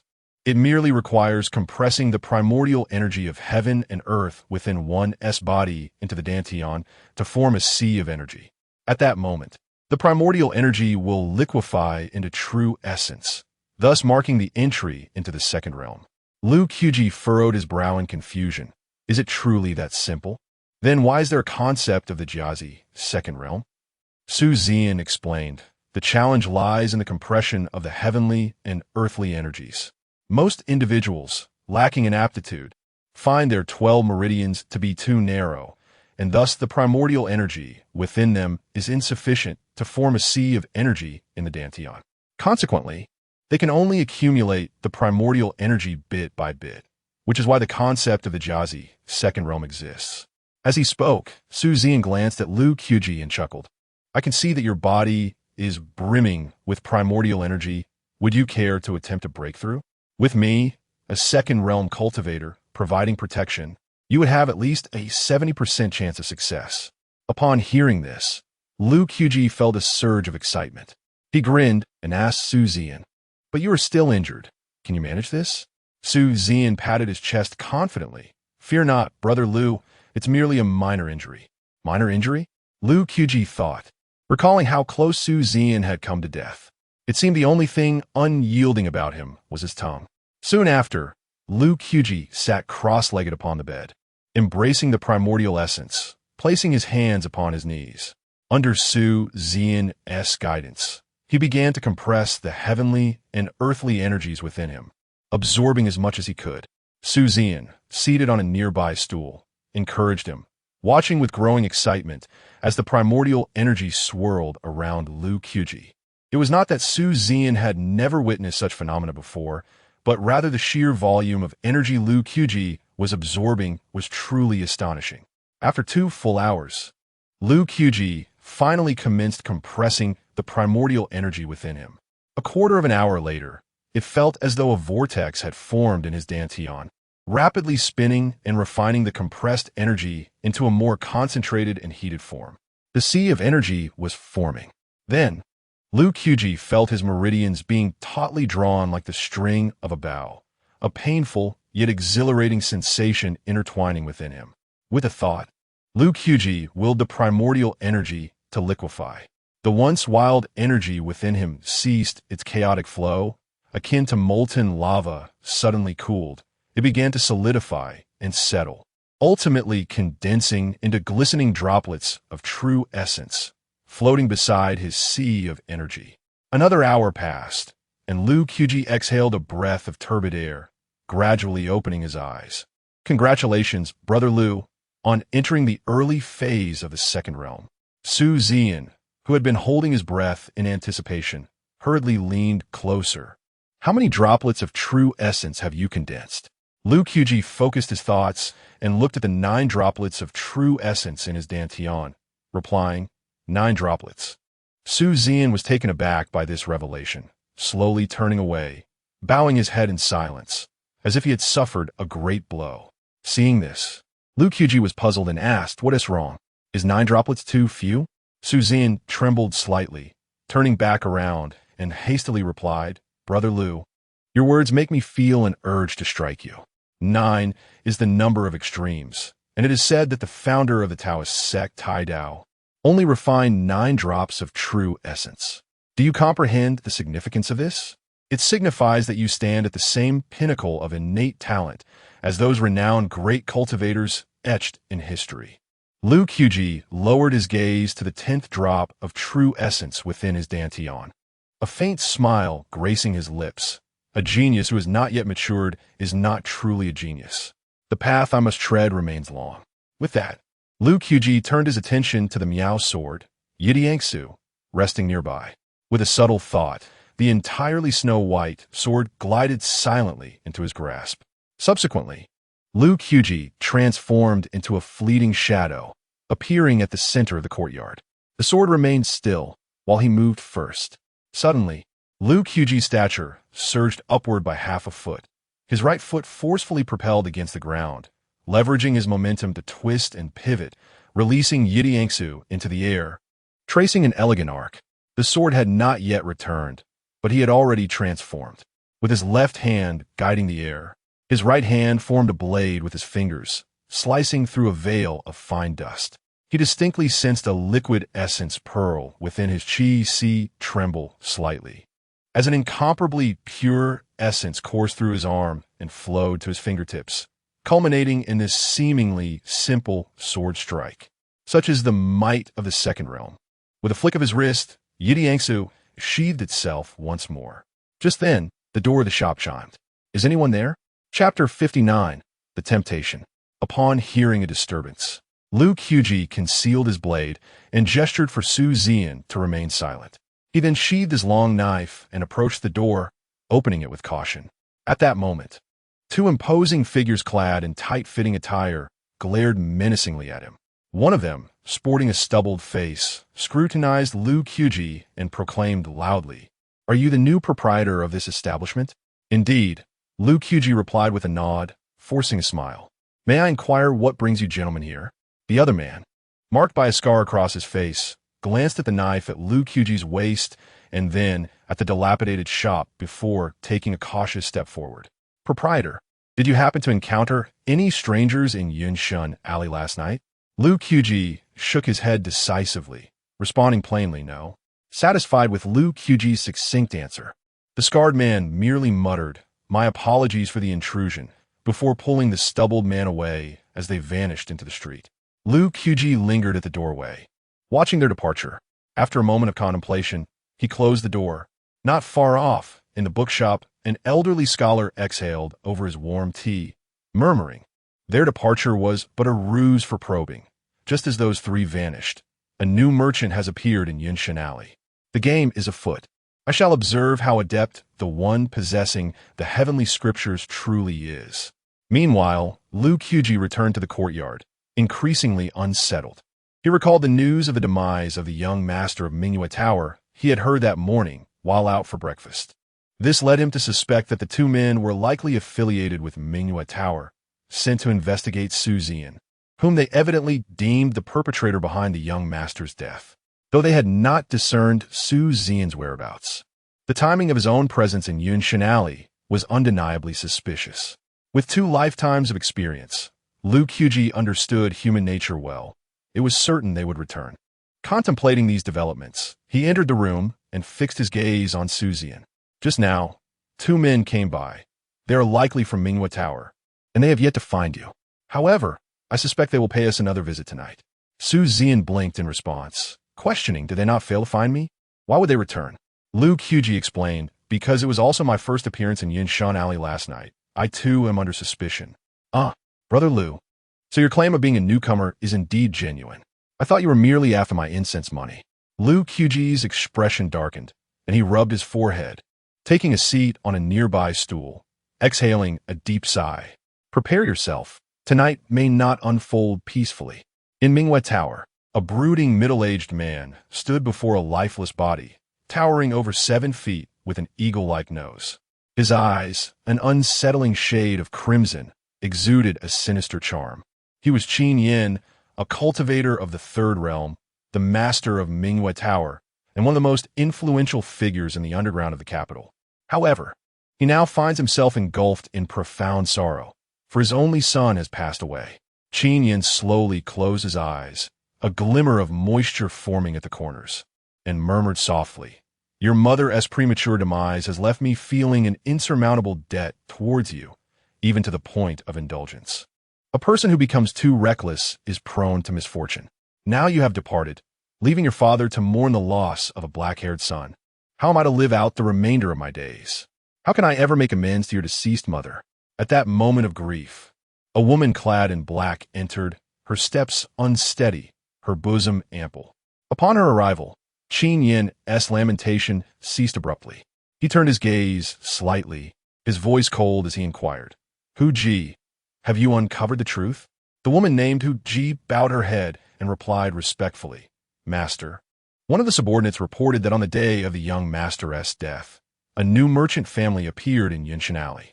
Furthermore, we cannot trace the individuals behind this merchant. Is there truly no one in the capital we cannot investigate?" Qin Yin pressed, "If necessary, inform Yugong's people and have them assist us." "Master, I fear that even Yugong's people may hesitate. Even Yugong's people dare not act? Then the one behind this must be singular." Qin Yin dared not ponder further, nor could he afford to. Yet, as this matter pertained to his son's life, he was determined to ascertain the truth. Until the perpetrator was found, he would not relent. Clenching his teeth, Qin Yin commanded Hu Ji, "Arrange for someone to visit Yinshan Alley tonight and summon that individual to Mingyue Tower." Hu Ji replied, "Master, what if the other party refuses to come?" Qin Yin's expression darkened, and he scoffed. "Even if they refuse, they must come, regardless of their affiliations. How could they rival Yugong? I trust that their backer will grant me, Qin Yin, a modicum of respect." "Understood." Hu Ji bowed and then withdrew. In Yinshan Alley, Lu Qubi had procured numerous items with 4 incense coins from Su Zian, sulfur, charcoal, steel balls, and various winemaking tools. He even enlisted Su Zian to help renovate the entire shop. Noticing several large jars behind the door, Su Zian asked in confusion, "Brother Lu, what are these 7 or 8 large jars for?" A smile played at the corners of Lu Qubi's mouth as he replied mysteriously, "They are for preserving life." "I cannot believe that," Su Zian retorted, puzzled.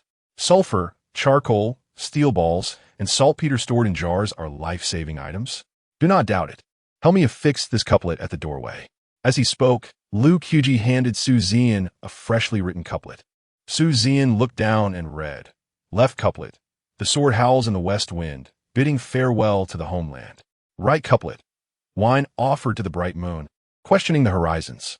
Horizontal inscription, the way of the hero. Setting aside the couplet content, the very characters captivated Su Zian, revealing themselves as the work of a master. Brother Lu, what is this script? I have never seen it before. Lu Qubi set down his brush and replied, Feibai style. It is a font of my own creation. My own creation? Su Zian was somewhat taken aback and remarked to Lu Qubi, Brother Lu, it would be a pity for you not to enter the Qingyan Academy. After speaking, Su Zian affixed the couplet to the door. Across the way, an elderly scholar in the bookshop, upon catching sight of this, let out an exclamation of surprise. What manner of script is this? I have never encountered it before. Curiosity piqued, the old scholar could not help but pick up a brush from the table and began to replicate the characters, murmuring to himself, a shop named Xia Kuxing? What sort of business do they engage in? How intriguing. Before long, the sky gradually darkened. The number of pedestrians in the Yungian alley dwindled considerably, and most shops shuttered their doors. Lu Qubi and Su Zian sat together at a table, munching on peanuts and engaging in casual conversation. Brother Lu, do you think they will come? It would be better if they did not. Can these large jars of yours be trusted? I do not know. We shall see. As the street grew quiet, a group of figures clad in black suddenly emerged at the alley's entrance, led by none other than Hu Ji. Chapter 60. A rainy night of murder, thunder rumbled ominously across the already darkened sky. Rain began to pour down in torrents. Initially a mere trickle that swiftly transformed into a barrage, striking the cobblestones and producing a cacophony of sound. The rain intensified, seemingly intent on grinding heaven and earth into dust. On the balcony of the alley's bookstore, a bamboo plum leaned against the railing, its petals blooming with vivid allure. Inside the establishment, Lu Qubi and Su Zian simultaneously rose to their feet, exchanging a glance before moving towards the door. Lu Qubi gazed up at the sudden deluge, murmuring, This rain carries a murderous intent. Su Zian, observing a figure clad in black atop a nearby rooftop, gripped his sword with one hand and the handle of his umbrella with the other, saying, Brother Lu, they are coming. Lu Qubi's expression sharpened as he tightened his grip on his dagger nestled at his waist, one foot stepping over the threshold.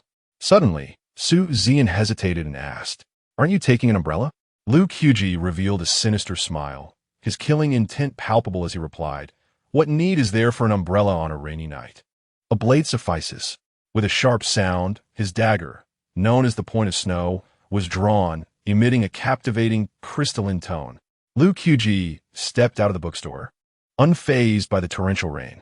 Su Zian discarded his paper umbrella, unsheathing his sword in pursuit of Lu Qubi's lead.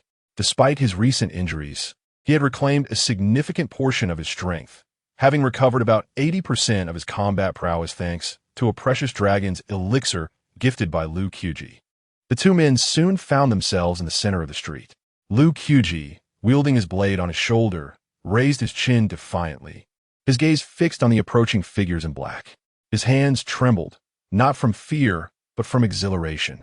Su Zian, sword in hand, remained vigilant, watching the dozen assassins perched on the rooftops.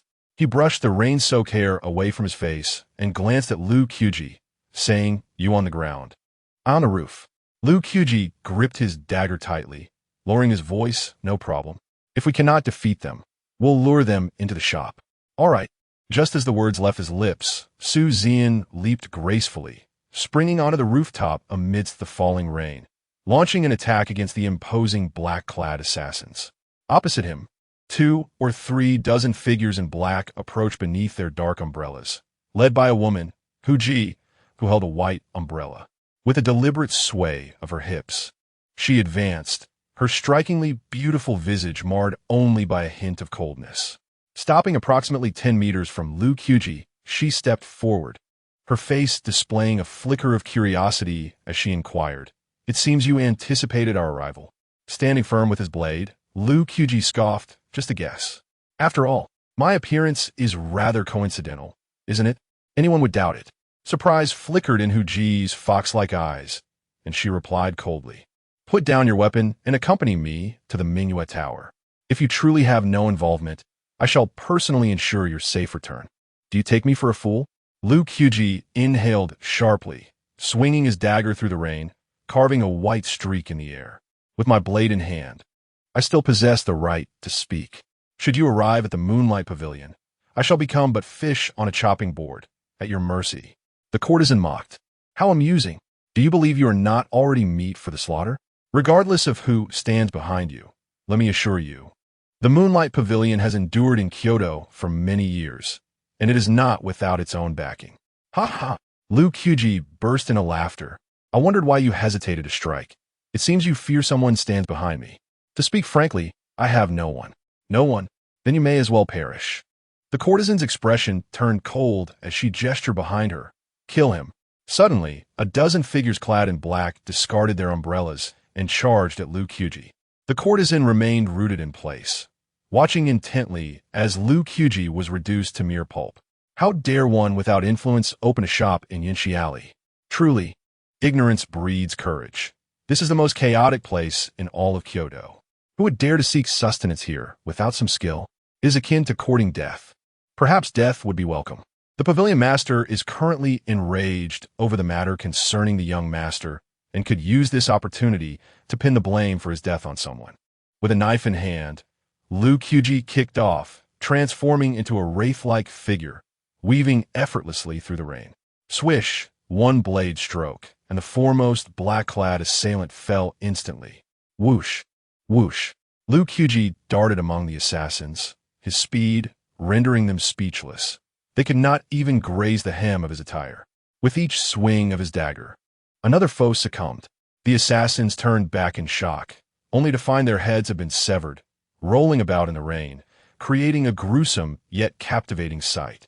Ack! The street echoed with heart-wrenching cries. With every 3 steps, he claimed a life. Lu Qiji's heart remained steady while his true essence surged, reveling in this bloody feast of carnage. In the blink of an eye, none of the black-clad assassins survived, all perishing by Lu Qiji's blade. Stepping over their fallen bodies, Lu Qubi approached the courtesan. Lifting his dagger, glistening with blood, his voice was hoarse yet imbued with a chilling aura of slaughter. "Having observed for so long, have you discerned anything of note? For these first-tier assassins to lay down their lives to exhaust me, the people of the Moonlight Pavilion truly possess a heart of cruelty." The courtesan's hand trembled as she held her umbrella, her voice quavering. "Who exactly are you?" Lu Qubi replied sharply, "The dead have no need to know my name." The courtesan snorted coldly. "You are perhaps overly confident in your abilities. The Moonlight Pavilion also boasts second-tier assassins." With that, she clapped her hands, and 3 early-stage second-tier assassins stepped forth from behind her, 2 men and 1 woman, all wearing silver masks that obscured their features. The courtesan extended her elegant fingers towards Lu Qubi, commanding, "Kill him." Upon receiving the order, the 3 silver-masked assassins transformed into fleeting shadows, rushing towards Lu Qubi. Just in time, with a commanding shout, Lu Qubi plunged forward, his body sinking as he unleashed the technique known as the Qingshan Smile, taught by Taoist. However, Lu Qiji's execution of the strike diverged somewhat from the teachings of Taoist. The essence of Taoist's technique lies in the phrase, "I have seen the mountains," so alluring. Yet, being in the bloom of youth, Lu Qiji's spirit soared with ambition. He believed the mountains could not rival his splendor, nor could the rivers compare to his torrential might. This was the essence of Lu Qiji's strike, infused with an additional 3 parts of dominance compared to Taoist's. In an instant, a glimmer of snowy brilliance sliced through the air. As the blade danced, silence enveloped the torrential rain for a brief moment. The 2 silver-masked assassins felt a sudden chill at their necks, and before they could register it, a flash of white light signaled the severance of their heads from their bodies. Alarmingly, the long knife in one assassin's hand was merely a terrestrial weapon. Realizing this, the remaining second-tier assassin let out a cry of panic and hastily retreated. Quick as a flash, Lu Qubi deftly flicked his wrist, the blade arcing back with fluid grace. With a muffled thud, the tip of the snowy blade pierced the chest of the last silver-masked assassin, and blood gushed forth in an instant. Chapter 61. As the rain ceased, the old scholar spoke. Thud! The assassin collapsed, lifeless, with the icy visage of Lu Qubi reflected in his dilated pupils. The alley fell into an eerie silence, save for the sound of the wind and rain.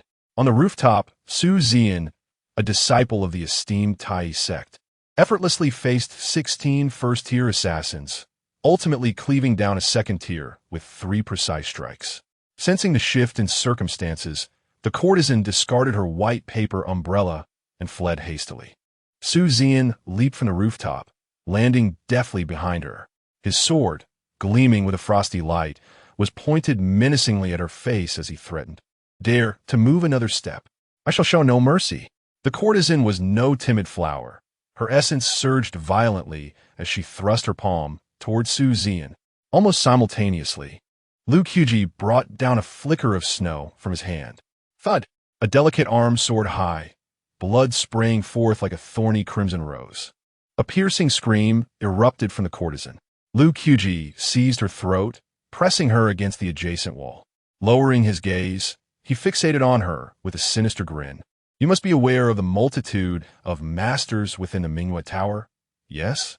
Looking at Lu Qubi's face, fraught with ferocity, the courtesan pleaded, "If I confess honestly, will you spare my life?" Upon hearing this, Lu Qubi's demeanor softened as he replied, "As long as you are truthful, I assure you, I shall not kill you. Let heaven be my witness." With this assurance, the courtesan finally exhaled in relief.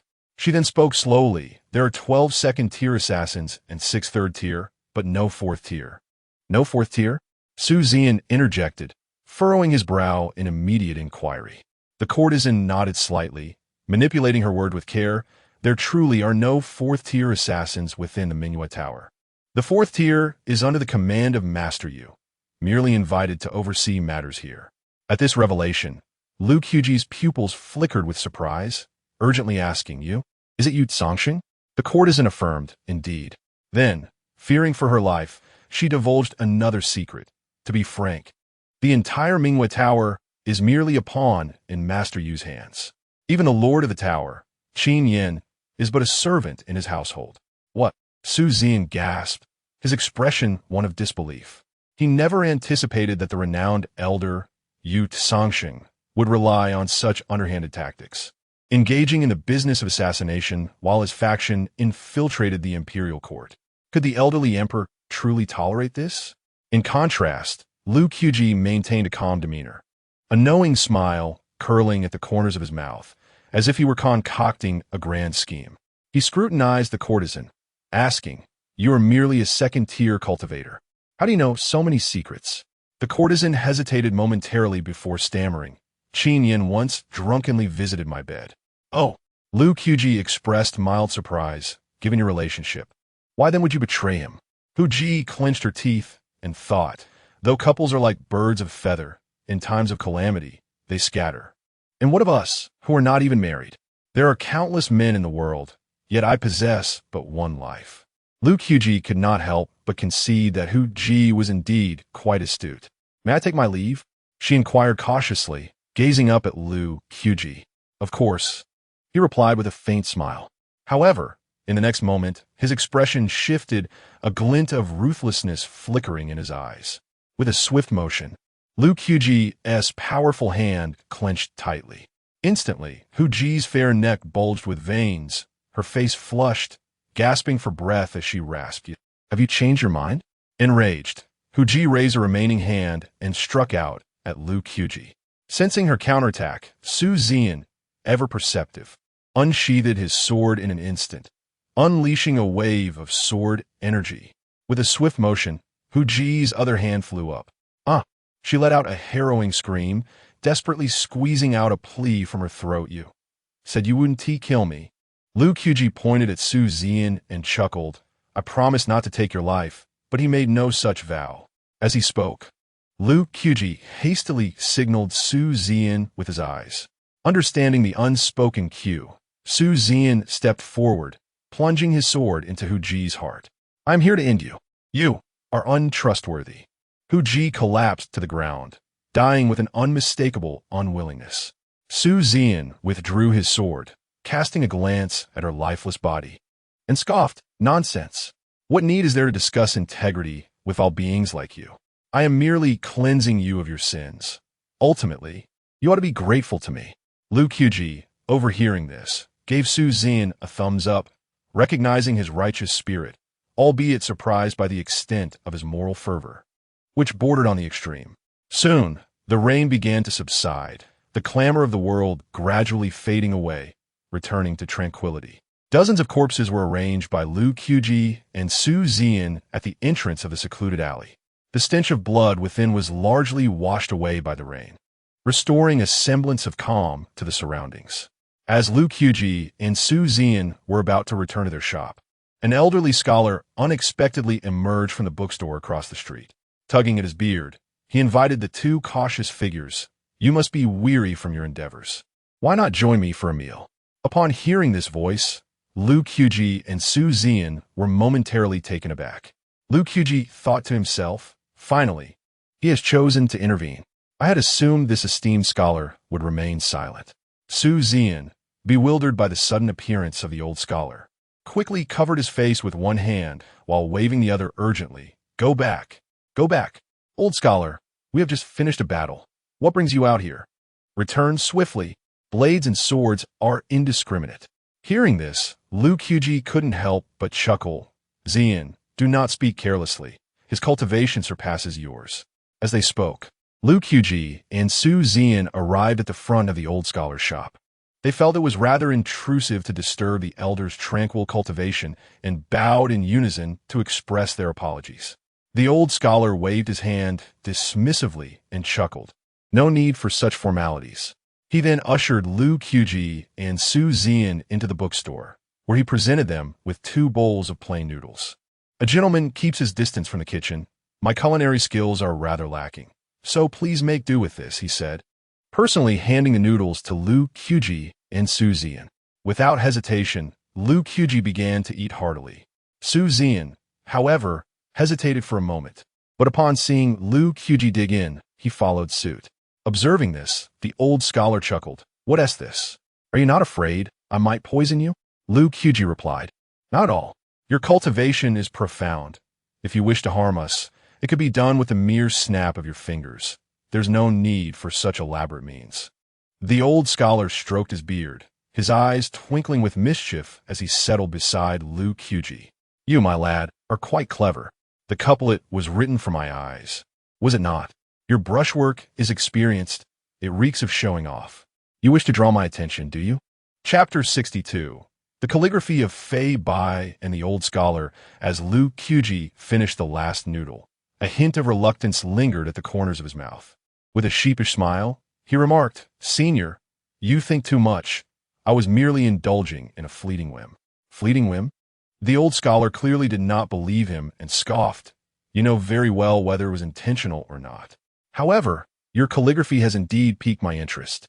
As he spoke, the old scholar casually pulled a chair and sat across from Lu Qubi. He then retrieved his own calligraphy practice sheet, stroking his beard as he began. The strokes resemble the heads of birds and the tails of swallows, with horizontal and vertical lines revealing hints of white. "From your script, I perceive 2 characters. What 2 characters?" Lu Qubi inquired, following the old scholar's lead. The old scholar glanced meaningfully at the entrance of the alley, paused for a moment, and declared with conviction, "Jianghu." Lu Qubi clasped his hands in respect and sincerely admired. "Senior, you are indeed a learned man.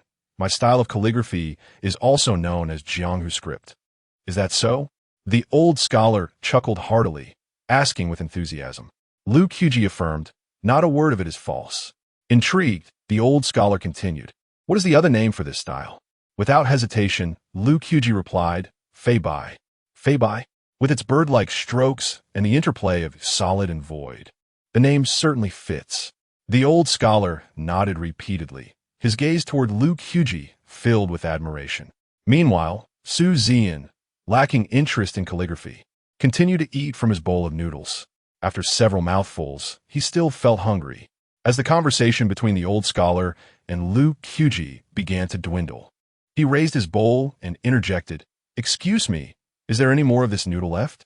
The old scholar then turned his attention to Su Zian, asking, "Young friend, has your injury improved?" "About 70 to 80%, Su Zian instinctively replied. Suddenly, a realization struck him. How could this old scholar know about his injury? Could it be that he was the one who aided him that night? Su Zian tentatively probed. Senior, were you the one who helped me that evening? The old scholar chuckled. Not too dim-witted, are you? Before his laughter faded, he pointed at Lu Qubi, exclaiming, but you, my young friend, are far behind him. What did the old scholar mean by that? Did Lu Gu already know? Confused, Su Zian approached Lu Qubi and whispered, Lu Gu, did you know it was this senior who saved me? Lu Qubi shook his head. I did not know, but I had my suspicions.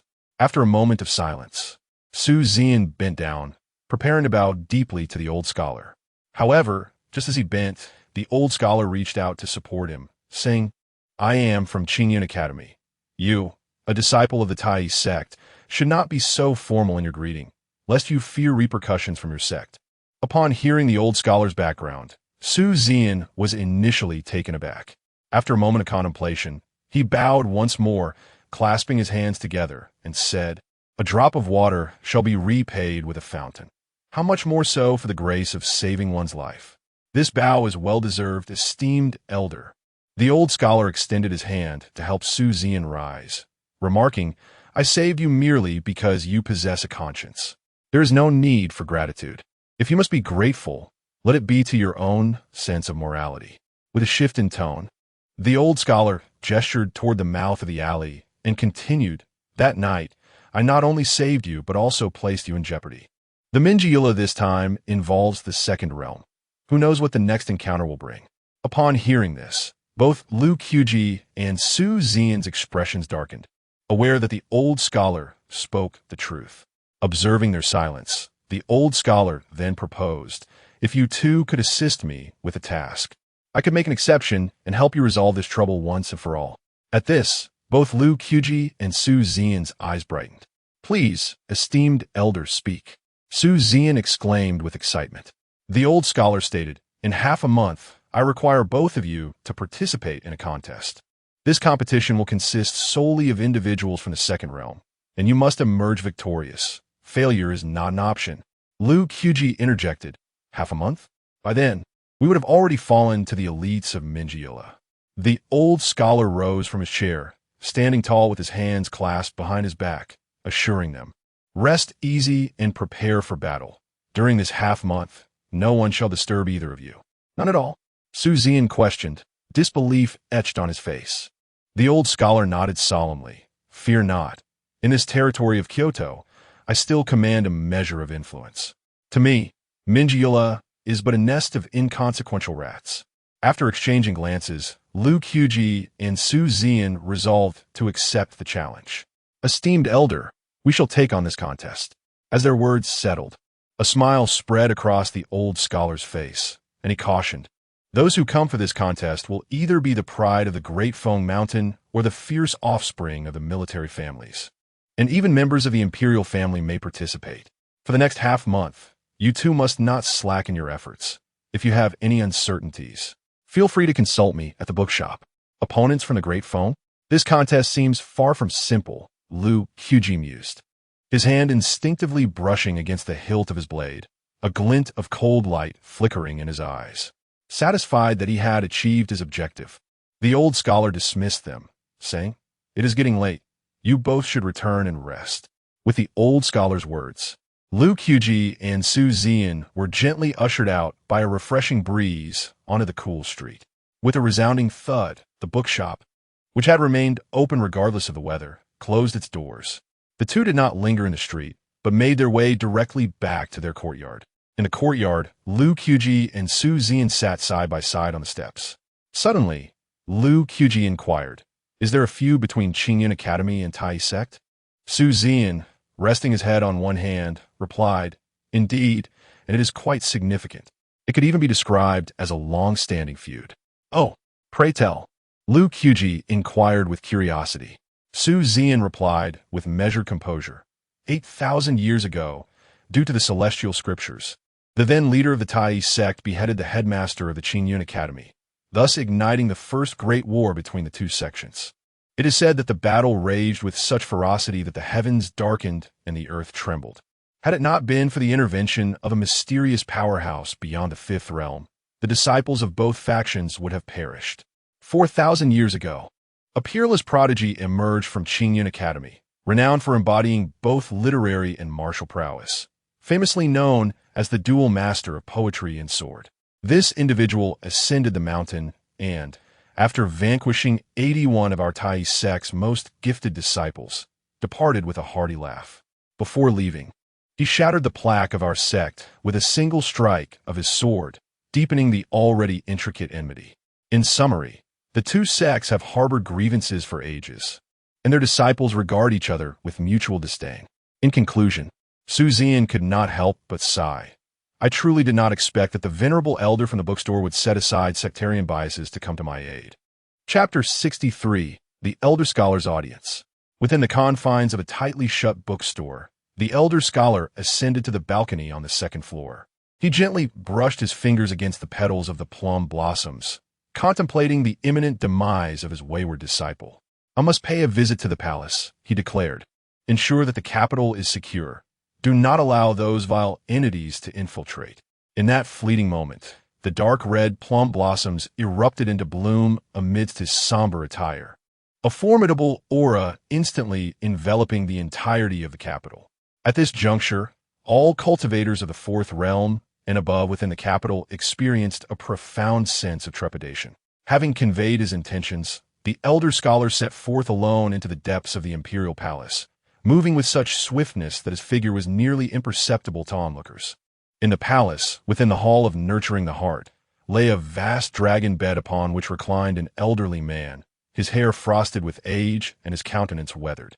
His eyelids fluttered slightly, emanating a chilling glint. Without question, this man was the current emperor of Dayu, Dafeng. Yet now, he exuded an aura of decay, resembling a withered piece of timber, devoid of vitality.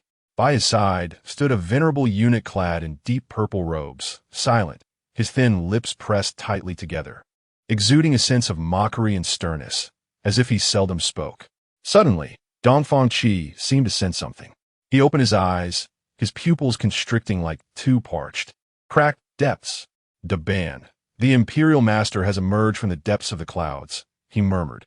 The chief eunuch, sensing the shift, bowed his head and replied, Imperial master. He must be here to see your majesty. With that, the chief eunuch approached the dragon bed, extending his hand to assist Dafeng into an upright position. The motion fluid and practiced.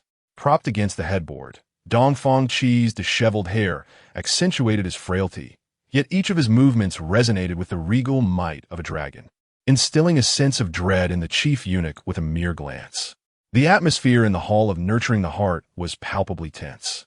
The black-armored guards at the entrance, the silk drapes hanging from above, and the quaking chief eunuch all refrained from any display of audacity in the presence of this emperor, whose time was drawing near. As seconds turned into minutes, the oppressive silence of the hall was finally pierced by the creaking of the grand door. The elder scholar, his expression a tapestry of emotions, pushed open the entrance. After inhaling deeply, he resolved to see his unworthy pupil one last time. In just 49 steps, the elder scholar stood before the dragon bed. Lifting his gaze to behold the gaunt and aged Dafeng, his heart quivered, rendering him speechless. Teacher, you have come. Dafeng managed to muster a faint smile through his age-spotted visage. The elder scholar felt a pang of sorrow, his eyes growing misty as he lamented. You have yet to reach 300 years. How do you come to this state? Dafeng lifted his chin slightly, his gaze unfocused yet bearing a stubborn intensity, fixating on an invisible point in the void. None of that matters anymore. What is significant is that my days are numbered. A deep sigh escaped the elder scholar at these words, a profound melancholy enveloping him. The once mighty Dafeng, who had once gazed down upon the world, now lay frail and feeble. How could he not lament such a fate? Teacher, I was wrong to have valued you Sanxing so highly. Sir, are you still angry? Dafeng turned to the old Confucian scholar, his tone reminiscent of the past, yet devoid of the clarity it once held. The old scholar wiped away his tears and choked out, I am no longer angry. Dafeng was acutely aware that his mentor was a true gentleman, a person of integrity who abhorred associating with treacherous ministers. However, from his current position, the lines between loyal and treacherous had long blurred. Although Yu Sanxing engaged in factionalism, He found it necessary to utilize him.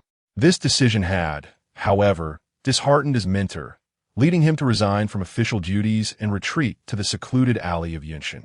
Now, as the master and disciple met again, the barriers between them had dissipated. Dongfang Qi gazed intently at the old scholar and slowly spoke, "Sir, I have painstakingly orchestrated this grand scheme of the 9 dragons vying for succession, drawing the heroes of the martial world into the court. Do you know why?" The old scholar shook his head, indicating he did not. Dongfang Qi continued, "Firstly, the iron hooves of the Dafeng are formidable, boasting an army of 1,000,000. And in recent years, they have cast their greedy eyes upon our Dayu. I am acutely aware that while our Dayu army is strong, it is far from a match for them. However, our martial world is replete with exceptional heroes who can take on tens of thousands. I must rally them to our cause for the benefit of Dayu. Secondly, after 4 dynasties, the remnants of the old regime have expanded too rapidly, infiltrating both the court and the realm. I need external forces to dismantle them, lest that old scoundrel Yu Sangxing truly believes the Yu is his to command." Upon hearing this, the old scholar stiffened, his brow furrowed in deep concern. Whether facing the imminent northern expedition from the Dafeng or dismantling the remnants, he was in favor of the endeavors. Yet, should there be a failure, it would lead to irreparable ruin. His voice trembled slightly as he whispered, "Have you considered that if this competition escalates too far, the very foundations of Dayu could be jeopardized?" Dongfang Qi was well aware of this peril. Yet, time was not on his side. Dafeng loomed menacingly, and Yu Sangxing's ambitions were insatiable. Only by burning bridges could he safeguard the millennia-old legacy of Dayu. With a deep sigh, he declared, "I have no choice. Only through a tempest of bloodshed can Dayu be reborn. However, I have yet to determine who shall succeed me in this game. Sir, who do you believe is fit for this position?" Upon hearing this, the old scholar instinctively took a step back. He understood all too well the adage that serving a monarch is akin to walking alongside a tiger. Although Dongfang Qi was his student, he was also the emperor of Dayu. Matters of succession were best left untouched. The old scholar pursed his lips and waved his hand, saying, "Do not ask me. I am entirely ignorant of such matters." Dongfang Qi lowered his head with a faint smile, one that seemed frail and on the brink of despair. After a prolonged silence, he lifted his gaze, fixing his eyes on the old scholar as he said, "Regardless of who ascends the throne, I am filled with trepidation. Sir, may I implore you as my mentor to grant me a single favor?" The old scholar pondered for a moment before replying, "Let be clear, I shall not serve again. In the court, where intrigue and deception abound, I have long since relinquished such affairs, having done so for centuries. Even if I were to serve again, I would find myself lacking in capability." Dongfang Qi spoke in a low voice. "Rest assured, I shall not place you in a difficult position, esteemed sir. I merely wish to request that you take charge of the demon-slaying office." "The demon-slaying office?" The old scholar's eyes widened in disbelief, and he questioned, "Isn't this precisely putting me in a predicament?" Dongfang Qi replied, "The demon-slaying office is not among the ranks of the officials. How could it possibly be considered a position of service?" The old scholar sighed with a wry smile. "Your Majesty, have you truly contemplated this? You wish for a mere scholar like myself to oversee the demon-slaying office?" Dongfang Qi's lips curved into a smile. "In the great realm of you, I can find no one more suited than you, sir." Chapter 64. The names of countless generations are but the echoes of solitude behind. Why does the Demon Slayer Department not leave it to the heir apparent? The voice of the old scholar echoed with confusion once more. Dongfang Qi, as delicate as a wisp of smoke, replied, "Sir, you must understand that the Demon Slayer Department is a fundamental line." With that, Dongfang Qi fell silent, confident that his mentor could grasp the underlying implications. As expected, upon hearing these words, the old scholar refrained from further rebuttal, merely casting a distant glance towards the unseen mountains, bowing his head in contemplation. After a moment of introspection, the old scholar slowly spoke. "I shall take on the responsibilities of the Demon Slayer Department." The corners of Dongfang Qi's pallid lips curled into a faint, ghostly smile. "Thank you, sir." Observing Dongfang Qi's half-alive demeanor pained the old scholar's heart. prompting him to exhale several deep sighs. Soon, he turned and walked towards the exterior of the Yangxin Palace. Dongfang Qi's yellowed eyes lingered on the retreating figure of the old scholar, unable to suppress a cry. "Sir, when the plum blossoms bloom next year, could you bring me a candied hawthorn? My tomb is not far, merely a few dozen steps for you." The old scholar halted abruptly, tears welling in his eyes, soaking his ample sleeves, and he trembled as he replied, all right. The scholar's once straight back gradually stooped, resembling an ordinary elderly man, as he stumbled out of the Yangxin Palace. Once the old scholar departed, Dongfang Qi shifted his gaze to the grand eunuch draped in a deep purple robe. "Dabin, do you think this great ship of Dayu will sink?" Upon hearing this, the grand eunuch's eyes brimmed with tears, gripping his feathered duster tightly. He shouted, "Your Majesty, rest assured, Dayu will endure for millennia." Dongfang Qi's expression waned, a bitter laugh escaping his lips. "You always say what I wish to hear." His voice was laden with sorrow.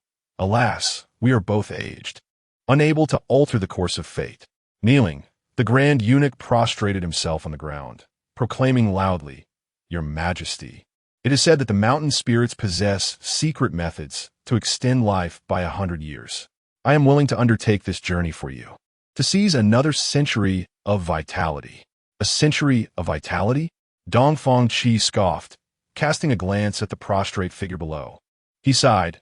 "Such methods require the blood sacrifice of over 100,000 commoners as a catalyst.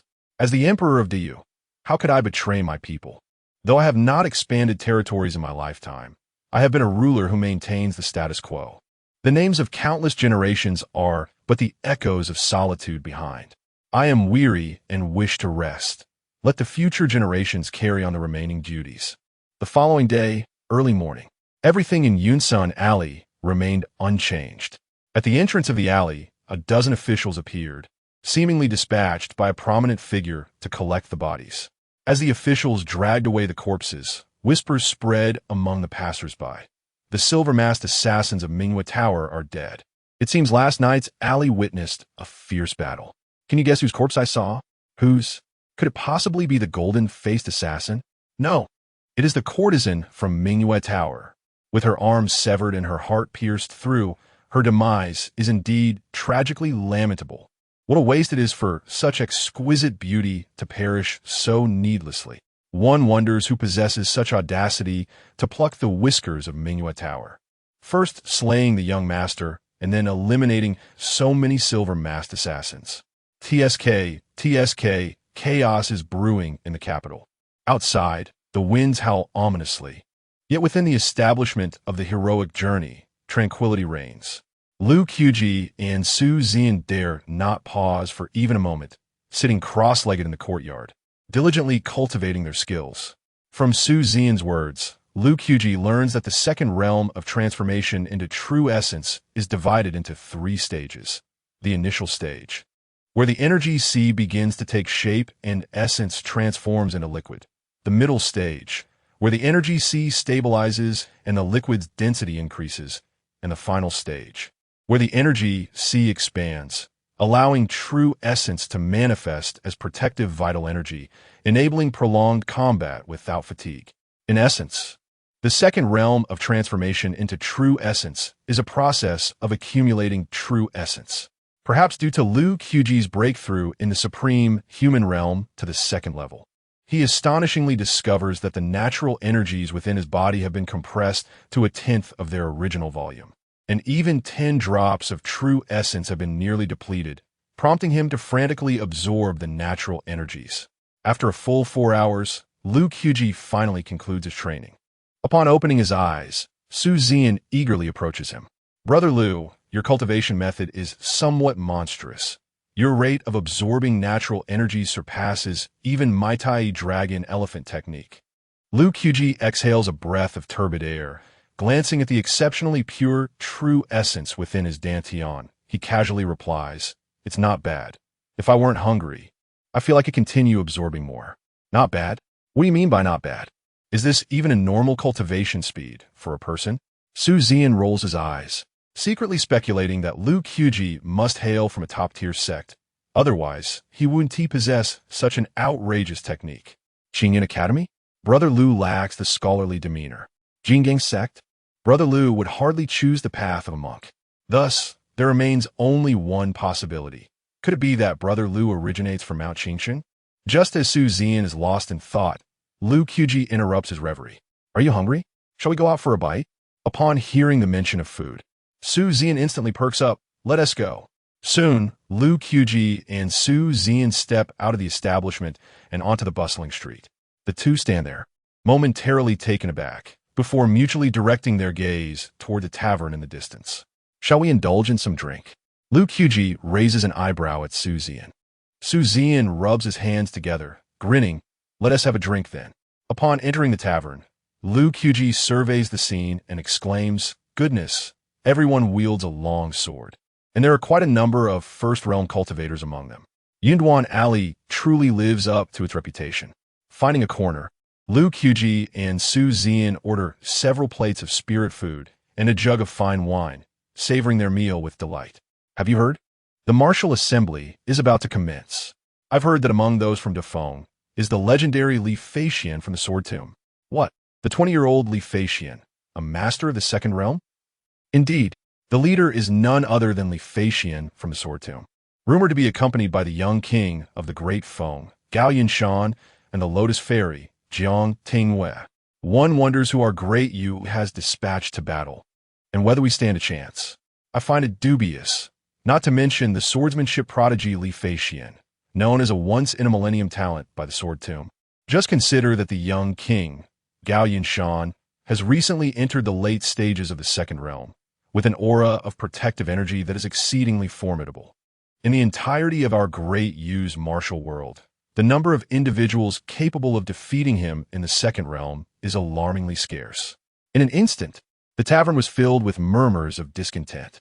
Su Zian felt quite displeased, and after taking a small sip, quietly inquired of Lu Qubi, Brother Lu, could it be that the esteemed elder speaks of a martial arts competition between our two nations? Chapter 65, The Duel of Two Nations, a Tavern Conflict. Lu Qubi raised his cup and downed its contents in one swift motion. It was done, yet he remained perplexed about the identity of the mysterious elder whose influence had managed to thrust them into the duel of the two nations. Observing the tavern filled with murmurs of sympathy, Su Zian clenched his sword tightly, his resolve hardening. Since this opportunity has presented itself, I shall witness for myself whether the so-called prodigies of Dafeng can withstand the might of my blade. Perhaps due to his fervor, Su Zian's voice rose above the lamentations of the tavern, drawing numerous gazes. Truly unaware of your own insignificance, two brash youngsters dare to boast. Came the derisive jeers from the crowd. How can you speak such grandiloquent words at your tender age? You dare enter Yinshan Alley before you've even come of age? Indeed, such bravado could lead to a downfall. Suddenly, a wave of scornful laughter erupted within the tavern. Seeing this, Su Zian's anger flared, his face reddening, his throat tightening as he slammed his hand upon the table, bellowing, You speak of other strengths while diminishing your own. You truly act recklessly for the honor of our Dayu Jianghu. As the saying goes, alcohol emboldens the timid. The patrons of the tavern, having imbibed, were undeterred by Su Zian's outburst. One burly man, a one-armed warrior in the late stages of his cultivation, stood up in indignation. What do you know, Jianghu? Boy, in my youth, I too was filled with fervor, traversing the vast expanse of Dayu with my long sword, only to realize I was but a frog at the bottom of a well. I am discontent with this Jianghu, and if that means bolstering other spirits while diminishing my own, so be it. Respect is earned through action, not mere words. Who cannot chatter away? Prove your mettle by defeating that Dafeng Li Feixian. Su Zian found himself momentarily silenced by the one-armed warrior's retort. Just then, Lu Qubi rose sharply, slamming his blade upon the table with a resounding thud. What if we do indeed defeat that Sword Tomb's Li Feixian? He proclaimed. The one-armed man, placing a foot upon the table, pointed at Lu Qubi, declaring, If you truly manage to vanquish that Dayu Li Feixian, I, Wang Akong, shall follow you henceforth. Lu Qubi mirrored the gesture, placing his foot upon the table. leaning in to fixate on Wang Akong with intensity. Is that a promise? In a swift motion, Wang Akong drew his sword and inflicted a cut upon his palm, blood flowing down his arm, staining his attire. Let this blood be my oath. Should you defeat Li Feixian, I shall serve you for life. And what if you fail to conquer Li Feixian? What will the consequences be? Wang Kong thrust his sword into the table, glaring fiercely at Lu Qubi. A smile crept upon Lu Qiji's lips as he picked up a flake of snow from the table and stepped towards Wang Kong. He gestured toward a nearby establishment, displaying the sign of the hero's journey. That is my establishment. If I cannot defeat Li Feixian, it shall belong to you. Agreed. Wang Kong, upon hearing those words, could not contain his excitement. After this exchange, Lu Qubi and Su Zian made their way towards the door. Just as they were about to step over the threshold, Wang Kong called out from behind, "Leave a name." Lu Qubi slightly turned his cheek and smiled faintly. Lu Qubi. Su Zian, with his thumb resting on the hilt of his sword, responded with indignation. Su Zian. Shortly thereafter, as Lu Qubi and Su Zian distanced themselves, the waiter from the tavern suddenly realized that the two had not settled their bill. With a worried expression, he rushed outside, calling out loudly to Lu Qubi and Su Zian's retreating figures. "Sirs, you haven't paid yet." Lu Qubi flicked his fingertip, and a coin for incense flew past the waiter's ear, embedding itself into the tavern's pillar. The waiter stood frozen in place, feeling as though a fierce wind had swept by him. "No need to look for more," Lu Qubi remarked, and with that, he and Su Zian vanished among the throng of passers-by. The waiter turned back and, upon closer inspection, discovered the coin embedded deeply into the crimson pillar. His pupils widening in shock, unable to regain his senses. After exiting the tavern, Lu Qubi and Su Zian headed straight towards the bookstore. Along the way, Su Zian reflected on the earlier conflict in the tavern and spoke up. "Brother Lu, did I act impulsively just now?" Lu Qubi replied with a smile. "How could that be? What youth does not possess fervor? The world of martial arts is all the more exciting because of individuals like you." Su Zian mumbled, "But because of me, you agreed to that wager. If we fail, your shop will belong to Wang Kong." "What does a shop matter?" Lu Qubi countered. "Besides, we have yet to be defeated." As he spoke, Lu Qubi placed a hand on Su Zian's shoulder. "Do you think Wang Kong wishes for our victory or defeat?" Without hesitation, Su Zian replied, "He surely wants us to lose." Lu Qubi shook his head. "Wrong. He actually hopes for our triumph." "Why, you ask?" Su Zian looked puzzled. Lu Qubi explained slowly. His tone was laced with reluctance. "As a member of Dayu, no one wishes to lose. They merely cannot see hope at present." Su Zian suddenly understood. He looked up at Lu Qubi and inquired, "Brother Lu, do you think we can win?" Lu Qubi countered with a question. "Do you believe you can win?" Su Zian glanced at the long sword in his hand, clenched his fist, and declared, "I believe." "Then ask it if you can win," Lu Qubi casually remarked, striding towards the bookstall. Su Zian stood rooted to the spot, gazing at his sword, and unexpectedly asked, "Hong Chun, do you think I can win?" Buzz. The long sword in Su Zian's hand quivered twice, producing a sound in sync with his heartbeat. A grin spread across his face as he hurried to catch up with Lu Qubi, exclaiming with a silly smile, "Brother Lu, my sword tells me I can win." Lu Qubi initially believed Su Zian was jesting, and thus responded with a smile, "If that is the case, let us triumph in this contest of martial prowess. From this moment forth, we shall be renowned in the capital." "Excellent," Su Zian replied earnestly. A quarter of an hour later, as Lu Qubi and Su Zian approached the bookstore, 3 gold-masked assassins suddenly emerged from the crowd. Without uttering a single word, these assassins lunged directly at the 2 men. "This is dire. They are the gold-masked assassins of Minghua Tower," Su Zian exclaimed in alarm, swiftly drawing his treasured sword. In an instant, Lu Qubi unsheathed his blade, aptly named a hint of snow. However, the next moment, an exceedingly displeased voice resonated from within the bookstore. "Preposterous! How audacious of you, Minghua Tower!" Chapter 66. The Return of the Master Scholar. In an instant, the venerable scholar materialized before Lu Qubi and Su Zian. His brows were furrowed, his hair and beard bristling, and his expansive, faded scholar's robe billowed as if stirred by an unseen wind. From the wide cuffs of his robe emerged a formidable hand, which he extended towards the three golden-masked assassins, grasping at them from afar. Bang! Bang! Bang! The trio of three-realm assassins was crushed into mere crimson mist by the scholar's grip. For a century, I have turned a blind eye to the political affairs of the court, and now even the most insignificant rabble dares to trample upon my dignity. Do they truly believe I am devoid of temper? The scholar cast a disdainful glance towards the alley's entrance, dismissively waving his sleeve. A horde of cowardly scoundrels. If you do not depart at once, do not blame me for unleashing my wrath. Upon hearing this, the dozen or so assassins at the entrance of Yinshan Alley scrambled away in fright, fearing they too might be obliterated by the scholar's hand. Hidden in the shadows, Qin Yin, the master of Mingyue Tower, struck the wall in frustration, gritting his teeth as he muttered, "Cursed be this unexpected appearance of an old scholar." With those words, he dared not linger any longer and hastily retreated from Yinshan Alley. The ability to annihilate three gold-masked assassins with a single grasp was a terrifying power beyond the capabilities of his Mingyue Tower. However, the vengeance for his slain child must be avenged.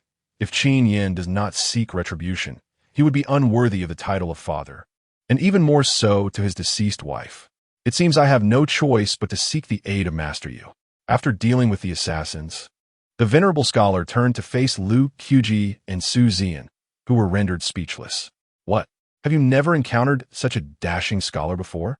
he quipped humorously, waving his hand before them. Regaining his composure, Lu Qubi sheathed his blade and glanced at the lingering blood mist in the air, exclaiming, "Senior, you are indeed a master practitioner. Such prowess is truly overwhelming." The scholar smiled kindly, replying softly, "It is but a mere display of skill, nothing remarkable." At that moment, Su Zian noticed the onlookers in the distance. "Senior, there are many eyes on the street. It won't be long before your identity is revealed." "Fear not," the scholar replied, "I am no longer in seclusion, and if my identity becomes known, so be it." With that, he waved his hand and turned to enter his bookshop. Exchanging glances, Lu Qubi and Su Zian followed him inside. As soon as they stepped through the door, the scholar beckoned them to take a seat. Having witnessed the earlier spectacle, both Lu Qubi and Su Zian dared not act presumptuously, and each chose a chair to sit upon. The scholar approached with a purple clay teapot, walking slowly to their side, and personally poured them each a cup of tea. "Did you come to me with questions regarding your cultivation?" he inquired, maintaining a calm demeanor. After taking a sip of his tea, Lu Qubi replied, "We merely wish to ascertain whether the contest you mentioned last night pertains to the martial assembly of the two nations." "Indeed," the scholar confirmed, placing the teapot on the table, clapping his hands together as he regarded Lu Qubi. "What, are you afraid?"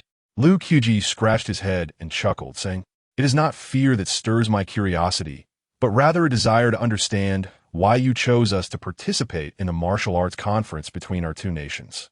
The elderly scholar, with his graying brows arching slightly, cast a glance at Lu Qubi and Su Zian, and spoke slowly. "Aside from that, I presume you both are eager to learn of my identity? If you are willing to disclose it, that would be most splendid," Su Zian replied, rising from his seat with a cheerful smile.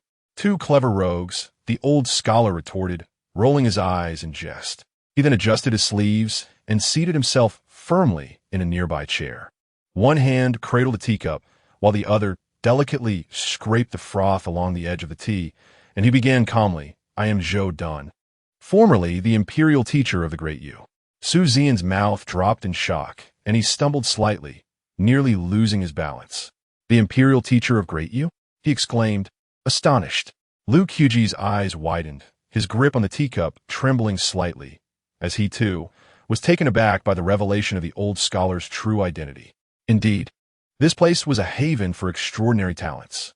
Observing the astonishment etched on their faces, the old scholar continued, "The reason I selected you two for the martial art conference is due to the stipulation that only those under 100 years of age and at the second realm may participate. More importantly, I have great faith in both of you."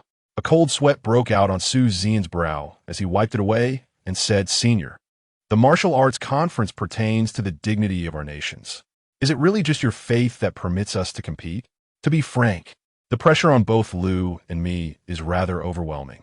With a soft sigh, the old scholar reassured them.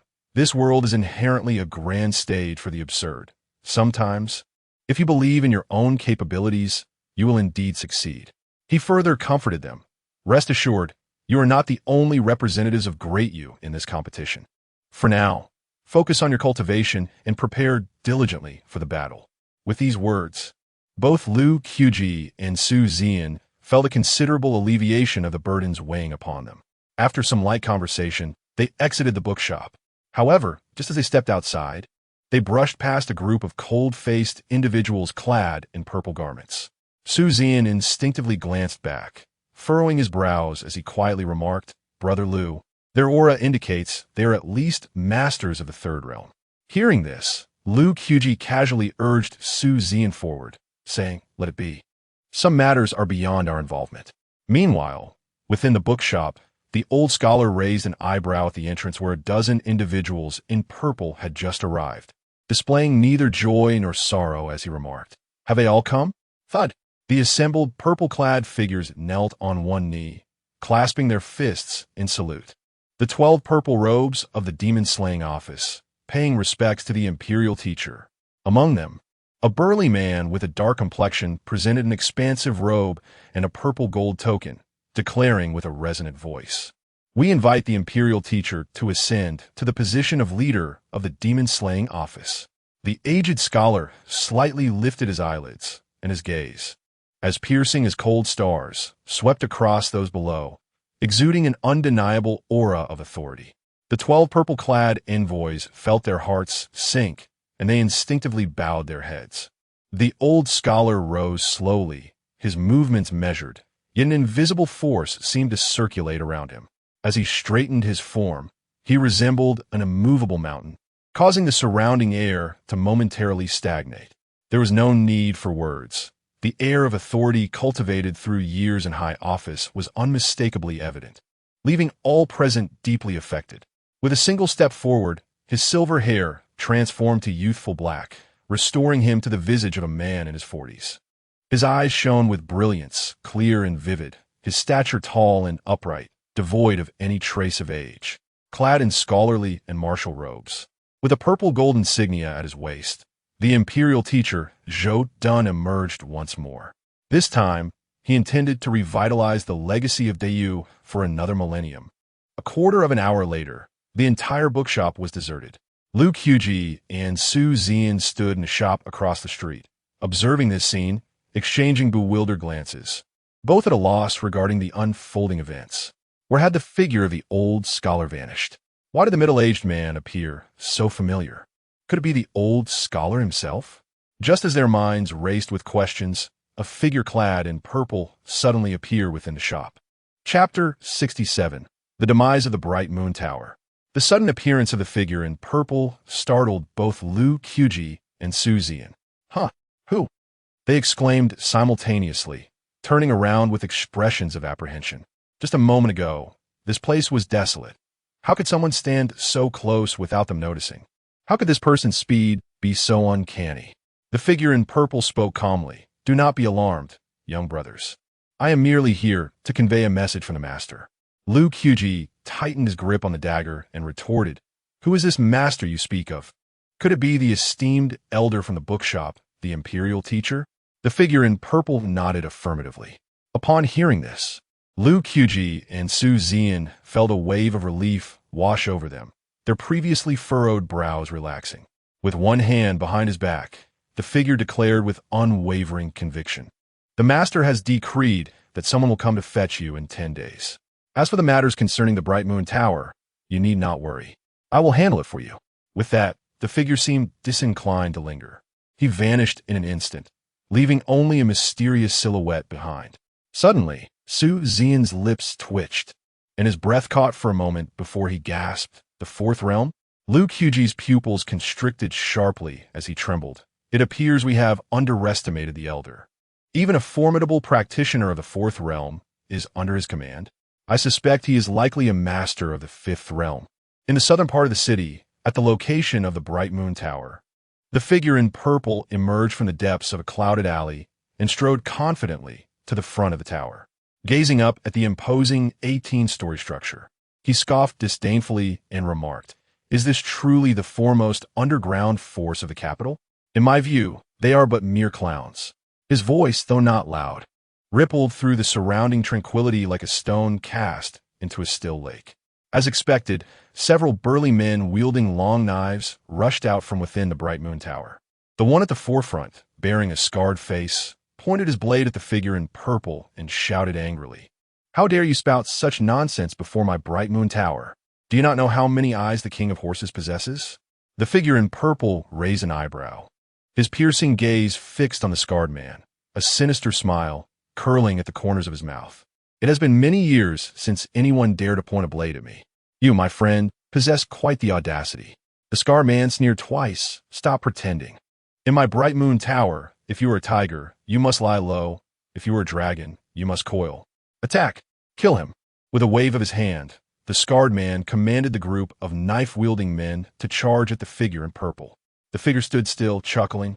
To assassinate the 12th purple envoy of the Demon Slayer Division on the streets of the Bright Moon Tower is a grave offense. The scarred man froze in shock. What nonsense is this? To assassinate the 12th purple envoy of the Demon Slayer Division? This figure before me is one of the 12 purple envoys. Hiss! The gravity of this accusation was indeed monumental.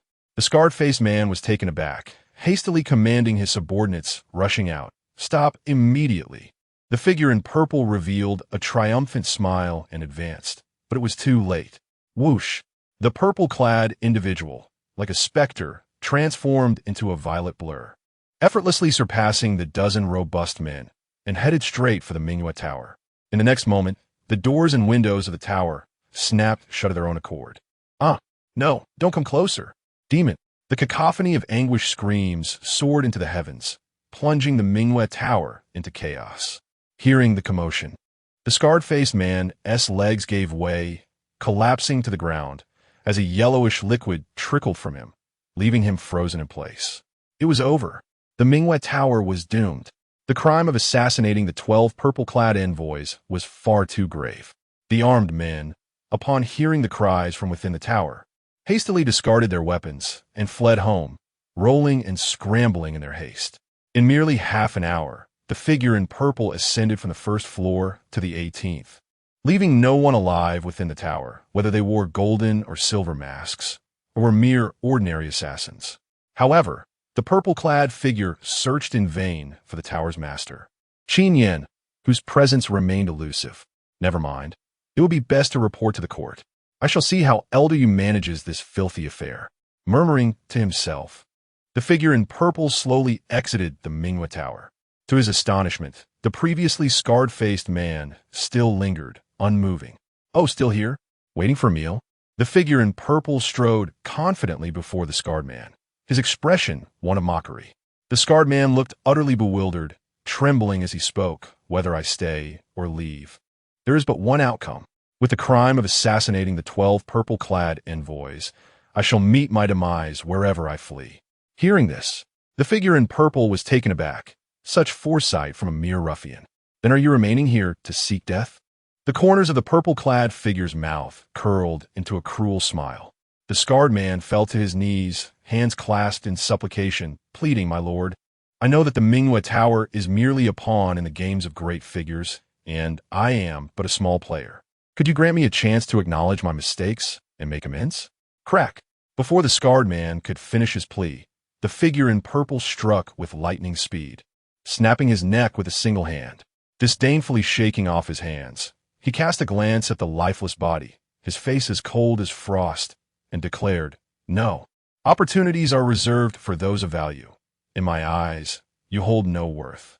Before long, the news of the assassination of the 12 purple-clad envoys spread throughout the capital.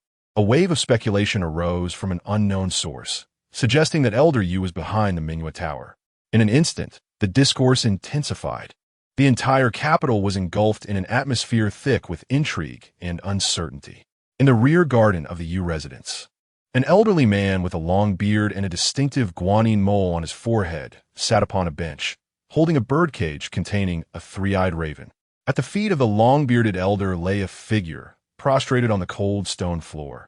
None other than Qin Yin, the master of the Mingyue Tower. At this moment, his emotions were profoundly intricate. He felt both fortunate for having sought refuge at the Yu residence that morning, thus narrowly escaping calamity, and apprehensive about the trouble he might have inadvertently caused for elder Yu. Xiaoyan, when did you arrive at the Yu residence? The elderly man with a long beard casually inquired as he sliced meat to feed the three-eyed raven. Qin Yin pressed his forehead against the tiled floor and replied, word by word, approximately 60 years ago. 60 years, indeed. The long-bearded elder murmured to himself, then shook his head and lamented. I recall encountering you on the street. You had been in the capital for 3 days without having your first morsel of food, had you not? When you entered the residence, I explicitly warned you not to bring me any trouble. Do you remember? Hud. Qin Yin repeatedly bowed his head, pleading, I deserve to die 1,000 deaths. Chapter 68. Yu Sangxing, Two Choices. Rise. The tone of the elderly man with long hair had risen significantly, exuding an immense authority with every gesture. Qin Yin, filled with trepidation, felt his heart leap to his throat. Trembling, he stood up, his head bowed, seemingly lacking the courage to meet the gaze of the venerable elder. The long-haired man casually placed the birdcage on the stone table, accepted a handkerchief from the maid, and wiped his hands before addressing the standing Qin Yin. In the Great Yu, only one person can summon the winds and rain. That is the Emperor. Similarly, only I, Yu Sangxing, can shield you from the storms. Yet my umbrella has grown rather large, and the Emperor has grown wary. After finishing with the handkerchief, the elderly man slowly rose, not sparing a glance at Qin Yin, and strode directly to the center of the garden. Qin Yin, displaying keen perception, bent slightly and hurriedly followed. The long-haired elder gazed down at the blooming flowers, then glanced at his own frail hands, sighing. Life between heaven and earth is but a fleeting moment, like a white horse passing through a narrow gap. In the blink of an eye, I have served as an official for 800 years, witnessing the reigns of Qianwen, Daoshun, Kailong, and Qichong. I recall when I first entered the court, Zhou Dun. That lad was still buried in his studies. Who would have imagined that he would dare to challenge me now? Is he the only virtuous minister in this realm? The sole loyal subject? The only paragon of integrity? I entered the court at 38, gained the favor of Emperor Qianwen at 42, and was honored as a disciple of the Emperor, priding myself as the foremost figure of integrity in the court. I believed I would soar to greatness. Yet I encountered setbacks at every turn. It was not until I reached 60 that I realized, in the Emperor's eyes, there is no distinction between treacherous and virtuous ministers. If the Emperor desires treachery, one must be treacherous. If he desires wisdom, one must be wise. It is merely a small vessel following a larger one. As he spoke, a bitter smile crept upon the corners of the long-haired elder's lips. Holding a high position often renders one powerless over many matters. The long-haired elder seemed to recall something, a self-deprecating smile forming. Then, with a sidelong glance at the standing Qin Yin, he unreservedly stated, Your son's bullying of others is indeed deserving of his fate. However, as a father, seeking vengeance for your son aligns with the natural order. Now that Mingyue Tower has been destroyed, the flames have reached me. I can only offer you two choices. 1. In your life now. 2. Die on the path of avenging your son. Without a moment's hesitation, Qin Yin responded, Elder Yu, I choose the second option. He had long anticipated his fate. Since death was inevitable, he would prefer to perish on the path of vengeance. Thus, even if he were to descend to the depths of the underworld, he could face his deceased wife with honor. The long-haired elder was not surprised by Qin Yin's choice. He looked down at him and inquired, Xiaoyan, if I do not protect you, will you harbor resentment? Qin Yin shook his head, a trace of discontent absent from his countenance. With a smile, he replied, No, mister. You have shown me great kindness, elevating a mere beggar like myself to a position of esteem. Since I joined the Yu residence, my life is now yours. With 3 resounding bows, Qin Yin glanced up at the long-bearded elder before turning away without a backward glance. He intended to venture once more into the depths of Yunshan Alley, hoping to avenge his son. If fate decreed his demise, he would ensure Mr. Yu remained unscathed. After Qin Yin departed, a delicate young maiden emerged from the courtyard, a cinnabar gracing her brow.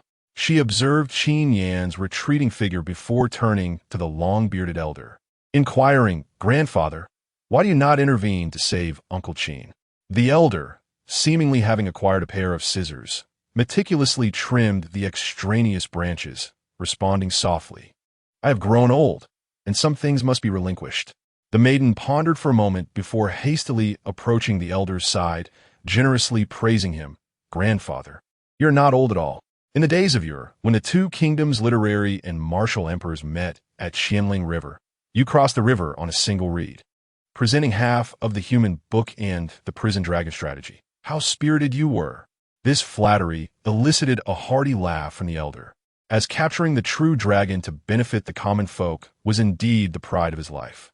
With such a deed to his name, even amidst political machinations, his legacy would remain commendable, perhaps earning him a posthumous honorific.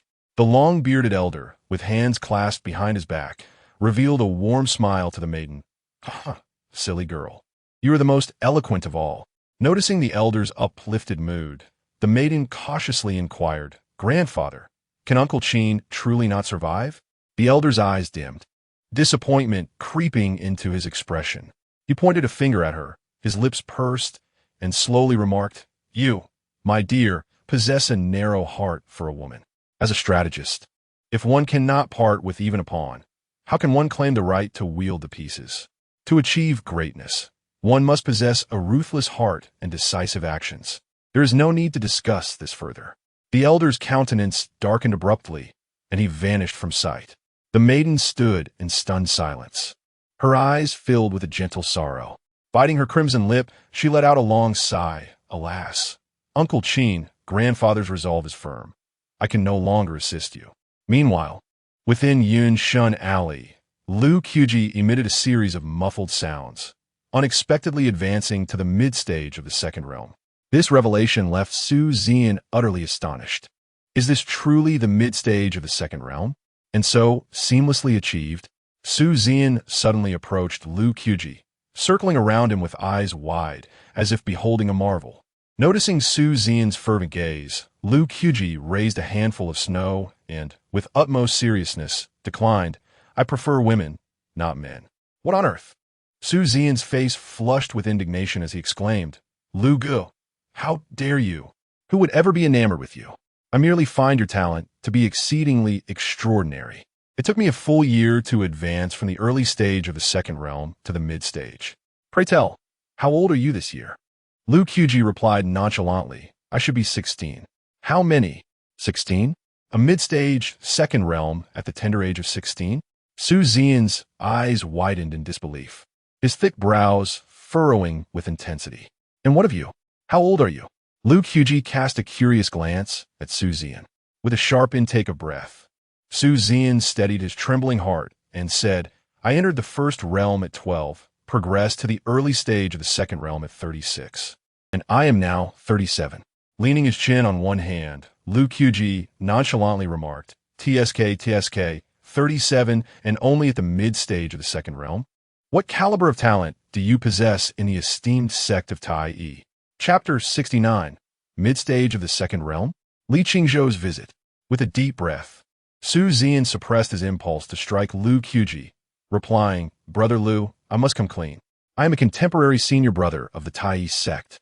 Within the sect, I am the one endowed with the greatest talent."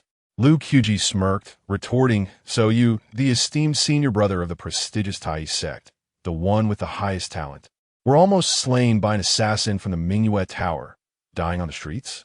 Upon hearing this, Su Zian's expression darkened, and he stubbornly insisted, "Brother Lu, that was merely a stroke of bad luck. They had the advantage in numbers." Suddenly, a spark of inspiration flickered in Su Zian's eyes, as though a thought had struck him. He grinned at Lu Qubi, saying, "Little Lu, by age, I seem to be your senior. You ought to call me Brother Su. Is that so?" Lu Qubi raised the dagger in his hand, glancing at the eager Su Zian, and chuckled, "If you wish for me to address you differently, it's simple, defeat me. Careful now, blades are not blind." Su Zian shouted, swiftly drawing his sword and launching the first strike at Lu Qubi without regard for martial decorum. In a heartbeat, Lu Qubi sprang into the air like a hawk, evading the thrust. The dagger in his hand, aptly named Point Snow, was drawn with a swift motion. The clash of blade against sword resonated, sparks flying in all directions. The surrounding air trembled slightly, and Su Zian felt a tremendous force emanating from his sword, startling him. How could the strength be so formidable? This is not right. Before Su Zian could react, the blade of Point Snow pursued him relentlessly, compelling him to retreat repeatedly. Gradually, the force of the dagger intensified, causing beads of sweat to form on Su Zian's forehead as his breathing grew labored. During this contest, both combatants had tacitly agreed not to employ their true essence, relying solely on their swordplay and techniques.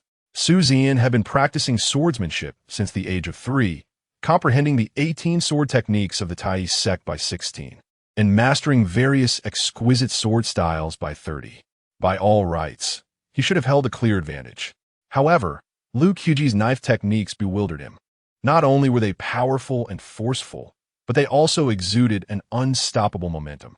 It felt as though the moment Su Zian showed any sign of hesitation, Point Snow would break through his defenses with the ferocity of lightning.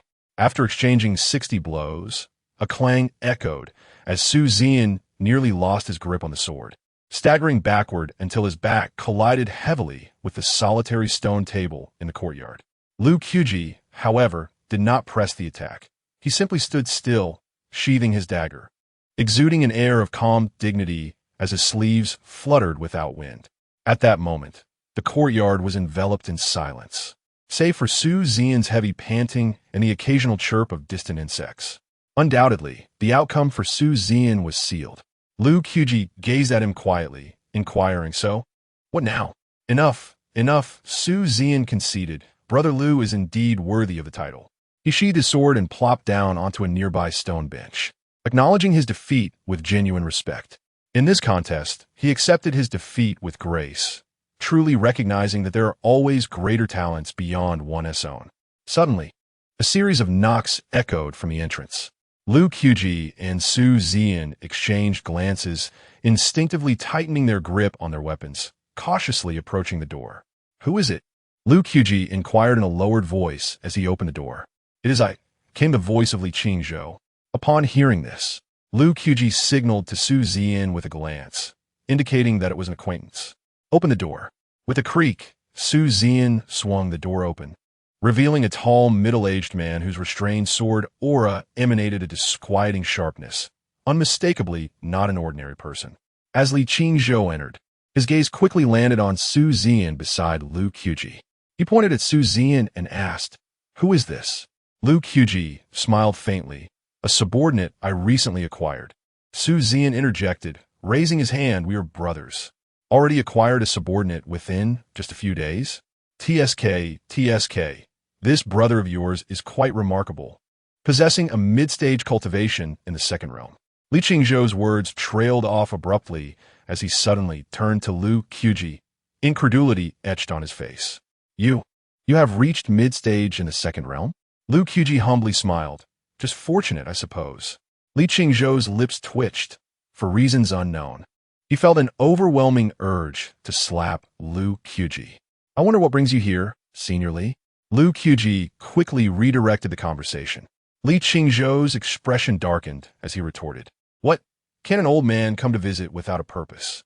"Senior, you jest," Lu Qubi replied with a polite smile. After some light banter, Li Qingzhou finally revealed the purpose of his visit. "A distinguished individual asked me to inform you that in the coming days, a group from the mountains will be arriving at Yin Alley, so exercise caution." As he spoke, Li Qingzhou retrieved 23 incense coins from his robe. "The Shah and Hozi asked me to bring you some money. Those two rascals have been feasting lavishly in the manor without a hint of restraint. Not a single penny of their saved allowance has been spent, all entrusted to me to deliver to you. Furthermore, Hozi wanted me to inform you that the people from Yaojiang have already sent the remains from Tongxi Mountain back, allowing the fallen leaves to return to their roots, so there is no need for you to worry." Lu Qiji's gaze lingered on the incense coins in Li Qingzhou's hand, a wave of emotion washing over him, These two, truly. Li Qingzhou weighed the coins in his hand and glanced at Lu Qubi, whose eyes were reddening. Do you want these or not? If not, I could take them to buy some wine. Lu Qubi broke into a smile, quickly responding, I do want them.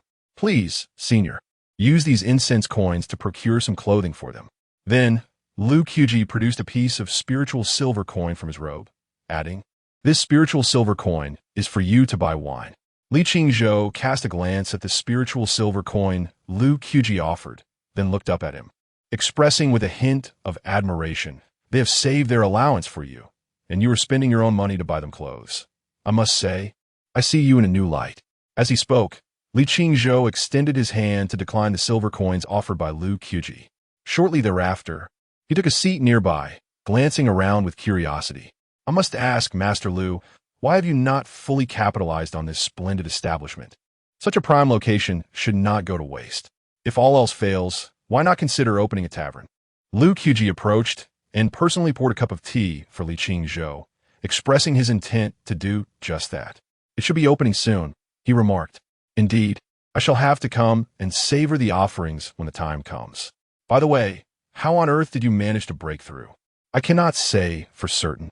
Perhaps it is a matter of accumulated experience finally coming to fruition. In the blink of an eye, the duration of a tea ceremony had passed.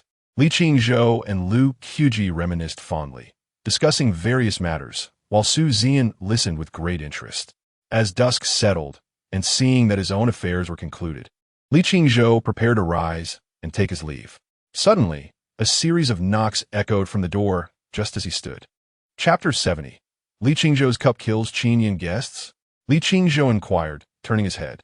Lu Qubi tightly gripped a handful of snow, casting a glance at the dimming sky before scoffing, My tavern hasn't even opened yet. Where would guests come from? Not guests? Then they must be enemies. Su Zian's voice grew icier as he unsheathed his sword. It seems you've landed yourself in trouble. Nothing to do back home anyway. I might as well help you establish some order. Just let me know if you can't handle it. Li Qingzhou calmly returned to his seat, sipping his tea with an air of indifference. Lu Qubi and Su Zian, however, held their breath, their weapons drawn, ready for action. Bang! A foot kicked open the door. A middle-aged man wearing a straw hat entered. It was none other than the wanted Qin Yin. Upon stepping inside, Qin Yin did not immediately strike. Instead, he closed the door with a swift motion. He then took a seat, removing his hat to reveal a calm, yet sinister visage. Qin Yin first glanced at the composed Li Qingzhou sipping tea and then shifted his gaze to the standing Lu Qubi and Su Zian nearby. I am Qin Yin, the master of Mingwei Tower. I have come today to settle a matter. I know my son wasn't killed by either of you, but his death is nonetheless tied to you both. How shall we account for this? Qin Yan's words were devoid of warmth, each syllable forced from between clenched teeth, resonating with a harsh metallic edge that sent shivers down the spine of the listener. Lu Qubi, upon witnessing Li Qingzhou's calm demeanor, felt emboldened. Having witnessed Li Qingzhou's terrifying prowess, he regarded Qin Yin as little more than a mere jester in his presence. In the next moment, Lu Qubi boldly took a seat across from Qin Yin, gripping his weapon as he spoke with unwavering composure. Your son, Qin Si, was slain by the imperial teacher Zhou Dan. If you seek vengeance, you should pursue him. Moreover, it was your son who pursued my brother. If anyone should be seeking retribution, it ought to be us against you. Is it fair that your son can kill others while denying others the right to retaliate against him? Such a principle is nonsensical. Qin Yin had already heard of this from you, Songxing, and harbored a desire to kill the imperial teacher Zhou Dan. Yet, Zhou Dan loomed over him like an insurmountable mountain, and this rat in the gutter dared not even gaze upward, let alone seek revenge. Rendered speechless by Lu Qubi's words, Qin Yin found a semblance of reason in his argument.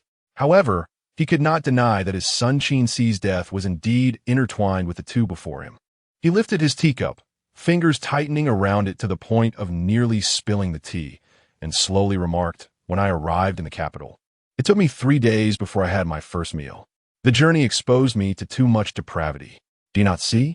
When the sons of the powerful commit crimes, they merely pay a fee and move on, while the sons of the commoners must pay with their skin. Do you not see? Upon the mountain, there are those who draw from the lifeblood of the common people, reveling in their sustenance. Yet they dare to exalt themselves as immortals, regarding mere mortals as nothing more than swine and dogs. Thus, I assert that the value of human life is not uniform. In my eyes, the life of your brother pales in comparison to that of my son. Your arguments possess a measure of truth. Yet the greatest truth in this world remains that the mighty devour the weak, and one creature subdues another. I, Qin Yin, lack the prowess to challenge the imperial master Zhou Dun, yet dealing with the two of you is well within my means. In an instant, a terrifying aura emanated from Qin Yin, suggesting an imminent confrontation. Lu Qubi and Su Zian felt an overwhelming pressure, as if a colossal mountain loomed above them. Just as Su Zian prepared to unsheath his sword, Lu Qubi's voice rang out first. Seniorly, Lu Qubi called, turning to speak. At the sound of his voice, Li Qingzhou stirat. He casually cast a glance at Qin Yin, pressing his thumb against the tip of his middle finger, and then flicked it gently. Whoosh! The teacup hurtled toward Qin Yin's chest with an untraceable speed. Though Qin Yin had anticipated such a move, the disparity in their realms was insurmountable. Faced with the teacup's thunderous momentum, he had no time to evade. Thud! Qin Yin's chest caved in, and he spat out a mouthful of blood, collapsing from his chair in utter disarray. For realms, Qin Yin exclaimed incredulously, his mouth agape in shock. Upon entering, he had deliberately probed Li Qingzhou's aura. Yet Li Qingzhou's mastery of concealing his presence was far beyond his capabilities. To Qin Yin's eyes, the tea-drinking Li Qingzhou could hardly be more than a third-realm cultivator. To his astonishment, he was indeed of the fourth realm, where in the capital could so many fourth realm exist. In the next moment, Li Qingzhou's figure flashed before Qin Yin, his fingers poised like a sword, a teasing smile gracing his lips as he inquired. Since you assert that the greatest truth in this world is that the strong consume the weak, then killing you should pose no issue, correct? Qin Yin's eyes widened in fury, laden with resentment. The instant Li Qingzhou revealed his fourth realm aura, Qin Yin understood that his plans had crumbled. Clenching his fists until his knuckles turned white, he slumped to the ground, emitting a complex, deranged laugh. I, Qin Yin, have always adhered to the principle of accepting the consequences of my actions. Should my head roll, the scar upon my bowl is but a small price to pay. It is a father's duty to avenge his son. Such is the natural order. In this life, I have upheld my obligations to my benefactor above and my family below. Without regrets, a sardonic smile curved Qin Yin's lips, tinged with self-mockery, as he murmured something inaudible to all. His voice seemed to resonate with a lament against fate and a scorn for his own frailty. As his words faded, Qin Yin struck his own crown with a palm, sealing his own demise. Li Qingzhou retracted his sword-like fingers, glanced at the lifeless Qin Yin, and rolled his eyes. If you wish to end your life, why speak so much? You are merely a pawn in Yu Zongxing's game. Did the leader of an assassin organization truly believe himself a hero? Such ignorance is matched only by his audacity. Having spoken, Li Qingzhou effortlessly lifted Qin Yin's lifeless body with one hand and waved at Lu Qubi behind him. This corpse should prove useful to the nobles. It would be a hassle to leave it with you, so I shall take it away. On the day the tavern opens, I shall pay you a visit for a drink, so make sure to save me a good spot. With that, Li Qingzhou transformed into a fleeting breeze, vanishing from sight, leaving only the creaking sound of the tavern door behind. Su Zian stepped forward to close the door once more and curiously inquired, Brother Lu, who exactly is this esteemed Li? Lu Qubi replied in a calm tone, the current leader of Qingqing Mountain, Li Qingzhou, a carefree great sword immortal. Upon hearing this, Su Zian appeared as though he had been petrified, standing motionless beside the door. The leader of the top sect, Qingqing Mountain? My heavens! Slowly, Su Zian turned to face Lu Qubi, his eyes fixed intently on him. Brother Lu, you must honestly reveal your true identity. Chapter 71. An audience who am I? Merely an unnamed pawn. Can such an insignificant figure compel the esteemed leader of Qingqing Mountain to visit uninvited? It is merely a matter of some acquaintanceship. After responding nonchalantly, Lu Qubi paid no further attention to Su Zian and immersed himself in rigorous training within the small courtyard. With the martial arts competition between the two nations approaching, he could not afford to be complacent. The arena could be a place of death. Moreover, if the opponent were from the Great Foam, he would not hesitate to engage in a fierce battle, eager to gauge the true measure of the so-called sword tombs Li Feixian. Lu Qiji's diligent demeanor instilled an invisible pressure upon Su Zian, who couldn't help but exclaim softly, "Though his talent surpasses mine, he is also far more industrious. Brother Lu, whom do you intend to outshine? No, I must also intensify my efforts." After muttering to himself, Su Zian settled cross-legged in the courtyard and devoted himself entirely to his cultivation. Meanwhile, in the Grand Yu Imperial Palace, Dongfeng Yingluo entered the Yangxin Hall, apprehensively cradling a black long box in her hands. She was not alone. The second prince, Dongfeng Shuo, had been summoned as well. However, it was she who was called in first, leaving the latter kneeling at the entrance. The vast palace appeared desolate and forlorn, every corner echoing with silence, devoid of any human presence or vitality. The stillness within the hall weighed heavily upon Dongfeng Yingluo's heart, rendering her breathless. 1 step, 2 steps, 3 steps. After a painstaking 79 steps, Dongfeng Yingluo finally reached the dragon throne, each stride fraught with trepidation. Lifting her gaze to the pallid visage of Dongfeng Qi upon the throne, she raised the black box above her head and declared, "Father, your daughter has fulfilled your expectations and successfully retrieved Tian Buli from that place." Upon the gilded throne, Dongfeng Qi's face bore the marks of deep wrinkles, a faint smile struggling to emerge at the corners of his lips. As he spoke in a voice rich with magnetism, "Truly, you are the pride of the Dongfeng family, my dear daughter. You have not disappointed me. Bring it forth for me to see." Upon hearing this, Dongfeng Yingluo, still holding the black box, stepped cautiously before Dongfeng Qi, her expression taut with anxiety, fearing that her father might uncover the fact that Tian Buli had already chosen its master. Fortunately, Dongfeng Qi only cast a cursory glance at Tian Buli, refraining from handling it personally. It was not that he lacked the desire, but rather that his ailing body would not permit it. He was all too aware of the consequences of Tian Buli's betrayal of its master. Good, Dongfeng Qi repeated thrice, his gaze toward Dongfeng Yingluo now imbued with a hint of approval. He was exceedingly pleased with his daughter.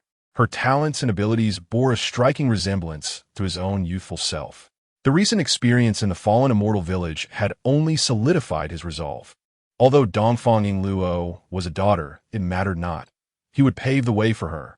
Like a loving father, Dongfeng Qi took her hand gently and inquired, "Yingluo, have you harbored resentment towards me for secretly restraining your power and sending you alone to the fallen immortal village to seize Tian Buli?" Dongfeng Yingluo shook her head, expressing no resentment. She understood that her father, the emperor, was testing her.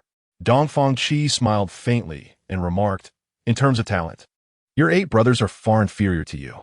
As for background, you have the support of Qingqing Mountain and Yu Mountain.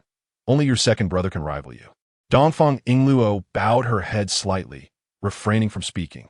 After glancing at her, Dongfeng Qi continued, "Logically, you shouldn't even have the opportunity to contend for the throne. In the 1,000 years of our great Yu dynasty, there has never been a woman who ascended to the throne." Upon hearing this, Dongfeng Yingluo felt a chill in her heart, yet she endeavored to maintain her composure. Observing her unchanged expression, Dongfeng Qi revealed a hint of satisfaction. A heart full of thunder, yet a face as calm as a tranquil lake. Such is the essence of an emperor. "However, I did not mind personally aiding you to ascend and become the first empress of Great Yu." Dongfeng Qi shifted his tone, his eyes gleaming with resolve. Rekindling hope in Dongfeng Yingluo, he slowly rose and stated plainly, "Yingluo, my time is limited, so I will be direct. I wish to appoint you as the crown prince. What say you?" Upon hearing this, even Dongfeng Yingluo, who had mastered the art of composure, could not remain unfazed. Her chest rose and fell rapidly, her breath growing heavier. With a thud, she knelt, lowering her head as tears streamed down her cheeks. Her voice choked as she said, "May Father Emperor's life be as long as the southern mountains. How could this be?" Dongfeng Qi shook his head, a faintly cold smile gracing his lips. This sentiment was all too familiar. He had once expressed similar words to his own father. He believed that his sincerity was at most half-hearted, yet in the imperial family, even half-hearted sincerity was significant. With a deep sigh, Dongfang Qi replied, "Rise. I do not wish to hear such empty words. In the past, I wept before your grandfather far more grievously than you. My son is sincere." Dongfang Yingluo stood, yet her tears flowed unabated. Gritting her teeth, she fixed her gaze upon Dongfang Qi. Seeing her in such a disheveled state, Dongfang Qi felt a pang of guilt and awkwardly scratched his head. Naturally suspicious, he found himself doubting even his own offspring at this critical juncture, truly embodying the phrase, a solitary figure. He extended his frail hand to ruffle Dongfang Yingluo's hair gently, saying softly, "Little Yingluo, it seems that my affection for you has not been in vain. However, my time is indeed fleeting. In the days to come, I will employ every means to clear the obstacles before you." Dongfang Yingluo nodded vigorously, her hands trembling uncontrollably, her heart a tumult of excitement and trepidation, but mostly sorrow. "Yingluo, I am now relying on the dragon spirit of Great You to sustain me. Who knows what day I may meet my end. Therefore, there are words I wish to impart to you in advance. Remember, once you occupy this position, you will be a solitary figure, one whom no one can trust. Countless paths will lie before you, yet there will be no retreat. What Great You requires now is a bold and decisive empress, not a ruler who merely preserves the status quo." Dongfang Yingluo solemnly nodded. "I shall diligently remember my father's teachings. You may leave now. After the martial assembly, I shall first appoint you as the crown prince, allowing you to gradually take over the affairs of the state." Your son takes his leave. With her heart brimming with excitement, Dongfang Yingluo deeply bowed to Dongfang Qi and then slowly exited the Yangshin Hall. After her departure, Dongfang Qi suddenly lifted his gaze toward the vast sky, softly murmuring, "I wonder if my choice this time is the right one." After a moment of silence, he returned to his dragon throne and waved his hand toward the door, signaling for the next person to enter. Responding to his voice, a black-armored guard pushed open the Crimson Palace door. The second prince, Dongfang Shuo, cautiously stepped into the Yangshin Hall. Chapter 72. The Half-Step True Dragon. The martial assembly approaches. The son pays his respects to the emperor. Dongfang Shuo knelt before Dongfang Qi, performing a grand gesture of reverence. Dongfang Qi cast a glance at his son, his expression a tapestry of complex emotions. Had he not granted Dongfang Yingluo the qualification to vie for the throne, the figure kneeling before him, Dongfang Shuo, would have been the eldest son and the most likely heir to this position. Alas, in this world there are no what-ifs. "Shuo, do you understand why your father summoned you to the palace today?" Dongfang Qi inquired. With hands clasped in salute, Dongfang Shuo replied, "I am unaware, father." Dongfang Qi's countenance shifted, turning cold as he retorted, "At this juncture, you remain oblivious to your transgressions. How audacious of you to send someone to ambush your royal sister." Realizing his misdeed was exposed, Dongfang Shuo feigned innocence, loudly protesting, "Father, this is unjust. My admiration for my sister flows like an endless river. How could I ever wish her harm?" Dongfang Qi scoffed. "Do you truly expect me to present the evidence before your very eyes?" Upon hearing this, Dongfang Shuo fell silent. He raised his head slowly, fixing an unwavering gaze upon Dongfang Qi, and let out a derisive laugh. "Father, you have made your intentions clear. Are you plotting to eliminate descent from my royal sister?" Dongfang Qi's demeanor grew even colder. He had not anticipated a second son would dare to challenge him. "Unfilial son, do you presume to speak to me in such a manner?" Dongfang Shuo clenched his teeth and replied with conviction, "Your Majesty, were it not for your favoritism. How could my sister, a mere woman, possess the qualification to vie for the throne? You have supported the third and sixth brothers, deliberately fostering a scenario of competing dragons. You have secretly encouraged us to contend and to fight. Yet now, you wish to bring these matters to light to reprimand us. You truly are a model of fatherhood." Dongfang Qi narrowed his eyes, his pupils swirling with evident fury, resembling an enraged, aging dragon, radiating an invisible aura. Leaning slightly forward, he looked down at the kneeling Dongfang Shuo, lowering his voice to inquire, "Do you believe you are worthy of this position?" Dongfang Shuo straightened his back, perfectly embodying the might of a young dragon, and retorted, "Whether I am worthy of this position is for you to decide, father. I merely wish to ask, what qualifications does my sister possess to occupy this throne?" Enraged, Dongfang Qi stood, pointing a finger at Dongfang Shuo, exclaiming, "Simply put, your sister is 20 and possesses unparalleled talent. She is backed by the esteemed Qinsheng Mountain and the divine mountain of Beiyue." Upon hearing this, a faint, icy smile graced Dongfang Shuo's lips, not a smile of joy, but rather like a blade unsheathed, a silent warning and scorn. He replied coolly, "Since your mind is made up, I have no further words. I simply wish to inform you, father, that I have yet to concede." With that, Dongfang Shuo stood and strode purposefully towards the exit. As he observed Dongfang Shuo's retreating figure, Dongfang Qi's face darkened with murderous intent, his voice hoarse as he declared, "Do you believe I could not end your life right now?" Dongfang Shuo narrowed his phoenix eyes and cast a smile over his shoulder, resembling a tiger's gaze, yet evoking the watchful demeanor of an eagle. "My life was bestowed upon me by the Emperor, who could reclaim it at any moment. Perhaps age has softened his heart, or perhaps he harbors a deep-seated guilt for his eldest son." Ultimately, Dongfang Qi could not summon the resolve to act against him, allowing Dongfang Shuo to depart unimpeded. Alone, he sat upon the dragon throne, gazing down at the jade steps below, murmuring to himself, "Do you wish to know where the defeat lies?" In a single phrase, "Too much like me, my constitution is frail through the changing seasons. I must don a crane cloak. You are seated in this position, yet with the crowing of roosters and the barking of dogs. How much longer can you endure time?" Slipped away, an array of golden light pierced the stillness of the Yangxin Palace, illuminating Dongfang Qi's withering form.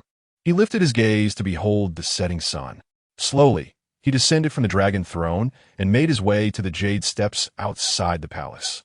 Raising his head towards the horizon where the sun lingered on the edge of twilight, he felt no warmth, embracing himself with crossed arms. A sense of morose resignation enveloped him as he chuckled bitterly. Just a lonely soul. At that moment, a great coat was draped over his shoulders. The chief eunuch, clad in a deep purple python robe, silently stood behind him. "Your Majesty, the night has fallen. Be wary of the chill." Dongfang Qi tightened the coat around himself, inhaling deeply, a faint hue returning to his countenance as he muttered inexplicably, "The night shall not descend within the Qintian Observatory." An elderly man with a white beard observed the celestial phenomena with a grave expression, his heart racing. The aging azure dragon teeters on the brink of death. The true dragon of succession, a half-step true dragon, two dragons at odds. I foresee a tempest of bloodshed sweeping through the capital. In Miaojiang, within a lofty pavilion, an elder watched as the butterfly at the tip of his finger fluttered ceaselessly, capturing a glimpse of heavenly secrets. His expression shifting dramatically. Failure to act decisively will lead to chaos. To be soft-hearted at this juncture is ultimately a sign of age. No, I must impose an additional layer of assurance. Soon, a command emanated from the pavilion. Following the order, the chieftains of the 18 tribes of Miaojiang hastily made their way to the capital. 6 days later, the streets of the capital were suddenly teeming with various figures from the martial world. Elders from the 4 premier sects gathered in the capital, and leaders of first-rate sects began to appear as well. With the influx of people came inevitable chaos, as skirmishes erupted in every corner of the capital. To instill fear among these martial practitioners, Chief Eunuch Wang Mian, wielding the Emperor's edict, personally commanded 1,000 river soldiers to station themselves in the vicinity. 3 flying vessels hovered above, suppressing the 3 cardinal directions of the capital, rendering the martial populace hesitant to act recklessly. On the surface, the capital appeared temporarily stable. Yet beneath the Fade, turbulent currents surged, evident to any discerning observer. 3 days later, a vessel from the Dafeng dynasty gracefully descended outside the capital, heralding the arrival of prodigies coming to participate in the martial assembly. Among them, the most captivating was Li Feixian of the Sword Tomb, clad in a green robe, bearing a 3-foot-long sword named Tai Bai. As the breeze stirred, his hair danced wildly, exuding an aura reminiscent of a great sword immortal. Next, there was the imposing figure of Wang Gaoyan, who, tall and commanding, emanated an air of superiority. Upon leaping from the flying vessel, he cast a disdainful glance at the capital of Dayu and dismissively remarked, "Is this all there is?" This insolent comment stirred discontent among the martial artists of Dayu, yet, due to the impending martial gathering between the two nations, they refrained from taking action. Meanwhile, within the depths of Yinshan Alley, Lu Qubi and Su Zian had concluded their arduous 9-day training and swiftly immersed themselves in the kitchen. Before long, Lu Qubi emerged, bearing a generous bowl of egg-fried rice, while Su Zian, even more audacious, carried the entire pot, wielding a ladle in one hand and devouring the food with hearty bites. However, after only a few mouthfuls, the sound of the entrance door echoed through the establishment. "Is anyone there? The little monk is hungry and seeks alms." Chapter 73. The monk Urji Su Zian cradled a large iron pot in his hands, his lips speckled with rice grains, and turned to the side to inquire of Lu Qubi, "Brother Lu, did I miss here? Is there truly a monk begging for alms outside?" Lu Qubi set aside his egg-fried rice, adjusted the dagger at his waist, and replied, "You heard correctly. There is indeed a monk at the door. However, it is quite unusual for a monk to come begging for alms in Yinduan Alley. Whether it is unusual or not, we shall ascertain that," Su Zian declared, balancing the iron pot in one hand while grasping his sword with the other, and he strode directly toward the entrance. Observing this, Lu Qubi furrowed his brow, a few lines of worry appearing on his forehead, and remarked, "A swordsman carrying a pot. This is a first for me." Hearing this, Su Zian glanced back with a playful smile and retorted, "Brother Lu, you fail to comprehend. If he is a genuine monk, I would gladly share some egg-fried rice with him. But if he is a charlatan, I shall cleave him with my sword. In either case, the food and the sword are both in my possession. Who else can boast such skills in hospitality?" For a moment, Lu Qubi found himself at a loss for words, even conceding that Su Zian had a point. With a creaking sound, Lu Qubi cautiously opened the door. The instant the door swung wide, a harmless-looking, slender monk, cradling a begging bowl, lifted his gaze to meet Lu Qubi and Su Zian. After performing a Buddhist greeting, he raised his bowl and grinned. "I am the monk Urji, here to beg for alms. Silver and gold are welcome in any quantity. Offerings for incense would be even better, and spiritual silver will bless your entire family." This unexpected approach left both Lu Qubi and Su Zian momentarily stunned. Typically, one would expect a monk to request merely food. Yet this monk's opening line revolved around money, truly a unique approach to alms-seeking.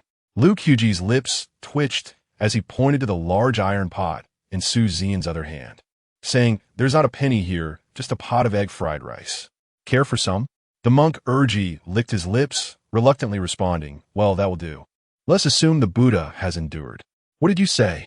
Su Zian, overhearing, widened his eyes and brandished his sword, glaring at the monk with a challenging tone.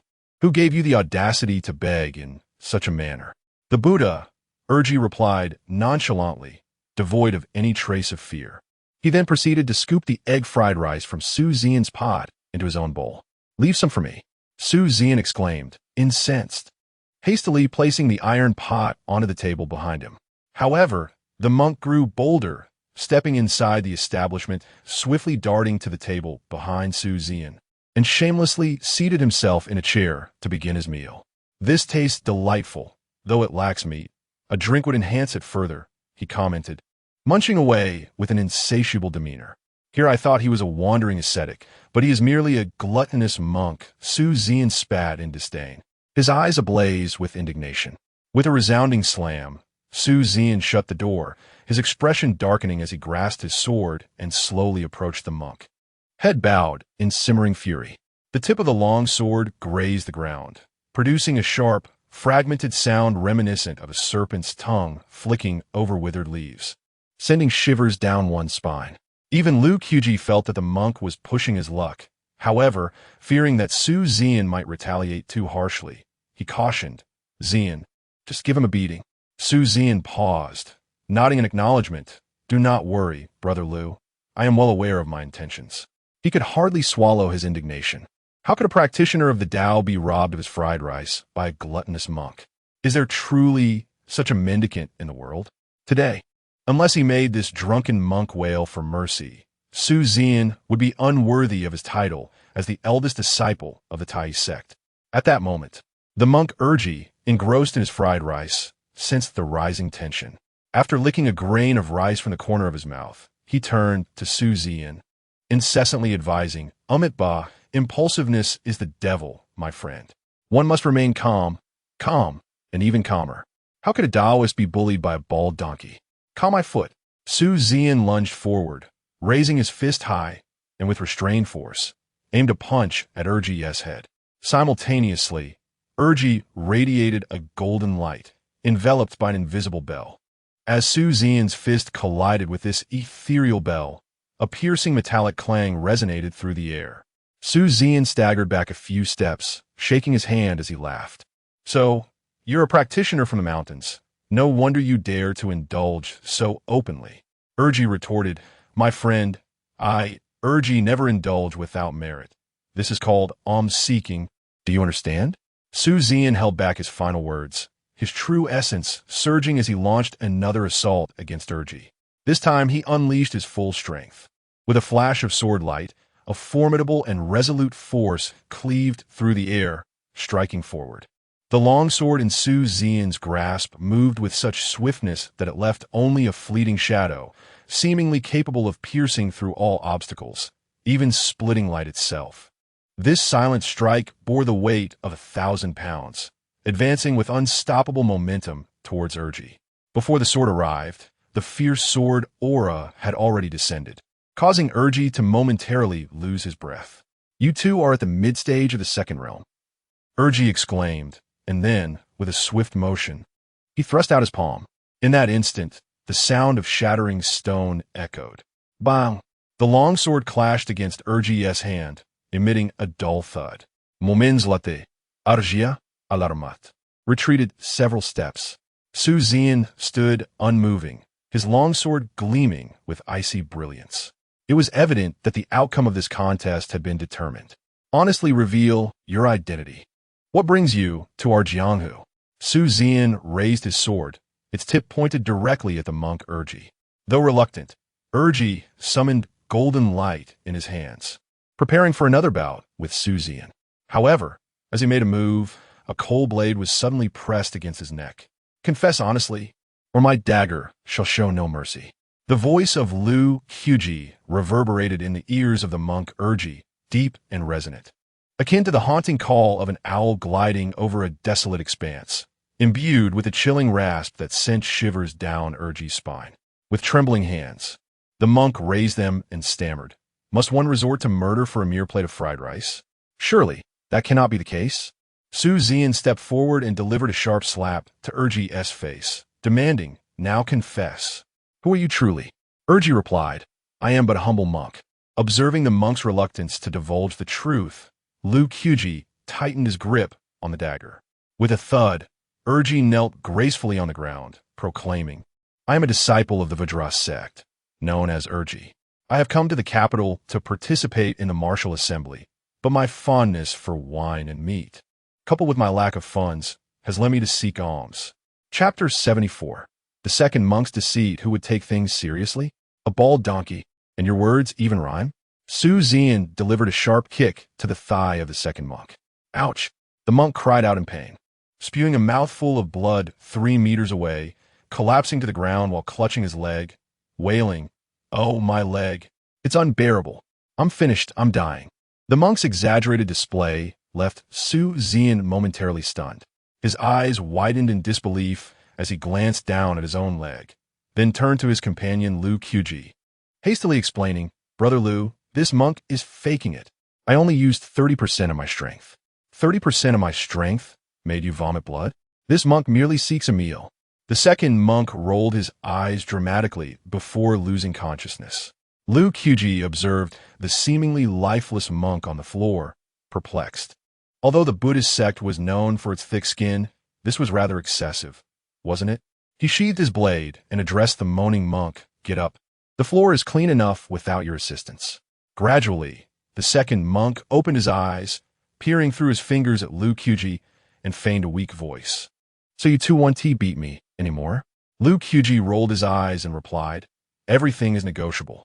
With this assurance, the second monk sprang to his feet with a nimble flip. He casually wiped the blood from his lips, brushed off the dust from his robes, and the pained expression vanished, replaced by a mischievous grin. I knew you were pretending. You seek a beating. Su Zian fumed, brandishing his sword, eager to engage the monk in yet another round. Sensing the tension, the second monk quickly hid behind Lu Qubi, shouting, Master Lu, save me. A moment later, under Lu Qubi's mediation, Su Zian finally calmed down, sheathing his sword and opting not to pursue the monk any further. He busied himself with a pan of fried rice. The second monk, recognizing the situation, refrained from admitting fault, but instead showered Su Zian with praise to soothe his anger. Before long, a rather comical scene unfolded in the establishment. The three of them sat around a table, Su Zian holding the frying pan, the second monk with a begging bowl, and Lu Qubi with a bowl, all enjoying a single pot of fried rice together. Suddenly, Lu Qubi glanced at the second monk with curiosity and asked, as a disciple of the esteemed Vajra sect, how is it that you find yourself in such a predicament, lacking even the funds for a meal? Embarrassed, the second monk scratched his head and chuckled. I originally had over 100 coins for offerings, but I'm a kind-hearted person and gave them all away. Offerings? Su Zian set down the frying pan, interjecting, how can I possibly believe that? Who did you give them to? The monk Guiji averted his gaze, hesitating for a moment before softly uttering the name of the courtesan from Lichuan courtyard, Chun Siener. With a clatter, Lu Qubi's chopsticks fell onto the table, his lips twitching slightly. If he had not misheard, the Lichuan courtyard that Guiji spoke of must be a place of pleasure, and a monk frequented such establishments? Su Zian's mouth quirked as he blinked in astonishment. The foremost brothel in the capital, Lichuan courtyard? You donated all your money to the courtesan Chun Siener inside? The monk Guiji appeared somewhat nostalgic, sighing deeply. Indeed, the benefactor Chun Siener once engaged in a lengthy conversation with me, revealing her father's gambling addiction, her mother's illness, and her younger brother attending a private school. Hearing this, I could not bear it. Hence I bestowed all my offerings upon her. Cough, cough. Lu Qubi nearly spat out his rice. Good heavens, a gambling father, a sick mother, a brother in school, and a shattered life. Clearly, the monk Guiji had been deceived. Monk Guiji, are you not aware that you seem to have been duped? Lu Qubi set down his bowl and chopsticks, kindly advising him. Guiji shook his head firmly. Impossible. With my extensive experience navigating such establishments, I would never be fooled. Miss Chun Siener has a kind heart and would never deceive me. Ha ha. Su Zian doubled over with laughter, pointing at monk Guiji, his face twisted in mirth. Frequenting such places? And you were swindled out of hundreds in offerings. You have brought disgrace upon your Vajrayana sect, monk Guiji retorted loudly. My visit was not for leisure, but to experience the sufferings of the world. You have not witnessed the plight within. It is filled with the wretched. If you do not believe me, shall I take you there next time? The monk clasped his hands in prayer, casting Su Zian a meaningful glance. Su Zian, however, suddenly changed his expression, declaring solemnly, on another note, the Buddhist saying goes, if I do not enter hell, who will? Since you, monk Guiji, possess such compassion, I, Su Zian, must accompany you on this journey. As a hero, it is my duty to rescue those maidens from peril. Monk Guiji joined his hands in gratitude, exclaiming, indeed, benefactor Su possesses a heart of a bodhisattva. Meanwhile, Lu Qubi interjected, where is your dignity, Su Zian? Lu Qubi rubbed his forehead, letting out a gentle sigh. Truly, the world is in decline. Before he could finish, monk Guiji suddenly suggested, benefactor Lu, shall we go together? Lu Qubi patted his chest. I, Lu Qubi, am not that sort of person. The monk interjected nonchalantly. All expenses will be covered by me. Cough. Let us return to the topic. In truth, I'm also curious to hear the voices of those lost maidens. Monk Urji laughed heartily. If that is the case, once I complete my martial arts meeting, let us rendezvous at Lichuan Courtyard. Perhaps feeling a twinge of guilt, Su Xian quietly asked, Monk Urji, you wouldn't lead us to engage in anything improper, would you? Who would take this seriously? The monk Urji raised an eyebrow and chuckled. He then lifted his right hand and proclaimed, Rest assured, esteemed patrons, Urji is indeed a person of utmost integrity. Under Su Xian's somewhat disdainful gaze, the monk Urji strode confidently out of the establishment. Shortly after departing from Yinshan Alley, a young novice unexpectedly tugged at Urji's sleeve. Master Urji, the novice exclaimed, the fairy Chun from Lichuan Courtyard claims you swindled her of 300 incense coins and is currently searching for you. Furthermore, the abbot warned that if you fail to triumph in tomorrow's martial arts competition, he will break your legs, leaving you unable to escape. Upon hearing this, Urji felt a slight tremor of anxiety. He playfully flicked the novice's head and retorted, What nonsense is this about swindling? That sum of 300 incense coins was acquired through the allure of my captivating visage. Why should I be held accountable? Moreover, wasn't that money taken by the abbot? Did he not assist in returning it to me? The novice, with an innocent expression, replied, The abbot stated that he collected your money, while you took Lichuan Courtyard's funds. What concern is Lichuan Courtyard's money to him? Upon hearing this, Urji swore under his breath, The abbot truly has a dark hand. Chapter 75. Movements from all sides within the palace of the second prince. In the pavilion at the center of the vast lake, Dongfang Shuo stood immobile, akin to a stone statue, seemingly merging with the cool structure around him. A gentle breeze caressed the lake surface, causing his garments to flutter as if they bore a weight of 1,000 pounds. Yet at the same time, they appeared weightless. He gazed into the boundless expanse of misty waves, a tempestuous fury concealed within his brow. A son unlike his father, whom the father despises. Should the son resemble the father shall harbor doubts.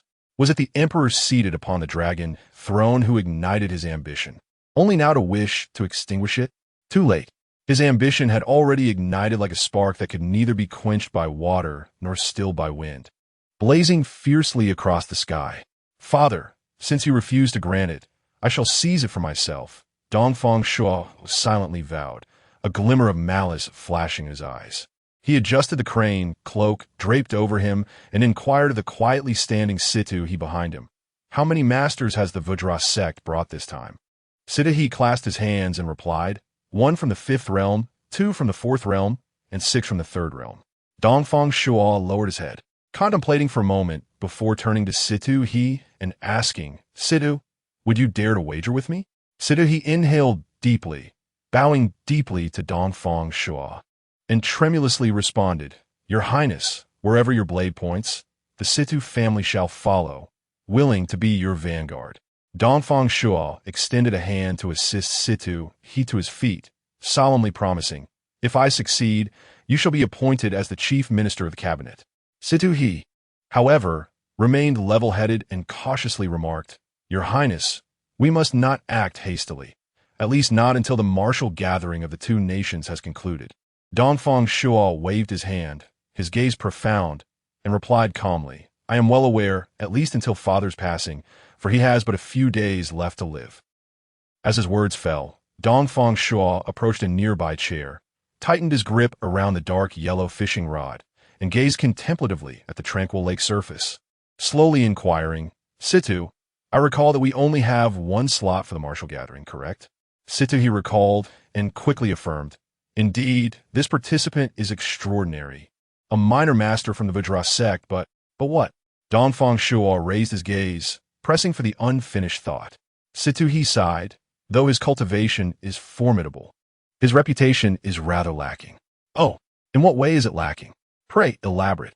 Dongfang Shuo's interest was piqued. Situ chuckled wryly. This individual, though hailing from the Vajra sect, does not adhere to the Buddhist precepts. He indulges in wine and meat, and it is said he frequents brothels. It was rumored that just a few days ago, he spent a night at the Spring Festival Inn without spending a single coin. instead managing to swindle the courtesan Chun Xiener of her savings. Ha ha! Truly a remarkable character. The following day, as dawn broke, the sky over Dongfang began to blush with the faintest hue of crabshell green. Not far from the imperial palace of Dayu, a grand arena rose from the training grounds. This arena was no ordinary structure, constructed of dark iron as its framework and adorned with crimson lacquer. It featured ferocious bronze beasts at each corner, emanating an imposing majesty. The table was extraordinarily spacious, capable of accommodating over 100 individuals, surrounded by a grand observation platform designed for the elite to behold. Deep within the palace, the chief eunuch clad in a deep purple robe bowed before the dragon bed, addressing the figure of Dongfang Qi. "Your Majesty, do you wish to witness this martial assembly?" From a decayed and lifeless dragon bed emerged an aged voice. "Daban, you may go in my stead, and take the Tian Buli with you. Consider it a token for the martial gathering." The chief eunuch, perplexed, bowed deeply and questioned, "Your Majesty, is it wise to treat the Tian Buli, which the princess painstakingly acquired, as mere entertainment?" Dongfang Qi slowly propped himself up, his visage appearing even more weathered, enveloped by an aura of desolation, with his dark, brooding eyes casting an ominous depth. "Daban, do you doubt me?" This seemingly light remark tightened the eunuch's expression to the utmost, causing him to kneel, trembling, and respond, "It is not that I doubt your Majesty, but rather, I fear the unforeseen." Dongfang Qi scoffed lightly, interrupting with a stern retort, "There is no unforeseen. Since my ascension to the throne, our nation has never triumphed in the 100-year martial assembly. I have already faced defeat twice. I cannot afford to lose this final opportunity. You must understand that only the victor of the martial assembly can represent humanity at the Gochen Mountain. I cannot allow those mountain spirits and wild creatures to acknowledge only Dafeng and remain ignorant of the you. Furthermore, this request was made by the Imperial Master, and as you know, I owe him a great deal. If I cannot fulfill even this modest request, I will find it unbearable." At that moment, the chief eunuch Wang Mian emerged from the depths of the palace, cradling a long black box, making his way toward the training ground. Meanwhile, in the depths of Yun Shun Alley, a burly figure clad in purple pushed open the door to Lu Qubi's establishment. "The master requests your presence. Please accompany me," he stated directly upon entering. Lu Qubi and Su Zian, having anticipated this, exchanged a glance before following the purple-clad man out of the shop. Upon exiting Yun Shun Alley, Lu Qubi and Su Zian were escorted to a carriage arranged by the purple-clad figure. Once they were aboard, the carriage sped away towards the training ground, and the purple figure vanished from sight. Inside the carriage sat a middle-aged man, one hand cradling a teacup while the other held a book, draped in a rare long robe with both civil and martial sleeves. Lu Qubi cast a discreet glance and observed that the man's left sleeve was wide, adorned with cloud patterns, exuding the air of a scholar, while the right sleeve was tightly bound, trimmed with silver thread, reflecting the sharpness and strength of a military general. His demeanor combined the coolness typical of a learned individual with the decisive acuity characteristic of a seasoned commander. "What's the matter? Do you not recognize me?" After taking a sip of tea, the middle-aged man smiled faintly at Lu Qubi and Su Zian. Upon hearing that familiar voice and sensing the well-known aura, Lu Qubi became increasingly certain of his suspicions. The man before him was none other than the Imperial Master, Zhou Dan. Su Zian, belatedly enlightened, recognized that the middle-aged man before him was none other than the former scholar he had encountered earlier. However, the present appearance of Zhou Dan, in stark contrast to the elderly scholar with his snow-white hair, was almost unrecognizable. Both in visage and demeanor, they seemed worlds apart, evoking no associations whatsoever. "How have you two prepared?"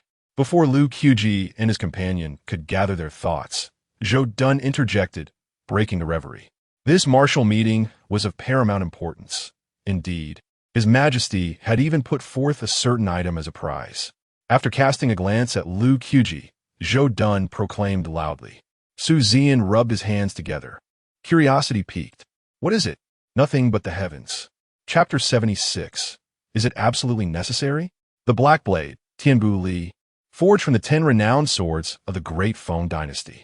Su Xian's face was a canvas of astonishment.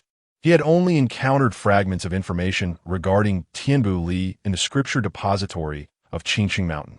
Yet the accounts of its whereabouts were succinctly summarized in 4 words: lost without a trace.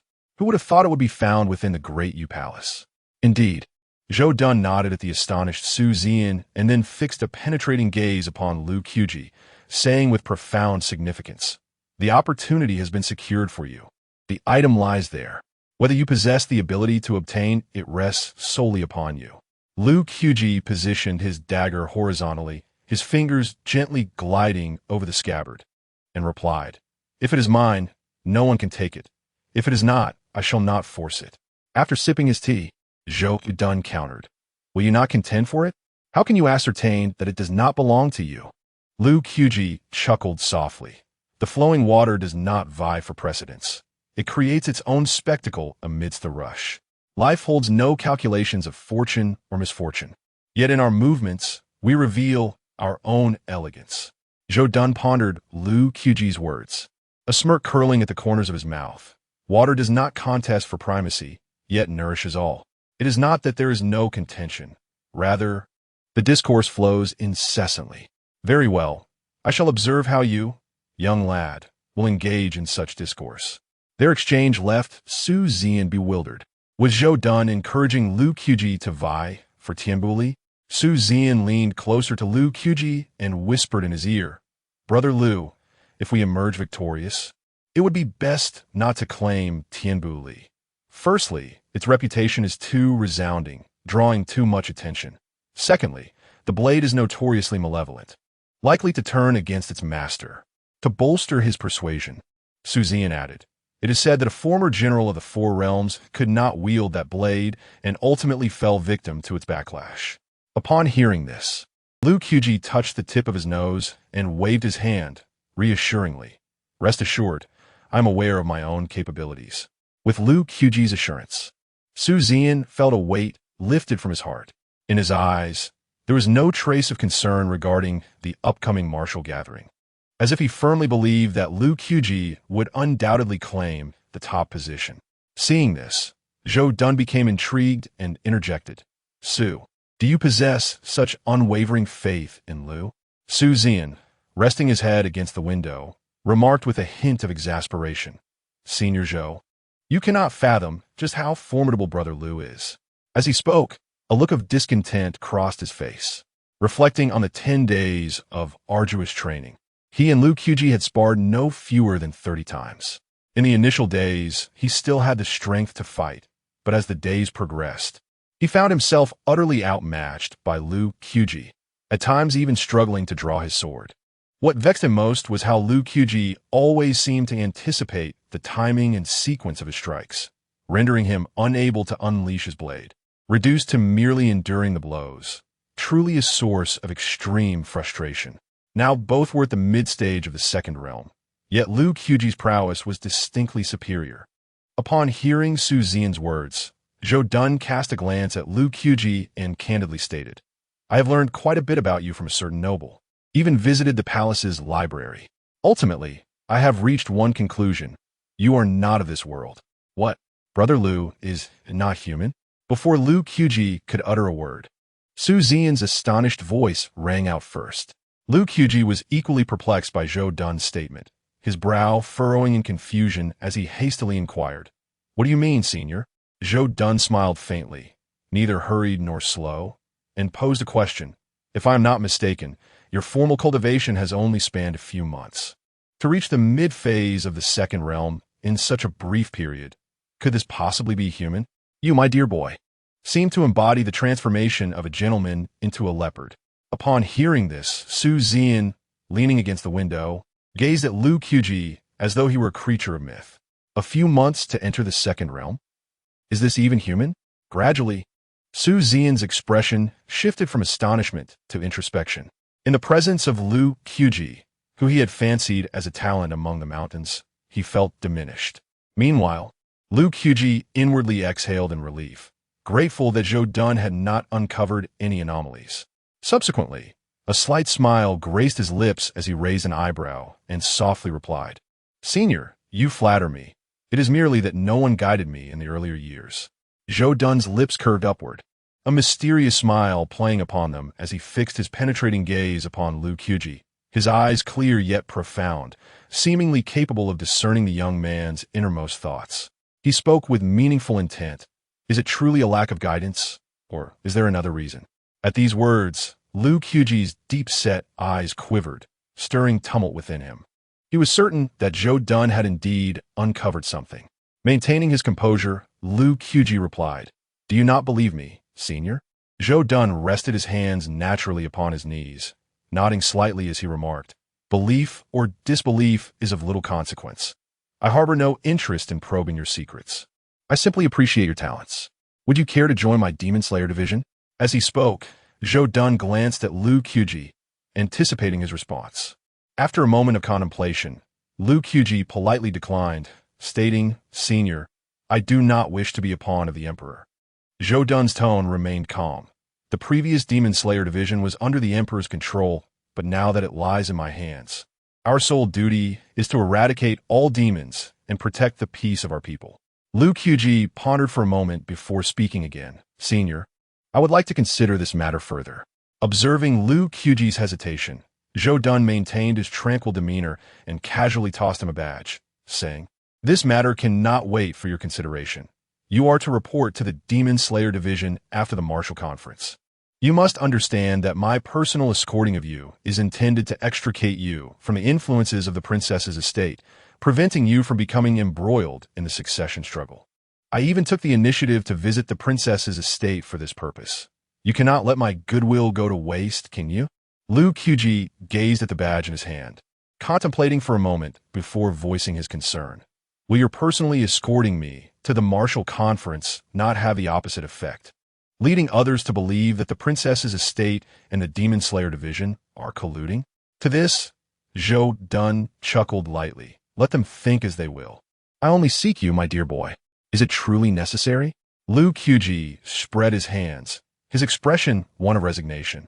"Indeed, it is indispensable." Zhou Dun laughed heartily. Upon witnessing this, Su Zian scratched his head and spoke up, "Senior, isn't this a bit unreasonable?" "Oh." Zhou Dun cast a glance at Su Zian, then retrieved a badge from his waist and handed it to him with a smile. "You can't escape this, my boy. After the martial arts conference, you will accompany Lu to the Demon Slaying Division to report for duty." Su Zian looked at the badge being offered, and his lips twitched. "Senior, can I decline this?" Zhou Dun feigned anger. "Decline? Then do not blame me if I make things difficult for you." Upon hearing this, Su Zian hastily accepted the badge. Weighing it in his hand, he slapped himself twice and muttered, "What was I thinking?" Chapter 77. In front of the viewing platform. After a brief interlude, the carriage arrived at the training grounds adjacent to the royal palace. Before it even came to a halt, a cacophony of voices echoed outside, imbued with an air of pessimism. Alas, the legendary swordsman Li Feixian, known for his unparalleled swordsmanship, the formidable warrior Gao Yunshan, and the enchanting lotus fairy Jiang Tingwei. This time, the lineup for Dafeng appeared stronger than ever before. Can RDU truly emerge victorious? I remain skeptical, yet we are not devoid of opportunities. It is rumored that the 4 premier sects of Dayu have all joined the fray. The esteemed disciple of the Diamond Sect, the monk Urji, the ethereal Lisiye of the Taoist sect, the virtuous Su Zilu from the Qingyan Academy, and Zhang Yunxian of Qingqing Mountain. Could they possibly be inferior to their Dafeng counterparts? Perhaps, for a single swordsman like Li Feixian could overshadow 99% of the talented elite. Upon hearing this, those gathered below the arena, be they chivalrous wanderers or common folk, could only sigh in resignation. Suddenly, a scarred-faced man stood up, clenching his fist, and in a desperate tone inquired, "Who will the court dispatch this time?" An elderly man raised his gourd of wine and replied to the scarred face, "Wang Kong. Do not harbor illusions about those influential figures. I have heard that 2 obscure cultivators have been specifically chosen by a certain prominent individual, and they're likely nothing more than incompetent sycophants." At this revelation, Wang Kong struck the ground with his fist, lowering his head in despair. Sensing the somber atmosphere, An astute member of the crowd quickly shifted the conversation. I happened to overhear a rumor while attending a performance at Leitrim Academy. Elder Yu's granddaughter, Yu Sure, is also set to participate in this martial gathering. Does this not mean we shall behold the true beauty of the capital's foremost talented woman? The carriage maneuvered through the throngs of people and finally reached the viewing platform. With a creak, the door swung open.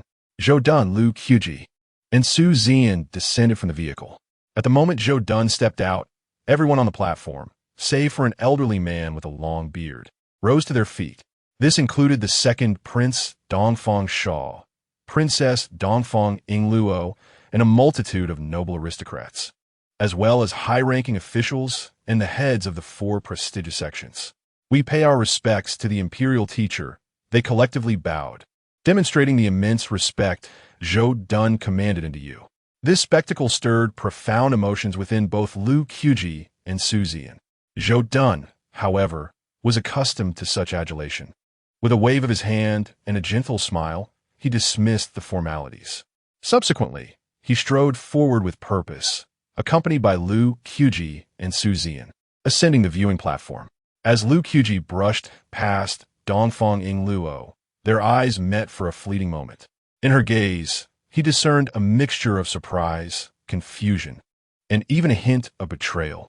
It dawned on him that the imperial teacher's personal appearance was not merely a courtesy, but a clear indication of his intentions. By bringing him to the platform, Zhou Dun was openly asserting that Lu Qubi was indeed a member of the demon-slaying division. Ah, Lu Qubi, you choose not to join my princess's residence, yet you have entered the demon slayer department under the grand teacher. Dongfeng Yingluo instinctively clenched her teeth, staring blankly at Lu Qubi's retreating figure for a moment. Unluckily, Dongfeng Shua happened to witness this scene from a distance. He turned to the attendant beside him and instructed, "Send someone to investigate the identity of that young man wielding a blade next to the grand teacher." Understood. After giving the order, Dongfeng Shua's gaze shifted to the 3 intricately carved rosewood chairs ahead, a fierce glimmer appearing in his eyes as he instinctively tightened his fists. With a weak monarch in power and fierce ministers all around, should he ascend to the throne, he would never allow such circumstances to persist. The ministers' chairs should not be positioned in front of the princes. It is truly unacceptable.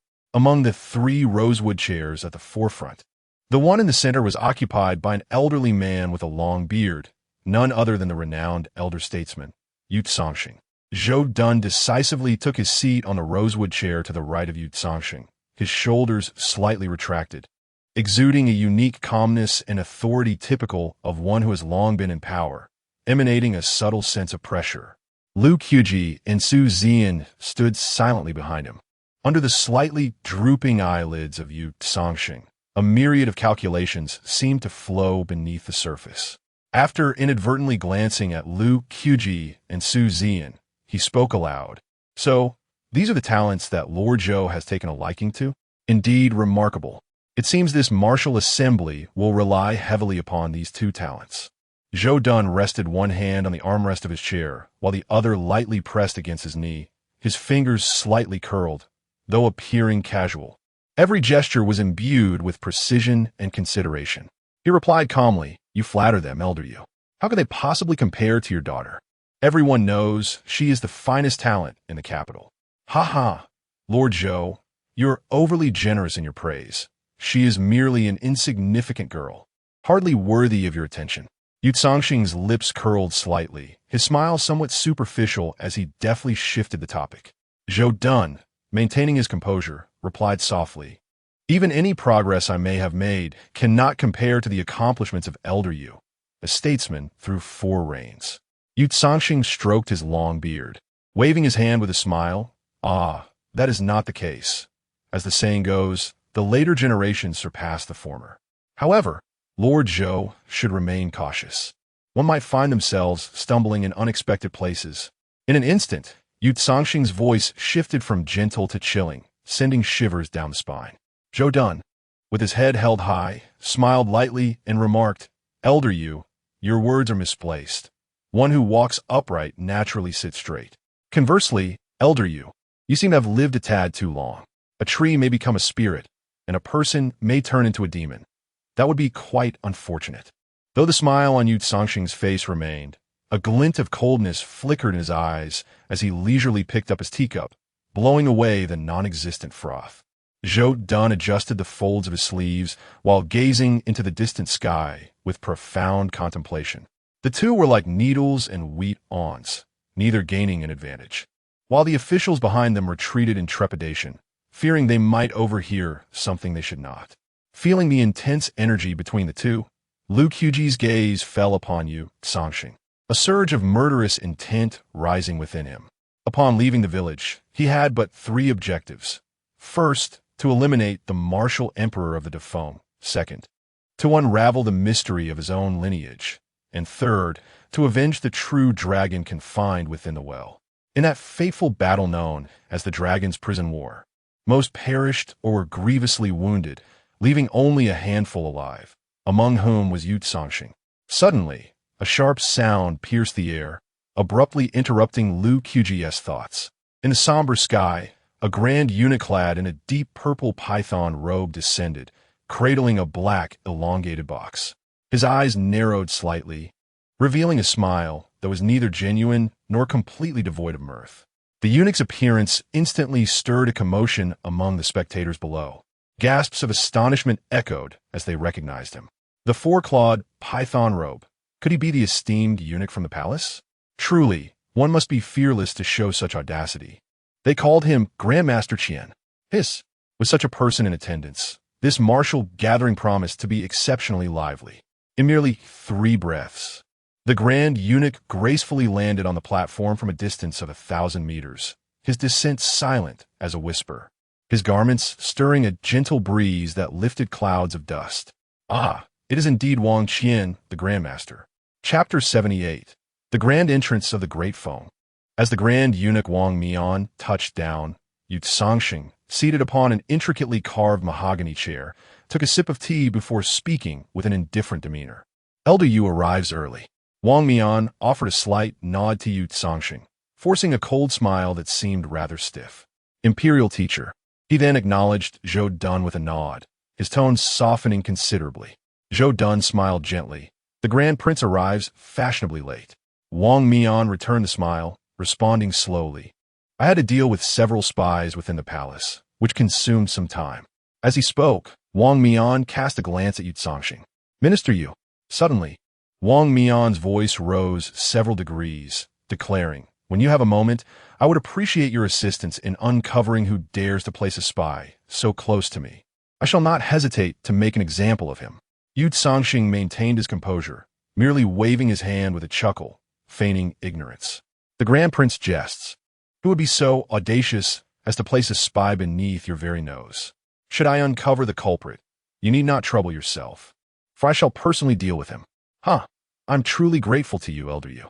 After a cold laugh, Wang Mian slowly turned around, bowing to several princes and grandsons led by Dongfeng Yingluo and Dongfeng Sha. Mindful of his position as a eunuch, he adhered to the proper etiquette to avoid criticism. Having completed these formalities, Wang Mian suddenly flicked his sleeve. Whoosh! A piercing sound of air being sliced through echoed, as the purple python robe billowed. A slender black box shot forth like an arrow released from a bow. In an instant, the black box, containing the legendary weapon Heaven's Wrath, stood firm in midair, as stable as a mountain. Wang Mian's speed and force, along with his mastery over the essence of heaven and earth, were truly remarkable, leaving the onlookers in awe. Observing the black box hovering steadily, Lu Qubi was similarly astonished, noting, though it appears suspended, it is actually held aloft by a strand of the essence of heaven and earth, finer than a hair's breadth. It seems this grand prince possesses an extraordinary command over such forces. Wang Mian naturally settled into the last carved mahogany chair, his eyes half closed, seemingly dozing yet peering through the slits of his eyelids, coldly surveying all before him. The next moment, his chilling voice resonated. I am here by the Emperor's decree to add further excitement to this martial gathering. The Black Blade, Heaven's Wrath, shall rightfully belong to the champion of this contest. His proclamation stirred the contestants at the back of the stands. Many found their breaths quickening their eyes ignited with the flames of ambition. Heaven's wrath. This was a legendary weapon, after all. Who could remain unmoved? Wang Mian slowly turned his head, casting a glance towards the rear of the stands, a faint, elusive smile curling at the corners of his mouth. As the ancients say, sweet waters must not flow into foreign fields. You are all the prodigies of our great Yu, and both the Emperor and I hope that heaven's wrath remains within our borders. Before Wang Mian could finish his statement, a ripple of excitement coursed through the spectators below. The people of Great Feng had arrived. The leaders are two individuals. One stands over 7 feet tall, draped in a flowing white robe, his hair and beard as white as snow, with a gaunt visage and earth-toned eyes that conceal a chilling brilliance. He is an authentic 5th-level sword immortal from a sword tomb. The other is rotund, with a jovial countenance, sporting a broad belly, perpetually adorned with a smile, yet harboring a glint of sinister coldness in his eyes, a quintessential smiling tiger. Behind these two figures, the most conspicuous is a young man clad in white, tall and slender, with a spine as straight as a pine tree, carrying a 3-foot-long sword, emanating an air of aloof pride. If I am not mistaken, the one in the plain white robe is the esteemed sword immortal Murong Changkong of the Sword Tomb, while the other is the formidable Prince Gao Zio of the North, a man of considerable power in the court of Dafeng, commanding an army of 100,000. Indeed, this martial gathering promises to be the most vibrant in a millennium. Observing the Dafeng contingent, Yu Zhangxing stroked his beard, sighing heavily with a solemn expression. At that moment, his face bore no trace of a smile, only a palpable sense of trepidation, as peculiar glimmers flickered in his otherwise unperturbed gaze. Beside him, Zhou Dun also displayed no signs of joy, pressing a large hand firmly against the armrest of his chair, his lips twitching slightly. The young Emperor of Dafeng, endowed with remarkable talent, can scarcely restrain his ambition to unify the realm. This martial event serves not merely as a competition, but as a test. Elder Yu, do you grasp my meaning? With that, Zhou Dun turned his attention towards Yu Zhangxing. Yu Zhangxing rolled up his sleeves and cast a glance at Zhou Dun, assuring him, "Rest assured, during the martial gathering, I shall not hinder you in any way. Having witnessed 4 dynasties, how could I be oblivious to the principle of prioritizing national integrity over factional interests? Lord Zhou, I'm also a citizen of Dayu. The weight of Dayu rests not solely upon your shoulders, but also upon mine." Yu Zhangxing's demeanor suggested a sincerity that was hard to doubt. Zhou Dun breathed a quiet sigh of relief, then slightly turned his head to address Lu Qubi and Su Zian behind him. "You two must not disappoint me." Su Zian's gaze remained fixed on the white-clad youth with his sword, declaring, "Rest assured, I have never known defeat upon the sword." Lu Qubi, however, said nothing, instinctively nodding his head. Unlike Su Zian, his focus was not on the white-robed youth, but rather on the elder in the plain white robe at the forefront of the Dafeng delegation. From Yu Zhangxing's words, he had discerned that the elder's name was Murong Changkong. Indeed, he was the very sword immortal who had shattered the blade bones of Tongxi Mountain. Lu Qubi clenched his fists, his fingertips turning pale, silently vowing, "Master, watch closely. Your disciple shall vindicate you." Approximately 3 to 5 minutes later, the Dafeng delegation ascended the vast platform. Murong Changkong, with a dismissive glance, surveyed the people of the Dayu martial world gathered on the platform, sneering. Nothing remarkable. Upon uttering these words, the already tense atmosphere atop the platform became charged with palpable hostility. Outrageous. Arrogant. The 4 foremost sects were all poised with anticipation, as if their swords would be drawn at any moment. With a subtle flick of his wrist, Li Qingzhou unsheathed his sword in an instant. Stepping forward, he proclaimed, "Is this the esteemed sword immortal Murong Changkong? In my humble opinion, he is merely a fraud, masquerading as something grand." His words elicited a chorus of applause from the audience. Murong Changkong scoffed, ready to retort, when a voice interrupted him. "Honored guests, please take your seats," intoned the grand eunuch Wang Mian, his timing impeccable. An aura of subdued elegance emanated from him, spreading like mercury, instilling a sense of unease even in Murong Changkong. Esteemed guests, having traveled from afar, I apologize for not welcoming you properly. Please have a seat." As he spoke, Wang Mian gestured behind him, and several eunuchs brought forth an array of chairs. Murong Chankong, who had been left at a disadvantage, was swiftly followed by Gao Ziyou, the Prince of the North, who took the opportunity to interject. With hands clasped in greeting, he smiled broadly at Zhou Dun and the others seated on the intricately carved mahogany chairs. "I am Gao Ziyou, Prince of the North, pleased to meet you all." As his voice resonated, a brief silence enveloped the air. After a considerable pause, the trio finally responded. "I am Yu Sangxing," spoke one. "We are Wang Mian and Zhou Dun," they added. Despite their acknowledgement, none rose from their seats, showing no courtesy to the prince. Faced with their indifference, Gao Ziyou felt a sting of disappointment, yet he maintained his smile, waved his hand, and took his seat alongside his companions from the Great Feng.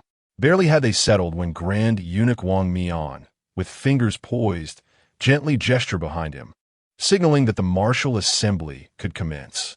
Chapter 79. Is the first battle mine? As Wang Mian's voice faded, an elderly monk materialized upon the arena. He appeared gaunt, akin to an ancient pine that had withstood the test of centuries, draped in a faded gray robe that seemed to radiate a subtle aura of Zen.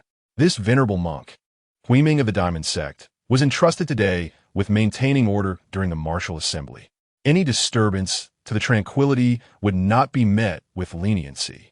"Please, contestants from both nations, ascend the platform."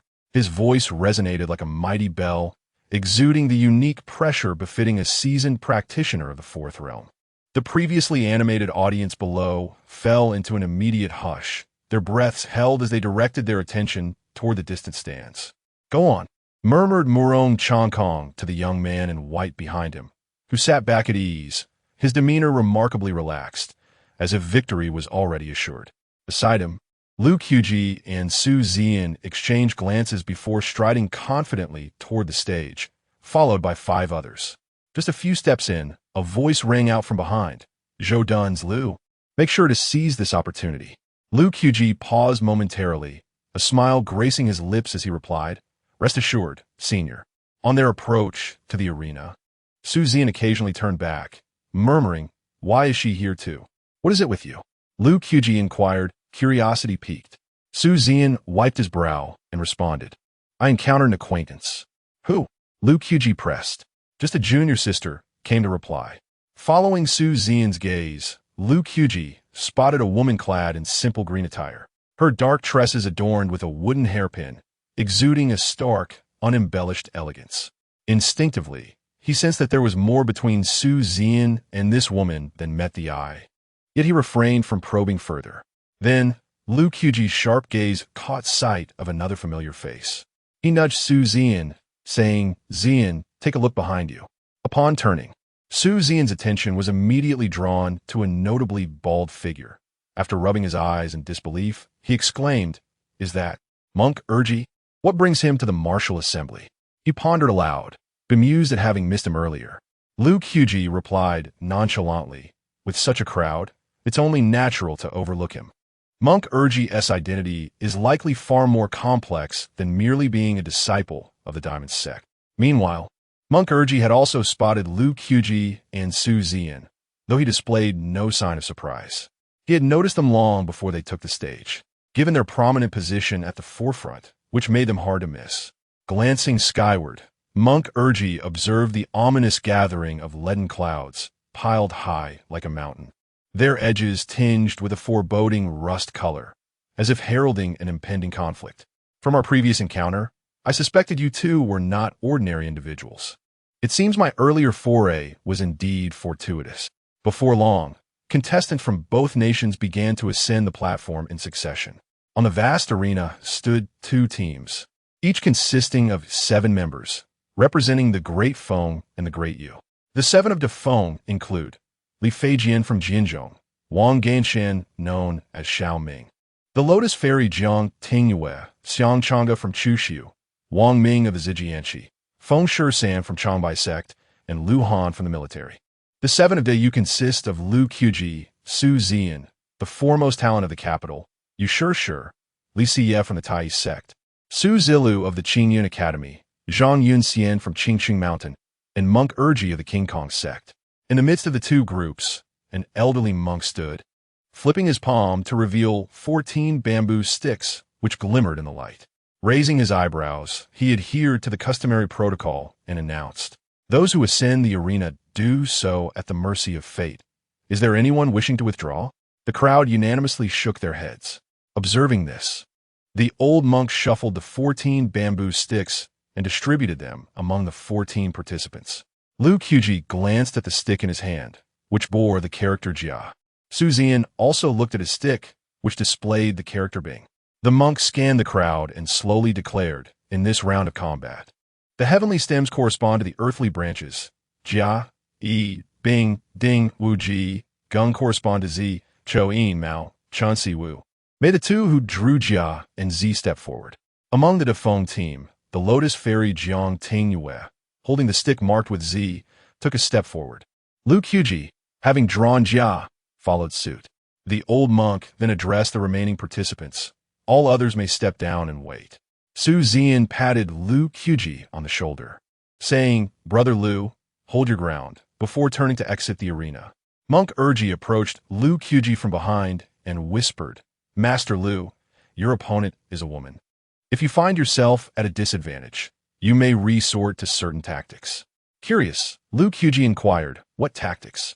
Leaning closer, Monk Erji grinned lewdly. "I possess a technique known as the Dragon Claw Hand, specifically targeting the tender flesh of the chest. I could part with it for a mere incense coin." "Get lost." Lu Qubi kicked at Erji, scolding, "Spare me your dubious methods." As Erji rubbed his backside while departing the arena, he continued to shout, "Master Lu, remember, if you cannot win, employ the techniques. When facing a woman, tactics are key." The bewildered audience watched this exchange, exclaiming, "Truly, a venerable monk of the King Kong sect. Such selflessness in sharing profound techniques. Could it be the widely known Dharma secrets of the King Kong sect? Perhaps it truly is." In the arena, upon hearing these remarks, Lu Qubi twitched his mouth in disdain, silently cursing, "Dharma secrets? More like massage secrets. Bah, how can such a thing be deemed high level? A foul. By donkey." Before long, the monk Hui Ming soared into the air, leaving only Lu Qubi and the Lotus Fairy Jiang Tingyue upon the stage. As Lu Qubi prepared to draw his sword, a voice, filled with fury, suddenly rang out. "Lecher, prepare to face my blade." The Lotus Fairy Jiang Tingyue, wielding a verdant sword, struck decisively towards Lu Qubi. The words of the monk had been heard by her with utmost clarity. What nonsense about dragon claw hands? Specifically targeting the 2 pounds of flesh upon the chest? It was utterly vile. At this moment, Lu Qubi had been relegated in her eyes to the ranks of lecherous scoundrels. She would show no mercy when confronting such a rogue. With a sharp sound, the pristine blade at Lu Qubi's waist was instantly drawn. In the face of Jiang Tingyue's sword, he advanced rather than retreated, gripping the hilt with one hand and striking upward with a diagonal slash. This strike was executed with full force. He would not hold back simply because his opponent was a woman. Giving his all was the greatest respect one could offer to an adversary. The white blade sliced through the air with a sound, colliding with the Qinghe flying sword. With a resounding clash, sparks flew in every direction. Jiang Tingyue was sent skidding 6 or 7 meters across the arena, her grip on the sword trembling uncontrollably, her palms bruised, and she spat out a mouthful of blood. What tremendous strength! Chapter 80. The moon over Jiangting beads of fragrant sweat glistened on Jiang Tingyue's forehead as she gripped her treasured sword tightly, casting a vigilant gaze towards her opponent, Lu Qubi. Yet, Lu Qubi showed no inclination to grant her a moment's respite. With a powerful thrust of his right foot, he leaped into the air, the blade in his hand slicing through the sky like a streak of snow, executing a formidable strike reminiscent of the powerful slash of Huashan. The technique known as lotus swordplay, dual blossoms. In the nick of time, Jiang Tingyue reacted swiftly. The 6 droplets of azure essence within her surged into a boiling fervor. She thrust her Qinghe long sword upward with great force, the blade's light intertwining to faintly sketch translucent lotus shadows in the air. Clang! The clash of blade against sword erupted in a shower of sparks. Jiang Tingyue felt a slight sinking in her left shoulder as the immense power transmitted through her Qinghe long sword caused her brow to furrow. The strength behind Lu Qubi's strike was peculiar. Could it be that he wielded the strange and chaotic techniques of Confucianism? Suddenly, Lu Qubi maneuvered midair, smoothly landing a short distance away. To her astonishment, he sheathed his blade. The resounding clash of the sword's edge against its scabbard produced a captivating sound. Sheathing his sword now? Was he not afraid she would seize the opportunity to attack? Witnessing this scene, Jiang Tingyue, the Lotus Fairy, found herself perplexed yet dared not act recklessly, her 6 droplets of essence boiling in preparation for a counterattack. Meanwhile, Murong Changkong observed Lu Qubi's performance with growing unease. A long-forgotten face suddenly resurfaced in his mind. This swordsmanship, after a moment's contemplation, he squinted, 2 beams of cold light shooting from his pupils as he gritted his teeth. He is the heir of Tongxi Mountain. Tongxi Mountain? Beside him, the northern king Gao Zio interjected, noticing the sudden change in Murong Changkong's expression. Is he not the renowned Miao Dao swordsman of the great Yu from years past? Indeed, Murong Changkong nodded. A mere Miao Dao swordsman, hardly worth considering. Ultimately, he is but a soul beneath your blade, Murong. Even if a successor exists, he is merely a jester. Gao Zio laughed heartily at Murong Changkong's expense, his words dripping with disdain for Tongxi Mountain. Murong Changkong chose not to respond. He harbored his own judgments regarding Tongxi Mountain.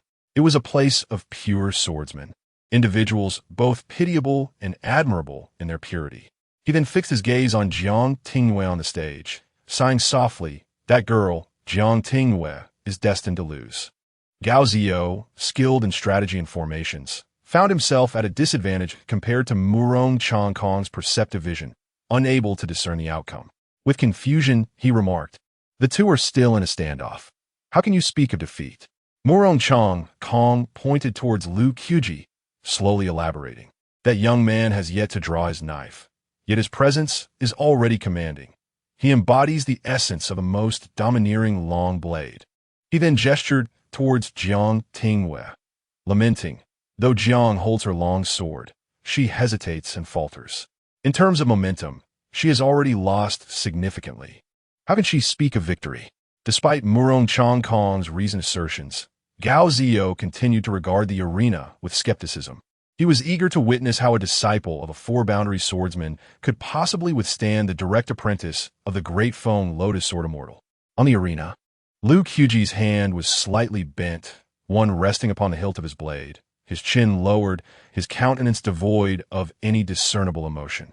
If you do not reveal your trump card, the moment I unleash this strike, your demise is inevitable. Lu Qubi's voice was neither loud nor soft, but rather remarkably steady, as if he were merely stating a fact. Opposite him, the Lotus Fairy, Jiang Tingyue, felt a shiver run down her spine, yet she scoffed defiantly. Do not underestimate me. Braggart, come at me. The instant her words fell, Lu Qubi made his move. The Miao knife was drawn. A frosty gleam erupted. Suddenly, 81 tiny ants materialized in the air, flapping their wings, gazing skyward, emitting low murmurs. Upon closer listening, one would discern that these murmurs bore a striking resemblance to the chant of the blade. Danger, extreme danger. At the moment Lu Qubi struck, Jiang Tingyue was engulfed by a profound sense of peril regarding her life and status.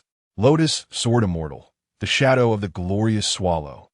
Jiang Tingyue's figure sword, standing tall like a lotus stem, as her azure sword carved through the air, leaving traces of its passage. The wind whistled where the sword passed, reminiscent of trembling lotus petals.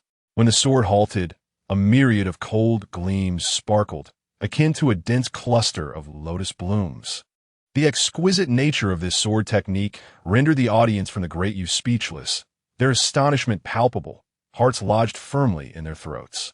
Among them, a scarred-faced man clenched his fists, his gaze fixated on Lu Qubi's afterimage, gritting his teeth as he uttered, I would not hesitate to toil for you in this lifetime.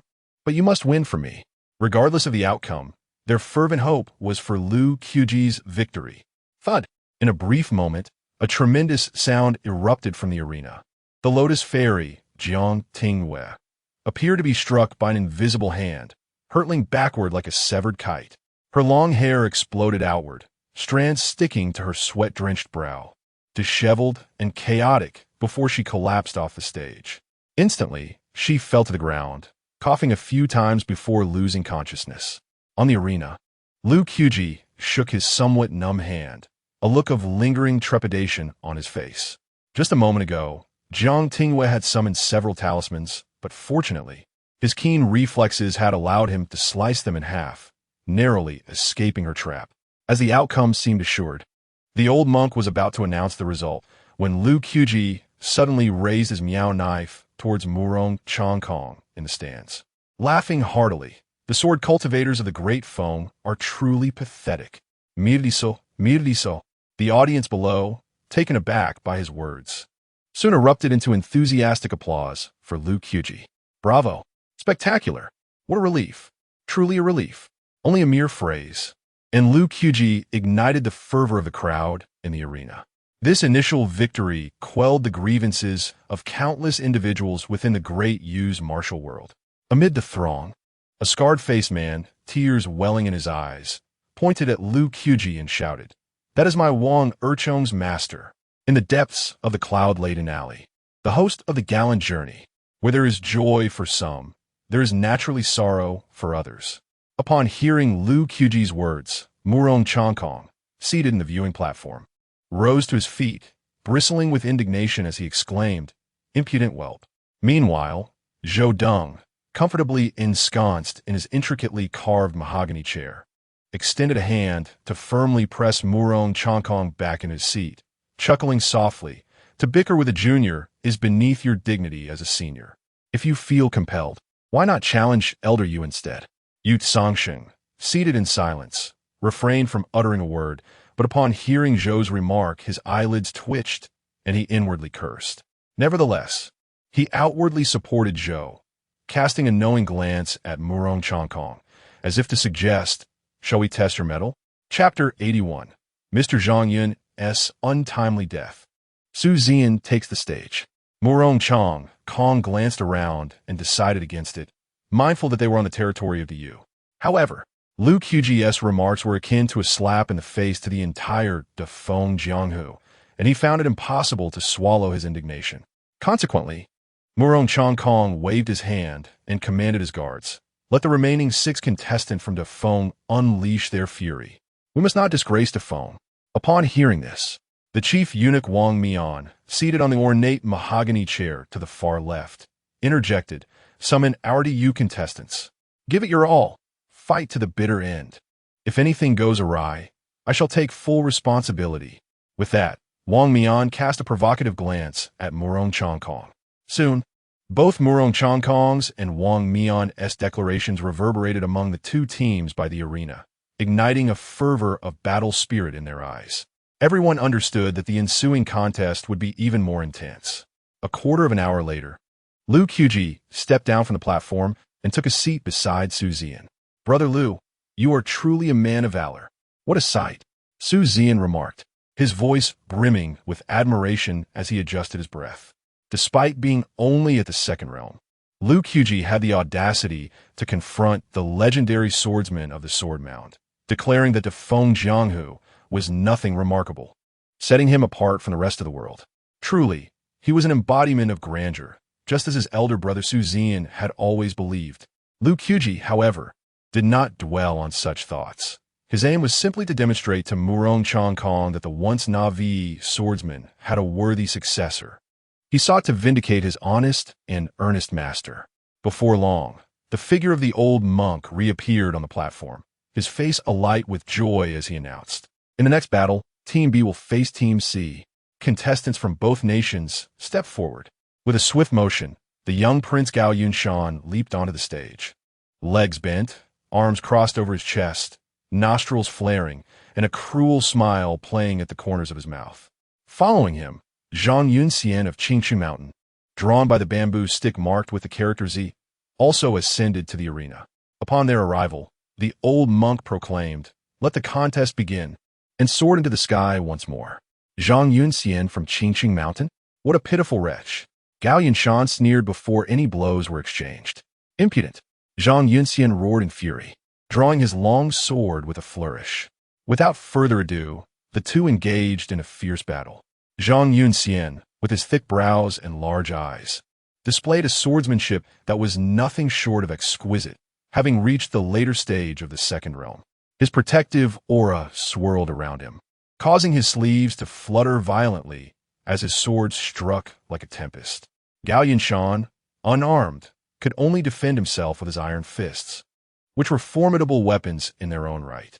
He was not only in the second realm, but was also an exceptionally rare practitioner of body refinement at the same stage, wielding his fists with unwavering confidence, even against a swordsman.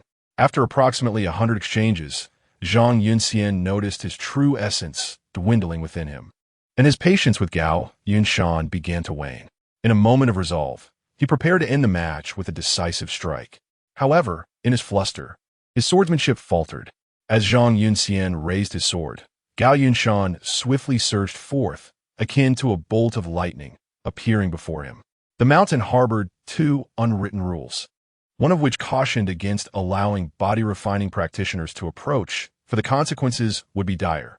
With a resounding thud, Gao Yunshan shattered one of Zhang Yunxian's arms with a single punch, then seized his collar, unleashing a flurry of blows. Hud, hud, hud.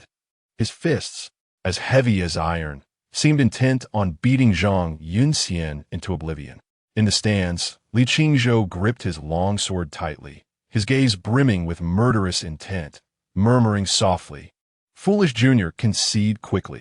With a violent cough, Zhang Yunxian spat a mouthful of crimson blood, collapsing to the ground, his knees buckled, rendering him a mere heap of flesh. Gao Yunshan, grasping Zhang Yunxian's hair, mocked, "If you plead for mercy, I might spare your life." Blood stained Zhang Yunxian's pupils as he offered Gao Yunshan a sinister grin. He was determined not to tarnish the reputation of Qingqing Mountain, yet fearing his resolve might waver. He bit through his own tongue, severing his path of retreat. Observing this, Gao Yunshan lost interest, delivering a vicious kick to Zhang Yunxian. Thud! Zhang Yunxian fell from the stage. His fate uncertain, Gao Yunshan stood atop the platform, lightly clapped his hands, and gestured a thumbs up to the audience below, then gracefully descended from the stage. The spectators at the base of the platform, eyes reddened, seethed with a desire to rend Gao Yunshan limb from limb. On the opposite side, Murong Chongkong beamed with satisfaction, clapping and exclaiming, "Excellent, truly excellent." In stark contrast, Zhou Dun and his companions, seated in intricately carved wooden chairs, remained silent, their expressions grim. Moments later, the voice of the elder monk resounded once more. In the next battle, Bing faces Yin. Competitors, please ascend the stage. I'm off, Su Zian remarked to Lu Qubi before striding towards the platform. Lu Qubi cast a glance at Su Zian's retreating figure, advising, "Don't overexert yourself. It's all right to lose. I can help you reclaim your honor." Su Zian offered a faint smile and nodded, warmth swelling in his heart. With such a brother shielding him, life was indeed splendid. Among the remaining 6 from the Great Feng, Wang Ming, hailing from the sword-washing pool, approached the stage wielding an ebony longsword. The biting wind whipped through the air, making it difficult to keep one's eyes open.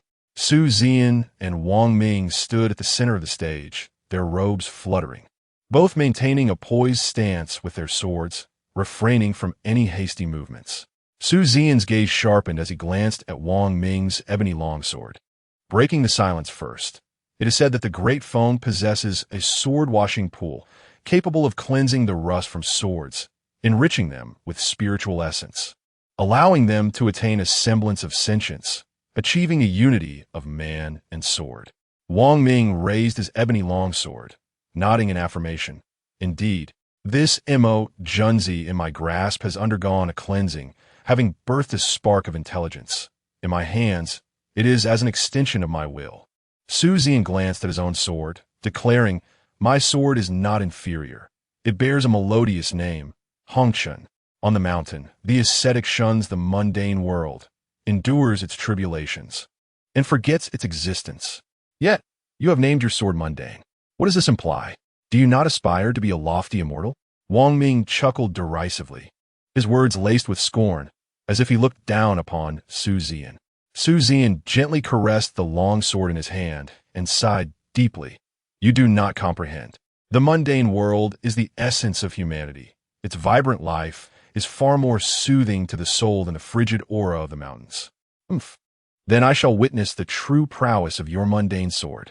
With a sudden shift in tone, the obsidian sword emitted a faint, ethereal glow.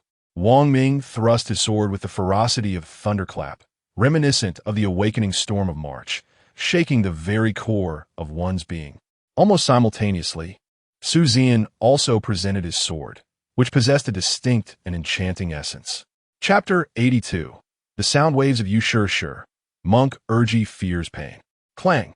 The two swords clashed together. Under the oppressive force of the inky black sword, Su Zian's red dust did not falter.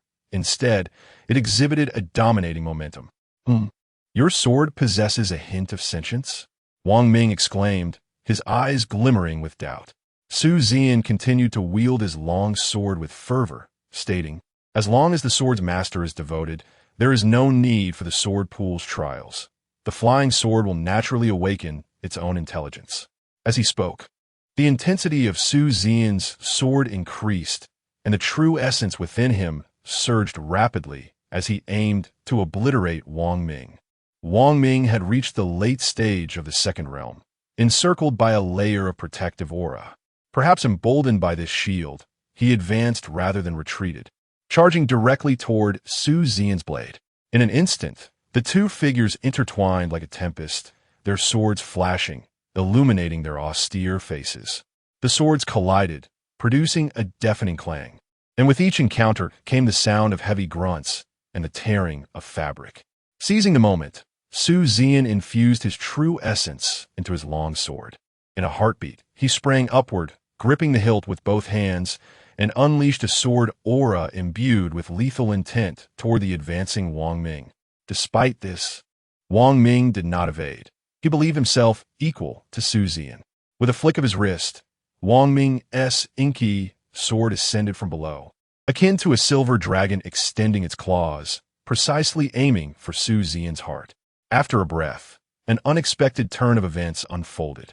Wang Ming's sword inexplicably halted midair. A faint red line appeared around his neck, and it felt as if his scalp had exploded, vitality draining rapidly. Why? Wang Ming rasped, his voice hoarse, as though something had severed his vocal cords. The protective aura was not invincible. It merely required speed to breach it.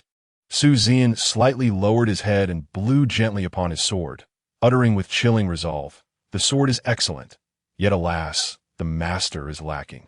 Wang Ming, your sword is too slow." A chilling breeze swept past. Wang Ming's head rolled from his shoulders, tumbling twice upon the arena, his eyes bloodshot, inscribed with the words "unwilling at heart."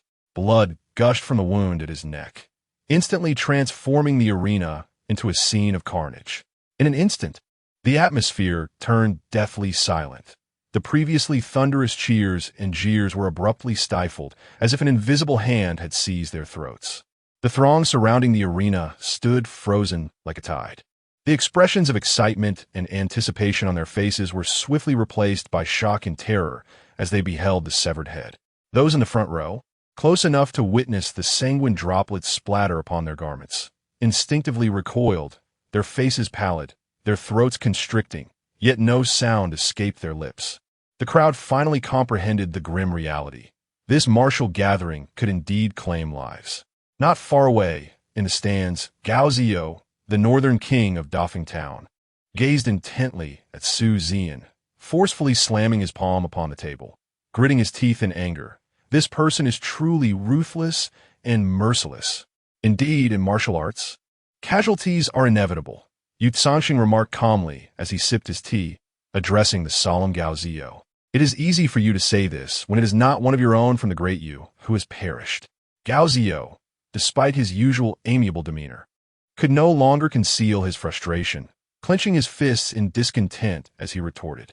At that moment on the arena, Su Zian sheathed his sword and descended from the stage with an air of tranquility. The elder monk in the sky, witnessing the scene, silently recited a prayer before reappearing on the platform. With a gentle wave of his hand, a fierce wind swept Wang Ming's lifeless body before the Great Feng's team, casting a pall of sorrow over them. Subsequently, Li Feixian stepped forward to close Wang Ming's eyes, murmuring, "Rest well, I shall avenge you." Not long after, the elder monk's voice resonated once more. In the third match, the Great Yu emerges victorious. For the next bout, Ding faces Mao. Please have the contestants take the stage. After 3 intense confrontations, both the Great Feng and the Great Yu had unleashed their true prowess. The audience, having witnessed the brutality, no longer gasped in shock but instead held their breath, their palms clenched, silently rooting for the competitors. With the Great Yu leading 3 victories to 2, there was a collective hope that this momentum would persist. On the stage, Yu Shishir, who had drawn the Ding sign, glanced at the disheveled man opposite her and inquired with curiosity, "What sect does Chu Su belong to? I have never heard of it before." The man across, Xiang Chang'e, who wielded a halberd, stroked his stubble and replied with a faint smile, "A third-rate sect, not worthy of attention." Suddenly, the jade pendant at Yu Shishir's waist glimmered, and a magnificent phoenix tail zither materialized before her. Its elongated form and graceful curves resembled a phoenix resting in a secluded valley, clearly a treasure of exquisite craftsmanship. Xiang Chang'e glanced at the jade pendant and then at the zither, exclaiming, "No wonder you are the darling of the pavilion master, even at the second realm. You possess both concealed and earthly artifacts." The term earthly artifact refers to weapons that have transcended mere iron, capable of channeling the essence of heaven and earth. Such weapons typically enhance a majority of spells and are generally wielded by practitioners of the third or fourth realm, like the snowflake in Lu Qubi's hand, the Qingbai sword in Dongfang Yingluo's possession, or the flying sword of Li Qingzhou. Yu Shishir did not respond to Xiang Chang'e's remarks. Instead, she placed her hands upon the 9 strings of the phoenix tail zither and began to play. Suddenly, enchanting melodies filled the air, rising and falling like a mountain stream or the morning's first light, effortlessly drawing listeners into its embrace. Xiang Chang'e's expression changed dramatically as he desperately tried to block out the sound. However, Yu Shishir was not one to let him evade the intricately designed illusion so easily. She deftly plucked the strings, and the beautiful notes transformed into an array of deadly flying daggers aimed directly at Xiang Chang'e. With no choice left, he could only brandish his halberd to defend himself, inadvertently playing right into Yu Shishir's hands. As anticipated, merely after a few breaths, Xiang Chang'e's eyes grew hazy, utterly entranced by the ethereal melodies emanating from Yu Shishir's chin. "This cannot be. Awaken. Hurry and awaken," Xiang Chang'e fervently implored within his heart. Yet the enchanting notes seemed to possess an irresistible magic, drawing him deeper into their embrace. In the next moment, Xiang Chang'e unexpectedly closed his eyes tightly and, in a bizarre frenzy, raised the halberd in his hand, plunging it into his own heart with ferocity. Blood gushed forth, yet he remained oblivious to the pain. Suddenly, he thrust his hand into his chest, extracting his own heart, disregarding any sensation of agony, and crushed it into a bloody mass. At the brink of death, he finally regained consciousness. To perish in such a manner, Xiang Chang'e met his demise in utter humiliation, his eyes wide open in a final glare, unyielding even in death. Witnessing this scene, the audience below turned pale, exchanging glances filled with horror, rendered speechless, and instinctively recoiling a few steps back. Uncanny, utterly uncanny. It was simply beyond comprehension. In the stands, Gao Zio abruptly rose, spitting towards Yu Tsangxing, exclaiming, "Lord Yu indeed has a splendid granddaughter, mastering the art of melody and killing invisibly. I am truly impressed." Yu Tsangxing remained composed, sipping his tea, and replied with a smile, "You exaggerate. It is merely that your Dafeng's contestant is rather dull. Had he sealed his 5 senses, he might have had a fighting chance." Humph. Gao Zio was rendered speechless in his indignation, his squinted eyes taking on a menacing glare. Below the arena, Lu Qubi cast a glance at Yu Shishir, feeling a chill run down his spine. This Yu Shishir walks the path of melody And not only that, but there is also an element of enchantment in her technique. Su Zian explained softly beside him. If I were to face you, sure. I fear my fate would not be much better. After a fleeting glance at you, sure. Lu Qubi's eyes brimmed with deep trepidation as he lowered his head. Contemplating une possible solution. Unbeknownst to him, the wordless tome within his embrace seemed to sense something, and words began to materialize once more, though Lu Qubi was entirely unaware. Undoubtedly, this round was claimed by Dayu, now leading 4 victories to 3. Should they triumph once more, the victory would be secured. Thus, the forthcoming match was of paramount importance for Dafeng. At this moment, the hearts of the crowd below raced, all eyes fixed upon the 2 individuals on the stage. One was the second precept monk from the Golden Vajra sect, while the other was the swordsmanship prodigy Li Feixian, renowned once in a millennium. What sparks would fly between them?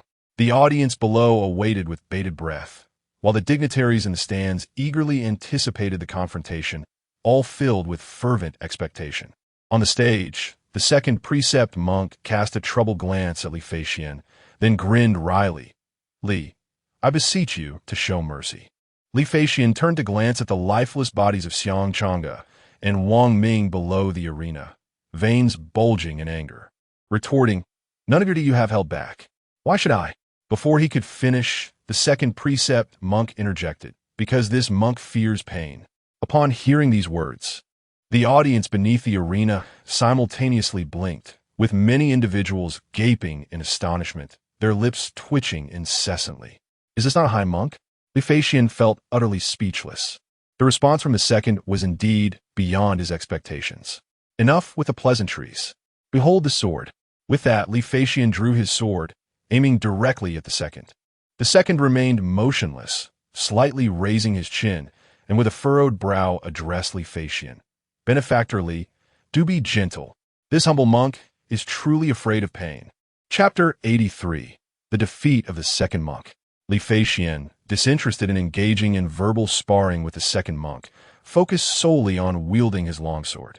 The blade sliced through the air, producing a melodious, resonant hum.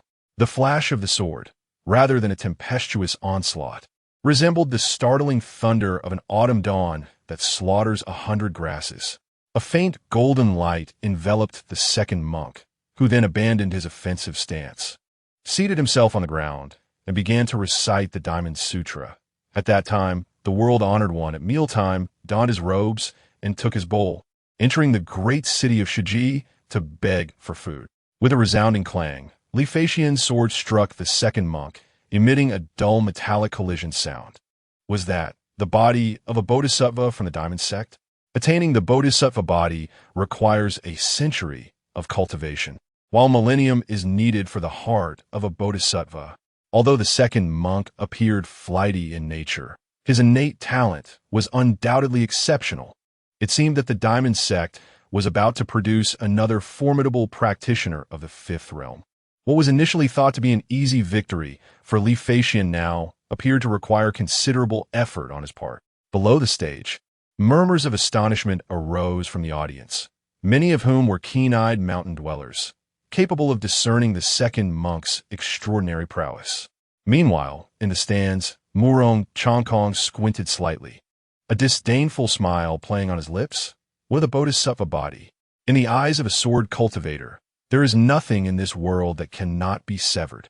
Behind him, on a chair, Dongfang Shuo furrowed his brows upon hearing this, adjusting his voluminous crane cloak, and inquired of the standing Situhi, Situ, does this second monk stand a chance of winning? Situhi glanced at the second monk on the stage, shook his head, and replied, Your Highness, perhaps. The second monk has no intention of winning at all. You mean, he is merely exhausting Li Feixian? Dongfang Shuo deduced, gradually articulating his hypothesis. Situhi nodded slightly. Precisely. If a true confrontation were to ensue, he would likely not be a match for Li Feixian. By prioritizing defense, he can not only prolong the encounter, but also sap Li Feixian's strength, a rather astute strategy. Dongfang Shuo regarded the second monk with deepening intrigue, chuckling softly. But if he loses, will he not fear tarnishing the reputation of the Diamond sect? Situhi scratched his head, a faint smile gracing his lips. Your Highness, While others may fear disgrace, for the second monk, who casually indulges in debauchery, losing face for his sect is merely an everyday occurrence. Suddenly, as Situhi's words fell, a tremendous crash echoed from the nearby stage. There, clad in white, Li Feixian's wrist danced gracefully, the sword moving with ethereal agility. The blade darted, prodded, sliced, and stabbed, swift as lightning, dense as falling stars, unleashing a flurry of 13 strikes. As the sword light flickered, the golden aura surrounding the second monk dimmed considerably, yet he remained silent, persistently reciting his scriptures. Observing this, Li Feixian grew increasingly irate, a layer of frost settling over his features, veins throbbing upon his forehead, and he bellowed, "Do you truly believe I cannot pierce your tortoise shell?" The second monk, seemingly unfazed, casually picked his nose and retorted, "Then come and chop." "Fine." Li Feixian nearly roared this single word. Nothing could compare to the vexation this second monk had caused him. Li Feixian gritted his teeth, vowing that he would slay the monk Guiji today without fail. With a swift motion, he leaped into the air. One hand wielded a sword, while the other formed a sword-like gesture pointing at his brow. The ethereal white robe he wore shimmered with strands of sword energy as he balanced gracefully on one leg, embodying the elegance of a crane. "I possess a sword that can transcend realms. It can shake the heavens and split the earth above, and suspend mountains and stir seas below." With a resounding clang, the sword light arced through the air like a silken ribbon, resembling a silver rainbow piercing the sun. As the blade passed, the very air seemed to fracture into tiny shards. A sharp crack echoed as Li Feixian's sword shattered the proud form of the monk Guiji, sending him flying backward like a broken kite. The stone arena, forged from Xuanwu, bore several striking sword marks, smooth and mirror-like, as though sculpted by the sharpest chisel. Amidst the intertwining sword energy, Li Feixian's figure appeared increasingly solitary, with a few strands of hair dancing in the wind, truly exuding an unparalleled charm. Anyone witnessing this would undoubtedly proclaim his celestial swordsmanship. At that moment, the arena was enveloped in a silence more profound than words. The audience below was rendered speechless by the sword strike, unable to find a vocabulary to describe Li Feixian's prowess.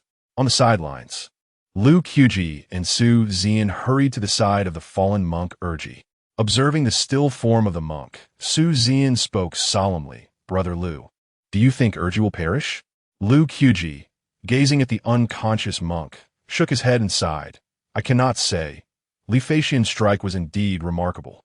At that instant, Guiji's right eye suddenly blinked, casting a deep glance at Lu Qubi and Su Zian, and murmured weakly, "Benefactor Lu, Benefactor Su, might I trouble you to cease your chatter and assist this humble monk?"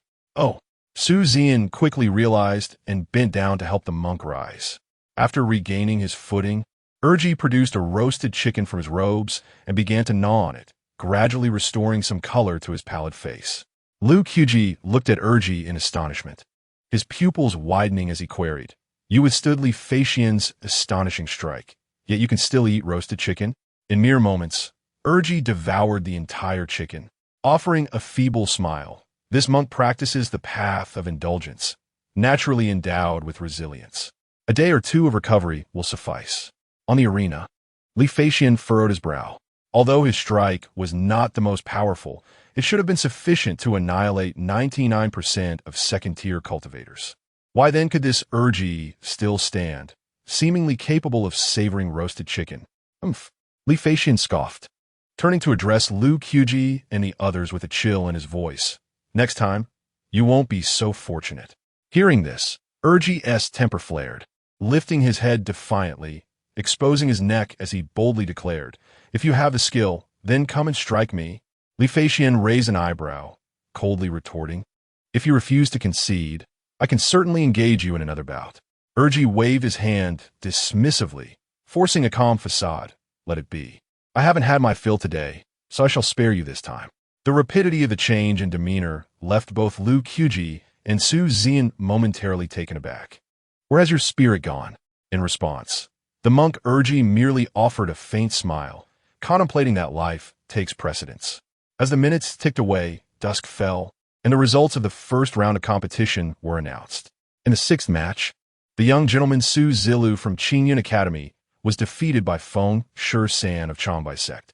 In the seventh match, Li Siye of Taidao sect and Lu Wu of the military both fell from the stage simultaneously, thus disqualifying themselves from advancement.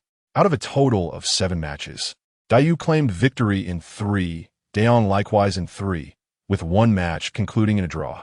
Lu Qubi, Su Ziyan, Yu Shi, Li Feixian, Gao Yinshan, and Feng Shi-san successfully progressed to the second round of competition. The 6 drew lots once more from the old monk, determining the order for the following day's matches.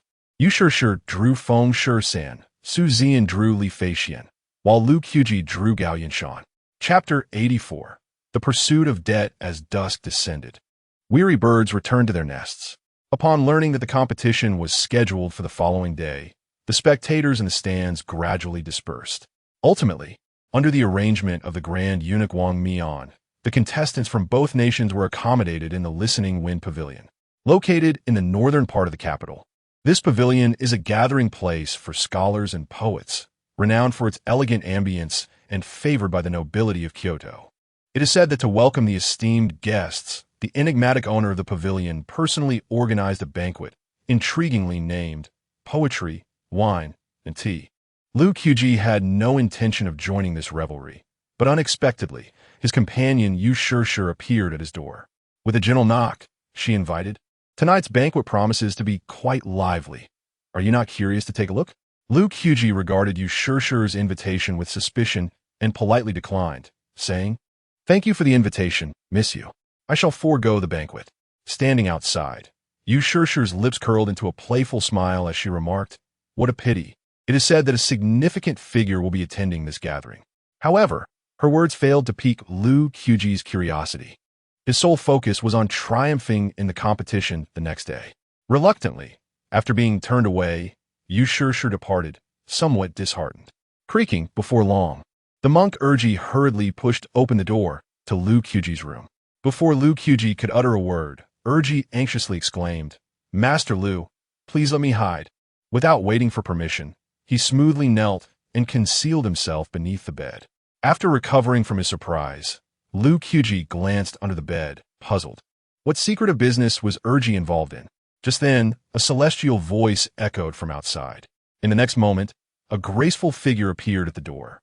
Lu Qubi raised his eyes to behold a woman clad in flowing moon-white silk, her skin as fair as snow, adorned with subtle gold-threaded embroidery of entwined lotus blooms that danced with her every movement, exuding an air of nobility. Her brows resembled distant mountains, her eyes mirrored autumn waters, and in her glance was a myriad of charm, capable of captivating one's very soul. "Who are you?"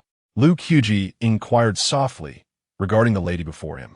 She composed herself, suppressing her earlier anger, and courteously replied, "I am Chun Siener, here to seek out the monk Urji."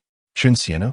Was she not the prestigious courtesan of Lichuan courtyard mentioned by Urji? Had she come to collect a debt? Yet why would Urji choose to hide?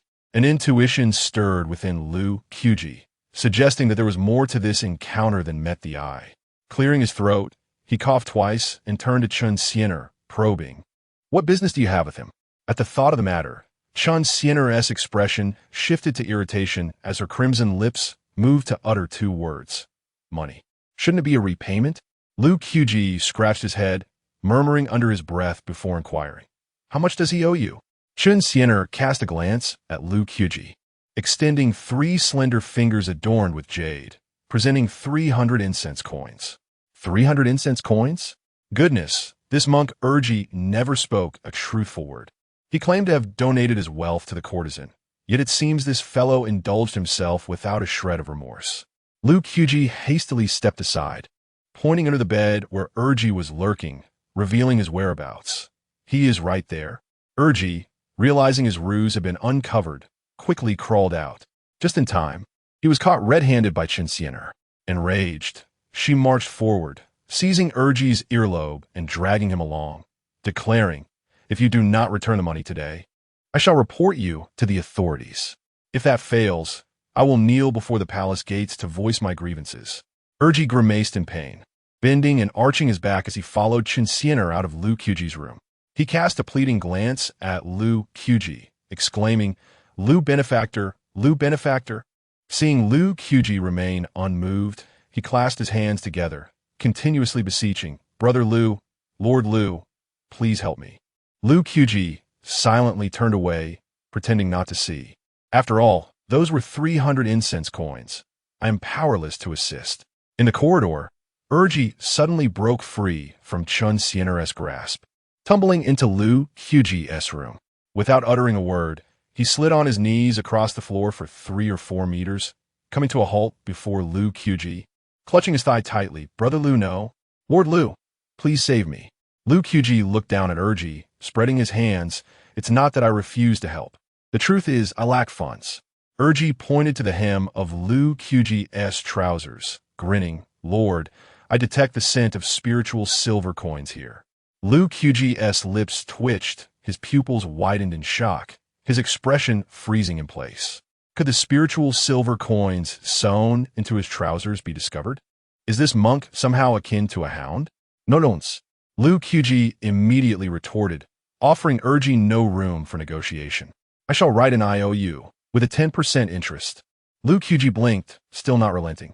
As Chun Sien's hurried footsteps grew closer, Urji added hastily, 3 times the interest, plus a martial art from the Vajra sect. Lu Qubi smirked. "How about 50% interest, along with a martial technique?" Urji inwardly cursed. This is extortion, more ruthless than the host. Such blatant price gouging. But under the pressing circumstances, he had no choice but to acquiesce. Gritting his teeth, he finally conceded, "Fine, fine." Shortly thereafter, when Chun Sien re-entered the room, she was taken aback to find that Urji's posture seemed considerably more upright, and even his tone had transformed. "Xiania, is it merely 300 incense coins you seek? Must you make such a fuss over it?" Urji's voice was now full of confidence, a stark contrast to his earlier demeanor. "You're making a fuss? Then pay me back." Chun Sien placed her hands on her hips and cast a fierce glare at the second ring monk.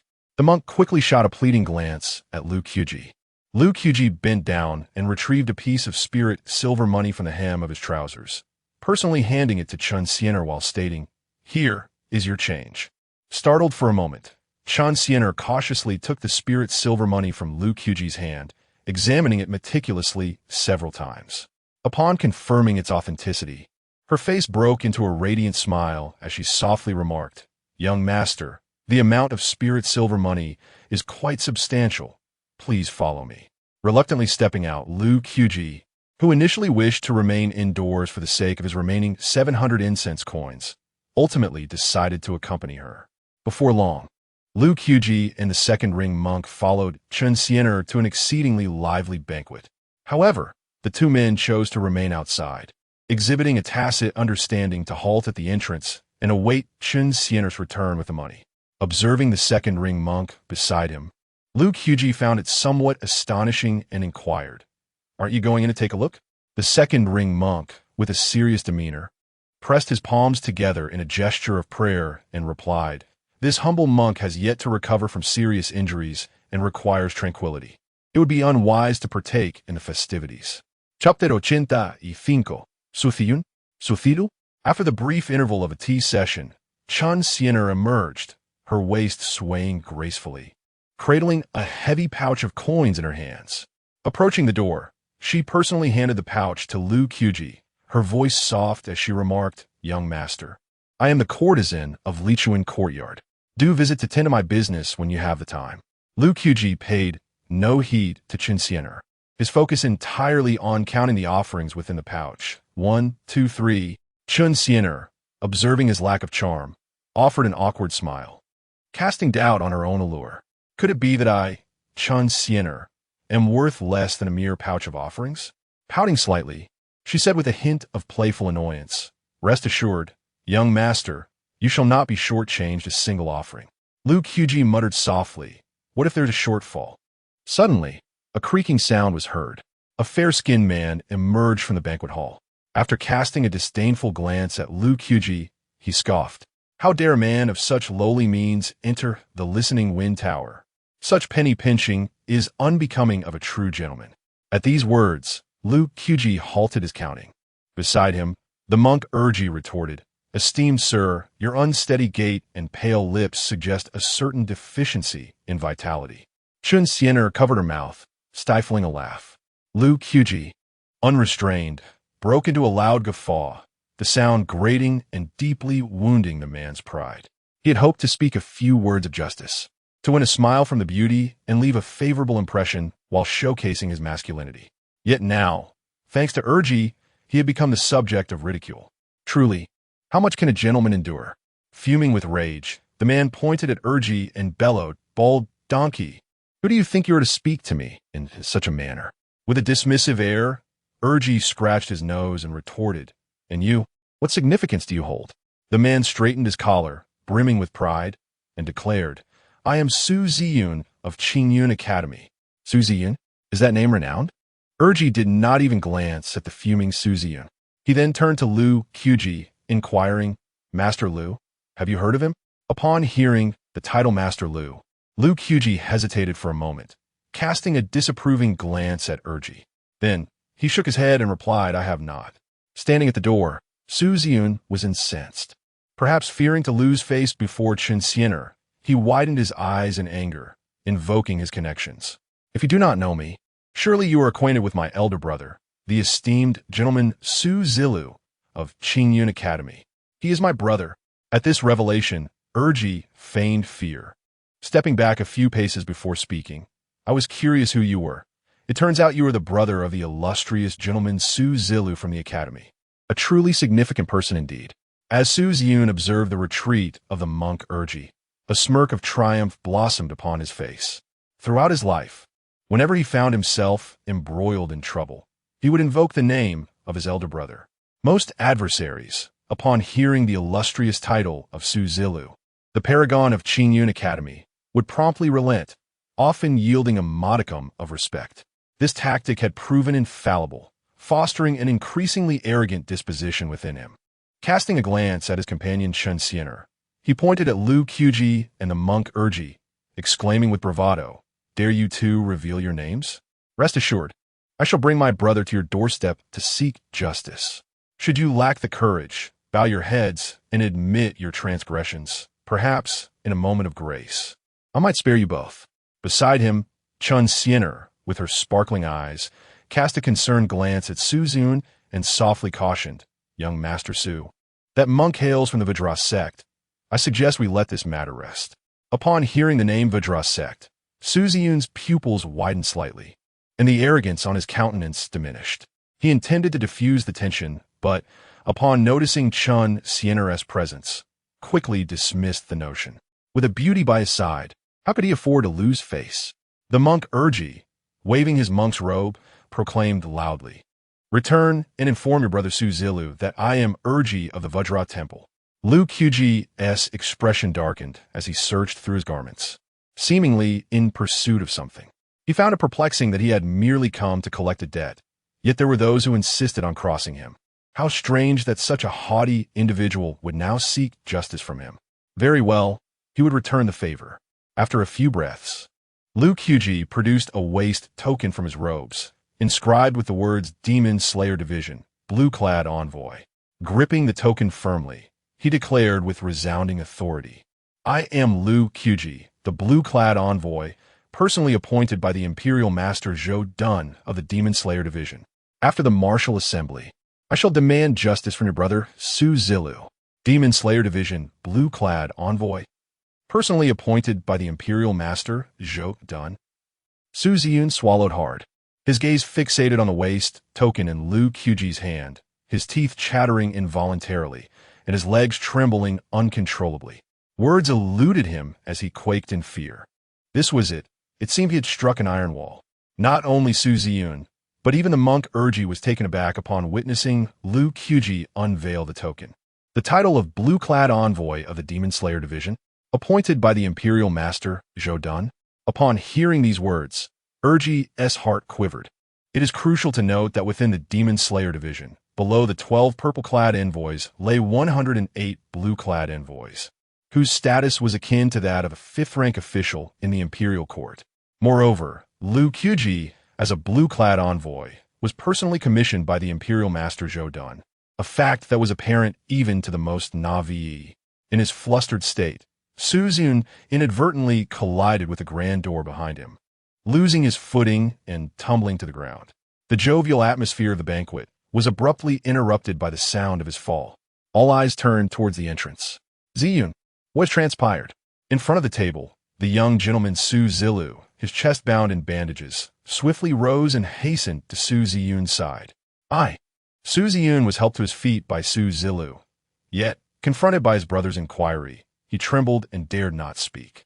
Observing the crowd, Lu Qubi promptly concealed his badge, casting a glance at Su Zilu before stepping into the banquet hall, stating, "Your brother has spoken mockingly to me, asserting that he would come to seek justice with you, this young gentleman of Qingyun Academy, on a future date."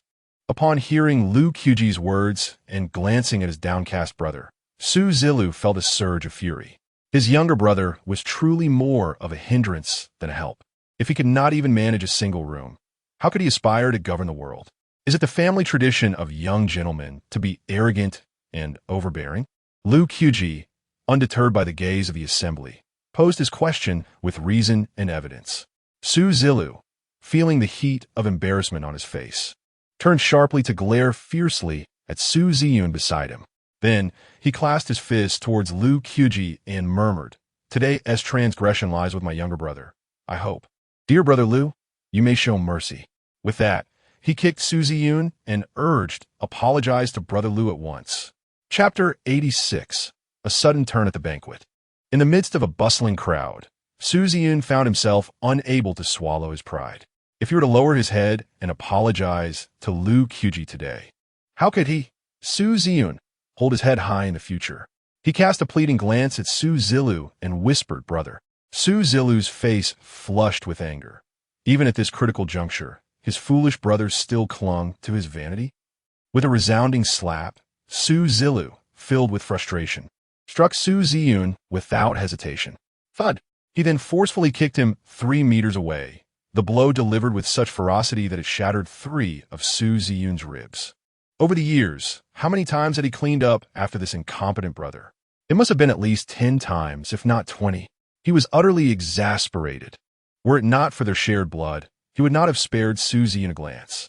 Taking a deep breath to calm his racing heart, Su Zilu turned to Lu Qubi, clasped his fists, and offered a sincere apology.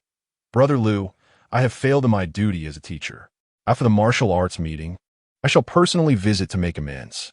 One must admit, Su Zilu, this little gentleman, truly embodied the essence of propriety. His conduct was upright and beyond reproach. Consequently, Lu Qubi found it difficult to press the matter further. After all, it was in public, and it would not bode well for the reputation of the Great Feng if such a scene were to unfold. Shortly thereafter, as Lu Qubi prepared to turn away, the voice of Gao Yinshan, the young lord of the Great Feng, suddenly rang out. I thought a fight was about to break out, but it turns out you're just a coward." Upon hearing this, Lu Qubi paused, slowly turned around, and cast a sidelong glance at Gao Yinshan in the distance. His voice lowered. "Gao Yinshan, if you're eager, I could easily entertain you right now." "Very well." Gao Yinshan's eyes brightened at the challenge, and he rose from the table. First, he cast a wary glance at the purple-clad woman seated at the highest point and asked, "Mistress, is there any prohibition against fighting within the Listening Wind Pavilion?" The veiled woman, her features obscured, parted her crimson lips slightly. "No fighting within the rooms, but feel free outside. However, any damage must be compensated. I have plenty of money." Gao Yinshan flicked his fingers, and a silver coin promptly soared before the purple-clad woman. Whoosh! With a powerful push of his right foot, a gust of wind followed as he closed the distance to Lu Qubi in mere strides. Towering over Lu Qubi, Gao Yinshan glared down, cracking his knuckles as he coldly demanded, "Boy, do you dare to repeat what you said on the arena this afternoon in front of me? What is there to fear?" Lu Qubi gripped the hilt of his sword at his waist, staring intently at Gao Yinshan, enunciating each word. The practitioners of the Great Feng are truly pathetic. At these words, the attendees from the Great Feng erupted in fury, all standing to their feet. Li Feixian's hand rested on his longsword, while Feng Shishan's true essence surged, both preparing to act in unison. At the same moment, Yu Shi also rose. Waving her hand as the Feng tail Qin appeared in midair, her fingers poised on the strings, ready to unleash her power. At the entrance stood the monk Urji, shimmering once more with golden light. Coincidentally, Su Zian, who had stepped out for fresh air, heard the commotion and swiftly leapt onto the roof above the banquet hall, his feet landing upon the blue stone tiles as he drew his long sword from the sheath in an instant. He proclaimed loudly, "Su Zian is here. Let us see who dares to harm my elder brother today." Suddenly, an air of tension enveloped the banquet hall, as if the atmosphere itself was thick with the scent of gunpowder. Observing this, two guardians of the fourth realm from the Dafeng sect began to stir restlessly. At that moment, Li Qingzhou and a disheveled Taoist appeared, positioning themselves before the two guardians. This is merely a children's squabble. If adults intervene, the nature of the conflict would drastically change. Li Qingzhou's voice resonated like a chilling echo from the depths of a dark abyss, instilling fear in the two guardians of Dafeng, rendering them hesitant to act. The disheveled Taoist spoke with an air of authority. "Should you two meddle, I shall ensure your demise." Reluctantly, the two guardians retreated to a corner, observing the unfolding situation. Li Qingzhou cast a glance towards the entrance, where Lu Qubi stood, silently urging him, "Lu, you must prevail." Meanwhile, the disheveled Taoist gaze fixated on Su Zian atop the roof, muttering under his breath, "You little rascal. Not only did you pilfer my secret stash, but you also sneaked off to participate in the martial competition between the two nations." At that moment, at the entrance of the banquet hall, Gao Yunshan's sleeves fluttered without wind, a sinister smile curling at the corners of his lips, his eyes gleaming with murderous intent. Lu Qubi's dagger hummed ominously at his waist, his already sharp features now resembling a frozen blade, exuding a chilling aura that sent shivers down the spine. With a swift motion, both Lu Qubi and Gao Yunshan leapt to the outer eaves, confronting each other beneath the full moon, both intent on annihilating the other. Witnessing this, the guests in the banquet hall lost all desire for merriment, rushing outside to spectate. In no time, the railings of the Listening Wind Pavilion were crowded with onlookers. Among the throng, Chen Xiener positioned herself behind Li Feixian, seemingly casual yet deliberately remarking, "Now that everyone is gathered, why not determine the victor right now?" With that, she vanished silently into the crowd. Her words, laced with an enchanting allure, reached Li Feixian's ears, stirring a deep response within him. Without understanding why, he leapt forward to stand before Su Zian, his long sword drawn, declaring, "Since all are present, let us settle this today." What a welcome challenge! Su Zian retorted boldly, his voice resonant. Then, casting a glance at Yu Shi among the crowd, he instructed, "Miss Yu, I entrust Feng Shishan to you. I shall handle Li Feixian." Yu Shi felt a sense of unease, as if someone had orchestrated this entire scenario. Before she could ponder further, Feng Shishan of the Changbai sect leapt onto the roof, interrupting her thoughts with a taunt. "Yu Shi, come up and meet your demise." Anger flared within Yu Shi at his words, forcing her to abandon her thoughts for the moment. With a nimble push off her toes, she soared towards the eaves. A thunderous crash resounded as Lu Qubi and Gao Yunshan clashed atop the high eaves. As soon as Gao Yunshan made his entrance, he displayed the overwhelming dominance characteristic of a body-refining practitioner. His iron fists rained down upon Lu Qubi with the ferocity of a tempest, the air rippling with the shrill sound of tearing currents even before his blows arrived, aimed directly at Lu Qubi's face. In response, Lu Qubi wielded his blade, a delicate flurry of snowy light, each strike resonating with the force of thunder, meeting Gao Yunshan's fists with precision. The clash of fist and blade echoed like the striking of metal against metal, reverberating painfully in the ears. With a sudden smile, Gao Yunshan, undeterred, prepared to counter as Lu Qubi's blade transformed into an exquisite maneuver, targeting his neck. "Well done." Gao Yunshan sneered, refusing to evade, and retaliated with a punch, meeting the edge of the sword head-on. However, he had clearly underestimated the potency of Lu Qubi's strike. At the moment their forces collided, sparks erupted. Gao Yinshan let out a muffled grunt, his tiger's mouth splitting, blood trickling down to the debris below, and to his astonishment, his protective aura shattered. Was this blade truly a terrestrial artifact? Shaking his hand, Gao Yinshan's earlier disdain evaporated. The pain in his hand revealing that Lu Qubi's strength was likely beyond that of an ordinary mid-stage second-rel practitioner. It seemed he would need to reveal some hidden cards to deal with this adversary. With that thought, Gao Yinshan retrieved a blue strip from his robe, wrapping it securely around his fist. In the next moment, the wound on his hand ceased to bleed, instead enveloped in a faint aura of celestial essence. Chapter 87. The Fall of Gao Yinshan. That fist wrap appears to be a formidable artifact, does it not? It seems that during the daylight hours, while contending with Zhang Yunxian of Qingqing Mountain on the arena, he had yet to unleash his full potential. Lu Qubi stepped forward, his miao knife trembling slightly at the tip, as the 10 drops of true essence within his dantian surged vigorously. Crack! Gao Yinshan twisted his neck and glanced down at the blue cloth strips encircling his fist, remarking, "You managed to break through my protective aura first, then compel me to employ the cloud-twining silk. You are indeed a noteworthy adversary."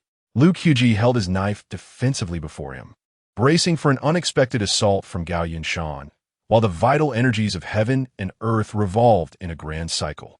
Observing the seemingly vacant gaze of Gao Yinshan, he chuckled. "To me, the illustrious Gao Yinshan is nothing more than mere weeds by the roadside."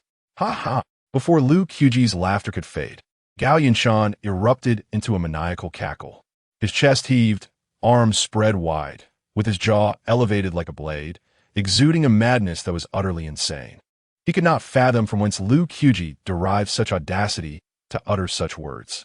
It was simply ludicrous. In a moment, Gao Yinshan's laughter ceased abruptly. His figure flickered, and he appeared above Lu Qubi with astonishing speed, startling Lu Qubi into silence.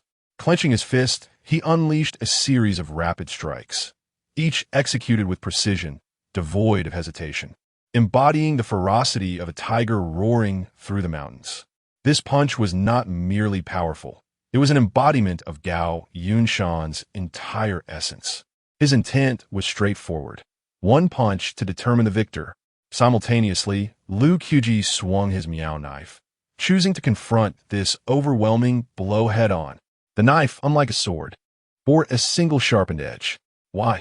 Because the knife is resolute and fierce, unyielding and without retreat. If you strike fiercely, my knife shall strike with even greater ferocity. Ha! Lu Qubi roared, as his miao knife swiftly unleashed a display of formidable, commanding energy. Strangely, this stroke resonated with the sound of a dragon's roar. A clash of strength? I fear nothing of such confrontations. I am eager to see whether your blade is harder or my fist is stronger. As Lu Qubi's audacious strike met Gao Yinshan's confidence-laden fist, the collision of knife energy and fist wind resonated throughout the hearing wind pavilion, echoing with the sounds of dragons and tigers. The onlookers raised their heads in unison, captivated by the duel between Lu Qubi and Gao Yinshan. The literati sighed in admiration. A fierce tiger descends the mountain to encounter a soaring dragon. This scene is indeed spectacular. The rest of the crowd concurred, echoing their agreement. The knife emerges like a dragon. The fist falls like a tiger. Such grace. Yet the question lingered. Who would prevail, the ascending dragon or the descending tiger? It need not be said. Surely, the strength of the people of Dayu surpasses all. In the banquet hall, the lady in purple raised her gaze toward Lu Qubi's direction, a ripple of surprise surfacing in her eyes as she remarked, "It has been many years since I have encountered such a knife wielder in the rivers and lakes. He is truly on par with any sword master. A rare find indeed." The personal maid standing beside her mistress, upon hearing her utter those words, murmured, "My lady, how can one wield a saber compare to the elegance of a sword?" The woman in purple shook her head, casting a sidelong glance at the long sword at the maid's waist, and replied with a light laugh, "A saber wielder need not be elegant. All he desires is but a single word." The maid furrowed her brow, filled with confusion. "My lady, what word?" The purple-clad woman's voice was cold as she enunciated, "Kill." Clang! In midair, the fist of Gao Yunshan collided with Lu Qubi's blade, sending a tremor through the copper bells that hung from the eaves. The two forces clashed against the roof tiles, causing debris to scatter in all directions, with many pieces plummeting from the heights, shattering upon impact. The ancient plum tree in the courtyard, aged 300 years, suddenly snapped, its broken branches laden with vibrant red blossoms crashing towards the corridor beside it. After a few breaths of stalemate, Gao Yunshan felt an overwhelming chill seep into his very being, as the resistance from his fist exceeded his wildest expectations. His entwined cloud silk met the pristine white blade with a sharp crack, disintegrating upon contact. How could this be possible? With a sizzling sound, Gao Yunshan perceived a flash of white light before blood erupted from his chest. Simultaneously, his fist struck Lu Qubi's chest. An eye for an eye. He was unafraid. Despite the injury, Gao Yunshan's tone remained arrogant, as if he were victorious. Thud! To his astonishment, his massive fist struck Lu Qubi's chest as if it had collided with a mountain, causing Lu Qubi to not only remain steadfast, but to accelerate the flow of elemental energy surrounding him, enveloping him in a protective shield. Unscathed, Gao Yunshan was filled with disbelief, as though he had encountered a ghost. This moment of distraction allowed Lu Qubi to seize the opportunity, unleashing a dangerous arc of snow through the air. Swish! Gao Yunshan summoned his energy, attempting to repel the incoming blade. However, he had overestimated his current prowess. With a sharp sound, a long gash appeared across Gao Yunshan's chest, deep enough to rupture his energy sea, causing the elemental energy within him to stagnate and dissipate rapidly. In mere moments, Gao Yunshan was rendered powerless. Once defiant, he now knelt on the blue stone rubble, devoid of any color in his face, muttering to himself, "How could that blade have pierced my entwined cloud silk? How could I possibly lose?" Two ghastly wounds marred his chest, flesh torn and blood mingling, a sight that was utterly shocking. Droplets of blood cascaded from the wounds, splattering onto his blood-stained garments, creating vivid blooms of crimson. As he gazed down at the blood flowing from his injuries, Gao Yunshan finally grasped the reality of his defeat. A man of his pride could scarcely accept such an outcome, yet the truth lay stark before him. That blade had indeed been extraordinary, and he had, without doubt, been vanquished. The cold wind swept through, dispersing the scent of blood, yet it brought Gao Yunshan a heart-wrenching agony. Hiss! Gao Yunshan let out a mournful cry, and shortly thereafter, his form trembled as he struggled to straighten his spine.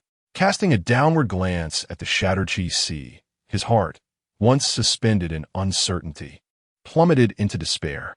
Rendered a cripple, this fate stung far more than death itself. His eyes, now devoid of light, were shrouded in a sense of despondency. Noticing the imprint of a fist upon Lu Qubi's chest, he inquired, "Bewildered you? Clearly suffered my strike as well. How is it that you remain unscathed?" The overwhelming pain caused Gao Yunshan's voice to falter. Lu Qubi shook his wrist lightly, sheathing his blade with an air of nonchalance. "It is quite simple. I possess my own protective chi. But, are you not in the mid-stage of the second realm?" Gao Yunshan pressed on, his voice rasping and feeble. "That was the case," Lu Qubi replied with a faint smile, "but not any longer." Understanding dawned upon Gao Yunshan. Lu Qubi had evidently achieved a breakthrough in the heat of battle. Yet, confusion lingered. How could Lu Qubi, having just recently ascended to the mid-stage of the second realm, withstand the force of his strike? No, Lu Qubi must be concealing something. Could it be that he practiced both body and technique in tandem? Before he could delve deeper into his thoughts, Gao Yunshan succumbed to excessive blood loss, his vision darkening as he collapsed upon the eaves. "Quickly, go save your esteemed Ming Wang of the Great Foam. If not, he shall surely perish," a voice echoed from the banquet hall. In high spirits, Li Qingzhou smiled as he made way for the two guardians of the Great Foam. Upon witnessing this, the two guardians, both in the fourth realm, hastened towards the rooftop. When they arrived, seeing Gao Yunshan, barely clinging to life, an immense sense of frustration welled within them. They opened their mouths to speak, but upon observing Li Qingzhou, who rivaled a fifth realm master, and the disheveled guardian beside him, they swallowed their words. with a remark about the cunning of De Sui. They swiftly departed the listening wind pavilion, carrying the unconscious Gao Yinshan with them. His injuries were grave. Without immediate aid, he would surely perish. Given Gao Yunshan's elevated status, should he die, their own fates would be sealed, and thus they dared not act carelessly. Meanwhile, having engaged in a fervent battle, Li Feixian and Feng Shisan ceased their contest upon the departure of the Guardians, turning to follow in their wake. Both felt that the events of this night had been exceedingly abrupt. Coincidentally, at this very moment, their great sword immortal, Murong Changkong, along with the king of northern defense, Gao Ziyou, were absent, suggesting that something was amiss. Su Zian, panting heavily, cast a deep glance at Li Feixian's retreating figure before springing forth with a leap, landing beside Lu Qubi. Brother Lu, why did those two unexpected cultivators speak of De Sui's cunning? Su Zian sheathed his sword, scratching his head in confusion. Lu Qubi scanned the crowd near the railing, quickly realizing the absence of Chun Xiener and the second-ring monk. After a moment of contemplation, he sighed deeply. Zian, can you not see? This duel was deliberately incited by someone. Su Zian responded, Brother Lu, are you suggesting that the instigator is De Sui Wang Mian? Why did he choose to instigate this contest? Lu Qubi shook his head, uncertain. Then he turned to Su Zian, a mysterious smile gracing his lips. Perhaps it is because he has lost the last few rounds and the esteemed Grand Master feels discontented. Or maybe the Grand Master is preparing for tomorrow's competition. Chapter 88. The Unrestrained Scholar, Zhou Sunli. Soon, Lu Qubi and Su Zian leapt gracefully from the rooftop, landing effortlessly on the corridor of the Listening Wind Pavilion. Yu Sure, too, had put away her phoenix tail zither. With a delicate step, she vanished into the night. Her destination unknown, perhaps she had returned home. Upon landing, before Lu Qubi and Su Zian could utter a word, a throng of literati surged forward, encircling them completely. Truly, my brothers, you embody the grandeur of our great Yu. They exclaimed, Come, this day we must indulge in revelry with you both. One exuberant scholar stepped directly before Lu Qubi, extending a warm invitation. I, Zhou Sunli, boast a drinking capacity of 1 jin, yet for the sake of your company, I would gladly risk my life. This night's battle concluded with Lu Qi's triumph over the minor Ming king, Gao Yunshan of the Great Foam. A victory that not only brought honor to the Yu, but also allowed these literati to vent their frustrations, especially after Gao Yunshan's earlier mocking remarks at the banquet. As Lu Qubi prepared to politely decline the enthusiastic invitation of the unrestrained scholar, unexpectedly, the lady in purple from the banquet hall herself called out, Why are you gentlemen in such haste to depart? Why not come in and enjoy a drink? Before Lu Qubi could respond, Zhou Sunli seized his wrist, unceremoniously pulling him into the banquet hall. Su Zian was similarly dragged in by Su Zilu. Along the way, Lu Qubi contemplated breaking free, but understood the nature of scholars well. If he were to refuse them today, tomorrow rumors of scandal might circulate in the capital. Sometimes, the words of a scholar can cut sharper than a blade. With this thought, Lu Qubi quelled his instinct to resist, casting a glance at the boisterous Zhou Sunli, who was about to speak when Zhou interjected, Brother, you wouldn't want to strike me, would you? I'm a scholar, not a ruffian. You mustn't harm me. Besides, my constitution is too frail to endure such treatment. Hearing this, Lu Qubi could only chuckle in resignation and gestured for the scholar to release him. Two grown men pulling at each other. What is this? I can walk on my own. Before long, Lu Qubi found himself at a blue-hued table with Zhou Sunli, while Su Zian sat across from him with Su Zilu. Lu Qubi exchanged a knowing glance with Su Zian, signaling him to act according to his gaze. Su Zian nodded in understanding. The lady in purple, her veil catching the shape of the gentle breeze, glanced at Lu Qubi and raised her wine cup, declaring, All who enter my listening wind pavilion are indeed charming guests of the world. Tonight you, sir, are the most dashing of them all. I toast to you. Faced with this unexpected salute from the lady, Lu Qubi grasped the tea before him. Rising slowly to address her, It would be ill-advised to indulge in wine before tomorrow's martial competition. I shall substitute tea for wine. With that, he drank deeply from his cup of tea. He then calmly poured another cup, this time taking his time before drinking. He strode confidently to the center of the banquet hall, surveying his surroundings, his gaze resting upon the gathered literati. Raising his teacup high, he proclaimed in a resonant voice, "This cup is dedicated to all of you." With a hearty gulp, Lu Qubi drank it down in one swift motion. 2 cups of tea silenced the crowd, fulfilling the etiquette required, while also bestowing honor upon the assembly. Upon finishing, Lu Qubi exchanged a knowing glance with Su Zian, who promptly rose to stand beside him. "Esteemed guests, the martial gathering tomorrow concerns the dignity of our great Yu. One day, we shall reconvene at the Listening Wind Tower for another round of merriment. I bid you farewell." With that, Lu Qubi and Su Zian exited the banquet hall with purpose. Their actions, meticulous and respectful, left no room for criticism, showcasing their competence, skill, and cunning. Surely, in the days to come, Lu Qubi would carve a place for himself within the ranks of great Yu. Alas, it was regrettable that he could not share a drink with them today.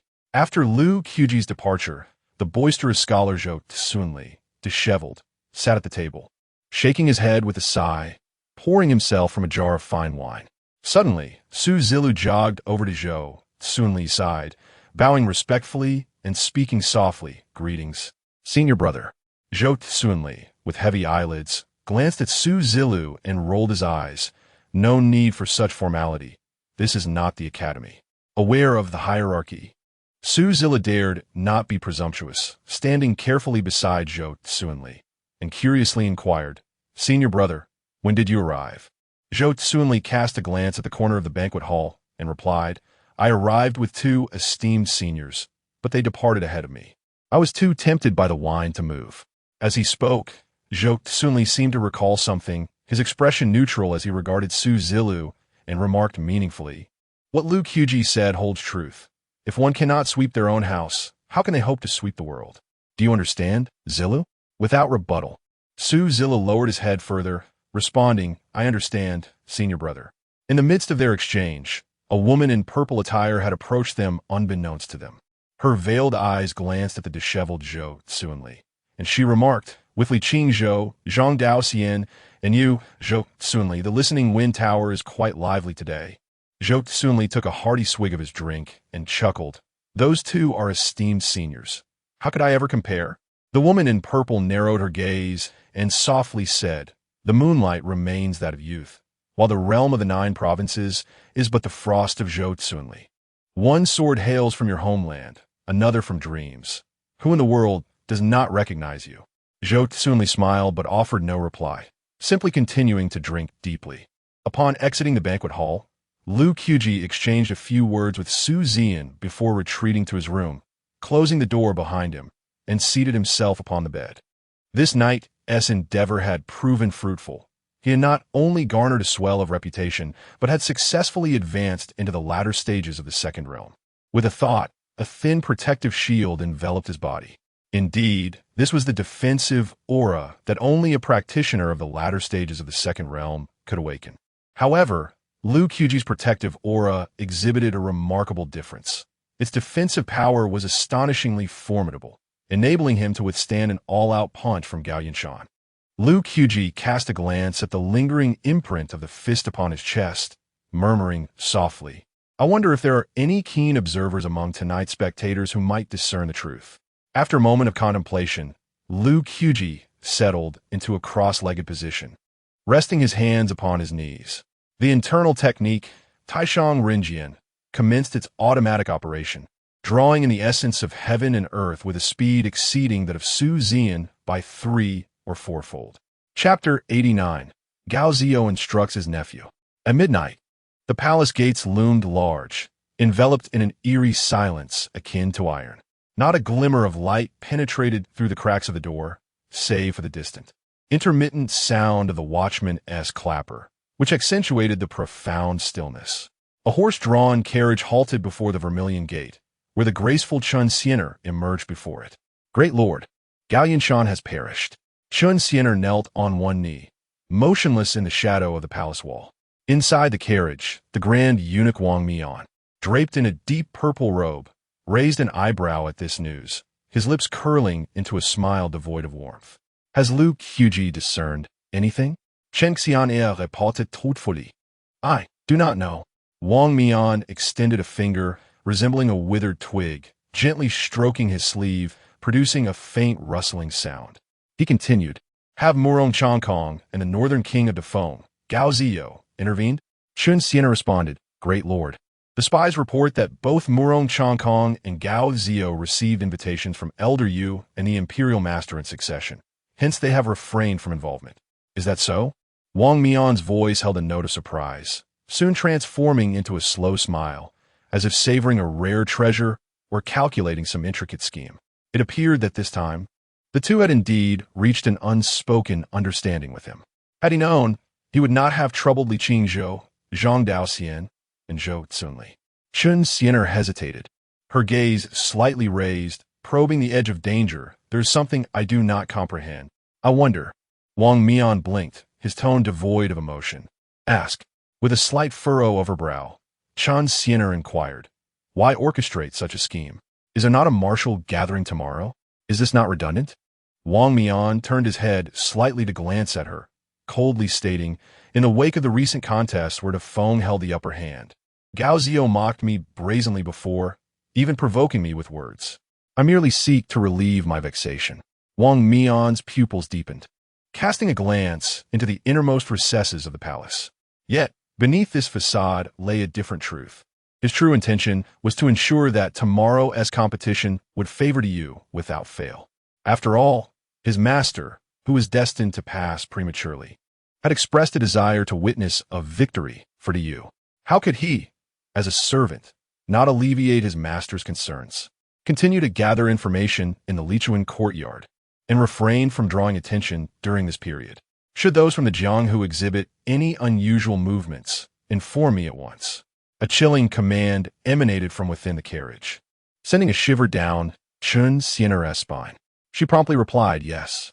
Subsequently, her figure vanished into the shadows. In the stillness of the palace, the sound of hoofbeats gradually faded, retreating into the depths of the royal abode.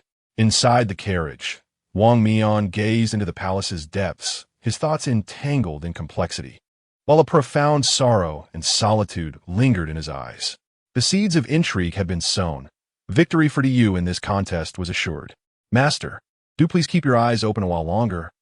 Within the Sifong Pavilion, designated for the reception of the Dafeng delegation, at the threshold of the Xiaoming Wang Gayan Mountain, the illustrious swordmaster Murong Changkong and the renowned duke of the northern town, Gao Ziyou, paced restlessly. Why would the imperial master Zhou Dun invite me for tea today? I mused, realizing it was merely a ruse to lure me away from the mountain. A truly vile trick. Gao Ziyou, with his ample belly protruding, walked with a grim visage, his countenance resembling a winter's frost, exuding an aura of martial ferocity that seemed almost tangible. Murong Kong sighed deeply, filled with regret. I too have fallen prey to Yu Sangxing's cunning, lured by tales of an unparalleled sword.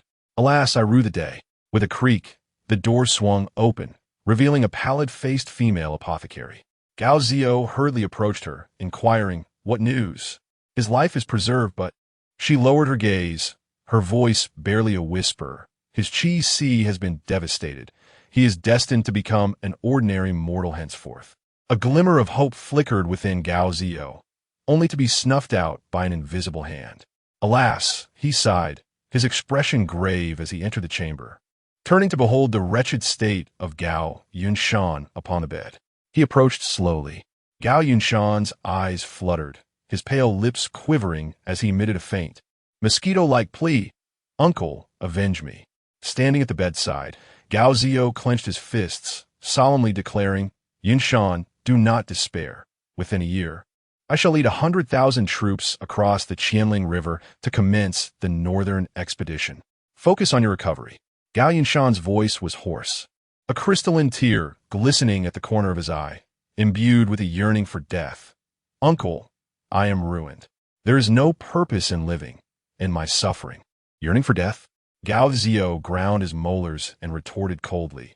Did you not often assert that physical cultivators endure the greatest hardships and possess the strongest will? If you cannot withstand this setback, How can you aspire to greatness in the future? Victory and defeat are commonplace in warfare. We may have lost today, but we shall reclaim our honor tomorrow.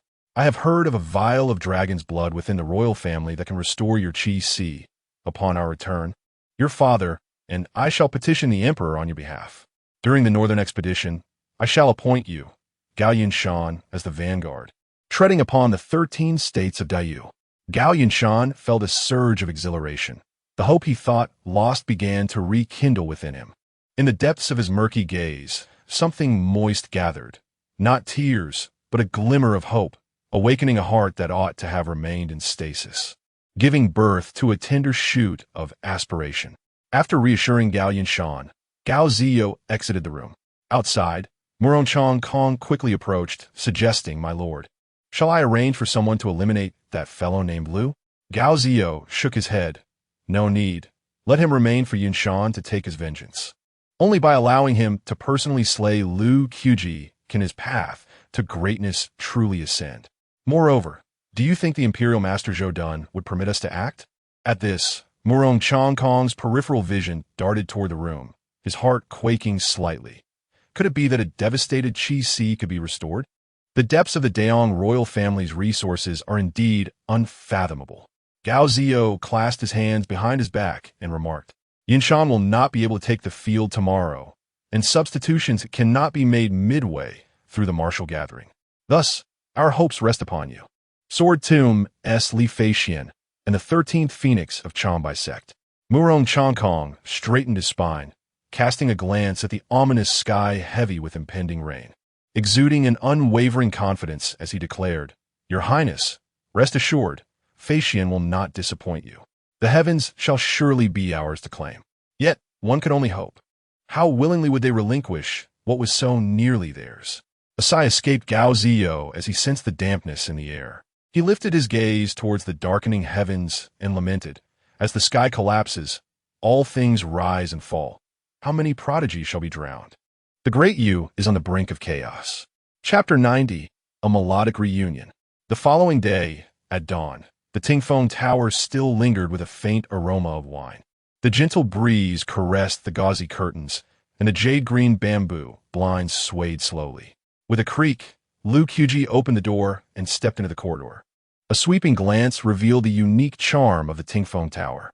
Arriving late, the previous evening had obscured its full grandeur, but now, as he gazed upon it, Lu Qubi found the scenery truly extraordinary, a masterpiece of mortise and tenon construction. Standing in the corridor, he looked up to behold the distant green mountains stretching for hundreds of miles, and looked down to see a serene pool within the tower.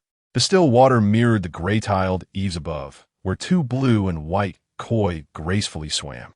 Floating on the surface were remnants of lotus leaves, their withered forms adding a touch of melancholic poetry, while occasionally the koi would leap, shattering the tranquil mirror and sending ripples dancing across the water. Lost in contemplation, Lu Qubi found himself entranced. "Sir, do you find the scenery of Tingfeng Tower to your liking?" A gentle voice broke the silence. A woman in purple approached from the end of the corridor, her steps as graceful as blooming lotuses. Coming to his senses, Lu Qubi smiled and replied, "It is indeed unique and refined. No wonder it attracts so many literati." The woman in purple stood beside him, her voice soft as she said, "This Tingfeng Tower was designed by a predecessor renowned for both poetry and swordsmanship. Its aesthetic and ambience can only be rivaled by the Changgui Tower in the Great Feng." Noticing Lu Qubi's rapt attention, she inquired, "What are your thoughts on the name Tingfeng?" Thoughts? Lu Qubi had none to offer. He simply found it tasteful. Caught off guard by her question, he hesitated. Suddenly, a flash of inspiration struck as he glanced at the tranquil pool below, and he replied, "I am no scholar. My knowledge is limited. However, it seems to me that in this tower, the water represents a flowing sky, and the wind embodies a transparent river." A satisfied smile graced the exquisite face beneath her veil. "Your words resonate deeply with me. Should you visit Tingfeng Tower again, I shall grant you a 70% discount." "Just 70%? Can it be free?" Lu Qubi jested. The woman in purple chuckled. "If you could compose a poem for Tingfeng Tower, I would grant you free entry." Lu Qubi crossed his arms and laughed. You must think me a mere wanderer with little poetic skill, intentionally setting the bar high to discourage me. Quite the contrary, I sense poetry within you today, she replied, her long eyelashes fluttering as she smiled softly. I would love to hear it. Standing before the tower, Lu Qubi began to recall the verses in his mind. Though his own knowledge was scant, he drew upon the wisdom of his illustrious predecessors. After a moment of contemplation, he gazed at the solitary remnants of the lotus in the pool and began to recite. Silently, I ascend the western tower, the moon a mere hook. In solitude, the phoenix tree in the deep courtyard locks the clear autumn. The woman in purple's eyes sparkled with surprise.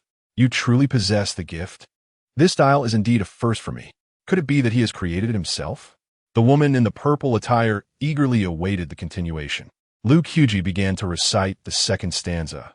Unbreakable yet tangled is the sorrow of parting. A unique taste lingers in my heart. Upon hearing the latter half, the purple-clad woman shivered. Her gaze toward Lu Qubi transformed entirely. What profound melancholy this is. Poetry has the power to evoke deep empathy, and from this verse, she seemed to glimpse a solitary middle-aged man, troubled and ensnared by love. Yet, the Lu Qubi before her was still in his youth, which felt rather incongruous. Intrigued, the woman pondered how a young lad could harbor such sorrow. Could it be that he has suffered heartache? Curiosity welled up within her for Lu Qubi. Though she restrained herself, with a hint of uncertainty in her eyes, she inquired, Sir, this poem's structure is quite novel. Could it be your own creation?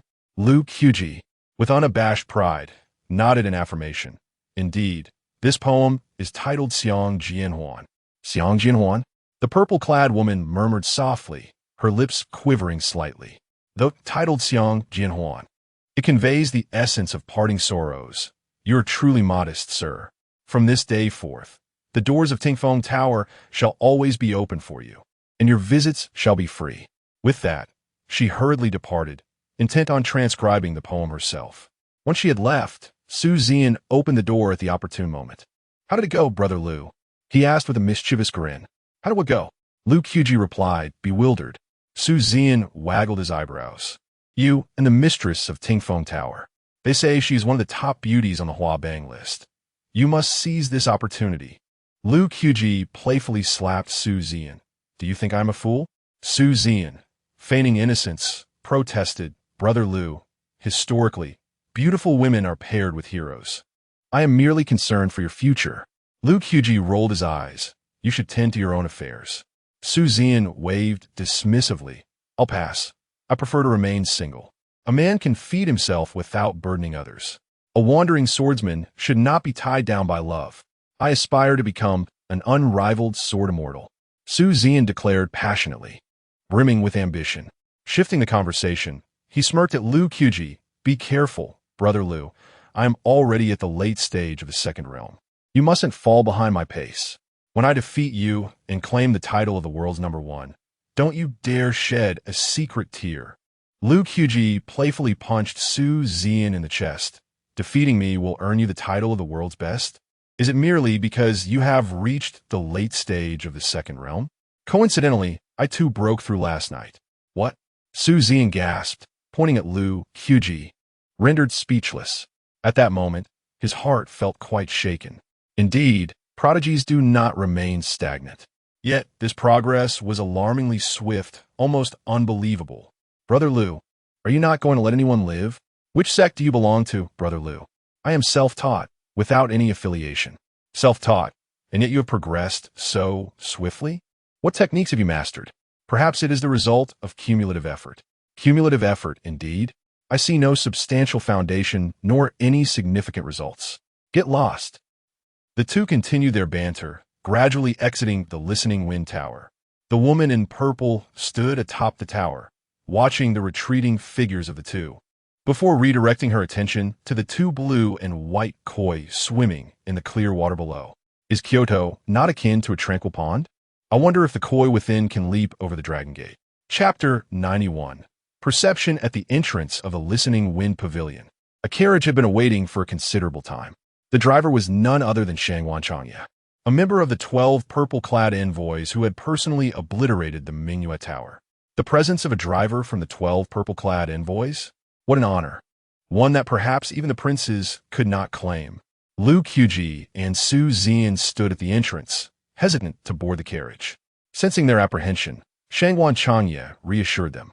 I am here on official business and am not clad in purple robes. Do not be overly concerned. Just treat me as your humble driver. Despite his words, Lu Qubi and Su Zian could not genuinely regard this formidable cultivator as merely a driver. As they boarded the carriage, they performed their due respects, bowing slightly and expressing their gratitude. Observing their courtesy, Shangguan Changye chuckled. It is my duty. The carriage swiftly made its way toward the training grounds. Along the journey, Lu Qubi recalled the sound of hooves in the dead of night and spoke up. Senior, you must have arrived quite early, correct? You are quite perceptive. Shangguan Changye responded with a smile. The chief was concerned about potential retaliation against you too. Hence, he has tasked me with protecting you discreetly and escorting you to the arena this morning. Thank you, Senior Zhou, Lu Qubi and Su Zian replied, clasping their fists in a gesture of respect. Shangguan Changye raised an eyebrow. Senior Zhou, since you two have received the waste tokens from the Demon Slayer division, you are now officially members of our ranks. Realizing this, Lu Qubi and Su Zian quickly corrected themselves. The chief is truly considerate. We are genuinely honored.